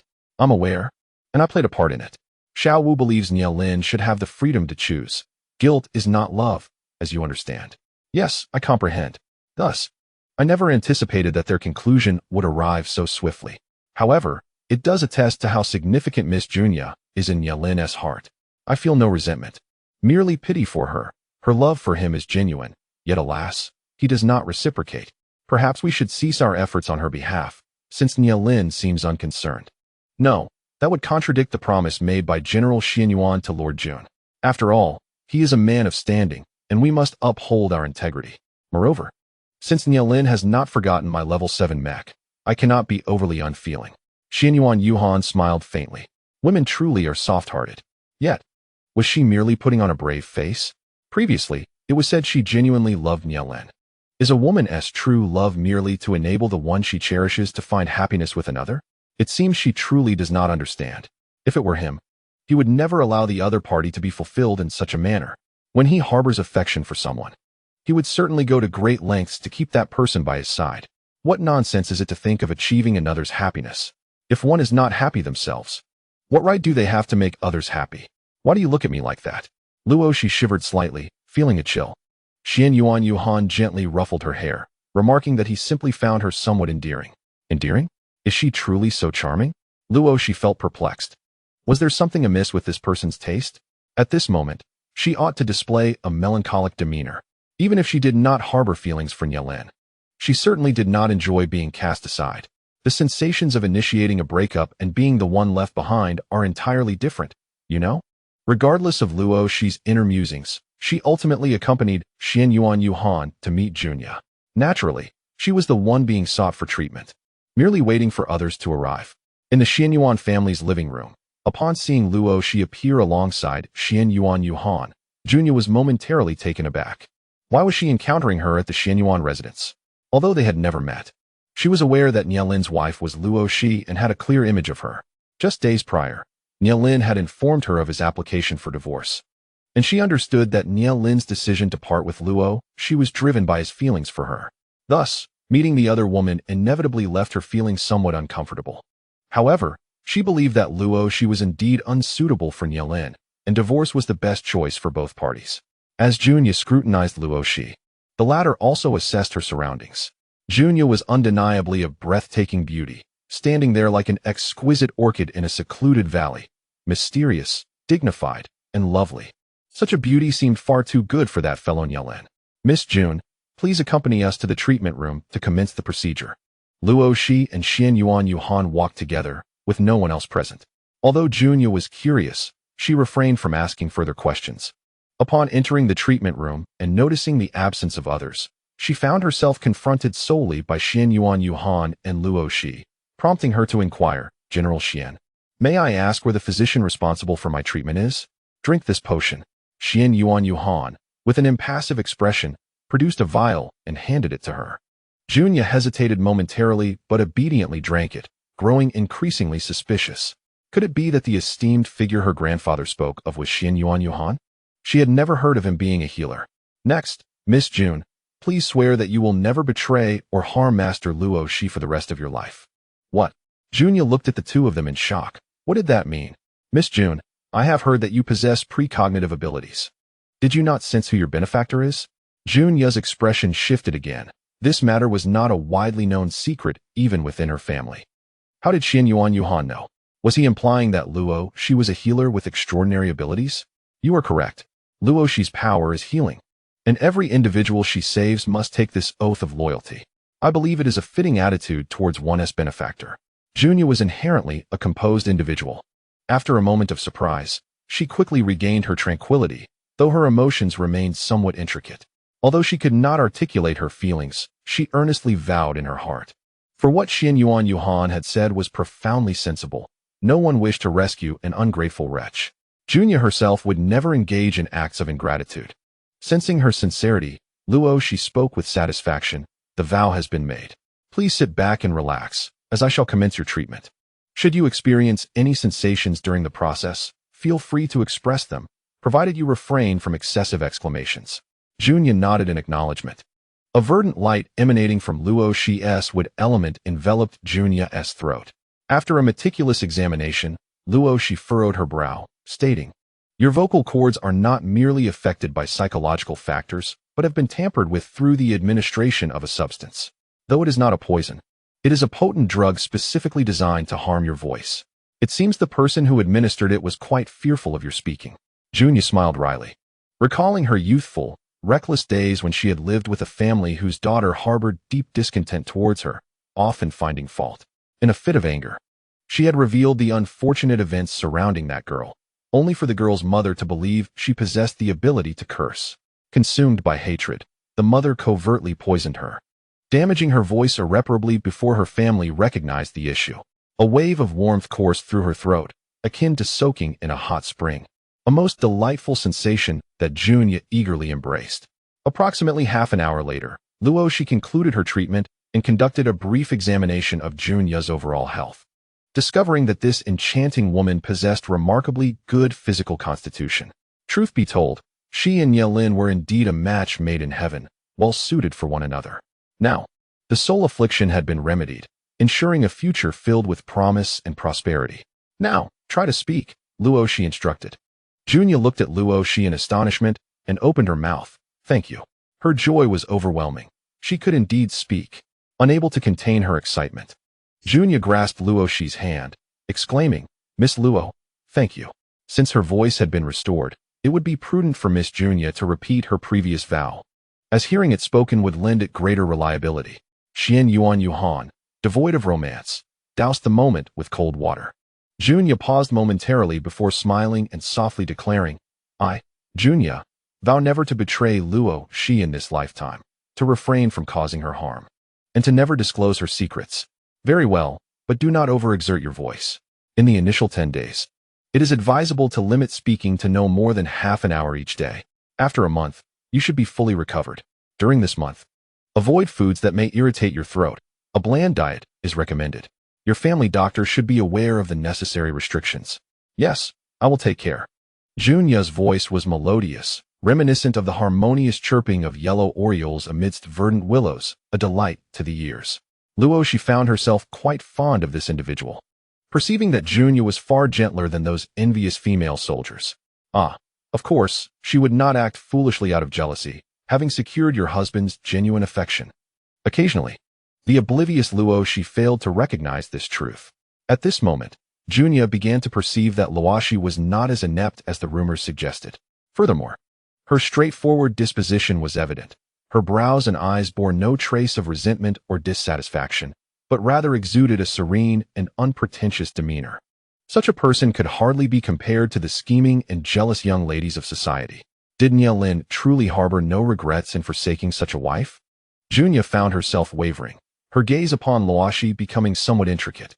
Xian Yuan narrowed his eyes slightly and remarked, Miss Junya, it must bring great joy to Grandfather Jun that you can speak again.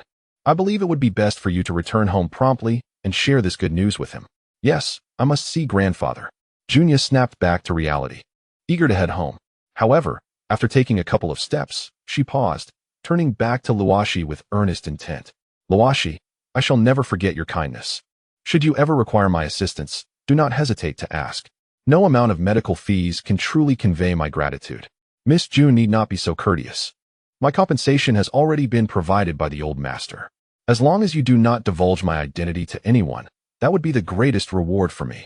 Of course, those who swear loyalty yet betray me will face consequences. I hope you are not among them.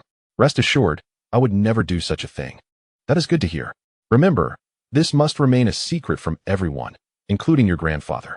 Junya was momentarily taken aback, then nodded solemnly, understanding that as long as her grandfather confirmed her recovery, the identity of her savior was of little consequence. Individuals with abilities such as theirs often preferred to remain concealed, much like how the Jun family had sheltered her. However, once the Jun family established a partnership, that would suffice. Observing Junya's retreating figure, Xian Yuan suddenly inquired, Do you regret it? Luo Xi looked at him in confusion. What is there to regret? I have gained my freedom and received a substantial medical fee, 2 billion. I suspect that once Junya returns, she will petition Grandfather Jun to grant you an additional 10 billion. Do you believe that? Why would she? Because she feels she has taken your husband from you. Junya possesses a semblance of conscience, quite unlike those shameless noblewomen. Is that so? Well, that would be quite agreeable. After all, the more money, the better. I wouldn't complain. Any excess could be regarded as compensation for my true self. Junya is also a person of her word. If you were to request that she refrain from vying for Nielin, I believe there is a 50% chance she would comply. Luo Xi rolled her eyes. Oh please. I have just attained my freedom. Why would I return to be ensnared by someone? I am not foolish. But do you not have feelings for him? I once did. But that was merely a blind impulse from the past. I have since gained perspective and no longer regard him highly. Is that so? Xian Yuan observed her silently. Luo Xi felt a sudden pang of guilt. His discerning gaze might reveal the differences between her and her true self. She hoped that this hard-won support would not be easily jeopardized. Fortunately, Xian Yuan's gaze lingered for merely a few seconds before shifting away, prompting a sigh of relief from Luo Xi. The stern demeanor of the general is indeed quite formidable. Come, let me take you to the mall for some shopping.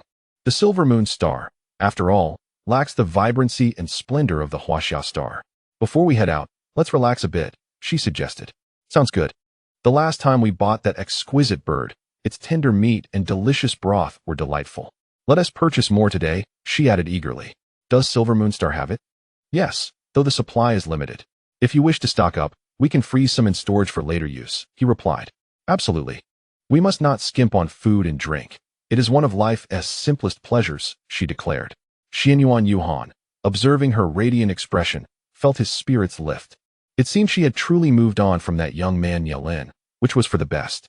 Yet, He pondered whether to encourage Xiao Wu to pursue a relationship with her, as they remained the only two single individuals in their circle. Hesitation gripped the general. His instincts urged him to defer any decisions regarding the matter, leading him to cast aside the thought for the time being. They drove the starship to the largest marketplace on Huaxiao Star, the Huaxiao Mall. With familiarity, they navigated to the food floor. As for clothing, Luo Xi preferred to design her own rather than shop, and she had little interest in entertainment, so they headed straight for the culinary delights. Xianyuan Yuhan watched as she meticulously selected various foods, predominantly meats, seemingly intent on filling the freezer. He offered her some guidance, advising her against purchasing the mutated beasts from Silver Moon Star, suggesting she hunt for them instead, while encouraging her to choose more of the delectable items that were scarce on Silver Moon Star. After more than an hour of browsing, Luo Xi filled 2 large shopping carts with mutated beast meat, purchasing only fresh vegetables for the next couple of days. When it came time to pay, the total astonishingly reached 100 million. Luo Xi's wide-eyed, innocent expression brought amusement to Xianyuan Yuhan, who willingly covered the bill and affectionately ruffled her hair. "Let us go? It's worth every penny. The mall has not deceived you." Luo Xi scratched her head. "I didn't think the mall was deceiving me, just surprised. As I didn't think I bought that much." Her words carried a hint of guilt. "Well, perhaps I did buy a bit too much, probably several hundred kilograms. Am I becoming a glutton?" She lamented. "Ah, is that not General Xianyuan?" A teasing voice interrupted. A striking blonde man and an alluring woman appeared before them, and Xianyuan Yuhan instinctively shielded Luo Xi behind him at the first sight of them. Curious, Luo Xi observed the newcomers, a handsome golden-haired gentleman and a captivating beauty. In this interstellar era, attractive individuals were ubiquitous, leaving few unattractive faces to be seen. "Hello, little beauty. I am Lang Zheluo, and this is Liffey Washington. We are both childhood friends of General Xianyuan," the golden-haired man said with a playful wink directed at Luo Xi. Rolling her eyes at his levity, she resolutely ignored him, retreating further behind Xianyuan Yuhan while unwrapping a bag of snacks to munch on, completely disregarding their banter. Lang Zheluo, noticing her reaction, narrowed his eyes with amusement. "Oh, is this a game of cat and mouse? How delightful." Exchanging a glance with Liffey, the two instantly sprang apart and charged towards Xianyuan Yuhan. Luo Xi was taken aback. Was this how they greeted each other as rivals? Instinctively, she prepared to defend herself. With a sharp kick, she sent the approaching Blue Go, who attempted to seize her arm, flying through the air, where he collided with the glass wall of the mall's corridor. Fortunately, the glass of the interstellar era was rather sturdy and did not shatter. In the moment of impact, Blue Go braced himself and executed a graceful flip mid-air, landing elegantly on his feet. "Ah, what a spicy lady. This piqued my interest immensely. Spicy lady, I am the young master of the Ross family. How about joining me for a life of luxury? I detest the people of the Ross family. They are barbaric and shameless." Blue Ge's expression twitched. How could he be met with disdain upon their first encounter? He was quite dapper after all. Yet, this young woman seemed vaguely familiar. After a moment of contemplation, he suddenly smacked his thigh in realization. "Ah, you are Luo Xi. The Luo Xi abandoned by that scoundrel Nielin, is it not?" Luo Xi frowned, finding him quite intolerable. Alas, in this day and age, speaking the truth renders one unlikable. Who would have thought that after being forsaken by Nielin, you transformed from a gentle girl into a fiery woman? An impressive evolution indeed. Join me, and I shall help you teach that scoundrel Nielin a lesson. Not interested. How could that be? Women are inherently jealous creatures. After how he treated you, how could you not desire revenge? That defies logic. Spicy lady, do not deceive me. Come to my embrace, and let us have a proper conversation. As he spoke, Blue Go attempted to seize Luo Xi's hand once more. This time, Luo Xi was unyielding. She swiftly produced a vial of powder and hurled it at him. The powder erupted in a cloud, tickling Blue Ge's nose. Achoo! Achoo! The sneezes came incessantly, and soon his eyes brimmed with tears. Before long, he was consumed by an unbearable itch, clawing at his own skin. "Ah, spicy lady, do not be so fiery. Let us discuss this calmly. I truly like you." The itching powder could induce relentless scratching for 3 days and nights. An itch that penetrates to the bone. Most would not endure it. Those who could would end up tearing their skin, succumbing to sleep only to awaken itching again. Until the antidote was found. Golden-haired handsome man, enjoy the gift I have bestowed upon you. Luo Xi took several steps back, distancing herself from Blue Go. Meanwhile, On the other side of the battlefield, Xianyuan Yuhan had also sent a stunning beauty flying with a single kick, causing her to spit blood. Luo Xi gasped. How could you be so ruthless to delicate flowers? Xianyuan Yuhan cast her a sideways glance. Are you in a position to criticize me? That is different. Gentlemen treat handsome men and beautiful women with distinction. Do they not understand chivalry? In battle, there is no room for familial ties, nor is there a place for gallantry. Blue Gu and Liffey faced their first humiliating defeat, having previously engaged Xianyuan Yuhan in battles that were often 9 losses to 1 win. Yet they had never been so thoroughly vanquished. Liffey, seething with rage, glared at Xianyuan Yuhan. You heartless wretch. One day you will regret this. Xianyuan Yuhan gazed at them with calmness, remarking, only after you defeat me can you speak. Truly, the members of both families share a common ambition. They pursue their desires without regard for the other's consent, resorting to forceful means. When they fail to obtain what they covet, they are consumed by resentment, akin to those creatures that merely seek to seize sustenance. Li Fei's face flushed with embarrassment. She harbored feelings for Xianyuan Yuhan. Yet this man not only offered no reciprocation, but also derided her disdainfully. Unable to swallow her pride, she sought confrontations each time they met. Lan Ge merely joined in for the sake of amusement. Haha, fiery girl, this medicine is truly potent. I plead for mercy, please grant me the antidote. Lan Ge, panting heavily, restrained himself, though he could hardly contain the urge to scratch at his body, which itched increasingly. Witnessing the seemingly gentle girl display such ferocity, one might say, it is no wonder she is in the company of Xianyuan Yuhan. Oh dear, how heartless, Luo Xi mused, observing Lan Ji's plight with a hint of admiration for his resilience. Let us depart. Oh, after taking a few steps, Luo Xi furtively inquired, is it acceptable not to provide him with the antidote? Xianyuan Yuhan chuckled coldly. He will not perish. His life is tenacious. Thus, the light-hearted Luo Xi and Xianyuan Yuhan ascended into their starship and departed. Li Fei, rubbing her stomach, approached Lan Ge. Is it truly that itchy? Of course. Hurry and take me home to find a remedy. Seeing his discomfort, Li Fei dared not delay and swiftly summoned her starship. Upon returning to the Ross family estate, Lan Ge immediately requested the physician to examine him. The doctor, after a thorough inspection, grimaced and reported, Young Master Lan Ge, the composition of this powder is rather peculiar. It appears to be derived from a newly mutated plant, which we have no records of. Would you like us to administer an existing anti-itch injection? Lan Ge, unable to endure the itch, bellowed, do it. I can hardly withstand your sluggishness. After the injection, Lan Ge felt a slight alleviation of the itch, yet intermittent prickles persisted, causing him considerable discomfort. Hurry and research the antidote. This cannot remain unresolved. Yes, young master. Thus, the medical team of the Ross family commenced blood draws, tests, and analyses, laboring tirelessly yet failing to produce an antidote. Most importantly, they could not identify the mutated plant from which the itching powder originated. It seemed unfamiliar to them. Fortunately, they had preserved some genetic material of the mutated plant.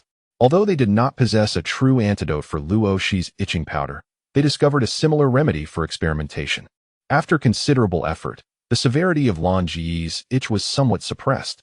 Though discomfort lingered, it was within a bearable range. Lan Ge immediately contacted Xianyuan Yuhan. Xianyuan Yuhan, will you truly not provide me with the antidote? Aren't you quite impressive? Humph. Do not push me to the brink. At worst, we shall sever ties. Lan Ge, your sister initially offended Luo Xi, and today you have insulted her again. Do you truly believe she will let you off the hook? Oh, are you going to avenge her? Why? Nielin has already cast her aside. Do you, a general, wish to pick up discarded goods? Xianyuan Yuhan's demeanor grew increasingly frigid. If you wish to court death, continue your reckless behavior. After abruptly severing communication, it became evident that the members of the Ross family were indeed no paragons of virtue. Each one was insufferably self-assured, taking pride in their family lineage to wield power. At this juncture, Lan Ge, feeling humiliated, was incensed by the irrationality of Xianyuan Yuhan, a madman who seemed intent on severing ties over a mere woman. Luo Xi. Little did he realize that his repeated provocations had long since caused Yuhan to wish for a confrontation. Gritting his teeth in frustration, Lan Ge commanded his research team to persist in their quest for an antidote, adamantly believing that his family would surely concoct a remedy for a mere powder cast by a woman. From fury to despair to trepidation, The events of a single night rendered the young master of the Ross family utterly subdued. As the itching returned with fervor, he found himself too embarrassed to venture outdoors, powerless against the urge to scratch. Such a loss of decorum could not be publicly displayed, leading him to seek assistance from his mother. Consequently, the matriarch of the Ross family approached the matriarch of the Xian Yuan family, exchanging pleasantries before stating her purpose. The second lady of the Xian Yuan family regarded her counterpart and replied earnestly, "I comprehend the intentions of Lady Ross. I shall inquire with that scoundrel Yuan regarding this matter." "Madam," she continued, "the situation is abundantly clear. I have come solely to request the antidote. I understand that yesterday's incident stemmed from my son provoking General Xian Yuan, and he deserves his punishment. However, I implore you to consider that he has endured a night of suffering and grant him the antidote. Alas, it is not that I am unwilling to assist." The second lady replied, "But your son's behavior has been utterly outrageous. While it may be acceptable for him to act aggressively towards my Yuan, this time he has also assaulted our fifth's business partner, which is unbecoming of a gentleman. If this affront is not addressed, it could jeopardize future dealings, as others may be wary of associating with our fifth, fearing unwarranted aggression." Lady Ross appeared taken aback. "Is it not said that the woman in question is Luo Xi? How could she possibly be the fifth's business partner?" "Indeed, it is she," came the reply. "Recently, the fifth has profited handsomely from their collaboration. He was eagerly inviting her to our Xian Yuan residence when, on a brief outing, she was subjected to scorn and insult." Lady Ross, the second lady, continued, "I do not wish to criticize your family, but it seems that the situation surrounding Miss Lanya has yet to settle, and now your son has re-emerged to bully others. What grievance has that young girl committed against the Ross family?" Lady Ross bore a troubled expression, for Lanya's actions had no connection to her household. They were her own doing and had led to her husband's reprimand from the elder. "If Lanya has taken a liking to Nielin, your family could certainly pursue that. With the prowess of the Ross family, can you truly not contend with a mere daughter of a noble house? Moreover, Luo Xi is merely an overlooked young lady, under the thumb of the Nie matriarch. Why then impose difficulties upon an innocent girl? It is not my intention to rebuke you, but one must draw the line when it comes to bullying the weak. Who fears the Nie family matron? We have no desire to forge an alliance with them. It is a perilous pit, and only that foolish girl Lanya would leap into it with such fervor." Madame Xian Yuan let out a sound of surprise, casting a dubious glance at her, clearly unconvinced. Lady Ross, feeling exasperated, questioned the absurdity of the situation as it continued to entangle them. "By the way, I am rather curious. Does your young man, Lang, have a penchant for the lovely Liffey from the Washington family? Otherwise, why does he always accompany her in his relentless pursuit of my Yuan?" The expression on Lady Ross's face shifted dramatically. "It is merely Lang's impulsive nature. There is nothing ambiguous between him and that girl, and she is a few years his senior, making them an ill-suited pair." Observing Lady Ross's evident distress, Madame Xian Yuan stifled a smile, maintaining a facade of understanding as she remarked, "That may not necessarily be the case. An ancient saying goes, a woman 3 years older than her husband is akin to gold bricks. This implies that in marriage, it is often advantageous for the woman to be slightly older. I find Liffey's strong character quite fitting. She could help manage Lang's impetuousness. If they were to become a couple, perhaps he would cease his relentless attacks on my Yuan. Alas, though my Yuan triumphs each time, it is hardly a matter of honor to have him perpetually embroiled in such conflicts. Why not inquire of Lang? If he holds affection for her, let him pursue her swiftly." "Haha, dear second lady, you jest. Lang is merely impulsive, seeking to challenge the strong. It has nothing to do with romance. He is yet to awaken to such feelings," Lady Ross responded with determination, vowing to keep a vigilant eye on her son, ensuring he does not become entangled with the headstrong Liffey. She wished to avoid the complications that such a union might bring. She had no desire for a daughter-in-law like that, whose temperament would be intolerable. While youthful infatuations are not of great concern, it is disheartening when one is ignored and still clings on for years. Such earnestness becomes a source of embarrassment. If her son were to marry her, he would surely become the subject of ridicule among the elite. Suppressing her feelings, Lady Ross turned her attention to the remedy for her son's predicament. Gazing at Madame Xian Yuan with a pleading expression, "In the plight of parents everywhere, I beseech you, second lady, lend me your assistance. We shall refrain from meddling in the matters of Lanya, but Lang is my youngest son, and I cannot neglect him. Please, Speak to General Xianyuan on my behalf and secure a remedy for me. Upon hearing this, Madame Xianyuan-Heir's eyes brightened. Is what you say true, Lady Ross? Realizing that the other party was anticipating this moment, Lady Ross felt a surge of anger, yet refrained from expressing it. Indeed, Lanya must bear the consequences of her own actions. She has disregarded our counsel, and we are powerless to intervene. Her fate lies solely in her own hands. Your assurance is sufficient. My Xiao Wu is a man of great loyalty. Given Lanya's actions, he will undoubtedly seek retribution in due time. Do not forget our agreement today. Dear lady, rest assured, second lady. Lady Ross responded nonchalantly, for she held no fondness for Lanya, who had taken advantage of her uncle's affection, showing little regard for others. It would indeed be beneficial for her to learn a lesson. The two matriarchs concluded their discussion with smiles, and the second lady of Xianyuan promptly provided the antidote. Upon returning, Lady Ross administered it to her younger son, and its effects were immediate. The discomfort ceased entirely. Lang, sitting up in disbelief, touched his body and exclaimed, "How extraordinary! That girl possesses some remarkable abilities." Lady Ross scoffed. "Lang, I warn you, do not provoke that woman in the future. She has done you no wrong. What satisfaction do you derive from tormenting a pitiful soul? Have you completely disregarded your father's teachings?" Lang stiffened. His mother's anger always unsettled him. "Do you remember my words?" "I understand, mother." Lady Ross scrutinized her son, her frustration rekindled. She was well aware of his disposition, and his expression revealed that he had not taken her admonition to heart. Enraged, she recalled the unpleasantness endured at the Xianyuan residence and fixed Lang with a cold glare. "There is another matter I wish to discuss. This year, I intend for you to choose a wife from among some esteemed young ladies." Lang's heart skipped a beat, and he quickly waved his hands. "Mother, I do not wish to marry at this time. I crave freedom." Lady Ross chuckled. "Freedom?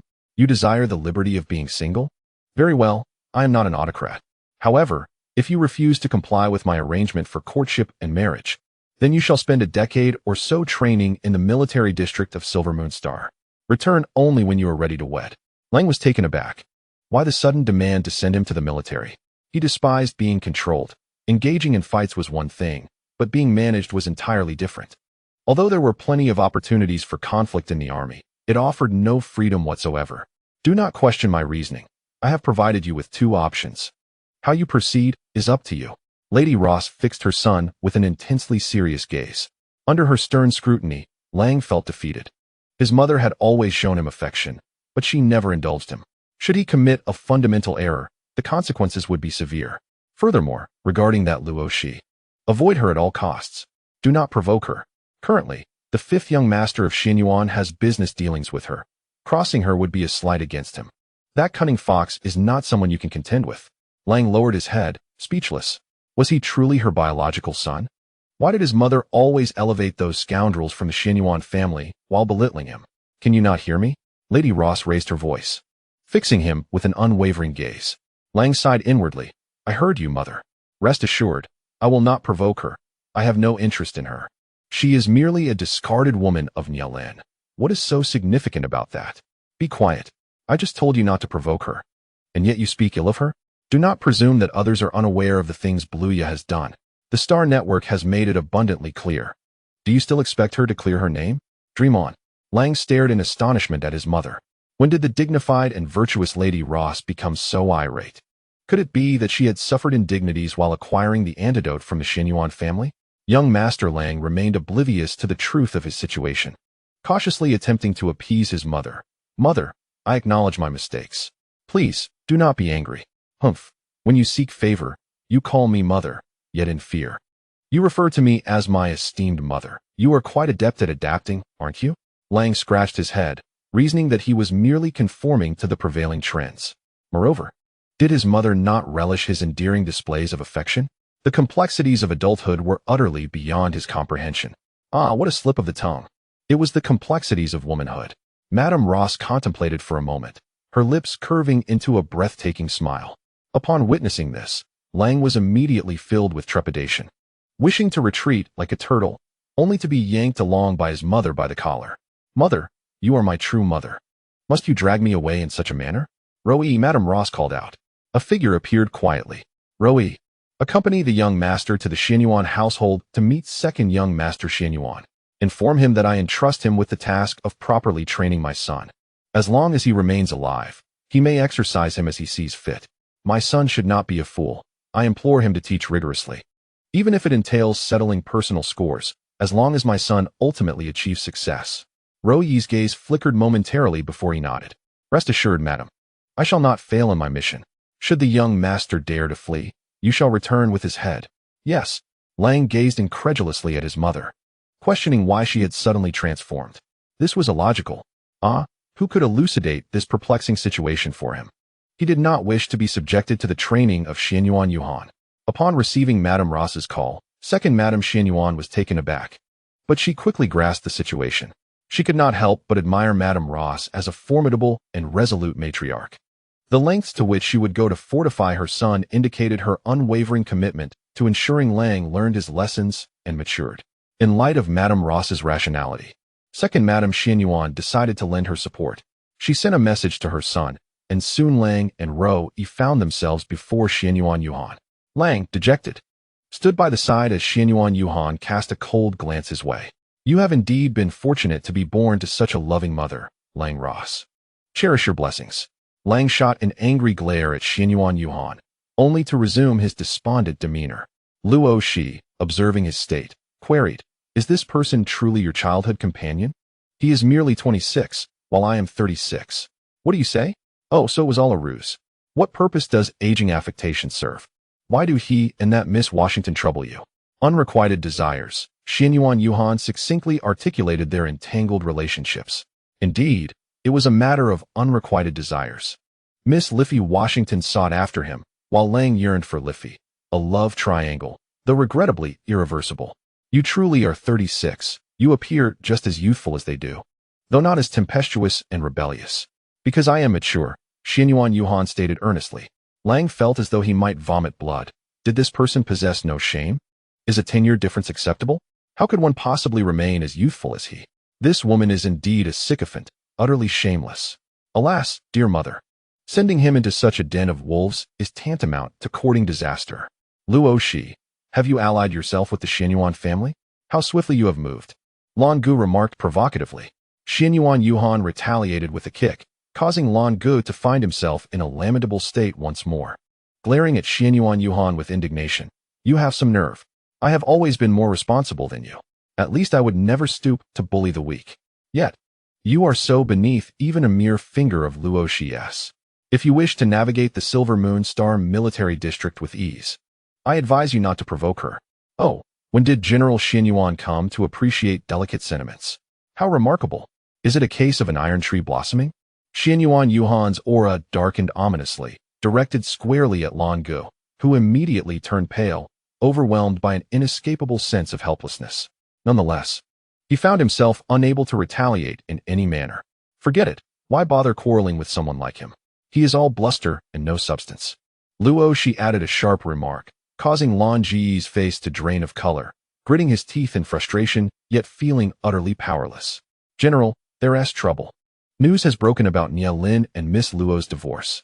The Star Network is abuzz with claims that Miss Luo has been abandoned by Nia Lin, and there are accusations that Goddess Lanya conspired to defame Miss Luo. An intelligence officer of the Xianyuan family hastily relayed the latest news to Xianyuan Yuhan. In the meantime, Luo Xi took a moment to peruse the trending posts on the Star Network. The divorce announcement had only been made an hour prior, yet the responses had already surged into the thousands, predominantly from fervent fans, likely accompanied by a few trolls, the majority of whom were probably intent on disparaging Luo Xi. What could she do?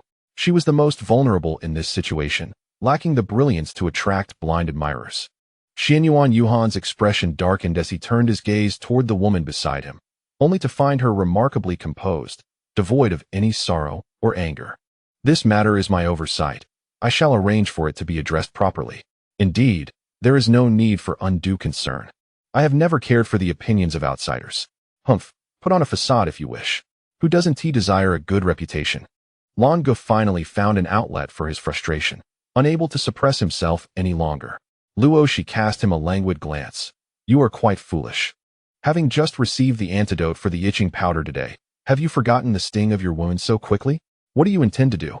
I merely offer this reminder. While I would rather not waste the antidote on you, Should you continue to meddle? I may have no choice but to part with another dose for the sake of my own peace. Lan Ge fell silent, instinctively distancing himself from them. This woman was far too lethal. Alas, this was not merely a den of wolves, but a pit of venom. How was he to survive? Yet, none cared for his discomfort. Luo Xi had already floated away to her room to resume her cultivation. The posts on the Star Network were of little consequence to her. For indeed, she held no concern. Naturally, while she remained indifferent, there were others who took it to heart.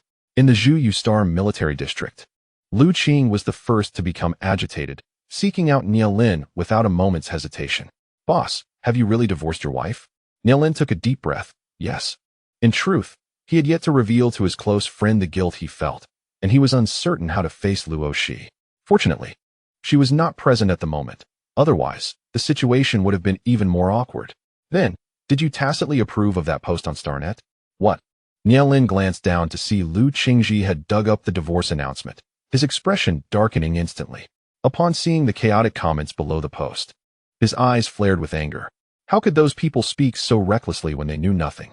Boss, it seems the Ross family is manipulating the online narrative to give Lanya Ross a comeback. What do you intend to do? Ning Qingying quickly recognized the issue after a brief glance at the post. Although he was astonished by the speed of Nielin's divorce, he was a pragmatic person who believed in resolving problems promptly. Nielin's face hardened. I will issue a personal statement on Starnet. This matter should be addressed sooner rather than later. You must act quickly. Nielin looked at Ning Qingying, his gaze shifting slightly, causing Ning Qingying to feel an impending sense of dread. Boss, you aren't considering being completely honest, are you? Honestly is the only way to go. And I must provide her with an explanation. Ning Qingying ran a hand through his hair. Boss, even if you explain, there's no need for a statement on Starnet. If you proceed this way, you will invite criticism. I am not a public figure. Let them criticize if they must. No, I must object. This is too risky. You should merely clarify that your separation is due to emotional incompatibility. Nothing more. Do you wish to thrust her into the spotlight? She cannot be exposed like this. You should understand. Indeed, how could a lady from the Jun family be discussed as a homewrecker? Nielin's expression darkened as he clenched his teeth. I understand. She will not be implicated. Lu Qing observed Nielin's distress with equal discomfort. The Jun family lady was noble, yet was his wife deemed inferior? Why did everyone believe the boss was in the right? His wife had contributed immensely. Is this the nature of reality? With a profound sense of sorrow, Lu Qing sighed, unsure whether his sympathy was for others or for his brother in front of him. Regardless, he felt an overwhelming heaviness in his heart. And soon he drifted back to his research lab, disregarding Nielin and the discussions at hand, silently gazing at the newly developed potion before him. His heart was in turmoil. If it weren't for Luo Xi, he wouldn't have been able to create these remarkable potions. Yet now, in the wake of such events, he felt utterly powerless. Eventually, Lu Qing sought out Luo Xi. On the screen, he appeared somewhat dejected, his eyes reflecting deep discomfort.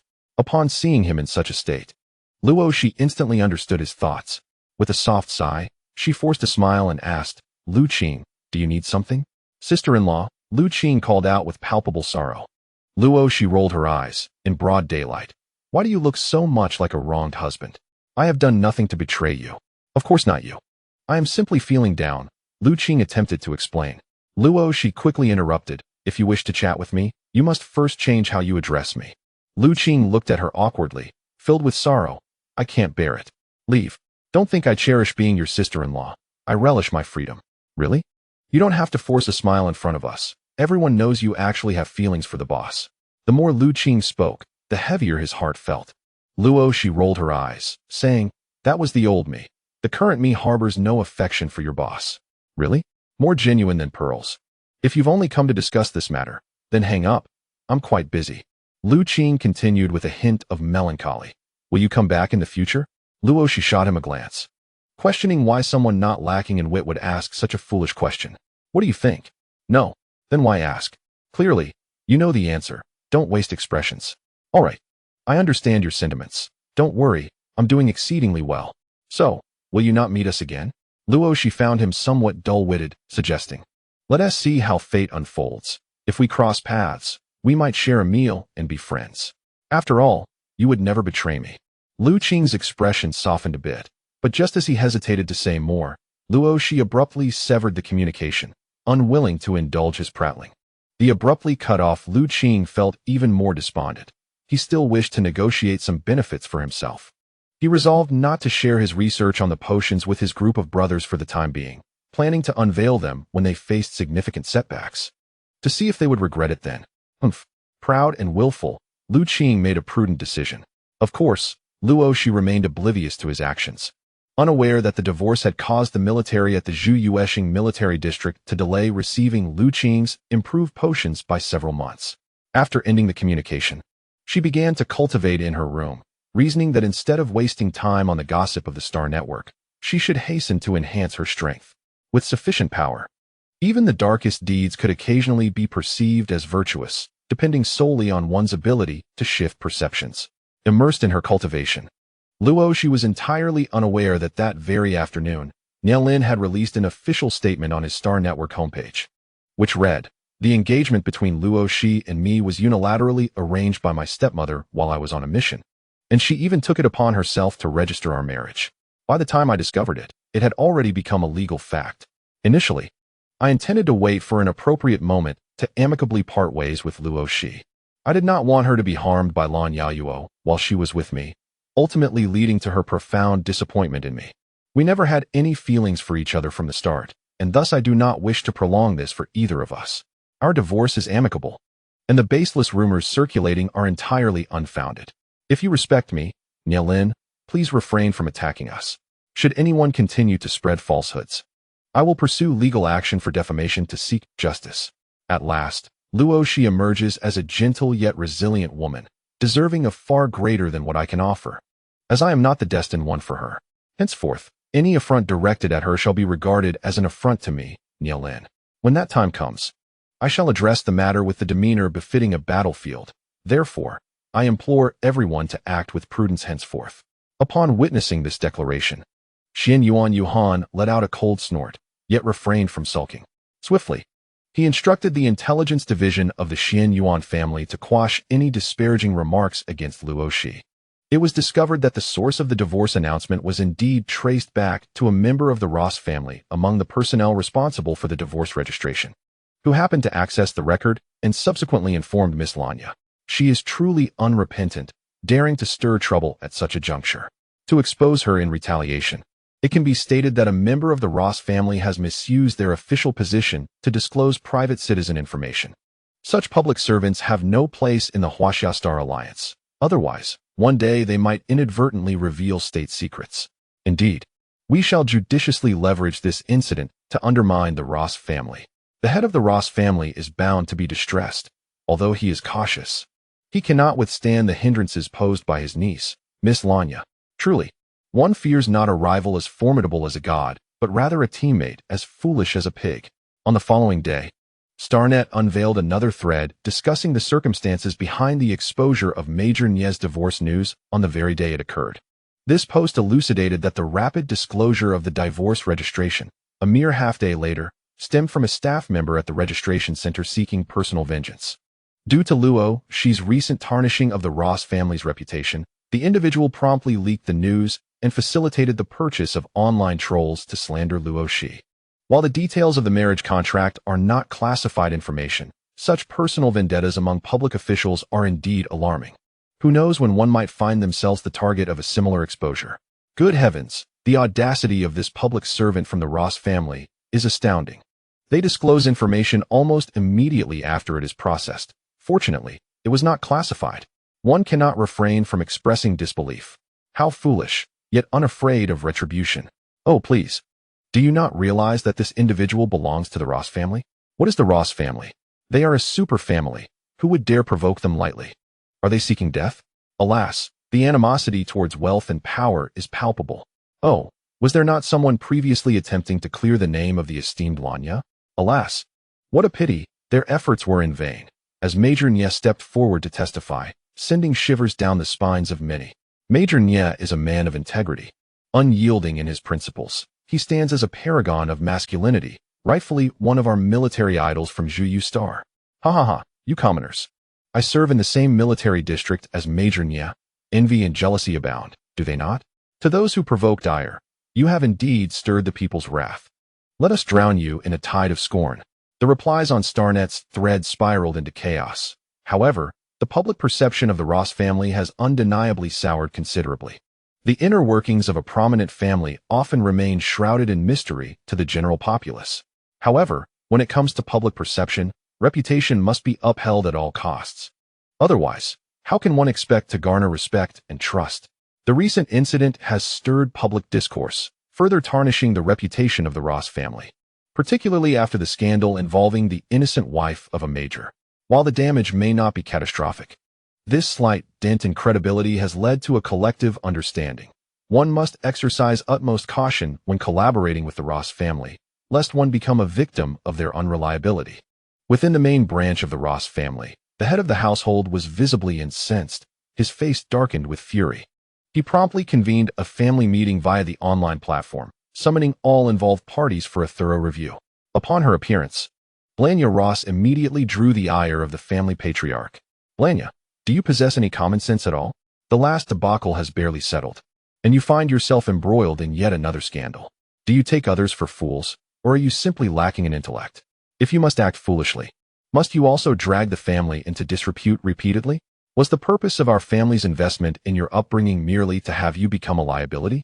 Blanya, a strikingly beautiful young lady, had previously sailed through life with relative ease until she encountered Nielin. Her affection for him blossomed into a desire to become his wife, only to be met with rejection from the matriarch of the Nye family. This was her first significant humiliation, realizing she was overshadowed by a woman of noble birth. The unremarkable and uncherished Luo Xi. Resentment brewed within her, especially as the head of the Nye family and his wife expressed their disapproval of her potential union with Nielin. The situation infuriated her further when she learned that they had surreptitiously registered Nielin's marriage to someone else, a maneuver orchestrated by the Nye patriarch himself.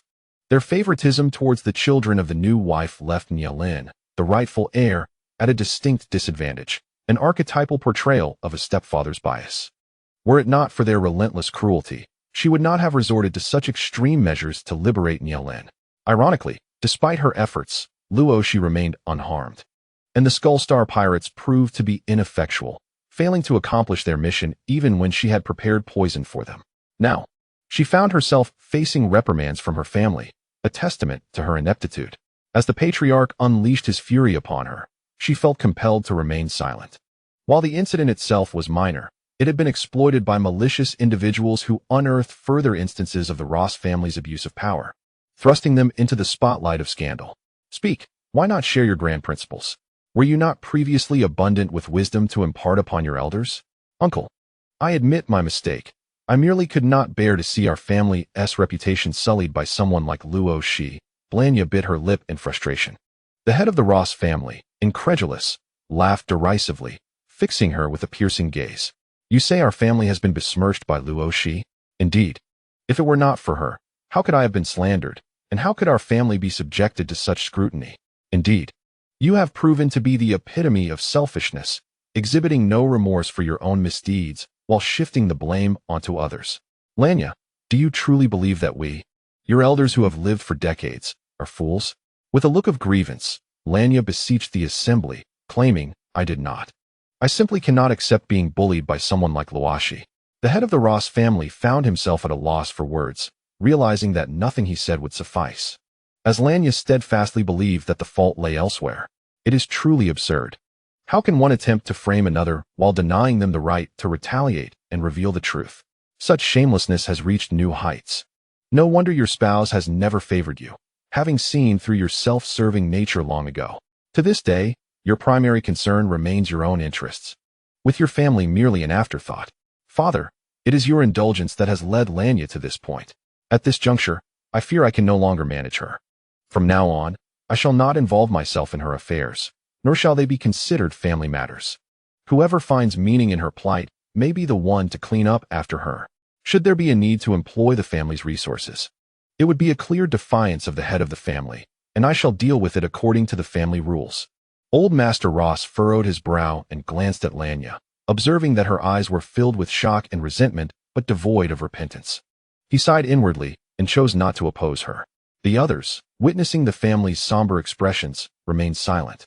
particularly given that Miss Lanya often took advantage of the old master and matriarch's affection, looking down upon others with disdain.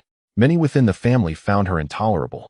The title of goddess is bestowed upon her by those ignorant of her true nature. Anyone with insight within the family scoffs at such a label. The family meeting, intended to address these matters, was effectively concluded with the head's declaration, clearly weary of Lanya's misguided demeanor. Before long, the internal meeting room of the Ross family was left in desolation. With a sense of grievance, Lanya turned her gaze to the one person she hoped would remain, grandfather. My uncle aids outsiders rather than me. Lanya, it is imperative that you engage in self-reflection. Until you comprehend where you have erred, refrain from venturing outside, and avoid the network. Grandfather, you must heed the head's command. Those forsaken by the family have never met with favorable outcomes. Take heed. Your grandfather's affection stems from your obedience. However, your recent actions have crossed the line. He wishes not to ruin you. Learn what it truly means to be a daughter of a prestigious family. Lanya, in a state of panic, implored her grandfather, please do not abandon me. I will heed your every word. Do not frighten me. Contemplate this well. Do not merely blame others for being cunning enough to deceive you. Only the defeated seek excuses for their failures. With that, old Master Ross exited the network. Lanya stood alone in the meeting room for quite some time, lost in thought, before she logged off in tears. However, upon logging off, she wisely confined herself to her room, refraining from wandering about and drawing attention. She was acutely aware that each of her actions might be observed by her uncle's appointed watchers. To restore her former reputation, she must earn the family's acknowledgement. Luo Xi, consider yourself fortunate this time. I assure you, next occasion shall not permit you such triumph. Bluya clenched her teeth in hatred, her menacing expression fleeting. Just as she pondered how to regain the affection of her grandparents, an excruciating pain suddenly enveloped her entire being. Bluya's complexion turned pale as she writhed on the ground, overwhelmed by agony. In her torment, she nonetheless managed to shakily inform her mother via her intelligent device. Upon receiving her daughter's distressing message, Lady Ross hurriedly rushed to her side. Upon entering the room and witnessing her daughter in such a state, she gasped, Bluya, what has happened? Mother, I am in so much pain. Please, help me. Bluya cried, her lips bloodied from biting them. Someone quickly.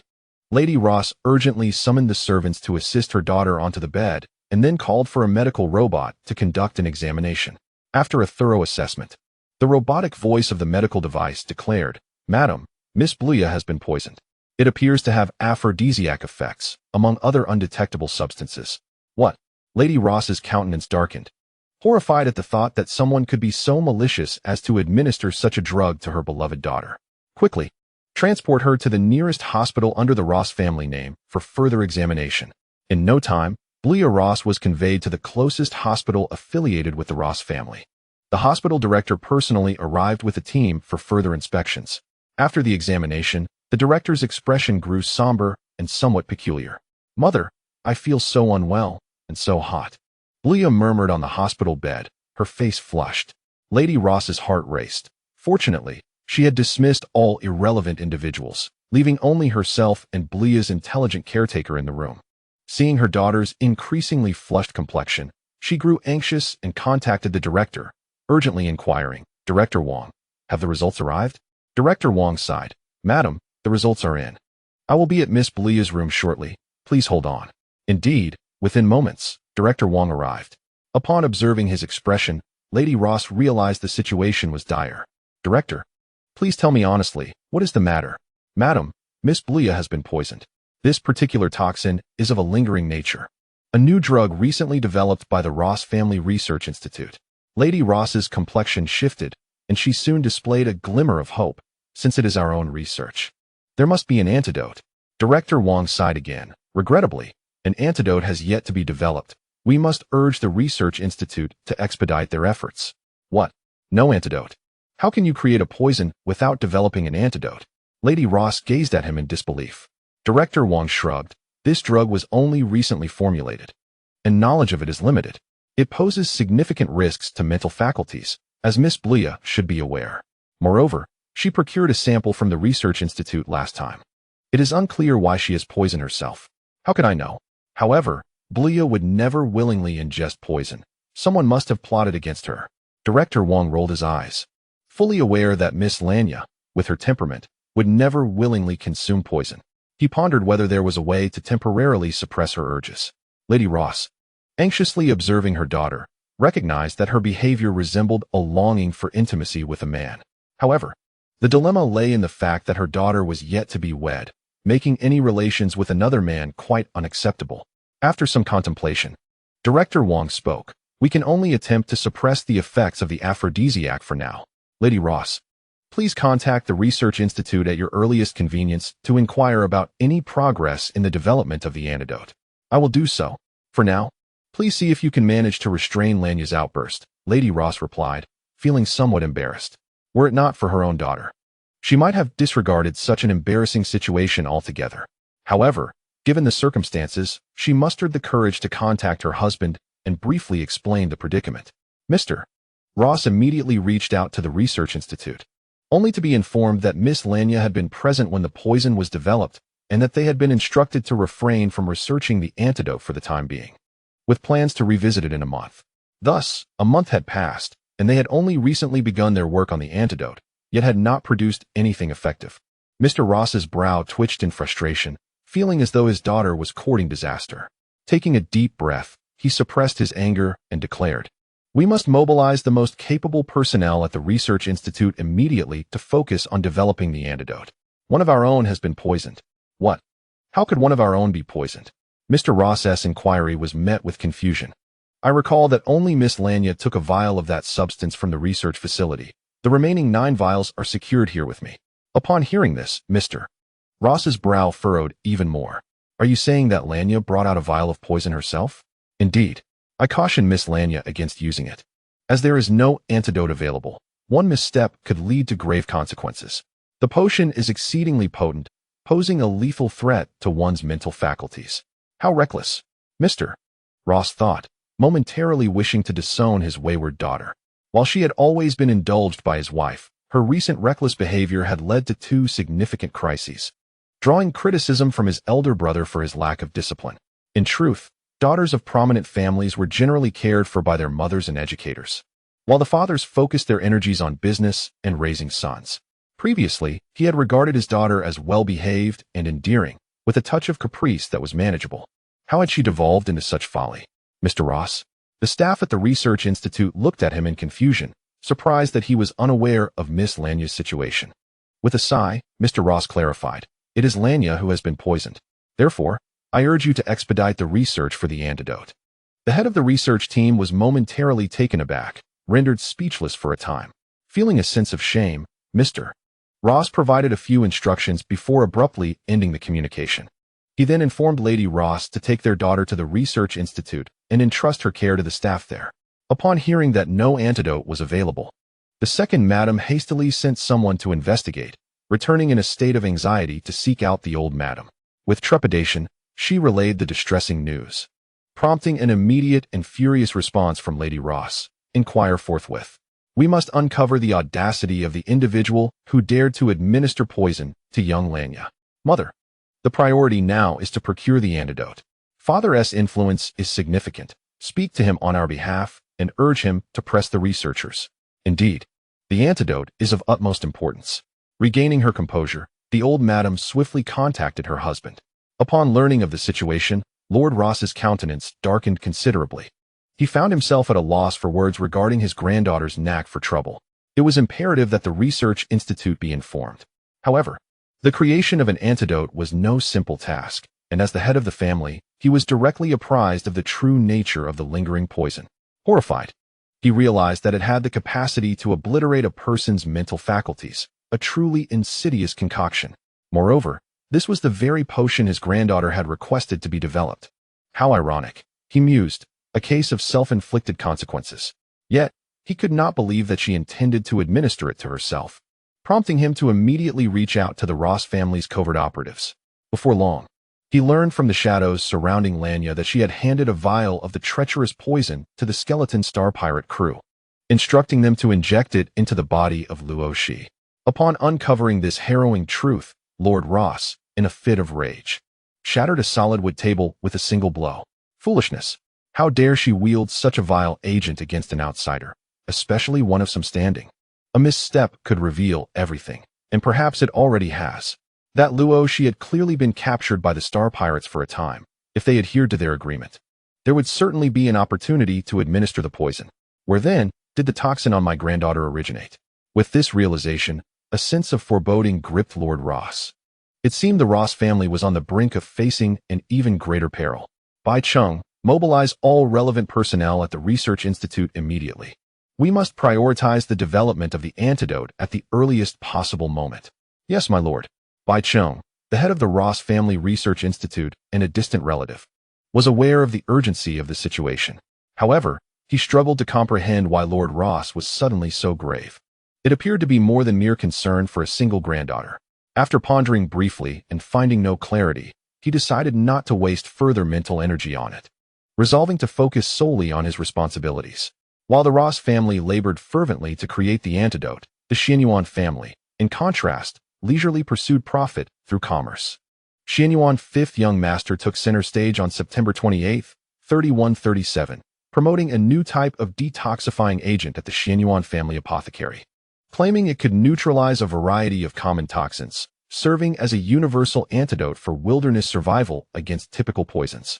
A detoxifying agent is priced at 1 million star coins, formulated from an exclusive secret recipe, and will commence sales in 1 month. While many on Huaxiao Star express curiosity about this, Luo Xi has already accompanied Xianyuan Yuhan aboard a warship en route to the Silver Moon Star Military District. The journey from Huaxiao Star to Silver Moon Star requires a month of travel by spaceship. As for space jumps, Luo Xi learned for the first time that they are employed in emergencies and are generally not recommended for everyday use. This is due to the significant impact space jumps can have on a person's mental faculties. Even though interstellar researchers have developed a neutralizing agent to mitigate these effects, there are still repercussions that can lead to instability. In combat situations, such instability could result in failure, while the neutralizing agent merely diminishes these effects but comes with limitations. Each individual is allowed to consume the agent no more than twice a month and no more than 10 times a year, lest they risk a direct degradation of their mental capacity. The threat of encountering a spatial storm during a jump further elevates the danger. It is no wonder that Nie Lin exhibited such a strong reaction when she underwent consecutive space jumps. Fortunately, she had taken a recovery pill. Truly, ignorance breeds fearlessness. What are you looking at? The interstellar scenery. The observation deck on the warship is quite impressive. The views are spectacular. Xianyuan Yuhan raised an eyebrow. To him, the landscapes of various star systems had become as mundane as cabbage, failing to evoke any sense of wonder. Nevertheless, he responded gently to Luo Xi. If you enjoy it, feel free to gaze at it for a while. Yes, I have some free time. By the way, I've recently hit a plateau in my mental training. May I inquire how you typically cultivate your mental strength? At the Tianwang Mental Training Facility, what level have you reached? Level 5. Can Tianwang help in training mental strength? Luo Xi sighed regretfully. She should have acquainted herself with this knowledge sooner. The original owner of her memories had never attended Tianwang and thus retained no such information. A wasted opportunity. Xianyuan Yuhan regarded her with mild surprise. Level 5. I couldn't discern your strength. It seems you possess a unique method of concealing your mental fluctuations. I haven't intentionally concealed anything. Can you perceive others' mental levels? Advanced practitioners can see through to lower levels. I see, Luo Xi mused, biting her lip in contemplation before looking up at Xianyuan Yuhan, ultimately sighing in defeat. I cannot discern your level either. I simply sense your overwhelming strength. A slight smile tugged at the corners of Xianyuan Yuhan's lips. Many were unable to perceive his prowess. My mental strength is already at level 7, and my physical capabilities are rated S. However, I have not succeeded in breaking through to SS level in recent years. I heard your physical talent is S rank. Is it rare to surpass one's innate potential? Of course, it's possible. Talent is merely a number. The extent of one's cultivation depends primarily on personal effort. Even a slow bird can fly first, let alone a human. That is true. If one wishes to enhance their physique, a cleansing pill could be utilized, though at present, I lack the inclination to offer it to Xianyuan Yuhan, as I possess only 5 of those pills. Initially, it was through relentless negotiation that she managed to secure 5 precious gems from the other party, who had initially intended to offer her a mere 2. Should one venture into the celestial network to hone their mental prowess? Xianyuan Yuhan inquired. Luo Xi nodded. then sheepishly scratched her head, admitting, "I lack the necessary equipment for the celestial network." "Have you never accessed it before?" "No, I only recently tried it once in pursuit of obtaining my driver's license. Yet I have yet to pass." "What a peculiar individual," Yuan remarked. However, acquiring a login device for the celestial network was merely a trivial matter for him. Before long, he arranged for a brand-new, state-of-the-art login device to be delivered to her, allowing her consciousness to enter the celestial network while her body rested in a nurturing chamber. After she validated her genetic identity with a drop of blood, Yuan informed her, "From now on, this device is solely for your use. No one else may access it." "Is that so? I believe I used Nielin's device last time." Typically, individuals of considerable strength maintained an extra login device for emergencies. That one was likely unassigned. What a complicated life of luxury. "How much does this cost?" "I shall repay you later." "It's not expensive, it's unnecessary. You have assisted us immensely of late. Please do not think twice about such a trifling gift." But compensation was expected. "For each individual healed, Yuan Lin credited me with $1 million.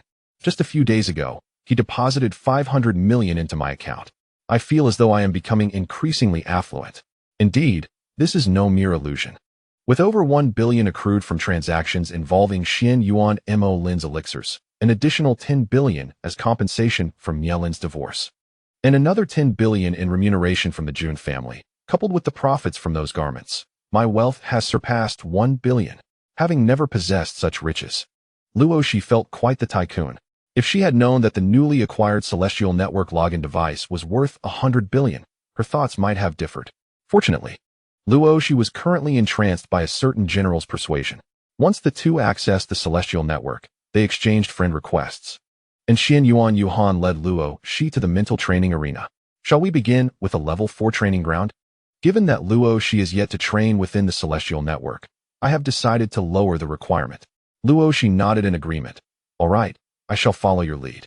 Within the celestial network, there are two methods to enhance one's mental strength: battlefield simulations and mentorship from predecessors. Which do you prefer? Battlefield simulation training. You will face the flower and insect tribe. Very well. Observing her composed demeanor, Yuan found it somewhat odd. It was unlikely that a young lady from a prestigious family had ever encountered the formidable flower and insect tribe on the battlefield. "Fear not. I have already witnessed the flower and insect tribe's prowess." "Excellent. I shall remain by your side. Let us opt for a cooperative approach." "Agreed." Yuan, after completing her payment, entered the simulated battlefield of the Tianwang network. To Luo Xi, it felt as if they had pushed open a door, and the scenery transformed entirely. Before her lay a landscape of withered branches and fallen leaves, while not far off, a multitude of creeping insects stirred. Initially, they were soft-bodied creatures, and without needing instruction from Yuan, Luo Xi condensed her mental energy into a long whip and struck, resulting in a cacophony of screeches as dozens of insects were violently dispatched, gruesomely severed in two. Yuan observed, a flicker of surprise crossing her brow. Such composure and ruthless efficiency were feats that even seasoned veterans with 3 years of experience might struggle to achieve. Although she had chosen a duo battlefield against level 4 mental creatures for the sake of Luo Xi, who was a novice, the Tianwang network's intelligence system guided them through increasingly challenging scenarios. Given Luo Xi's current prowess, it seemed she would soon encounter level 4 insects. Indeed, after Luo Xi dispatched over 100 level 2 insects with several deft strikes, the intelligence system escalated the challenge, pitting them against 10 level 3 insects. Yet, in less than 10 minutes, she effortlessly claimed their heads with a single whip strike, leaving Yuan with no opportunity to engage. Suddenly, 3 level 4 mutated mantises emerged, seemingly to heighten the challenge. Upon seeing them, Luo Xi felt a surge of excitement, recalling how many soldiers from the Yuan family had been maimed by such creatures. With a swift flick of her whip, she ensnared one of the mantises and, scanning its form with her mental energy, regrettably discerned nothing unusual. Indeed, this was a simulated battlefield. The absence of anything remarkable was to be expected. She chastised herself internally.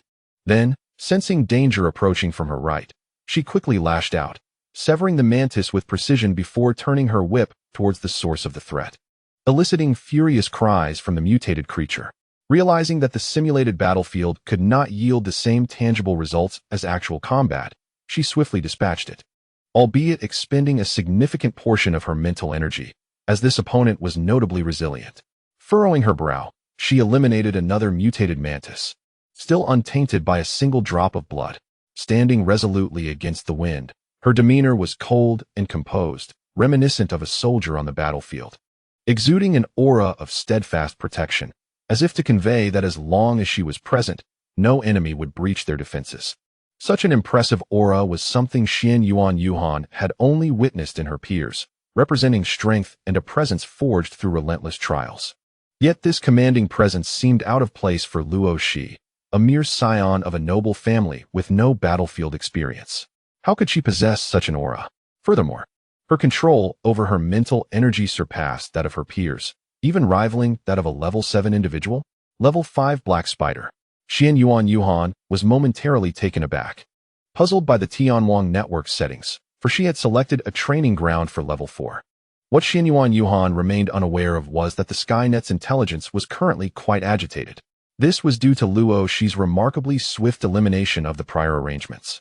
Almost as if she were mocking the incompetence of the novices, Skynet, too, possessed its own temperament, and thus summoned formidable level 5 insectoids to suppress the audacious.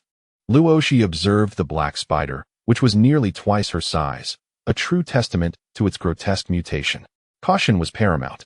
The viscous silk emitted by the level 5 black spider was significantly more potent than the average, possessing paralyzing properties as well. With focused determination, Luo Xi scanned the creature for vulnerabilities, preparing for a lethal strike. In this apocalyptic realm, there was no room for frivolity. Neglecting to identify the adversary's weaknesses promptly could lead to the emergence of even more monstrous threats. Eureka! She noticed that the patterned underbelly was more fragile than the rest. If she could hoist it up and deliver a decisive blow to that specific area, victory would be hers. Resolutely, she executed her plan, dividing her mental energy into two streams. One manifested as a rope that ensnared the spider's head, while the other coalesced into a sharp blade aimed at the exposed weakness. With a piercing sound, the blade struck true, eliciting a shriek from the spider as its body erupted in a violent explosion, its lifeless gaze fixed upon Luo Xi, seemingly bewildered as to how a mere human could so easily vanquish it. Xian Yuan stood in stunned silence.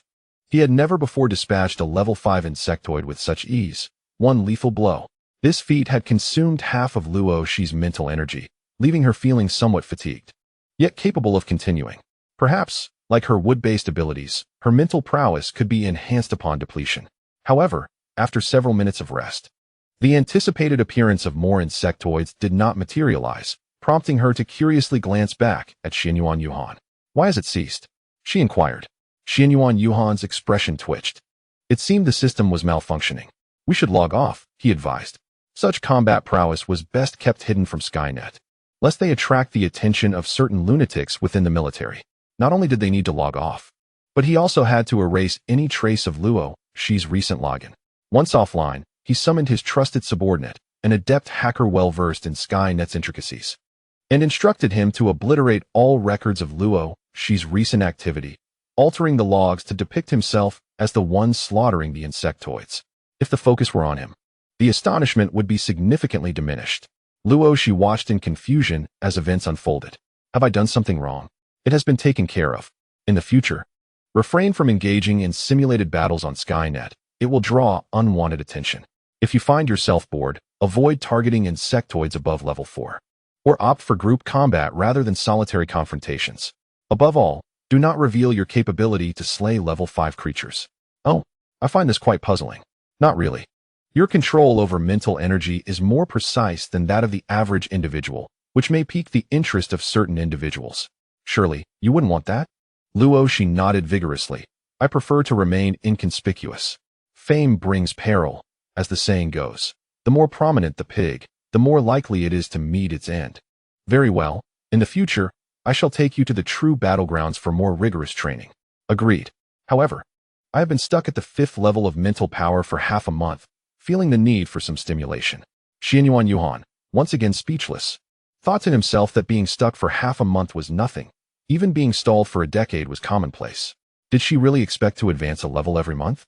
Dismissing others, he took Luo Xi to his room and looked at her with utmost seriousness. Do not speak of your mental training to anyone else. Yes, I understand. Luo Xi thought to herself, certainly not revealing that she was utilizing crystal stones for her training, as such an advantage would undoubtedly breed resentment. The interstellar beings lacked crystal stones for assistance in their cultivation. They could only enhance their abilities through hard work and potions. Let me take you to the training room for practical combat practice. I can be your opponent. We shall engage solely with mental power. Luo Xi's expression changed slightly. Perhaps we should refrain from that. I'm afraid I might inadvertently cause injury. It was one thing to confront an enemy, but quite another to risk harming someone nearby. She resolutely declined. Xianyuan Yuhan was taken aback. Was she truly concerned about accidentally injuring herself? After all, he had mentioned possessing a 7th level of mental power. Why did she think her 5th level could harm him? Their interactions over the past few days had revealed to him that she was a serious individual, so he did not perceive her hesitation as arrogance, but rather as genuine concern. Intrigued, Xianyuan, the general, smiled and said, "Let us give it a try. In the future, your opponents may not solely be enemies. Sparring is essential. Trust me, you won't easily harm me." Luo Xi remained hesitant. What if I were to injure you? That won't happen. I will control it well. Still, I think it best to avoid that. How about we practice some moves instead? Delighted, the general ultimately conceded to Luo Xi's wishes, substituting the mental power duel with a physical sparring session. In the training room aboard the military vessel, they began to exchange blows. Luo Xi, lithe and graceful, evaded Xianyuan Yuhan's powerful strikes like a swift swallow, occasionally launching unexpected attacks from unforeseen angles. Of course, each time, Xianyuan Yuhan deftly blocked her attempts, countering with force, prompting Luo Xi to continue her evasive maneuvers. She sensed the immense power contained within his strikes. A single blow could certainly leave her bloodied. Other soldiers were also training in the room, and upon witnessing the general's decisive actions, they paused to observe. Gradually, their mouths fell open in astonishment as they watched the seemingly weightless woman glide effortlessly through the air. This was simply unscientific. How could she withstand dozens of exchanges with the general without being knocked down? Unbelievable. None among the elite soldiers could endure even 100 exchanges under the general's command. How was this woman managing it? Was the general holding back? While it appeared he was guiding her, the moves and force he employed were undeniably genuine, albeit not at full strength. Before Luo Xi assumed control, her physical abilities were rated at E. After more than a month of nurturing with wood-based techniques, her capabilities improved to C.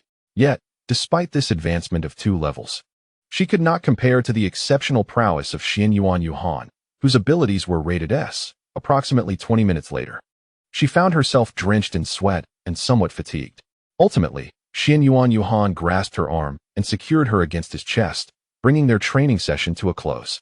It was only after instinctively restraining her that he realized the impropriety of his actions and swiftly released Luo Xi. "How do you feel?" he inquired. Luo Xi, panting, replied, "I'm all right, but I lack the strength to continue practicing with you. Go rest," he suggested. Wow, the general is so warm.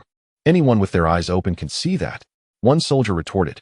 But Miss Luo is quite impressive. Although the general did not exert his full strength, I wouldn't dare say I could make her endure for much longer at that level. Indeed, her movements must have been honed through rigorous training. She truly is as light as a swallow. Quite a rarity. The soldiers whispered among themselves, some female soldiers filled with envy and resentment. How can the general show such special attention to a woman like Luo Xi? I heard she divorced Nielin. She wouldn't dare try to cling to our general. Would she? Perhaps. Our general is far superior to Nielin in every aspect. Indeed, it's only natural for Luo Xi to be attracted to the general. What can we do? The fans of Xianyuan Yuhan murmured, recalling the incident when a certain woman was sent flying with a single blow.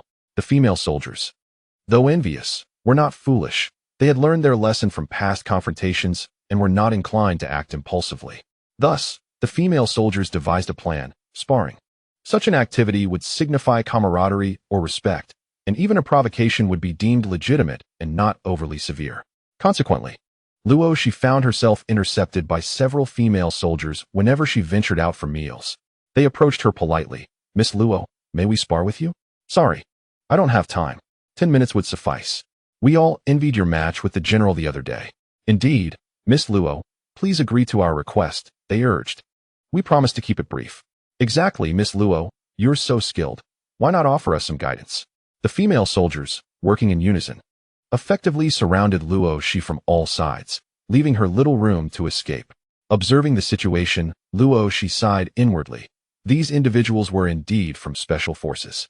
When acting individually, their capabilities seemed unremarkable, but in coordinated action, their high caliber became evident. In such a tight encirclement, if she did not employ her unique abilities, it would be quite challenging to break free. However, he truly harbored little interest in sparring with others, if it were merely for physical training. She had already discovered a superior method, performing calisthenics.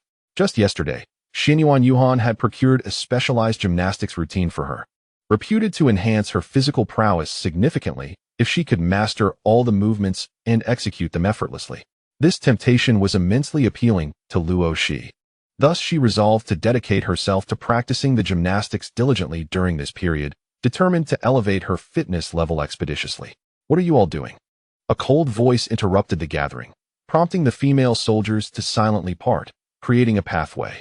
Reporting to the general, we wish to spar with Miss Luo. Xinyuan Yuhan cast a frosty glance at the group. You may spar amongst yourselves. Luo, she has no time for your games. Games.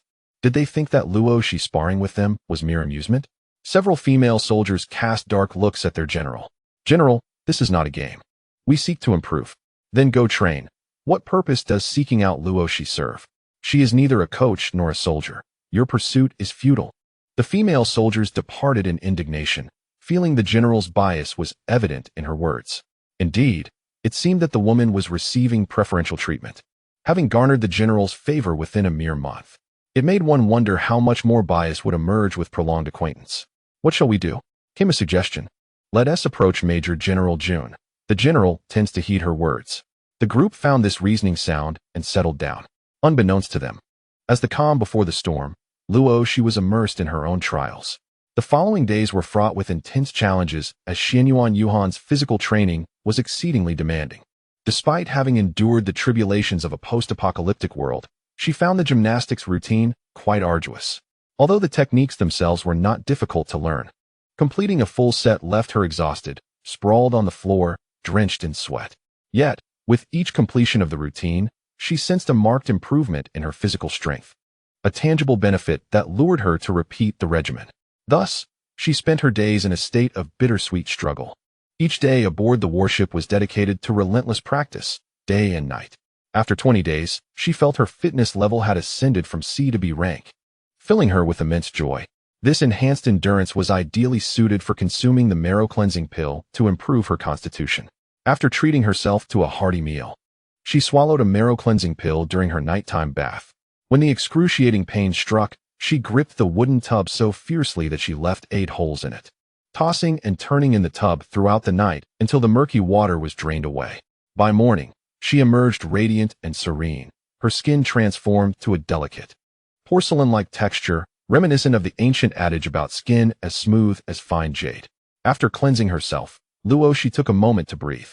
The effects of the marrow-cleansing pill had elevated her fitness level from B to S rank, while her mental acuity surged to level 6, a cause for great celebration. 73 by house, friendship price. Xinyuan Yuhan requests permission to enter. The doorbell of the guest room chimed, and Luo Xi, having just emerged from the bathroom, heard the sound. After a moment's contemplation, she changed into a casual dress, her long hair still damp and cascading down her shoulders, before opening the door. As Xinyuan Yuhan stepped inside, he was captivated by her fresh, radiant appearance, a fleeting glimmer of emotion flickering in his eyes. I seemed to hear sounds from your room last night. Yet since you did not call for help, I refrained from intruding. I merely wished to inquire if you were well. Luo Xi paused, then recalled that his spiritual power had reached level 7. It was entirely plausible that the mental barrier she had devised was ineffective against him. Grateful for his concern, she replied, I am fine. I was merely testing my limits, with little time at hand. I aspire to enhance my strength to join you on the battlefield. Hence I employed some unconventional methods to train my physique. Thank you for your care. Of no consequence. I only heard from Xiao Wu that you had previously suffered from lingering effects, and I was concerned about any residual toxicity, he said. Oh, That is nothing to worry about. I have already taken an antidote. Xianyuan Yuhan furrowed his brow. But Xiao Wu mentioned he sold an antidote to the Ross family. Although Lanya Ross has been cured, her spiritual power has regressed by 2 levels. Ah, he has already sold it? She mused. Although the antidote was scheduled for release a month from now, certain privileges must be upheld before matters escalate. Xiao Wu sold it to them for 1,500,000. Of course, while her spiritual power has diminished, it is not entirely lost. So the Ross family remains quite satisfied with the outcome. I hear they wish to procure more from Xiao Wu for further research. Luo Xi chuckled. Has their laboratory not yet produced an antidote? Not yet. The issue of spiritual power being completely depleted is too severe. Initially, the researchers there opposed developing such a remedy. However, Lanya insisted, which is how they managed to create 10 doses. Lanya insisted? Who would believe it? If it weren't for their family head's desire to produce a solution, could a mere young lady truly cause such a stir at the research institute? Xianyuan Yuhan concurred, remarking that such justifications were merely eloquent excuses. At least she is alive. I wonder how she will react when she sees Nia Lin and Junya together in the future. Will she employ the same tactics against the Jun family as young lady? He mused, chuckling at the thought. She indeed looked forward to witnessing how the goddess Lanya would respond in that moment. Are you in good spirits? He asked. Yes, my physical abilities have improved. Thanks to your training methods. A trivial matter. Shall we have breakfast together? Of course. Just give me a moment. Luo Xi then dried her hair slightly before joining Xianyuan Yuhan to head to the ship's mess hall for breakfast. Amidst a sea of military uniforms, her presence was akin to a singular bloom in a verdant field, and she stood out strikingly in her white dress, drawing many admiring gazes. While there were certainly some envious looks from female soldiers, the majority were captivated stares from the male soldiers. Regardless, captivating and gentle women remain exceedingly popular. Although Luo Xi initially left a profound impression on everyone, it was merely an act of self-defense and cannot be deemed as harsh. During their time together, Miss Luo has maintained a remarkably low profile in the eyes of others. Recently, she has been quite reclusive, often not even showing her face during meals.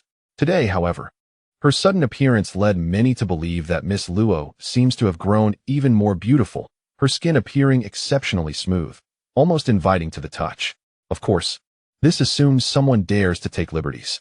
Xianyuan Yuhan, upon noticing the fervent gazes directed at Luo Xi, also recognized that her complexion indeed appeared more radiant than in the preceding days. Yet, it is common for women to indulge in skincare, perhaps through the use of facial masks. By the way, did you not mention possessing a level 7 mecha? I desire one. Could you prepare it for me in 3 months? Do you truly have a need for it? Very well. How much will it cost? I shall pay you in advance. Xianyuan Yuhan smiled faintly. There's no need to concern yourself. It is a trivial matter. General, is it truly wise for you to be so generous? A level 7 mecha, regardless of its simplicity in construction, costs over 100 million, does it not? Especially if the weaponry is of high caliber, it could easily surpass billions. Even the wealthiest should not trivialize such an amount. The soldiers around them perked up, eager to overhear more gossip. Alas, after their agreement, the general and Miss Luo commenced their breakfast, diverting the conversation away from the mecha. Oh, it truly seems so. Who could possibly utilize a level 7 mecha? Surely, Miss Luo would not have a need for it. The general, now piloting a level 7 mecha, is undeniably a dazzling military figure. Such talent is rare among the general populace. Do you enjoy fruit juice? Yes, I particularly adore the sweet and sour variety. There exists a juice from a mutated plant on Silver Moon Star that would surely delight your palate. I can take you to procure some. Drinking it daily would pose no issue. Sounds wonderful. However, I shall need to purchase a house on Silver Moon Star. Otherwise, I shall have nowhere to reside. Xianyuan Yuhan regarded her for a moment. That is quite simple. I have a villa available for sale, and I can offer you a friendly price. How much? Located on the outskirts of the military district by the coast, I can let it go for 10 million. It has 3 stories and is approximately 500 square meters. A villa, 3 stories tall and spacious. 10 million does not seem exorbitant. Luo Xi nodded. All right. You won't be at a loss, will you? Of course not. Then that is settled. It will be convenient for us to venture out together. Xianyuan Yuhan nodded, showing no concern that his subordinates might overhear that he would likely accompany Luo Xi frequently in the future. The others fell silent. Heads bowed. This demeanor suggests that the leader is either pursuing her or indeed pursuing her. Villas on the outskirts of the military district are not easily obtainable, even for the affluent. Moreover, the coastal villas are inhabited by the wealthy elite. It seems the market price would be in the tens of millions. For the leader to sell it at 10 million, he is undoubtedly intent on courting her. The soldiers harbored unspoken grievances towards Luo Xi, unbeknownst to her. In truth, spending 10 million on a villa caused her a twinge of regret. After all, in her previous life, she was but an ordinary citizen who felt the weight of $1 million house.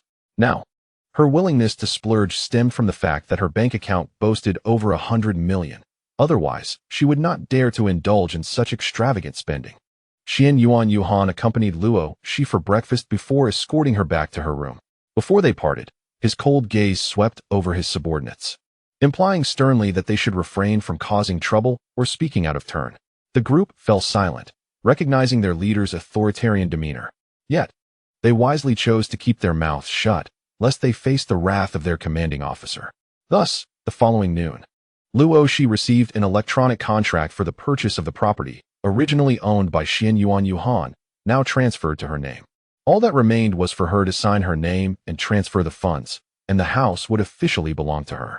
Luo Xi was immensely impressed by the efficiency of the commanding officer. He had finalized everything in just one day, which was truly remarkable. After swiftly signing the contract and transferring the funds, she sought out Xian Yuan, fortuitously coinciding with lunchtime, which led to them sharing a meal together. I will have someone handle the property transfer in the next couple of days. Once we arrive at Silver Moon Star, you can move in. If there are any aspects of the decor you dislike, adjustments can be made immediately. I suggest you take the second floor. The master bedroom is quite spacious, and the study is connected to the sleeping quarters, making it convenient for work. If you wish, you can modify it. No need. I have seen the interior of the house, and it is quite simple. There is no need for further alterations. Minor adjustments can be made gradually. Suit yourself. In 3 days, we shall reach Silver Moon Star. If you find yourself bored, you can play on the Sky Network. Xiao Wu wishes to see you. He has been complaining that you seldom log onto the Star Network or the Sky Network, making it hard for him to find you. I have been busy training and haven't been online. Does he have something to discuss with me? I told him you were in seclusion, and it would be best not to disturb you, so he has been sulking. All right, I will contact him shortly. It was likely related to the release of the detoxifying agent. She wondered how he intended to distribute the detoxification pills. Her instinct told her that Xian Yuan Mo Lin would not sell them. The Xian family was not in need of money, and the detoxification pills were precious, primarily intended for their own use. Why would he sell them? If it were her decision, she would choose to sell the detoxifying agents while reserving the pills for personal use, as the former could be replicated, while the latter could not, at least not in her possession. Having divorced Nielin, she had directly sold the improved concoctions researched by Lu Qing to Xian Yuan Mo Lin for collaboration, ensuring she received a 10% share of the profits for each improved agent. Lu Qing would also take 10%, and how the remainder would be distributed was left to Xian Yuan Mo Lin's discretion. Of course, she was not one to burn bridges. Lu Qing also had the freedom to choose a partner for collaboration, and she was indifferent to whom Lu Qing chose, as he and Xian Yuan Mo Lin were friends and would not undermine each other. They could all profit together with pleasant cooperation. Enjoy your meal. There is no need to worry about business matters for Xiao Wu. While he may not excel in many areas, he is the best among us in business. Indeed, I have faith in him. As they dined, the two seemed utterly oblivious to the implications of their conversation. The onlookers pondered, is it not a tad too intimate for a general to discuss matters concerning his own brother in such a public setting with a suitor? Does he not feel it is rather unkind to flaunt his affection before a gathering of the unattached? Regardless of their thoughts, Xian Yuan remained resolute in his actions. The soldiers aboard the warship were under his command, and even the envious female soldiers dared not defy his orders by approaching Luo Xi with idle chatter. Thus, Luo Xi followed the warship to Silver Moon Star with a sense of ease. The vessel landed directly in the military district, and after instructing everyone to return to their posts, Xian Yuan escorted Luo Xi to a villa situated just outside the military premises. The villa was indeed in close proximity, within a kilometer of the military district's outer wall, fronted by a stunning coastline. To the left lay the military zone, while to the right were other villas, all designed as private residences within an affluent area. Xian Yuan's villa was the ninth in sequence from the right of the military district. featuring a courtyard that spanned approximately 300 square meters alongside a two-story structure occupying around 200 square meters. To either side, there were a sports field and a garden, the latter showcasing resilient plants, such as cacti, which required minimal maintenance once established. Noticing Luo Xi's slight discomfort while observing the cacti, Xianyuan Yuhan acknowledged, "I prefer not to invite anyone into my personal space. Hence, I have casually cultivated these easy-to-care-for plants." Luo Xi stifled a laugh, contemplating how exceedingly pragmatic he was. "Feel free to grow whatever you like in the future. However, considering we may occasionally need to deal with the flower and insect clan, it's best to select plants that are easy to keep alive. Returning after an extended absence to find wilting flora would be disheartening. That is indeed sensible. Let us allow these cacti to thrive," he concluded, feeling a sense of relief that his preference for low-maintenance plants was neither eccentric nor misplaced. Entering the villa with a key, they were greeted by a simple yet elegant design. Luo Xi raised an eyebrow, wondering if the general had indeed opted for minimalistic furniture. Fortunately, upon ascending to the second floor, she discovered that the furnishings were ample. The master bedroom's bed was approximately 5 by 3 meters, while the living room appeared rather spacious, furnished with several sofas and a rectangular conference table. There are kitchens on both the first and second floors. "If I am not on a mission, may I reside on the first floor?" she inquired. "Certainly. I know you sold it to me for a mere 10 million. Thus, the first floor can be considered yours. The second floor is my private domain." "Sounds good." Xianyuan Yuhan felt a sense of satisfaction, as it aligned perfectly with his expectations. He recognized that Luo Xi was someone who could not easily refuse a kindness. In her perspective, occupying different floors did not constitute cohabitation. It was akin to purchasing separate apartments within the same building.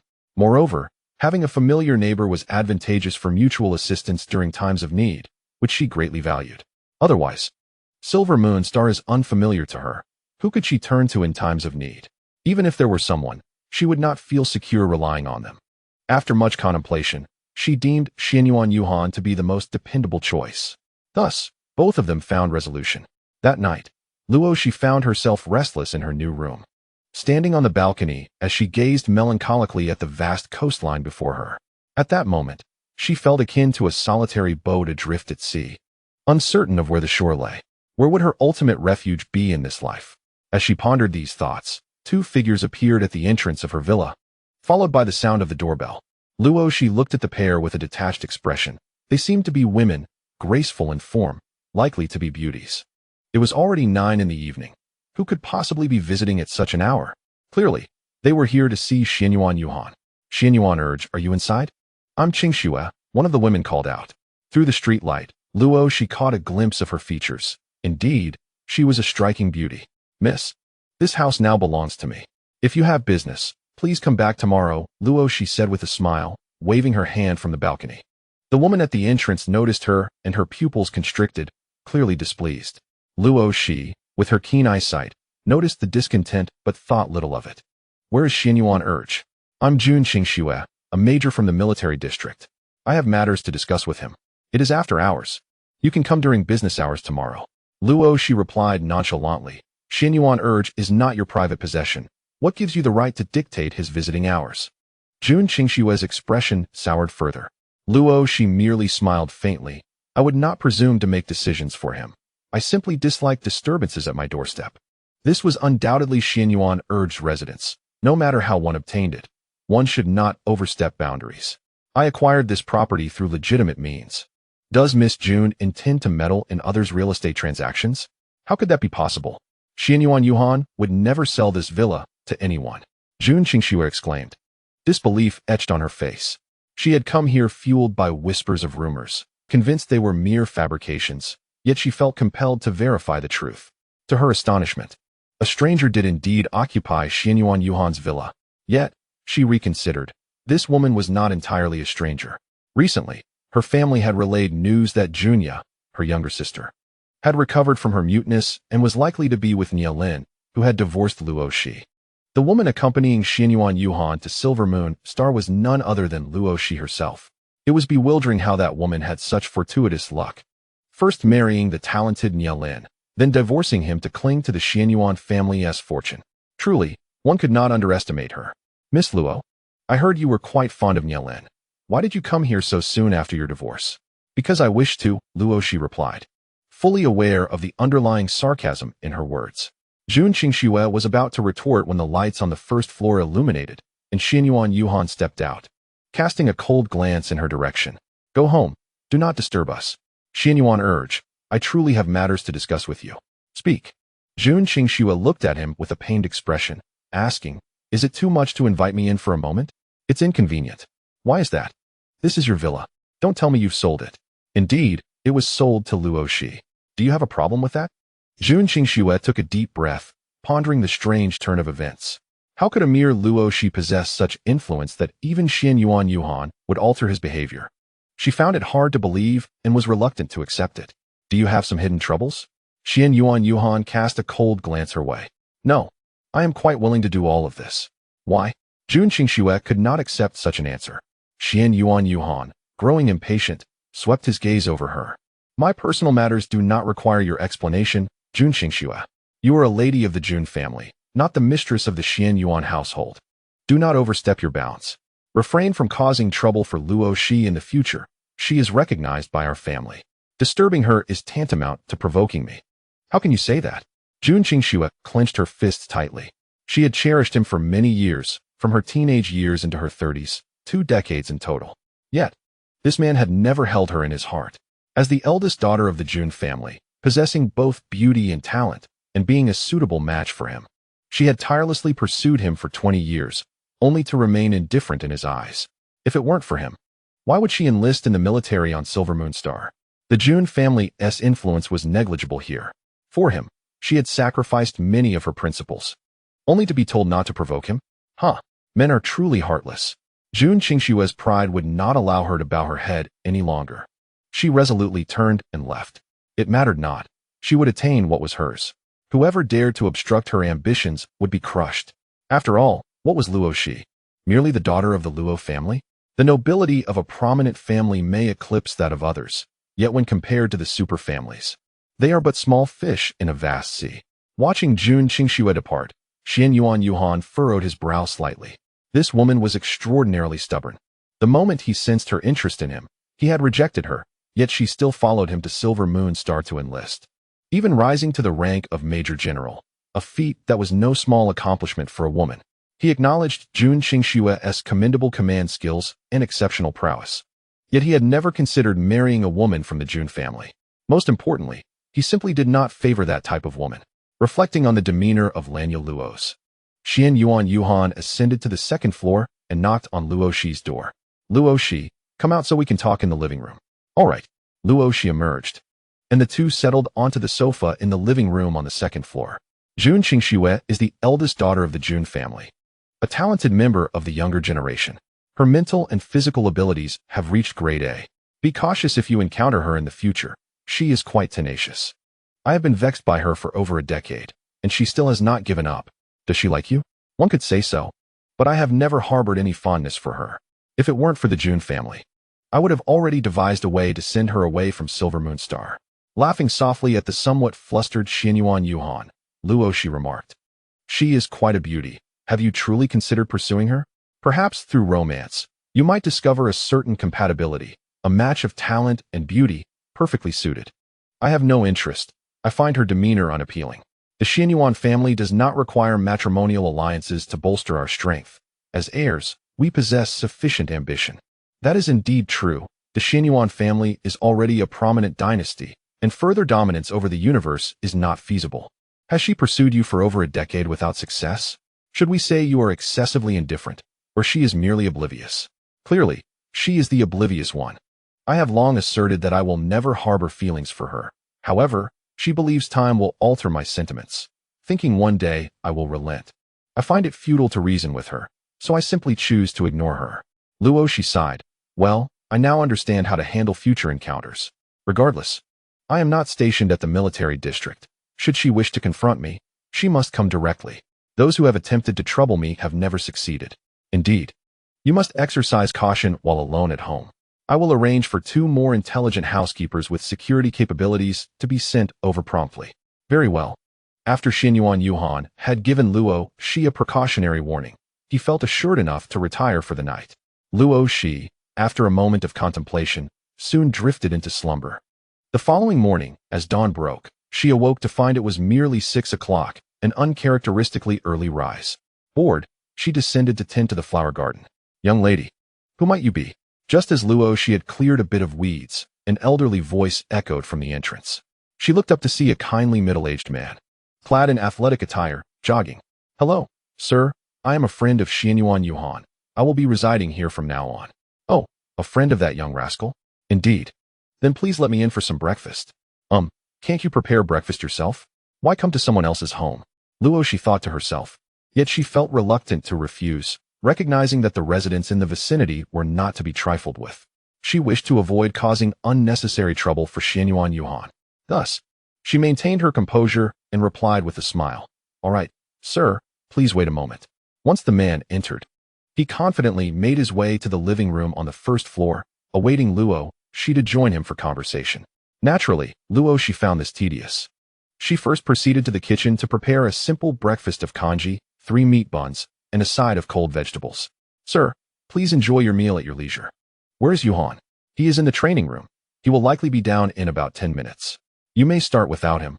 I have reserved a portion for him."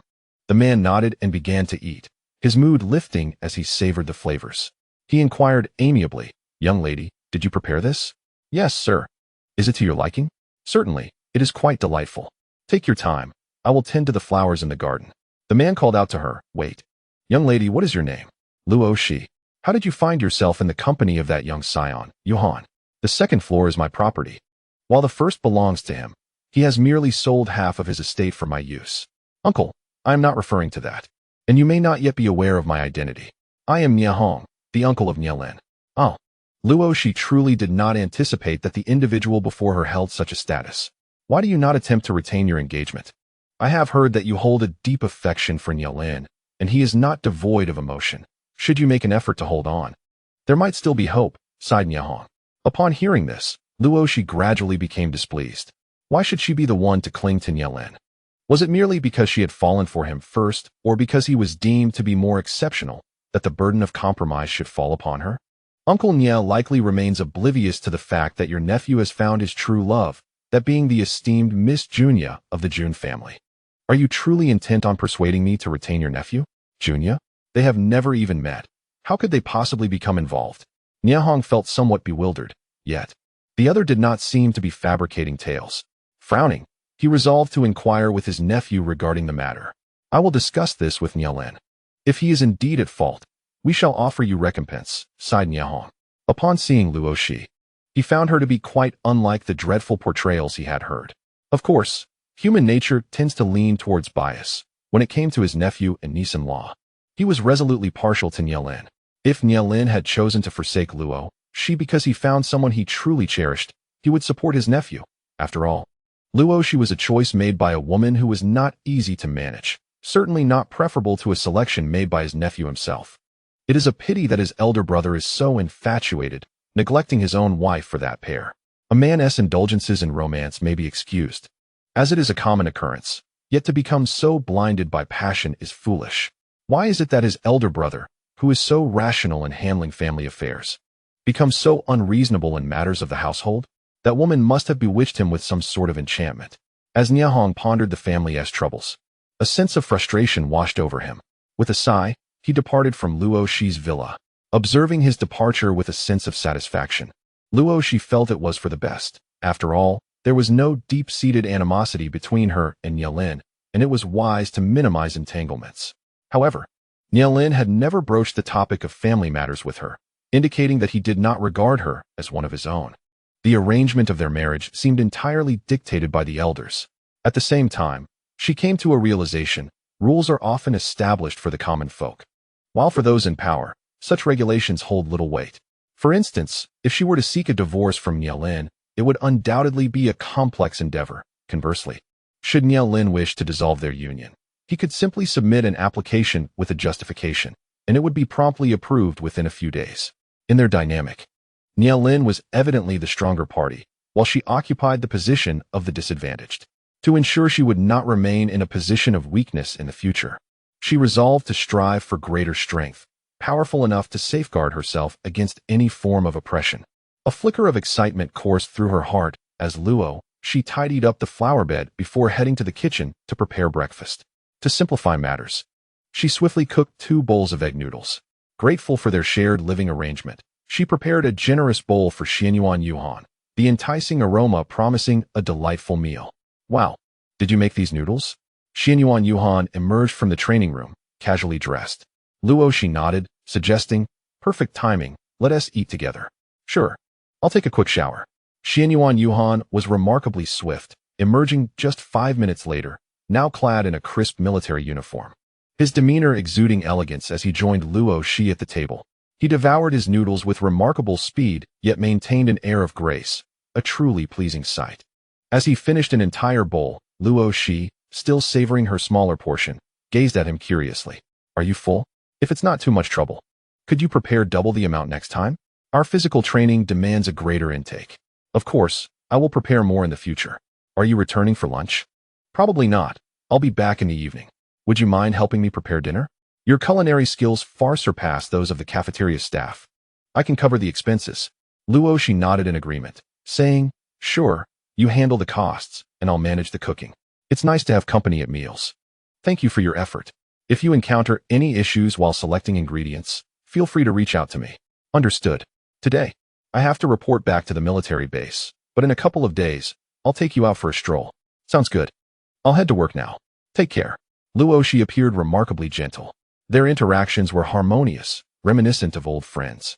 Yet neither of them sensed anything amiss in their rapport. After Xianyuan Yuhan departed for the military district, Luo Xi finished her meal and entrusted the intelligent housekeeper with the cleaning duties before retreating to her room for cultivation.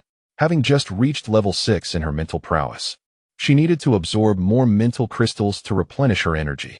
She sensed that advancing from level 6 to 7 would be a significant leap, likely unattainable in the short term. Even with an abundance of crystals, solidifying her current level was essential for future progress. Seated in her room, she harnessed her mental energy to tend to the flower bed, meticulously clearing away the remaining weeds. This exercise not only honed her precision, but also served a practical purpose. With her mental force, she effortlessly severed and uprooted the weeds, transforming them into nourishing compost for the cacti in her flower bed. Within an hour, she had meticulously cleaned nearly 100 square meters, leaving only the cacti behind. She not only removed the weeds, but also watered and aerated the soil. Pleased with the revitalized appearance, she employed her wood-based abilities to nurture the cacti, imbuing them with vitality. Remarkably, the central cactus grew half a meter taller under her encouragement, proudly establishing itself as the king of the flower bed. Beyond the threshold, each layer descends ever so slightly, all under the influence of the wood-based abilities being controlled. As the energy subsides, the cacti in the flower bed present themselves in a distinct hierarchy, a pleasing order that is aesthetically delightful. Observing the fruits of her labor through the window, Luo Xi expresses her satisfaction. However, both her mental energy and wood abilities still possess considerable strength, leading her to fashion furniture. With her mental prowess, she deftly slices the enormous tree she had felled from the Xianyuan family estate into various pieces of furniture, a complete set of ironwood sofas, coffee tables, and desks, all rapidly taking form under her mental manipulation. The fragrant aroma of wood fills the air, and Luo Xi takes pleasure in her handcrafted furnishings. Yet, she finds the raw wood too stark and decides to adorn them. Consequently, she promptly logs onto the Star Network to purchase fabric sofa covers, scheduling delivery for the afternoon. Xianyuan Yuhan, after a long day at the military, returns to the villa at 6 o'clock. Upon entering, he senses something amiss.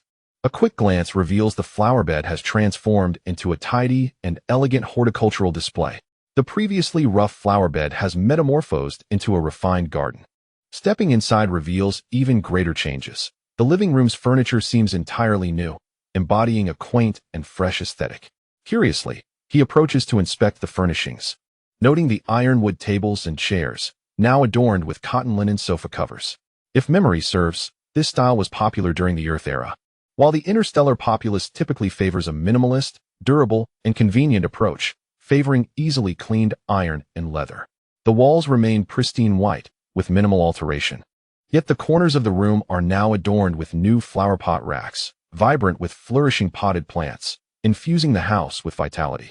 Luo Xi has also set up a quaint dining table, suitable for 4 or 5, with a delightful spread of fragrant dishes prepared for dinner, sweet and sour ribs, steamed fish, fried steak, stir-fried vegetables, and egg drop soup, each dish visually appealing and aromatic.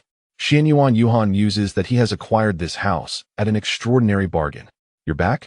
Wash your hands and join me for dinner, she calls. All right, he replies. Luo Xi serves white rice along with bowls and chopsticks. Removing her apron before joining him at the table, inhaling the satisfying aroma of her culinary creations. Dig in, I've made plenty. It tastes wonderful. Yuan, unreserved, fills his bowl and begins to sample each dish, discovering them all delightful, before diligently continuing to eat. In contrast to Luo Xi's leisurely pace, Yuan consumes his meal with elegant gusto, quickly finishing 3/4 of the food while she has only managed a single bowl. The rice pot still holds another bowl's worth, leaving Luo Xi momentarily speechless, as she had prepared enough food for 5, if not more, at least 10 bowls of white rice. One bowl is sufficient for me. If you're still hungry, feel free to finish the rest, she offers. All right, this portion is just about right. You've worked hard. Ah, indeed. Individuals endowed with S-level physical abilities are truly extraordinary. Luo Xi perceives that the evolution of the world is accelerating at an astonishing pace, and the dietary requirements of interstellar beings are excessively high. It is no wonder that many opt for nutritional supplements rather than white rice, which not only comes at a premium but also fails to satiate as effectively as these supplements. The average person simply cannot afford such luxuries. Are you particularly busy today? Thankfully, not too much. However, I did utilize some ironwood while arranging the furniture. Have you managed to contact the buyers? There are still plenty of ironwood trees in the space. Yuan paused slightly, scrutinizing her. Did you craft that furniture yourself? Yes. I shaped it using my mental energy. There are no screws or anything, so if it were to break, it would be quite challenging to repair. It does feel a bit wasteful, but I lack carpentry skills and can only cut according to the designs I envision. After all, it's for personal use, so it doesn't need to be overly refined. It looks beautiful, Yuan remarked earnestly. Luo Xi felt a rush of joy, a lightness in her spirit. Really? Indeed, I doubt anyone else possesses your level of skill. Such distinctive furniture cannot be found in stores. As long as you don't mind. I appreciate you taking the time to prepare the living room furniture for me. It's a trivial matter. After all, they had practically given her the house at a bargain. How could she possibly be stingy about a bit of furniture? Luo Xi sighed inwardly. Today, she learned from the Star Network that properties in this area command astronomical prices, unobtainable even with wealth. The proximity to the military district ensures safety. The coastal scenery is exquisite and the environment is pleasant. The residents of the community are either affluent or esteemed individuals, a true enclave of nobility. A villa like the one Yuan occupies could easily fetch 100 million, with a mere 10 million representing less than a tenth of its market value. Did you tend to the flower garden? Yes. Do you find it pleasing? Quite lovely, but exercise caution. Do not overdo it to avoid drawing attention. I understand. I only arranged it slightly. The Star Network also sells plant growth accelerators, but the more effective they are, the pricier they become. Your expenditures on those accelerators must have cost upwards of 1 million. Luo Xi suddenly realized. Indeed, I spent over 1 million on the growth accelerators for the flower garden. Yuan appeared satisfied. It's all right. As long as you enjoy it, money is not an issue. That is the public narrative, Luo Xi mused, finding this person quite commendable. Despite uncovering many of her secrets, he consistently chooses to caution her against ostentation and keeps her confidences, even assisting in their preservation. Perhaps this individual can indeed be trusted without the need for a loyalty elixir. Luo Xi couldn't help but reflect on her own cleansing elixir. If administered to Yuan, it would likely enhance his physical constitution, and as her current support, the stronger he became, the more advantageous it would be for her. Should she offer him one? Luo Xi found herself in a quandary. Tomorrow, I am free. Would you prefer to venture into the wilderness to seek out mutated plant fruits and delectable mutated beast meat? Or would you rather explore the central city of Silver Moon Star? Let us venture into the wilderness, she replied. Shopping is something I can manage without your company. But for the wild, having a guide for safety would be prudent. Very well, I shall take you tomorrow. In the wilderness, it is estimated that we will need 1 or 2 days. Prepare some food to store in the space, so there will be no need to fuss over preparations when we are out in the wild. Very well, I shall commence my preparations shortly. Luo Xi appeared somewhat exhilarated. Whether it be food or combat, both were rather intriguing pursuits. In truth, she once cherished a stable life, but the apocalypse transformed everything. Those years were spent living solely for sustenance and battle, existing merely for the sake of survival. Even she could not escape this cycle. Having food was certainly better than being among the starving, yet the dangers remained unchanged. One misstep could lead to demise beneath the claws of a monster. Habit can be a terrifying thing. Previously, she yearned for the perilous life to end swiftly. Now, having truly departed from that world, she found herself feeling unsettled by the mundane. Should she say she is fortunate, yet fails to appreciate it? Or perhaps she is not truly integrated into this interstellar realm. Perhaps it is the latter. However, one thing she would not forget was to act in accordance with her true self. As Luo Xi consoled herself, she busied herself in the kitchen, preparing the necessary provisions for their outing. 3 meals a day were essential. Given the circumstances, she had no desire to shortchange herself. While she was engaged in her culinary endeavors, the doorbell rang, followed by the sound of footsteps entering. Wow, Xinyuan, your place has changed dramatically. It's so beautiful. It feels so much like home. Yes, Xinyuan, did you do this? When did you develop such taste? Boomed a robust voice, laughing heartily, clearly teasing Xinyuan Yuhan. Upon hearing Xinyuan Yuhan's acquaintances, Luo Xi chose to ignore them, knowing that they would take care of themselves. The 4 individuals who entered were all good friends of Xinyuan Yuhan from the military district, each a son of privilege in their respective families, bonded by the camaraderie forged in the military. Oh, it smells amazing, exclaimed a handsome soldier, drawn by the aroma, as he approached the kitchen and found Luo Xi. Luo Xi was taken aback by his lack of formality, momentarily stunned by the sight of the sunlit, slightly temperamental handsome man at the kitchen door. She blinked and offered a polite smile. Hello. Oh, hello there, beautiful. I am Long Yuan, a soldier in the Marine Corps under Xuanyuan's command. I'm a good brother of Xinyuan S, you know. I'm 36 years old, the same age as Xinyuan. Greetings, Mr. Long. Luo Xi found his self-introduction a bit excessive. However, was Xinyuan Yuhan not a general overseeing the 1st Battalion of the Marine Corps? In truth, she was not particularly knowledgeable about military ranks. Such titles seemed rather grand to an ordinary citizen. Xinyuan Yuhan approached and cast a glance at Long Yuan.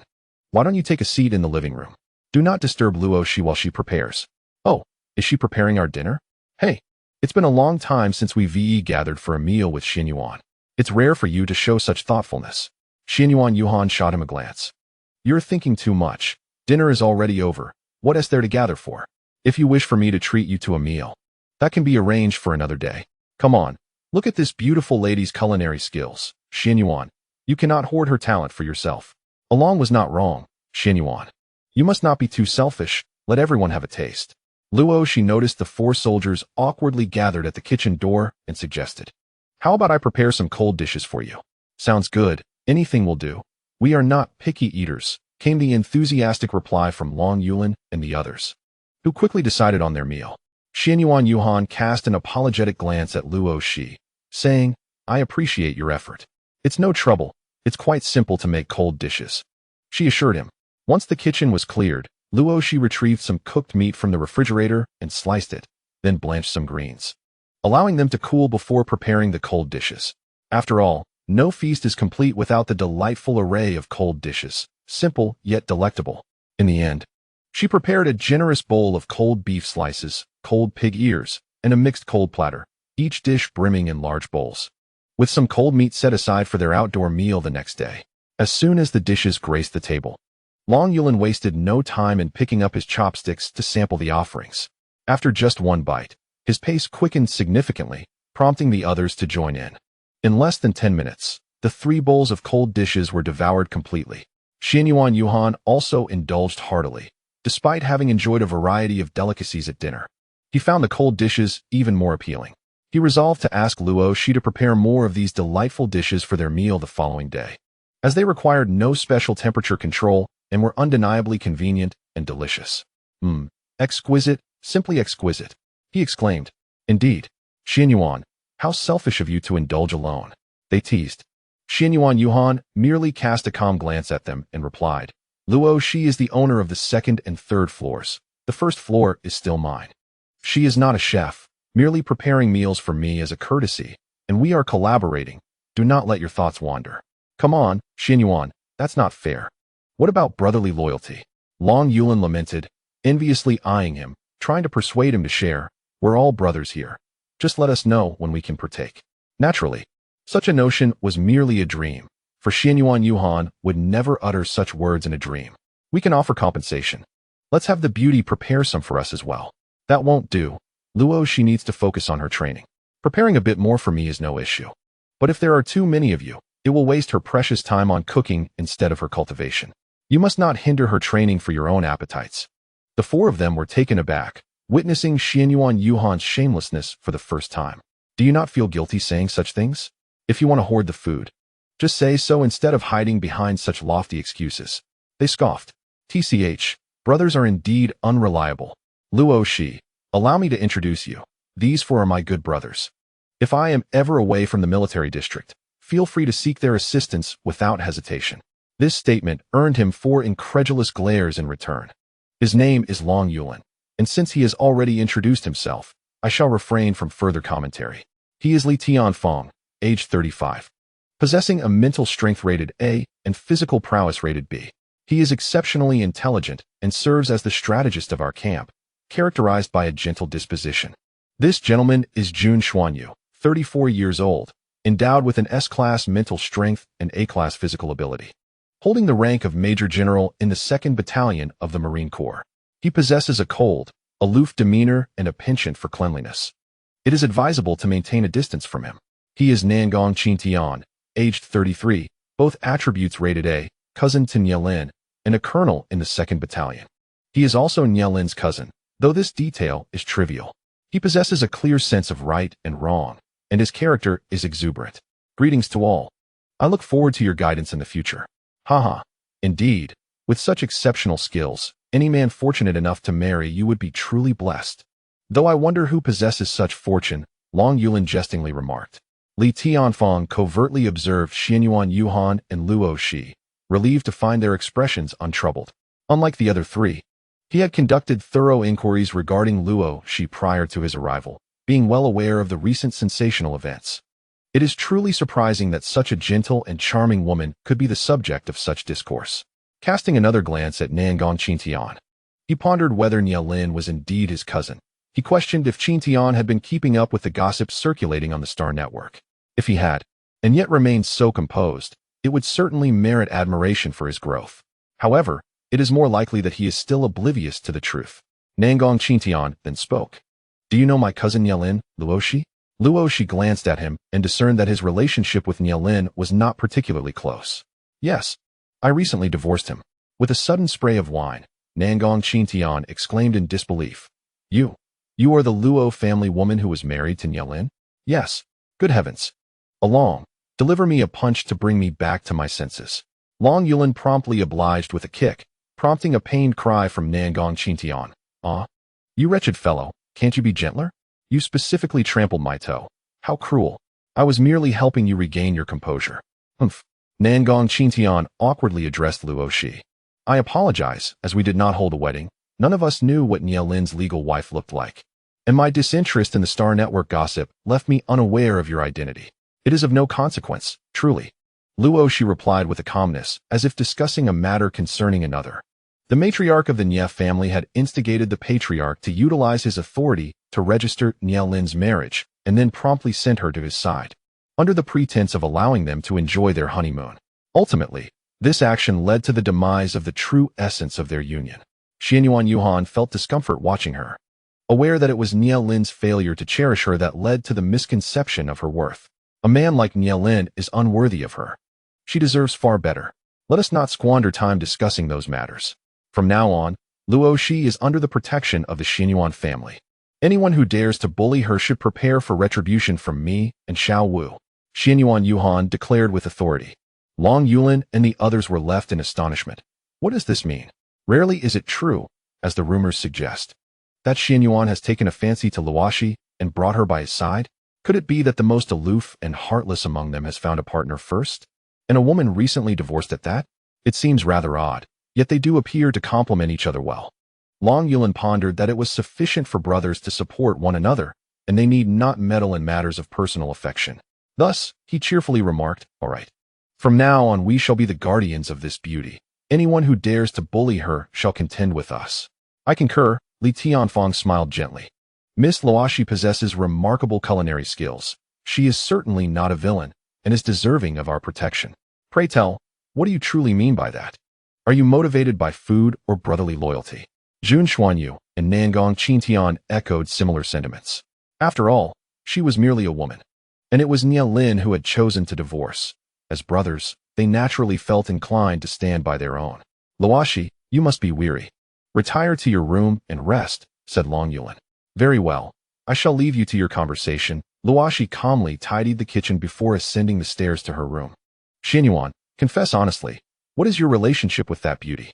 Once Luo Xi departed, Long Yulin immediately settled beside Xianyuan Yuhan and whispered his inquiry. Xianyuan Yuhan cast him a glance. "That is precisely the nature of our relationship. I just mentioned that I intend to protect her. Come on, brother, I am inquiring about your true feelings. Do you have affection for her? Is she not worthy of affection?" "Certainly not. With her culinary skills, she deserves to be adored by many. And her temperament is so gentle. Oh, how fortunate." Xianyuan Yuhan shot him a disapproving look. "Do not jest about her. Although she has let go of things concerning Nia Lin, it is still not a matter to take lightly. In her presence, refrain from speaking carelessly." "Understood. I have always been one to cherish delicate beauty." "Xianyuan, her recent recovery of many of your family's injured soldiers is connected to her, isn't it?" Jun Xuanyu asked directly.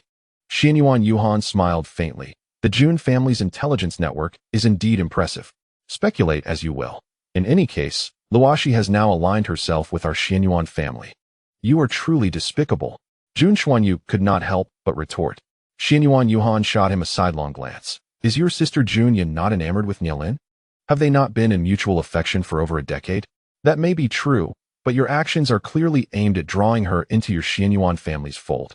I merely offered her the best option available." "Humph, how can you be sure that Nia Lin will not come to love her? Had Junya's circumstances not been disclosed, Nia Lin might not have divorced her. Isn't it a good thing that Junya's condition has improved? Hasn't your family benefited?" "Dear Jun, do not take advantage and then feign innocence. While I do have my own considerations, I have not deceived her. I simply informed her of the truths as I know them. Since Nia Lin does not genuinely love her, he should not bind her while she seeks true happiness." Jun Xianyu was rendered speechless. Indeed, his cousin Junya harbored affections for Nia Lin. And it was precisely because of Junya's acknowledgement that Nia Lin resolved to divorce. There was no deceit involved. Xianyuan Yuhan merely unveiled the truth that led to Nia Lin's decision. Li Tianfang listened calmly to his cousin's rebuttals. What truly mattered was that the Xianyuan family had acquired a talent like Luo Xi, and he, who had long since resolved to follow Xianyuan Yuhan, would undoubtedly reap the benefits as well, which was a fortunate outcome. As for Jun Xianyu's grievances, he believed Xianyuan had exhibited considerable mercy, as he had not defamed anyone, merely stating facts that others were unaware of. "Little Jun, do not divulge anything regarding Luo Xi. She has rendered a favor to Junya. Our families have long been allies, mutually beneficial, and what we gain will also be shared with the Jun family. In any case, you will not suffer a loss. Thus, you understand." Jun Xianyu curled his lip, fully aware of this logic. Yet he felt a sense of indignation at the perceived hypocrisy of another. To him, Xianyuan Yuhan seemed intent on hastening Nia Lin's divorce from Luo Xi. Otherwise, should Nia Lin recognize Luo Xi's worth, he might forsake his true love and treat Luo Xi well. Men often place love secondary to their careers, and he did not consider this morally reprehensible. Rather, it was merely a matter of misjudgment. Sigh, upon reflection, the other party had indeed facilitated his cousin's happiness, so he could not afford to be overly sentimental. A few complaints were merely brotherly banter. To take it seriously would be utterly impossible. "Xianyuan, what plans do you have for tomorrow?" "I shall take her to the wilderness. She enjoys sweet and sour fruit juices.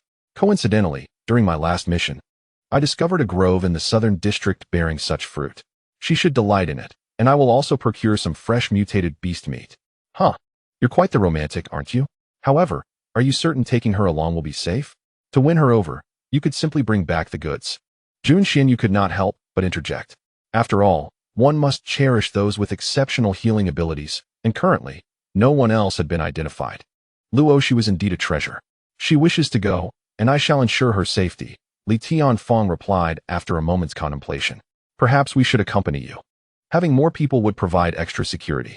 Regrettably, I have a mission tomorrow and cannot leave the team, Long Yulin lamented, casting a wistful glance toward the kitchen. If I were to join, I could certainly enjoy some food and drink. Jun Xian, you shared in the sentiment. I, too, shall be occupied tomorrow. I am available, Xianyuan. I shall accompany you. Do as you wish, but do not test her. I do not wish for you to employ any cunning schemes against her, Xianyuan Yuhan warned. Casting a stern look at Li Tianfeng, Li Tianfeng rubbed his nose. All right, I see a brother who has prioritized his romantic interests over friendship. I know how to proceed.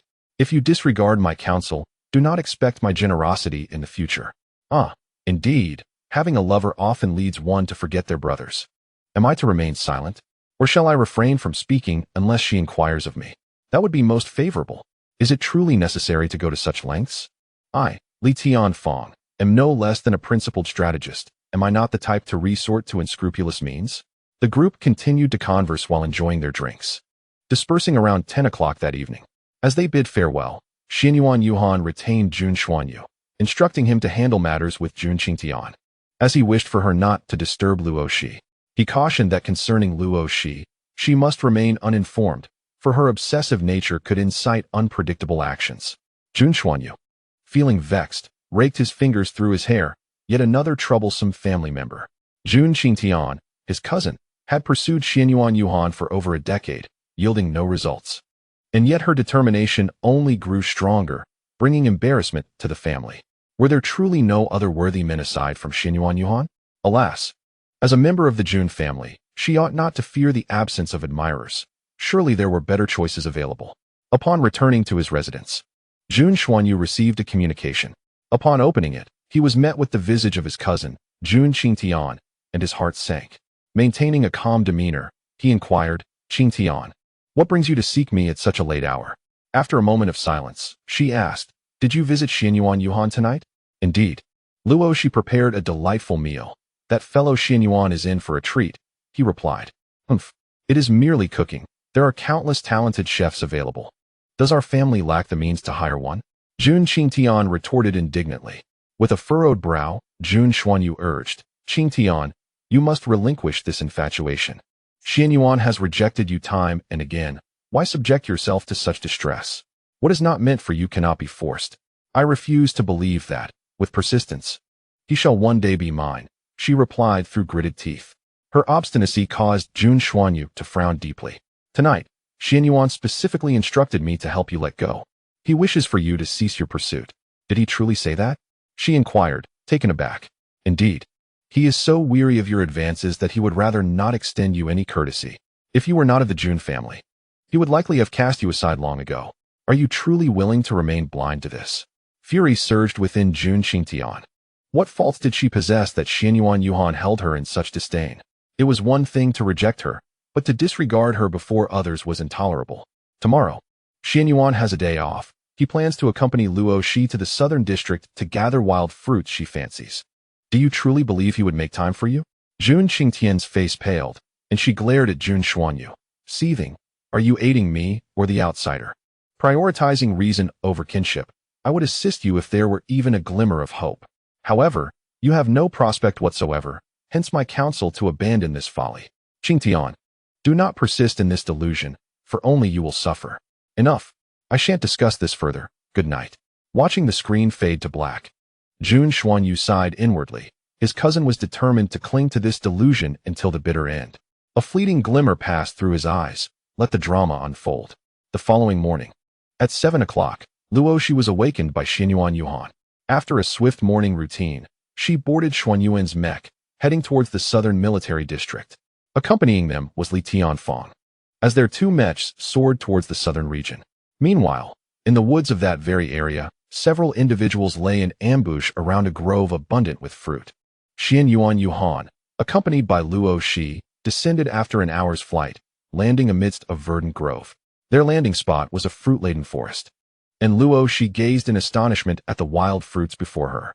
These must be giant cherries, she exclaimed, noting their size, tenfold larger than usual, yet identical in shape. She reached out, plucked one, and tasted it, savoring the sweet and tangy flavor, accompanied by a unique fragrance. Delicious. Even better than I remember. Be cautious. Xian Yuan Yuhan, having stowed away his mech, turned to witness Luo Xi's audacity in harvesting the wild fruits, momentarily startled. To his surprise, the mutated plants did not attack her. With a beaming smile, Luo Xi looked up at him and declared, Xian Yuan, these fruits are truly delightful. Then, by all means, gather more, he replied. Indeed, she intended to harvest more than just a handful. She envisioned transplanting 2 into her space for future enjoyment, eliminating the need for long treks to gather them. However, she felt compelled to conceal her intentions. Xian Yuan, I wish to transplant 2 back home. Luo Xi. These are 3rd-tier mutated plants, possessing lethal potential comparable to a 3rd-tier mech. The military prohibits bringing such dangerous items back, but I don't reside in the military zone. Can I cultivate them in my own home? These mutated plants can be aggressive. Luo Xi paused, yet she perceived the trees as charming and gentle, having faced no resistance while plucking the fruits. How delightful! She understood the underlying reason. Her wood-based abilities had reached level 5, surpassing those of the mutated flora, which drew them to her, seeking her nurturing essence. Let us do this. I'll take 2 trees into my space and plant them in an appropriate location later. I assure you, they won't cause any trouble. Very well. Ecstatic, Luo Xi selected 4 robust mutated cherries, uprooted them with their soil, and swiftly planted them in her space. The mutated cherries, upon sensing the abundant spiritual energy, joyfully swayed their branches, expressing their contentment in their new home. With these trees, her desire for excessive harvesting diminished, yet she felt it prudent to gather a few exquisite fruits to avoid waste. Master, before you arrived, there were 5 individuals hiding here. They received a mission to eliminate a woman who comes to gather wild fruits. Seems to be you. Startled by the awareness conveyed by the cherry trees in her space, Luo Xi pondered, why me? They mentioned your name. Earlier, we overheard that formidable figure calling you Luo Xi. But fret not, master, there are only 5 of them. Although they are 4th-tier mech masters, they cannot match the prowess of the formidable man by your side. They plan to strike when you are alone, so do not stray from that powerful companion. Oh dear, am I truly that weak? She thought. Isn't this my first visit to Silver Moon Star? How could anyone have set their sights on me? This is illogical. In order to ascertain who was targeting her, Luo Xi decided to separate Xianyuan Yuhan and the others for a brief moment. Xianyuan, you and Mr. Li should go hunt the mutant beasts. I will take care of gathering these fruits to save time. Luo Xi, fair maiden, please refrain from calling me Mr. It sounds rather awkward. If you don't mind, just call me brotherly, considering that I am older than you, Li replied. Luo Xi chuckled softly. All right, brotherly. Xianyuan Yuhan regarded her with a furrowed brow. I'm uneasy leaving you alone. Why not have Tian Fong stay behind to protect you? There's no need for that. These mutated plants want to attack me. You all go swiftly, and should anything arise, I will call for you immediately. If you remain concerned, I'll keep the intelligence communication line open, so you can monitor my situation at any moment. Very well, just be cautious. Off you go. Luo Xi beamed as she bid them farewell, humming a light tune while picking cherries, her senses attuned to her surroundings. Approximately 20 minutes after Xianyuan Yuhan's departure, someone could no longer contain their impatience. 2 mechas aimed their weapons at Luo Xi, and the faint sound of firing echoed as 2 projectiles hurtled toward her. In a swift motion, Luo Xi evaded the bullets, which whizzed past her in opposite directions. The bullets struck the cherry tree trunk, quickly corroding it. Luo Xi could hear the tree's silent screams, and her anger surged. Silently, she employed her wood-based abilities to heal the 2 mutated cherry trees. After all, the corrosion left only 2 holes, easily mended by her 5th-level wood powers in less than a minute. To those lurking in the shadows, it appeared as if the 2 mutated plants were healing rapidly, leaving them incredulous. When did 3rd-level mutated plants become so formidable? Master, there's someone recording with the intelligence device. He intends to send the footage of your torment to the employer for a reward. The 2 nurtured cherry trees reported loyally. Luo Xi narrowed her eyes. It seemed the person who hired the assassin harbored a deep hatred for her, even wanting to witness her suffering. Subsequently, Luo Xi chose not to remain passive. She commanded the mutated cherry trees to attack the ambushers. For every enemy struck, there would be a reward. The branches of the cherry trees began to thrash wildly, bewildering the hidden assailants who found themselves under sudden assault and forced to retaliate. Bring me their intelligence devices for a reward. The wind howled as the branches of the mutated cherry trees danced more ferociously, targeting the 5 ambushers' intelligence devices.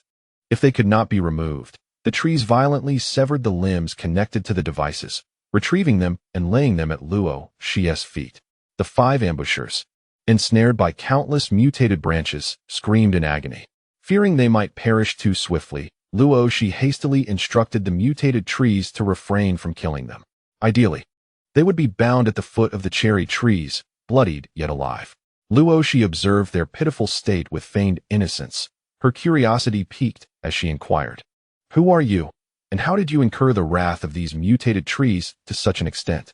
"Help, miss, the mutated trees are attacking humans. Please save us," cried a frail man, his eyes wide with terror as he looked to Luo Xi for assistance, desperate not to become fodder for the aberrant flora. "What are you doing here?" she inquired. "We came to gather wild fruits," he replied weakly, wanting to curse but fearing to offend his only savior. Luo Xi rolled her eyes. "It seems to me you are here for nefarious purposes. Were those bullets aimed at me just now?" "No, it was a misunderstanding. The weapon was accidentally discharged. Please, you must save us," he pleaded. With a faint smile, Luo Xi waved her hand, severing the connection of the 5 drones with her psychic power, rendering them unable to record any further. "Which of you is the leader?" she demanded. The 5 men fell silent, realizing that their true identities had been discerned. "You appear weak, yet it seems you are the captain," she remarked, before swiftly incapacitating the other 4 with brutal strikes. She then administered a truth serum to the leader, casually munching on mutated cherries as she awaited its effects. 5 minutes later, the captain gazed at Luo Xi in confusion. "Tell me, who sent you to kill me?" "We had no intention of murder. We were merely tasked with severely injuring a woman named Luo Xi, or disfiguring her to the point that men would be repulsed, without killing her. The task was issued by a stranger from Silver Moon Star. Their account was a facade.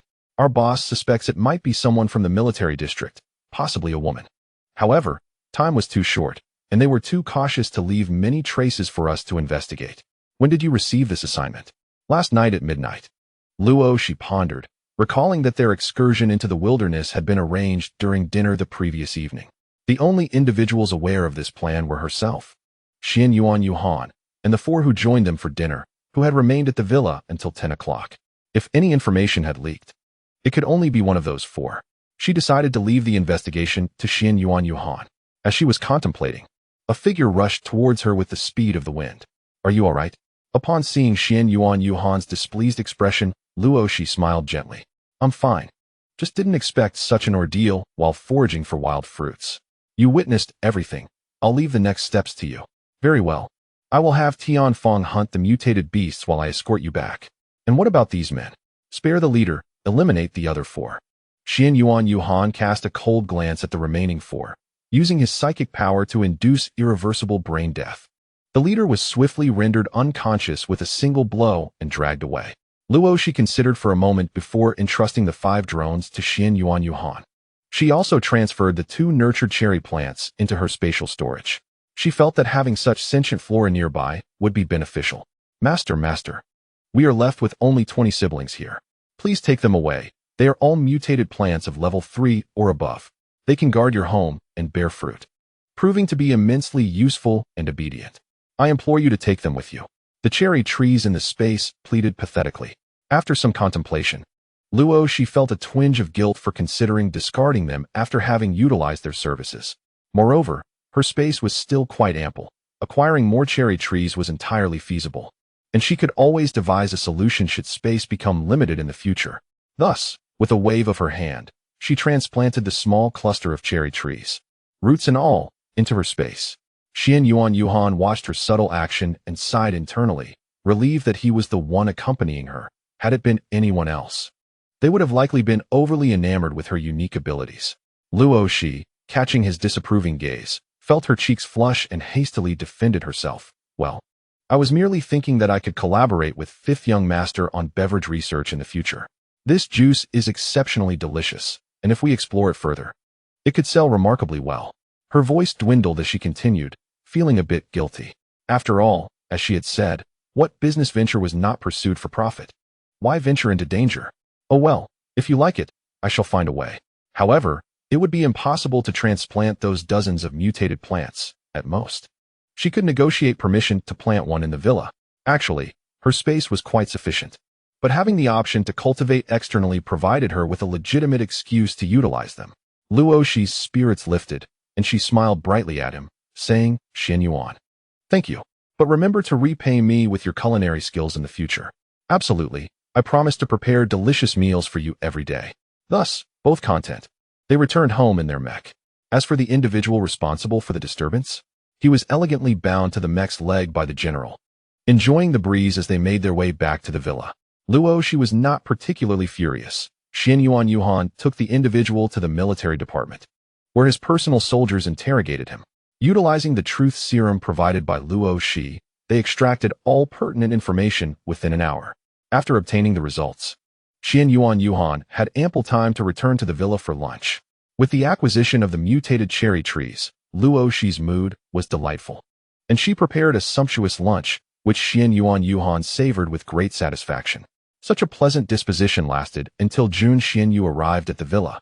Upon seeing Xian Yuan's expression, Jun Xianyu realized that something was amiss, and with a sigh, he settled into the seat opposite him. "Did Qing Shui do something?" "Oh, after leaving your place last night, she contacted me, and I inadvertently let slip your plans for today." Xian Yuan snorted in response. "Inadvertently? Are you certain it wasn't intentional?" Jun Xianyu shrugged nonchalantly, admitting, "All right, it was intentional. I wanted her to do something that would give you leverage to expel her from the Silver Moon Star military district, thus resolving the matter once and for all. As long as she is not here, our troubles will diminish significantly. You are quite ruthless. I have always been ruthless towards those who lack insight, whether they are my kin or outsiders. I am not inherently their caretaker, nor do I possess the energy or inclination for such a role. Given this, let us cast her out of the Silver Moon Star military district." Thus, the two directly determined Jun Qingshue's fate. All pertinent documentation was submitted to the military's investigative department that very day, and upon verification, the next morning, Jun Qingxue received her deportation order. Due to her violation of military orders and her heinous act of hiring someone to harm innocent civilians, the military specifically approved the revocation of her rank and her expulsion from the Silver Moon Star military district for the remainder of her life. How utterly ruthless! Jun Qingxue glared at the latest notification received by her intelligent device, incredulous at their audacity to treat her in such a manner. So what if she had committed such an act? Luo Xi, a mediocre and cast-off woman, how dare she compete with her? She deserved to perish. Why hadn't she fallen at the hands of the space pirates? Lan Yaoyuo, as a daughter of a prestigious family, had schemed but achieved nothing. How utterly useless.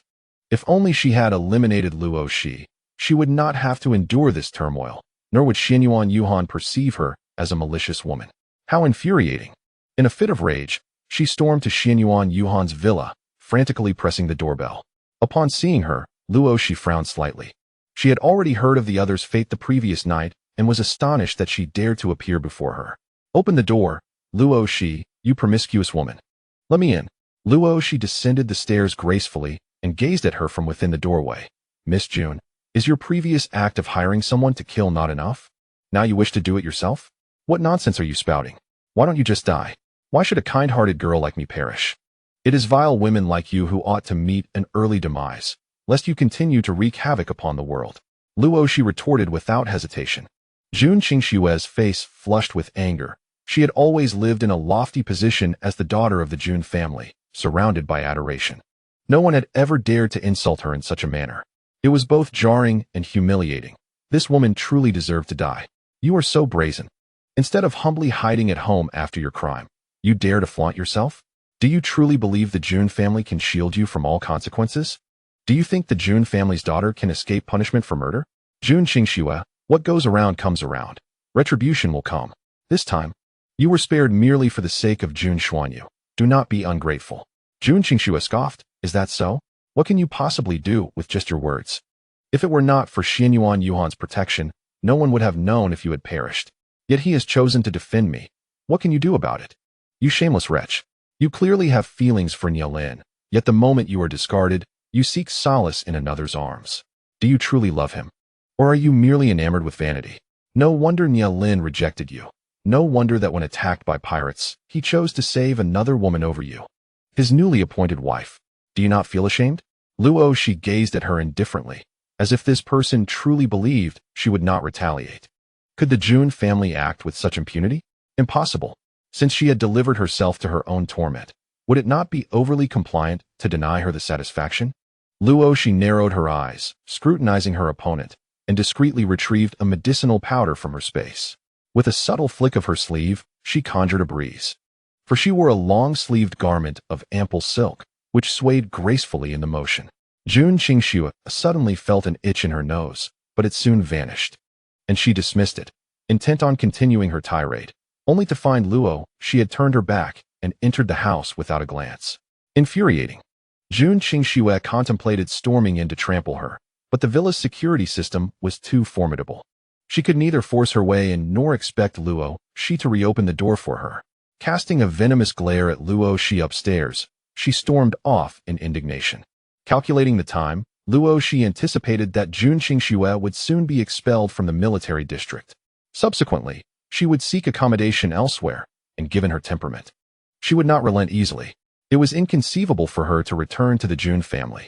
Thus, Luo Xi contacted several reporters, instructing them to await near the military district gate, promising that a certain errant female general would soon depart, potentially leading to an intriguing spectacle.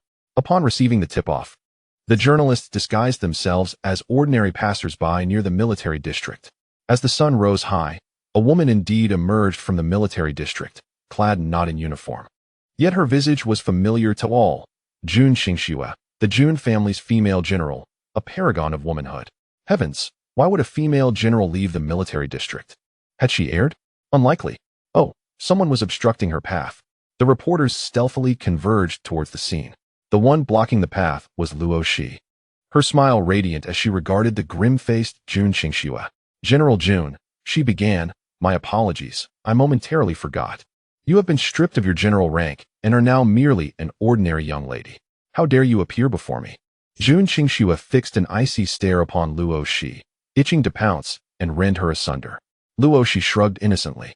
I happen to be the person you hired to be disfigured.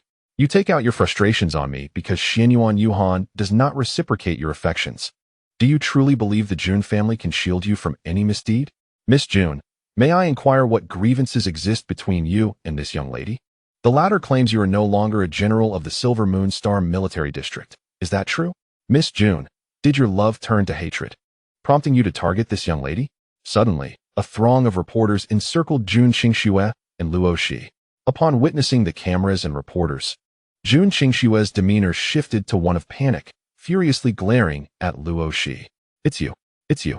Luo Xi, you are truly malevolent. Luo Xi retreated in fear.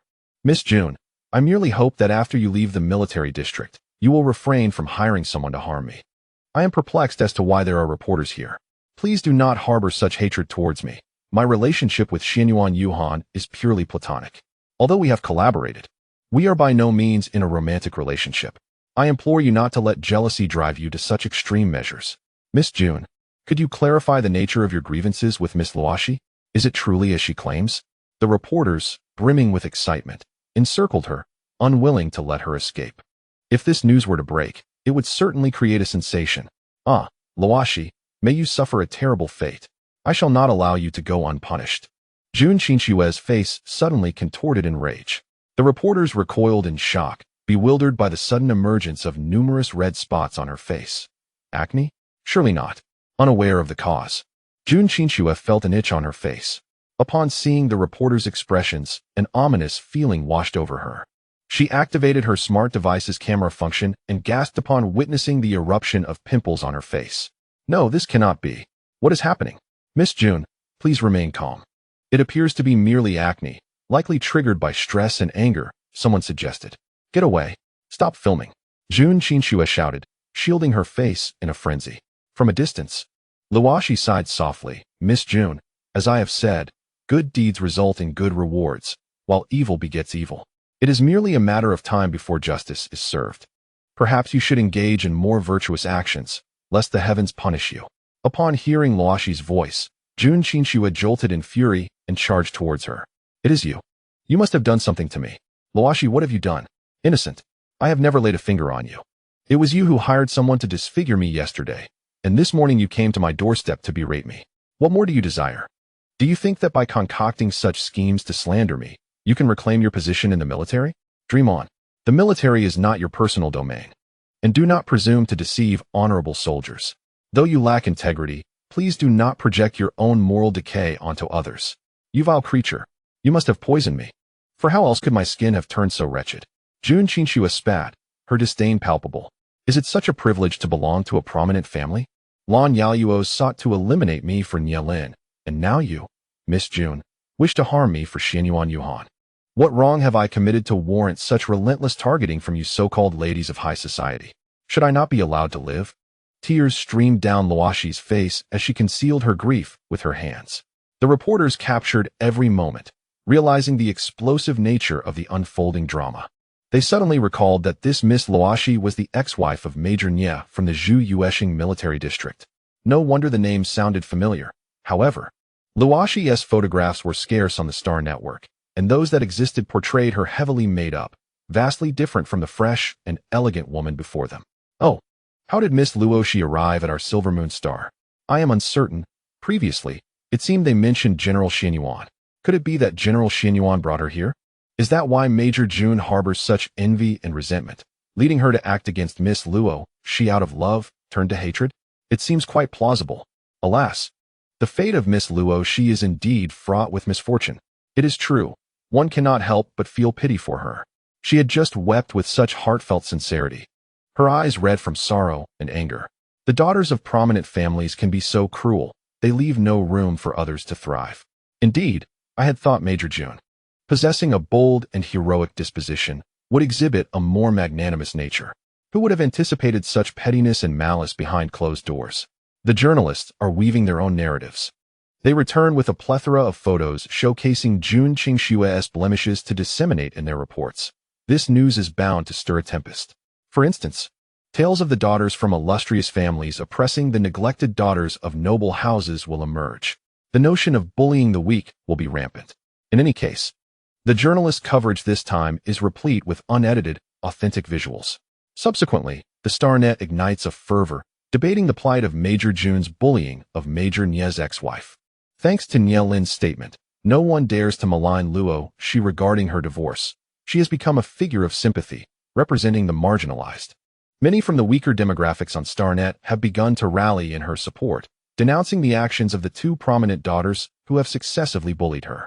Both of these elite daughters, intent on harming one another, engage in such vile behavior, yet they escape legal retribution merely because of their lineage, facing only familial reprimands. It is truly hypocritical. Consequently, many have begun to condemn the injustice of the law. Why should the elite escape punishment while commoners face the same consequences? What protection does the Star Alliance's law offer? Does it shield the aristocracy while neglecting the commoners? If the daughters of noble families cannot expect equitable treatment under the law, what hope do ordinary individuals have for genuine fairness? The discussions on StarNet have become overwhelming, directing ire towards the government and judicial authorities. The leadership of the Silver Moon Star military district is at their wits' end. What on earth is happening? Could Jun Qingxue not have opted for a more discreet approach and simply enjoyed her time at home? Why provoke Luo Xi? General Xianyuan clearly stated that calming Luo Xi would prevent any escalation. Yet, she insists on delivering herself into the hands of those who would exploit her vulnerabilities. I had initially thought her somewhat astute, but it seems she is utterly misguided. Can love truly obliterate one's rationality to such a degree? General Xianyuan, how do you propose we handle this situation? Xianyuan Yuhan sighed deeply, stating, I can no longer urge Luo Xi to relinquish her stance. To do so would make me feel despicable, devoid of principles, and stripped of a soldier's integrity. As a soldier, it is my duty to protect innocent citizens. Yet here I am, compelled to counsel her to compromise. I can no longer bring myself to offer such advice. Oh, heavens, must I be the one to intervene? The head of the investigation department felt a profound sense of frustration. Why was he tasked with overseeing the criminal investigation involving Jun Qingxue? He felt too embarrassed to dissuade Miss Luo Xi, for as the Star Network rightly pointed out, she was a pitiable woman, having suffered harm, divorce, and slander. He feared that a fragile woman like her might succumb to despair. At this juncture, It would be prudent to consult with the Jun family regarding the matter. I shall distance myself from this. After Xianyuan Yuhan concluded his remarks, he strode away decisively. The leader of the investigation department found himself in a quandary. Mishandling this situation could lead to grave repercussions and incite public outrage. In stark contrast to the agitation experienced by the Star Network and certain related individuals, Luo Xi was currently reveling in the unfolding drama within her villa. The more vehement the denunciations became, the more delighted she felt. The misfortunes of her adversaries brought her great joy. She had no intention of targeting the super families, including the Xianyuan clan. While the Jun and Ross families would have to contend with the ensuing public scrutiny, it was not her concern. After all, who could blame them for failing to restrain their offspring from provoking her? Even a clay Buddha has its limits, and they dared to hire assassins to harm her. Humph. How could she not retaliate in kind? You appear to be in good spirits, Xianyuan Yuhan remarked as he ascended the stairs and encountered Luo Xi, who was beaming with joy, basking in the sunlight. Indeed, quite so. Would you not be displeased? Xianyuan Yuhan shook his head. Individuals like them deserve condemnation. Anyone who commits a wrongdoing must bear the corresponding responsibility, for without accountability, where lies fairness? While one may protect their own, the actions of people like Jun Qingxue should never be condoned. To indulge them would only lead to their own downfall. Xianyuan, you truly are a good person. I wish to gift you something, but you must keep it a secret. Absolutely no sharing with a third party. Your character is commendable, Xianyuan Yuhan replied, slightly taken aback. Is it something of great value? Indeed, it is quite rare. I had not intended to give it away casually. Then keep it for those dear to you. Xianyuan Yuhan suggested, though curiosity lingered. He felt that if it were too precious, he ought not to be greedy. His sincerity was palpable, devoid of pretense, which further pleased Luo Xi regarding his character. He was indeed someone she could consider trusting. After pondering for a moment, she elucidated, this item can enhance your abilities. With your increased strength, my safety when accompanying you to encounter the Huachong tribe would be better assured. Thus, my decision to give it to you is also for my own benefit. Consider it an investment. Are you not worried I might become greedy? Xianyuan Yuhan inquired earnestly. Although he had yet to contemplate any malevolent intentions towards her, one could never predict the future in the face of great temptation. Luo Xi raised her gaze to meet his. Would you? Her eyes sparkled with anticipation and purity, their depths meeting in the air. Ultimately, Xianyuan Yuhan succumbed, affirming, I shall not, at least not towards you. No matter the temptation, he vowed to maintain his integrity. He had already surpassed many of his peers in strength, and he believed he could withstand any allure. Thus far in his life, he had not encountered a temptation he could not endure. However, I would appreciate it if you could bestow upon me a loyalty pill. I, by nature, would never betray you. Yet, the world is unkind. Should I, by chance, fall into the hands of others one day, I fear I might inadvertently divulge your secrets, such as that precious truth elixir of yours. Luo Xi pondered this and found it reasonable. Perhaps it would be wise for Fifth Young Master to refrain from researching such matters, for while combating malevolence, it could also be exploited by those with ill intentions. Xianyuan Yuhan smiled softly, assuring her that there was no cause for concern. They had anticipated this, and such matters would not be disclosed or sold. The restoration elixir and the antidote could be marketed, as they were beneficial to the Star Alliance and bore no side effects. I have personally instructed Lu Qing on the matter, and he comprehends the gravity of the situation, promising to destroy any related data. Should it become necessary to use them, he will ensure that only he has access. Nonetheless, for added security, do remind him, as he is quite loyal to you. After dinner, Luo Xi retrieved a cleansing pill, secured the villa's doors and windows, and activated the strongest protective shield. Only then did she allow Xianyuan Yuhan to consume the cleansing pill while remaining vigilantly at the bathroom door, prepared for any eventuality. Xianyuan Yuhan initially took it lightly, but upon witnessing Luo Xi's serious demeanor, he complied with her instructions without protest. 10 minutes after swallowing the pill, however, he felt a shift within his body that changed his expression. The pain was akin to having one's bones shattered and reconstructed, once the bones were mended. The agony coursed through his skin, leading him to suspect that every muscle cell in his body was being reconfigured, as if torn apart and sewn back together. The suffering was unbearable, a sensation he would never wish to endure again.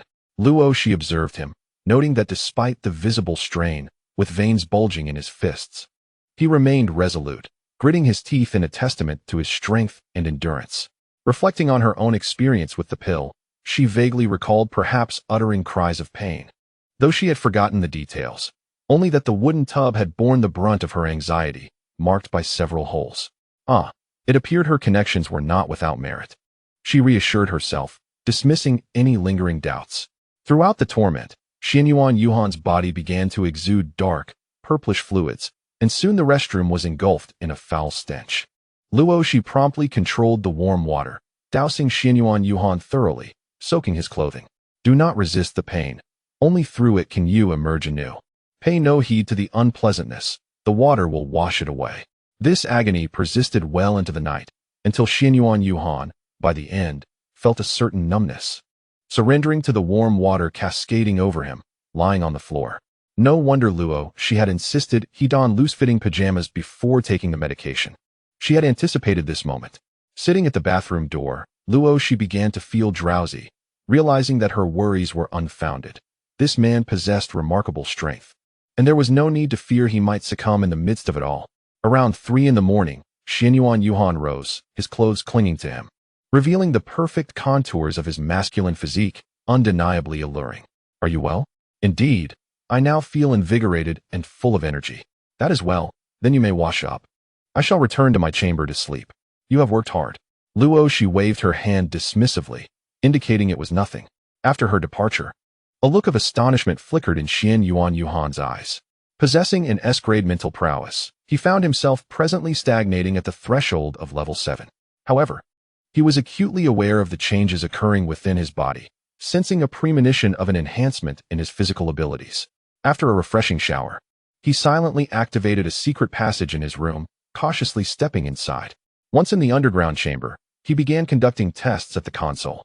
10 minutes later, the readings on the instrument caused his eyes to widen in disbelief. Mental talent rated at 3S, physical talent at 2S. He dared to assert that such statistics were among the rarest in the entire galaxy, at least.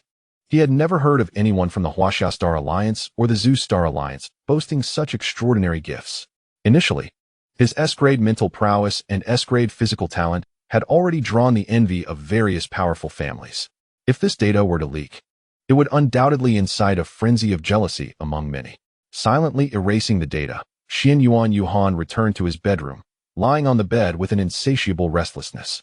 The fact that the medicine could alter one's innate potential was nothing short of miraculous.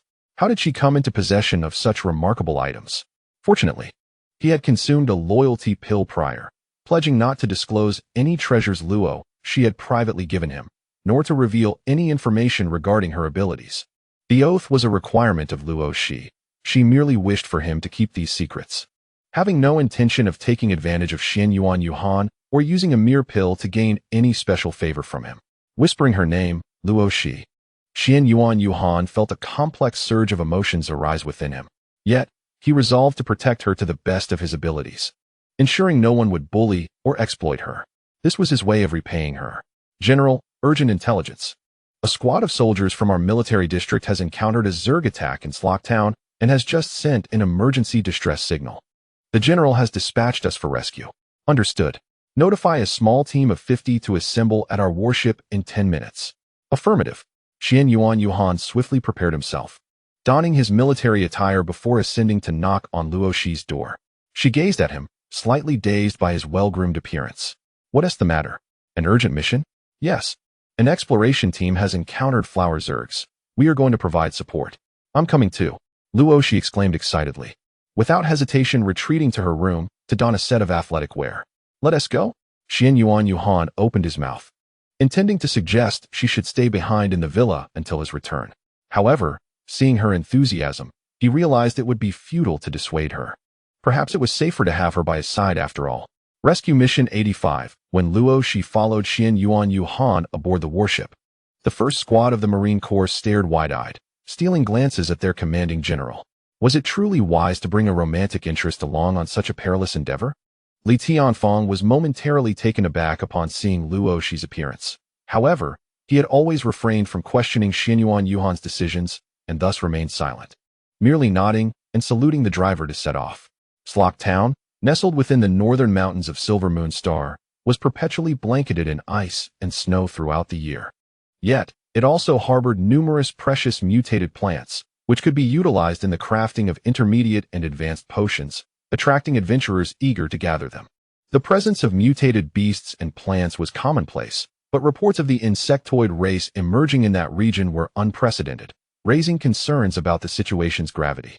The flower insectoid, unlike ordinary mutated plants and beasts, exhibited no rationality. They consumed indiscriminately, regarding all resources, including humans and various energy sources, as mere sustenance. They resembled locusts, leaving desolation in their wake, devoid of any life. While some advanced insectoids bore semblance to mutated beasts, they were fundamentally different. Mutated beasts seldom attacked humans and could coexist peacefully with them. The higher the mutation grade, the more rational the beast, showing restraint in invading human territories.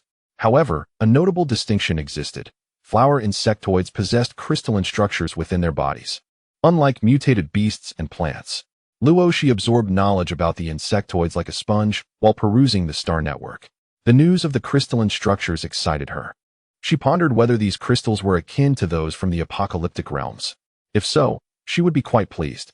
Yet, upon realizing that interstellar beings had yet to discern the crystal's functions, her enthusiasm waned. If there were energy fluctuations, the interstellar inhabitants would undoubtedly have detected them. She resolved to investigate further when the opportunity arose. As creatures of the insectoid race, these crystals must possess some utility. Many interstellar novels depicted insect crystals as significantly valuable, and even if unnoticed at first, they would eventually attract attention. Could she be considered a protagonist traversing through realms? If so, would she uncover the efficacy of the insect crystals? She felt a surge of anticipation. Closing the Star Network's introduction page, she gazed at the night sky with a smile. As dawn approached, the sky still shrouded in a hazy gray. It will take another hour to reach Slock Town. You should rest for a bit. Xianyuan Yuhan interrupted her reverie, urging her to disengage from the celestial view. Luo Xi shook her head. I'm a bit too excited to sleep. I'll just enjoy the night scenery here. Is this grayish landscape truly captivating? He asked. Not particularly. There are no stars or moon, she replied. Xianyuan Yuhan silently shook his head. Stars and moons were relics of ancient Earth. The Milky Way galaxy bore none of those. The celestial bodies revolved, creating cycles of night and day, while temperatures varied according to each planet's characteristics. Humans had long since developed temperature control devices, and their clothing even featured automatic temperature regulation. Let us go inside and discuss the rescue operation with Tianfeng, he suggested. Is there any other news? Yes, we just received a visual transmission. Xianyuan Yuhan gathered Luo Xi, Li Tianfeng, and the leaders of the first squad in the conference room. Li Tianfeng played the video he had just received, and the five of them were captivated by the scenes unfolding before them. The footage depicted several mechas engaged in fierce combat against a swarm of insectoids, each the size of an adult male's fist. These creatures resembled bees, with sharply pointed stingers capable of piercing through the mecha's armor, leaving small holes in their wake. Insect bees, the captain of the first squad remarked, furrowing his brow. They were larger than any he had previously encountered. This is quite peculiar, General.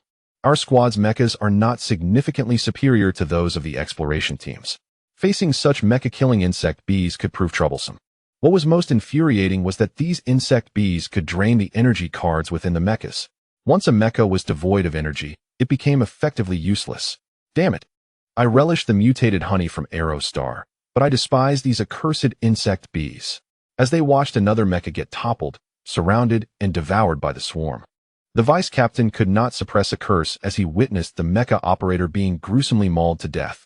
Luo Xi was also taken aback by the insect bee's lethality. She had no idea there existed insectoids capable of consuming metal. Moreover, weren't insect bees a type of bee? Was such a mutation scientifically feasible? What could possibly be the nemesis of these insect bees? Li Tianfeng and the two captains exchanged glances, their expressions conveying a shared incredulity. Miss Luo, if we had discovered their nemesis, would we still require assistance? Oh, that's a valid point, Luo Xi conceded. After a moment of contemplation, she added, perhaps we should capture a few insect bees to bring back for research, in hopes of identifying their natural predator. Ideally, a toxin that could corrode them, allowing us to counter their attacks with poison and determine which is mightier. Li Tianfeng and the others chuckled. If such research could yield results, it would indeed be a cause for celebration, though it seemed a distant prospect. The insect bees' vulnerability lay in the exposed area of their tails, devoid of robust armor. However, maneuvering behind them to exploit this weakness was exceedingly difficult, as they tended to operate in swarms, tightly packed with their tails aligned. "Then we shall approach from above," exclaimed one of them. The insect bees flew at great heights, although the mechas could also take to the skies. Prolonged aerial combat would deplete their energy reserves significantly and render them less agile than the insect bees. Xianyuan Yuhan patiently elucidated this point. Luo Xi, realizing the futility of her input, fell silent, deciding it prudent to observe the battlefield firsthand before offering any insights. With coordinates available, the warship sped forth, reaching the distress signal's origin within an hour. The devastation strewn across the ground bore testament to the ferocity of the previous encounters. Upon arriving at the battlefield, Luo Xi unleashed her mental prowess to survey the surroundings, her expression shifting to one of alarm. "There are countless insectoids in the vicinity, in the thousands. I suspect this area has been overrun by them." "What?"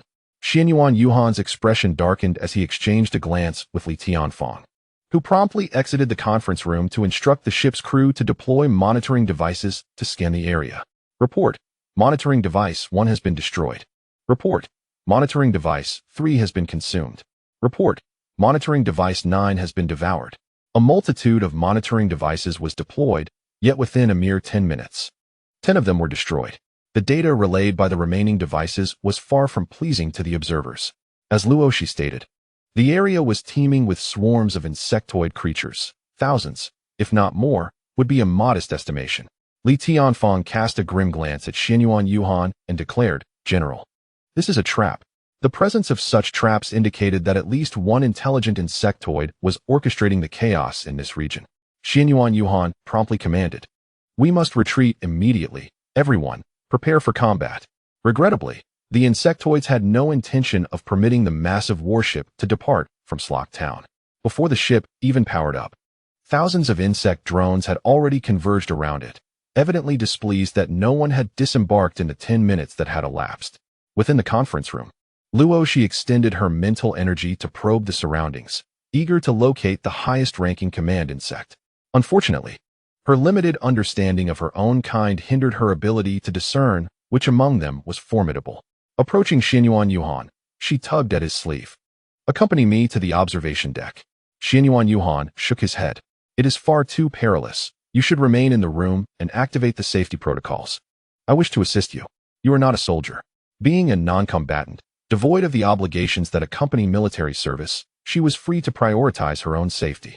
He preferred that she abstain from the battle, hoping she would focus solely on her own protection. Luo Xi felt an inexplicable warmth at his concern. Yet she smiled and replied, "I am quite curious about the insectoids. Accompany me for a look. This was your promise to me. Next time, this is too dangerous." "No. This time, I am fascinated by their ability to consume metal.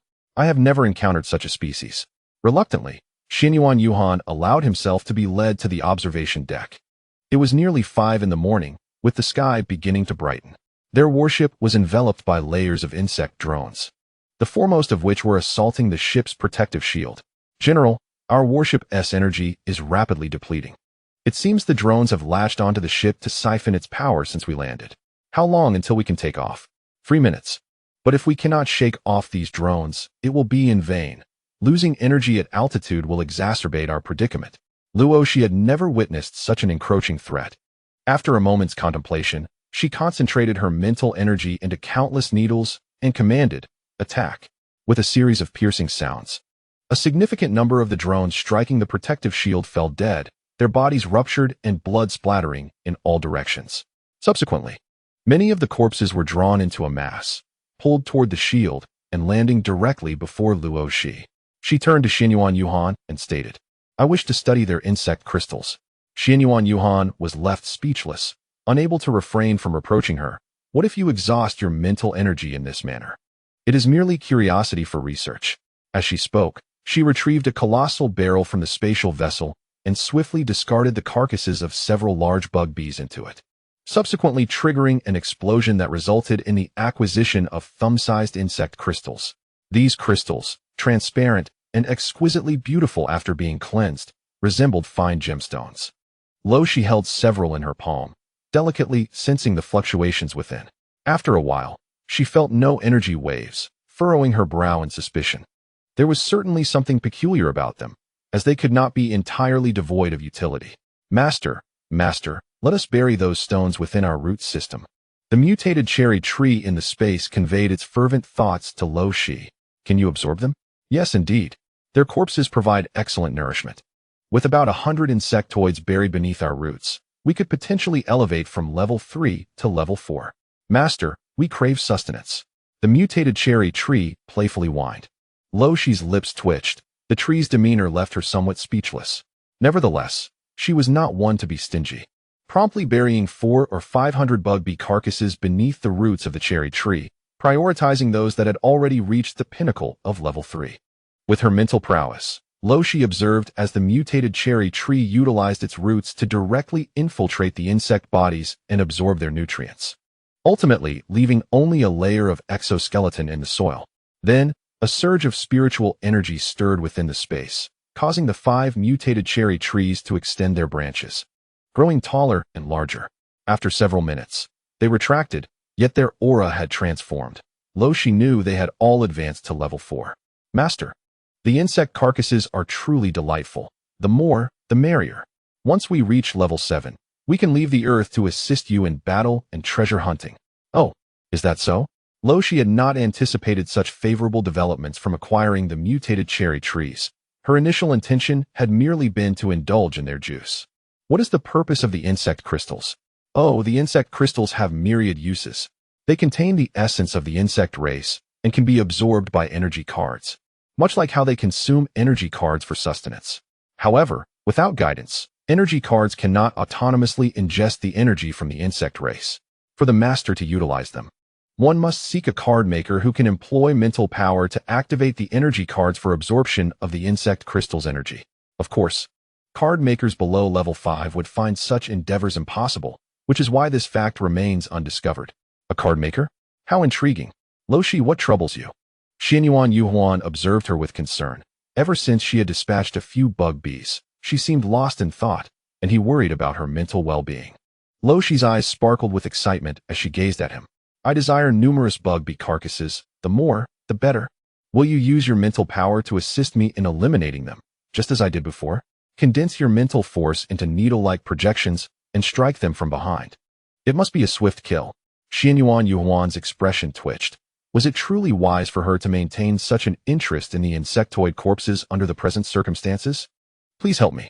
I won't let you overexert yourself. I possess high-grade restorative pills that can revitalize you to full strength within 5 minutes, even if you exhaust your last ounce of energy. Hasten. Your mental fortitude surpasses mine. Surely, you can vanquish over 1,000 Zerg in one fell swoop. Should we gather an ample number of insect corpses, she could expedite the evolution of those few level 4 mutated cherry trees. Such an opportunity is rare indeed.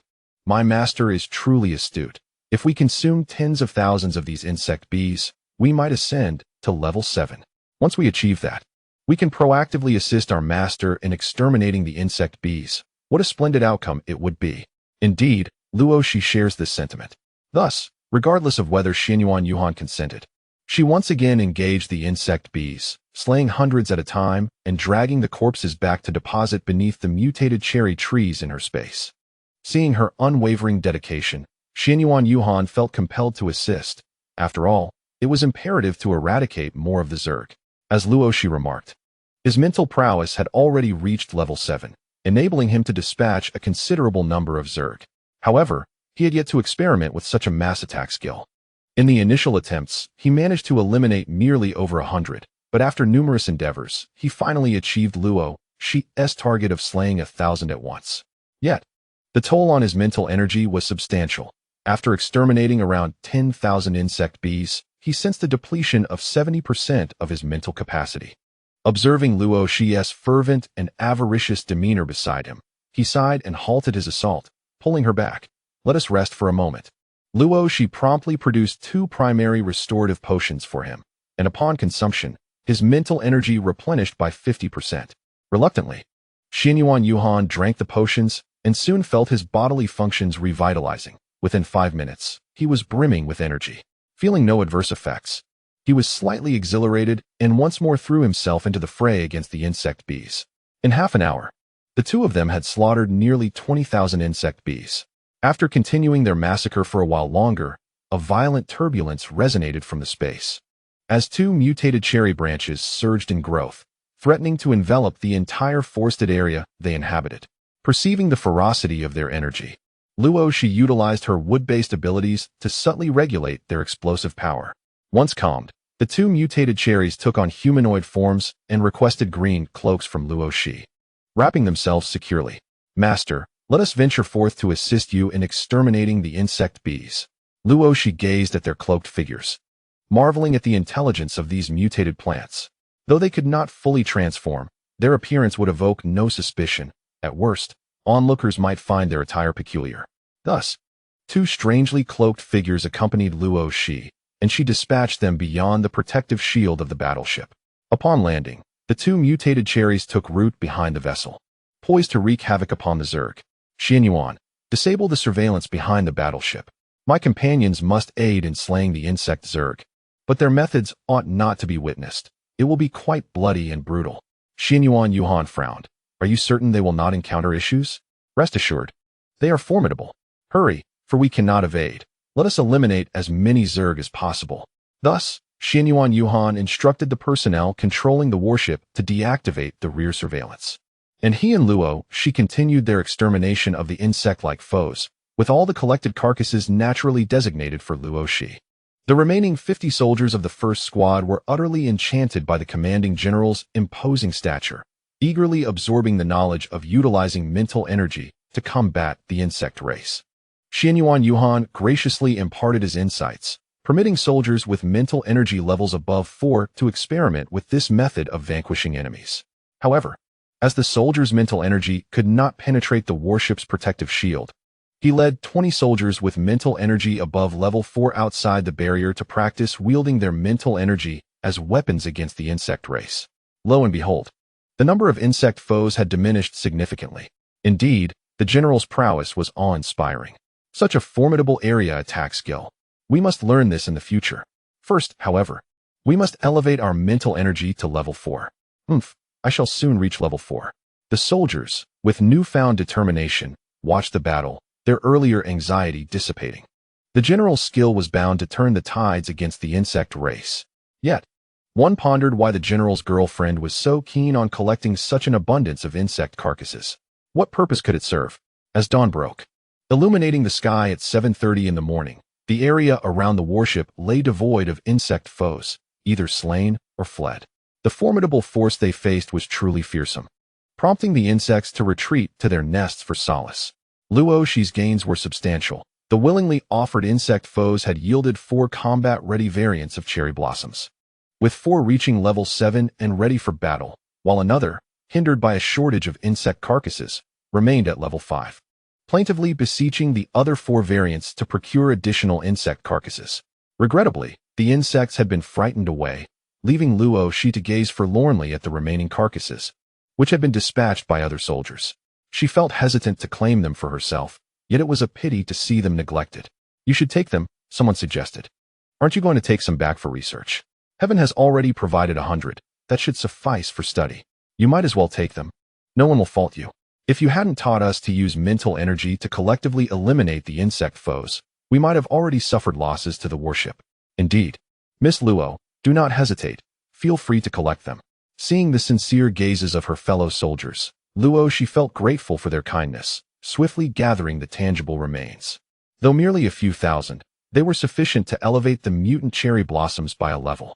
Not wanting to take advantage of others without reciprocation, Luo Xi produced dozens of detoxification potions from her spatial storage. As a token of gratitude for the insect carcasses, allow me to gift each of you a detoxification potion, the latest offering from the 5 young masters' shop. The soldiers were taken aback, some gazing incredulously at Luo Xi, then at their commanding general. How can we accept such generosity? Though they voiced their hesitations, their eyes lingered greedily on the detoxification potions, each valued at 1 million star coins. They were, after all, quite impoverished. Xian Yuan cast a disdainful glance at his subordinates, feeling a sense of disappointment. Nevertheless, he spoke up, just accept the gift. Oh, then thank you, Miss Luo. The soldiers who participated in the battle responded with cheerful expressions, gratefully hiding the antidote.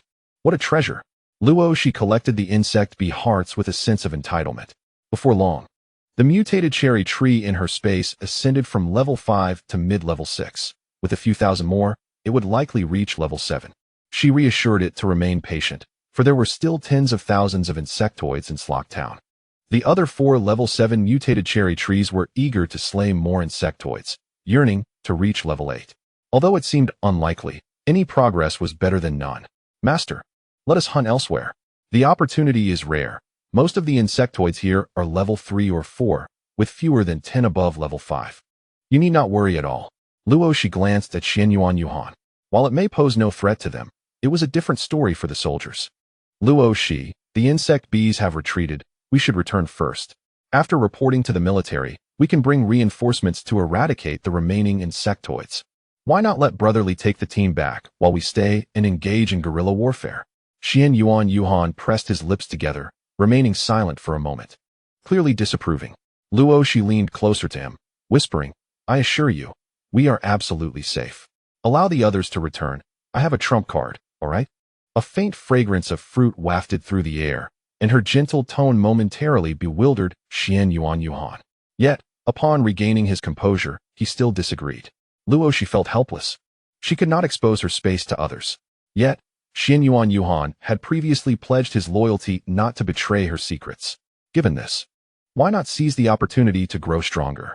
She was confident about her safety. Tianfeng, lead the team back to the military district and await my orders. Li Tianfeng gazed at him in disbelief. General, I cannot agree to this. It is too dangerous. You must return with us. I have mecha, if we are outmatched.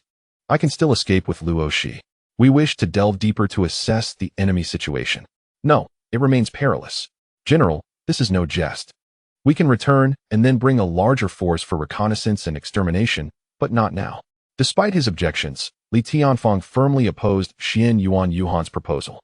Ultimately, Xian Yuan knocked him unconscious and commanded the leader of the first squad to return to the military district for assistance, ensuring that they would not die by signing a military agreement. This allowed the soldiers to depart reluctantly. Xian Yuan looked helplessly at the excited Luo Xi. You have truly been reckless this time. Luo Xi smiled brightly at him. Yet here you are accompanying me, which speaks to your commendable character. Ahem. I am merely repaying a favor. I suppose I trust you this once. Luo Xi, in a cheerful mood, chose not to dwell on trifles. As her feet firmly touched the ground, she felt a profound sense of stability. However, she sensed an ominous place nearby, shrouded in darkness. Yet her instincts warned her that its danger rivaled that of the tens of thousands of third-level insectoids they had just confronted. Moreover, the fleeing insect bees seemed to be retreating toward that direction. If the situation became unbearable, she thought of taking Xian Yuan to hide in a spatial refuge. Indeed, fate had been quite generous to her. The extraordinary abilities she possessed left her with no choice but to feel grateful. Do we need to pilot the mecha? She pondered. Yes, it would be prudent. The jungle is rife with toxins, and navigating in a mecha would simplify matters. Master, the 4 of us shall scour the surroundings for sustenance. Any group attack below level 5 poses no threat to us. Should we encounter a level 6 entity, we will promptly inform you. Conveyed the 4 mutated cherry trees with an air of authority. Naturally, Luo Xi acquiesced to their shared consciousness. After all, in this world, the flower insectoids were humanity's sworn enemies. The fewer there were, the better. She merely cautioned them about the most perilous direction and allowed them to pursue their own course of action. Seated in the co-pilot's seat of the mecha, Xian Yuan gazed at her and inquired, where shall we go? Anywhere will suffice. However, there is a large shadow to the southwest, and the insectoids that fled previously headed in that direction. Do you think we should investigate? A shadow? He responded, pondering. Indeed, it feels perilous. Yet my mental probing cannot penetrate that area. It seems shrouded in a force that shields it from psychic exploration. How large is this shadow? Quite substantial. Roughly the size of a football field, at least from what it appears. Xian Yuan furrowed his brow. Could it be a nest? A nest? Luo Xi mused. Many of the flower insectoids materialized out of thin air. They were transported by a nest. So far, the military has identified 3 such nests, each continuously birthing flower insectoids that wreak havoc upon humanity. Initially, the nests were unknown. The sporadic appearances of the flower insectoids led people to believe they were products of mutated flora and fauna. It was only after the discovery of the 3 planets housing these nests that they faced an overwhelming invasion, leading humanity to designate these species as flower insectoids.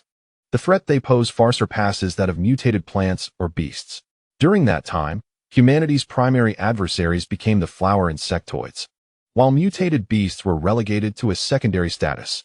As long as they did not encroach upon one another, coexistence was possible. Particularly, agreements were reached regarding the high-level mutated beasts and plants, wherein the Galactic Alliance vowed not to disturb them. In turn, these entities refrained from launching attacks against humanity.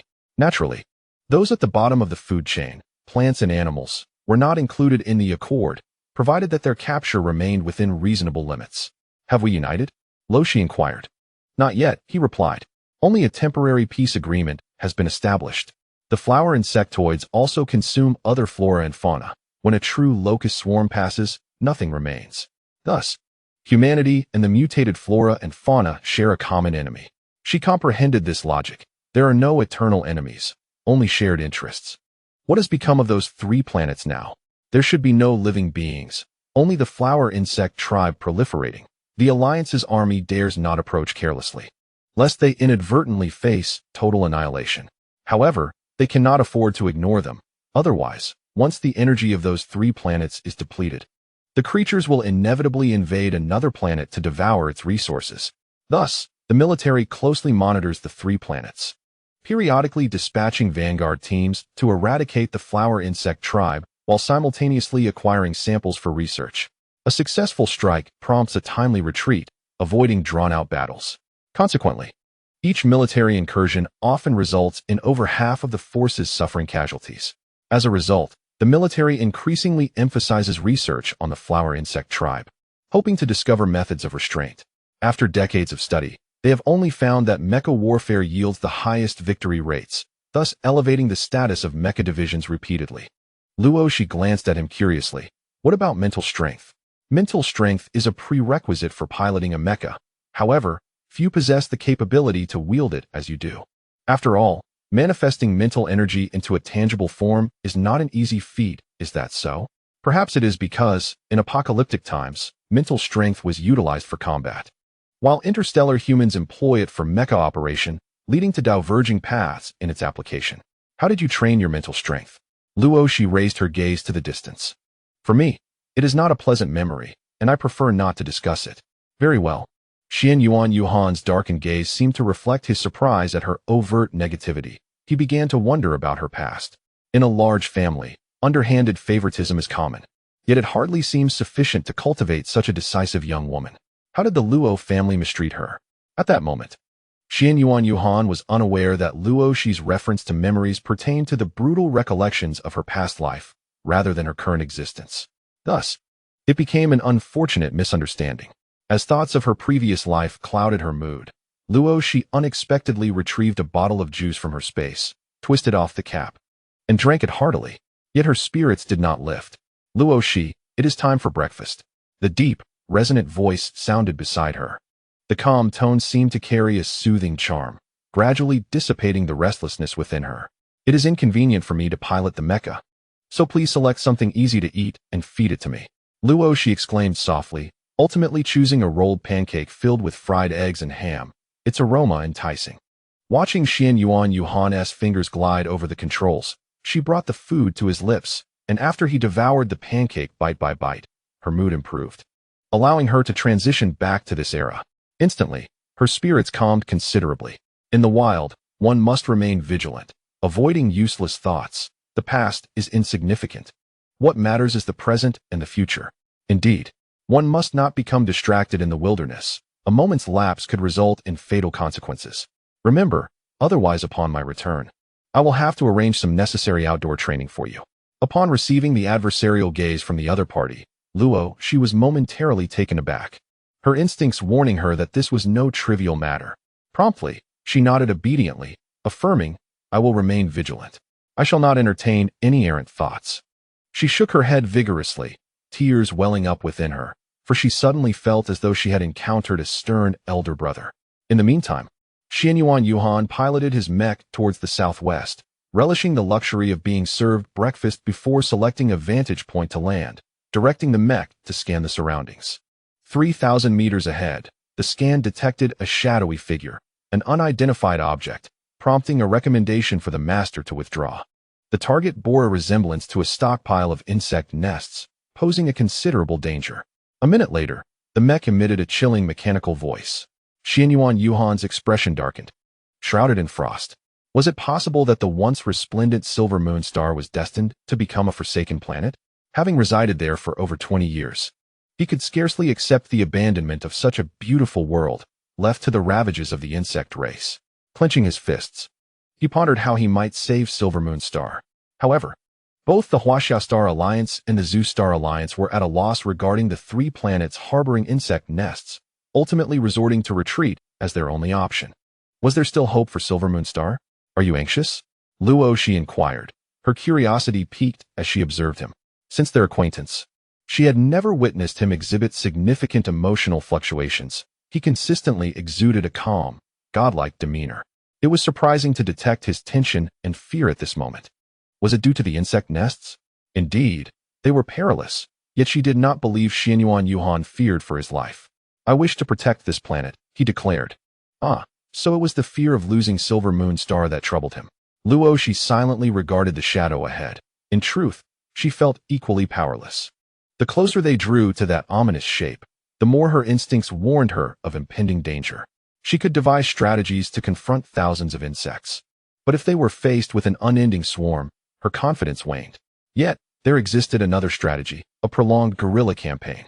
If she and Xianyuan Yuhan operated as a guerrilla unit, striking down the insect hordes daily in various locations, they could eventually deplete their numbers.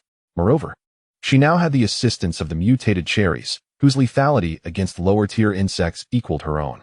The more insects they vanquished, the greater the quantity of advanced mutated cherries would become, leading to a potential eradication of the insect nest. Luo Xi shared her thoughts with Xianyuan Yuhan, who hesitated.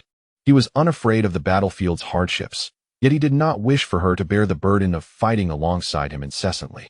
In fact, you could select some absolutely reliable and capable individuals to join us, but they must be loyal to you. I can protect you from life-threatening dangers, though I cannot guarantee against unforeseen events. My personal guards are trustworthy, he replied. The 4 you met before are undeniably loyal to me. They are my vassals as well as good companions. Tian Luo and his 3 comrades. Indeed, they shall also consume the loyalty elixir, if it is for you. Let them be steadfast in their allegiance. Very well. Stow away the mech. I shall lead you to a remarkable place. Xianyuan Yuhan retracted the mech, and Luo Xi grasped his hand, closing her eyes to find tranquility. She silently intoned a word, and in an instant, they were enveloped in a space. Reopening their eyes to a breathtaking vista, Xianyuan Yuhan gazed in astonishment at the beauty before him. Birds chirping and flowers blooming amidst bamboo groves and wooden cottages. An idyllic scene reminiscent of ancient times. The air here was invigorating, filling one with a sense of complete ease. "What is this place?" he inquired. "It is my trump card for survival, my sanctuary," she replied. "How can there be living creatures in a space?" He mused, marveling at the wonder. "This is my unique realm, awakened long ago during a perilous encounter. Only those who pledge absolute loyalty and never betray me may enter. However, as I do not believe in the absolute nature of human hearts, those who seek refuge in my domain must consume the loyalty elixir, ensuring their unwavering fidelity." Xianyuan Yuhan paused, a myriad of emotions crossing his face. Why expose such a formidable secret? Are you not concerned about the potential consequences? Because with this, we stand a chance to engage in a prolonged guerrilla war against the insect race. Furthermore, we must amass ample medicinal herbs and provisions. I propose selecting 2 or 3 utterly reliable apothecaries to accompany us. Their role will be to concoct restorative potions here, enabling us to maintain our vigor in the relentless battle against the insect foes. Lu Qing possesses exceptional talent in pharmacology. I hope he will join us. If you wish, I can contact him immediately to rendezvous at the Silver Moon Star Military District.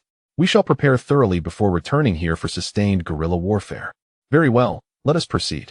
At that time, I shall petition the military to deploy forces to impose a blockade around the outskirts of Slock Town, preventing the races from escaping to wreak havoc elsewhere. As for the guerrilla team you mentioned, I will designate it as a death squad, with 10 combatants, 3 apothecaries, 1 military doctor, and unlimited supplies. Xianyuan Yuhan clenched his teeth, resolute. The essence of the guerrilla squad lies in precision and ferocity, emphasizing quality over quantity, comprised solely of individuals who are utterly trustworthy. We shall forego the military doctor. Luo Xi can serve as both doctor and apothecary. I can only guarantee the loyalty of 10 individuals who will never betray me, thus limiting our ranks to 10. You may allocate the remaining 9 slots, excluding Luo Xi. Xianyuan Yuhan was momentarily taken aback, quickly grasping the profound significance of never betraying, likely implying that the potion was distinct from the loyalty elixir in Xiao Wu's possession, undoubtedly rarer. Soon, he identified his candidates, 1 additional apothecary and 8 combatants, forming a death squad of 11 members. Luo Xi regarded him with a gaze. You need not count yourself among them. This is of utmost importance. I am a soldier. Though I hold principles, without absolute loyalty, I fear I may lose control and inadvertently place you in perilous situations for the sake of a greater cause. Preserving Silver Moon Star is my heartfelt wish. I cannot continue to exploit you even after you assist me in fulfilling this desire. Xianyuan Yuhan gazed steadfastly at her, his eyes exuding an undeniable resolve. With a sacred and devout expression, Luo Xi found herself submerged in this moment, sensing a resilience and righteous brilliance within this man that was unlike any other. Although she had long ceased to believe in selfless individuals, this person before her commanded her admiration. Very well, as you wish. After the 2 of them outlined a general plan, they departed the space and returned to the mech. Xianyuan Yuhan cast a glance towards the direction of the insect nest, feeling less at a loss, and began to anticipate the days ahead. Come, let us return and prepare. The mechs soared into the sky, leaving Slock Town behind. They returned to the military district by noon that day. Luo Xi engaged in online shopping from the villa, procuring camping necessities such as tents and gathering as many supplies as possible, while Xianyuan Yuhan reported the enemy situation to the military and subsequently applied for the death squad. The 2 collaborated, planning to embark on their journey in 3 days. The night before departure, Luo Xi arrived at Luo Xi's villa, appearing somewhat disheveled due to his hurried journey, although he seemed to be in good spirits. Upon seeing Luo Xi, he rushed over with a frown. Luo Xi, you truly know how to stir trouble. Now that I see you've arrived safely, I can breathe easy. Oh, how cold-hearted. Luo Xi sighed as he collapsed onto the sofa, sprawled out. Honestly, what exactly do you need my help with, and why do I need to take an extended leave? The military training at Silver Moon Star has nothing to do with you. Why must you accompany me? You will understand once we arrive. Now, drink this restorative potion immediately to rejuvenate yourself. We have something that requires your analysis tonight. Oh, what is it? The upgraded version of the basic restorative potion. The intermediate recovery pill. Your task tonight is to analyze its components, and I will promptly prepare the necessary materials. When we venture out, you can formulate the corresponding potions. Can I rest a bit and come back tomorrow? There's no need to waste the restorative potion. It's quite expensive. Time is of the essence. Be swift. With a reluctant sigh, Luo Xi retrieved a restorative potion and drank it, instantly transforming from disheveled to vibrant. Luo Xi shot him a disdainful glance. Hurry and wash up. There's a guest room on the 3rd floor. Choose one for yourself. Luo Xi, I've noticed you've become rather materialistic. If you weren't so fixated on what I hold, I wouldn't be, she replied dismissively. Luo Xi fell silent, clearly intrigued by those items. Accepting the label of materialism, Luo Xi led him to a spacious guest room on the 3rd floor. You may stay here. It's suitable for you. Though it's just for tonight. Make yourself at home. Sister-in-law, are you truly going to separate from the boss like this? Luo Xi inquired as she turned to leave, unable to suppress his curiosity. We are already divorced. Nielin loves Junya. You should know that. Yet Luo Xi still felt a sense of unwillingness. Luo Xi cast a glance back at him, stating, the mission we are embarking on tomorrow is fraught with peril. It would be more prudent for you to devote your energies to the study of potions rather than indulging in such sentimental musings. Luo Xi sighed in disappointment. Could it be that the leader would truly dismiss matters of the heart so easily? Upon returning to the 2nd floor living room, Luo Xi heard the front door open, followed by the entrance of Xian Yuan Yuhan, who was accompanied by 8 others, evidently the additional members of this daring team. Luo Xi, come down so I may introduce you to our team members. Luo Xi descended and offered a slight smile to the 8 individuals. Xian Yuan Yuhan pointed to 4 of them and introduced, this is the pharmacist, and 1, my cousin. The other 3 are my personal guards, Di Sha, Di Yu, and Di Huang, all possessing a mental prowess exceeding level 5. You are already acquainted with Tian Luo and the other 4. Greetings, Miss Luo, the 8 responded solemnly. Prior to their arrival, Xian Yuan Yuhan had briefed them on the impending dangers and future plans. However, as their leader, he was prepared to lead the charge. And as his loyal guards, they had no intention of faltering. In fact, they felt honored to be chosen by the general for such a risky venture. Yet, the question lingered. Was it truly wise for the general to embark on this perilous journey with a woman? From tomorrow onward, Luo Xi's commands will bear the same weight as mine. You must regard her with the same respect you afford me. Can you adhere to this? Xian Yuan Yuhan asked seriously. After exchanging glances, the members of Tian Luo raised their hands in salute, affirming, we shall comply. Excellent. Next, you will each consume a pill. It is a substance designed to bolster our willpower, ensuring we do not become lost in illusions when confronted with danger. In the spirit of our future unity, I require you to vow that henceforth, under no circumstances will you betray Luo Xi, nor will you act in ways that could harm the Xian Yuan family. As members of the Xian Yuan clan, they readily complied with Xian Yuan Yuhan's directive, swiftly swallowing the pills and then raising their hands to pledge their oath. Once the oath was established, they were astonished to witness droplets of blood emanating from Luo Xi's fingertips, soaring towards their foreheads before vanishing without a trace. Very well, from now on, we are comrades bound by life and death, Luo Xi stated calmly. The members of Tian Luo were left in a state of disbelief. Was that recent spectacle an illusion or something more? Luo Xi sacrifices her blood for your protection in times of grave danger. Henceforth, all matters pertaining to Luo Xi are to remain confidential. You must not divulge any information, should outsiders inquire about her. The only details you may share are trivial aspects concerning her eating and attire. All else is classified. Understood, General. The 8 responded in unison, though they couldn't help but internally critique. General, is it truly appropriate for you to exhibit such favoritism? Did the old General Xian Yuan know of this? Regardless of their murmurs, the arrangement was set. To mitigate any unforeseen circumstances, Xian Yuan Yuhan equipped each member with 2 spatial devices, one containing supplies and the other, weaponry. As for the alchemical research, all the necessary equipment has been arranged in Luo Xi's space. Upon arriving in Slock Town, the 2 alchemists, Luo Xi and Wan, will be responsible for concocting potions within the confines of this space. After dispatching a few individuals to form teams for rest, Xian Yuan Yuhan approached Luo Xi and inquired, do you wish to convey any messages to your family, or perhaps speak with friends? No, she replied. The members of the Luo family likely do not care about my well-being. I have yet to find any trustworthy friends. Therefore, there is no need to prepare last words. Do not dwell on it. I do not wish to accompany you to certain death. Our objective is to survive and eradicate the insect race. Indeed, you are correct. However, I must inform my grandfather. Over the past few days, I have mobilized most of the resources from the Xian Yuan family on Silver Moon Star. It is possible that my grandfather has received news, and to alleviate their concerns, I must reassure them. That is prudent. You go to your room to chat. I will prepare some warm food. For the past few days, aside from online shopping, Luo Xi had been diligently preparing warm meals in the kitchen. She did not wish to consume cold buns during future guerrilla warfare. It was better to prepare in advance and simply heat them later. In Xian Yuan Yuhan's room, he was conversing with the elder Xian Yuan. The elder gazed at him sternly. Why this sudden whim to form a suicide squad? And with so few members? Do not tell me it's for the greater good. My grandson is not one to seek death. Grandfather, I have my own plan.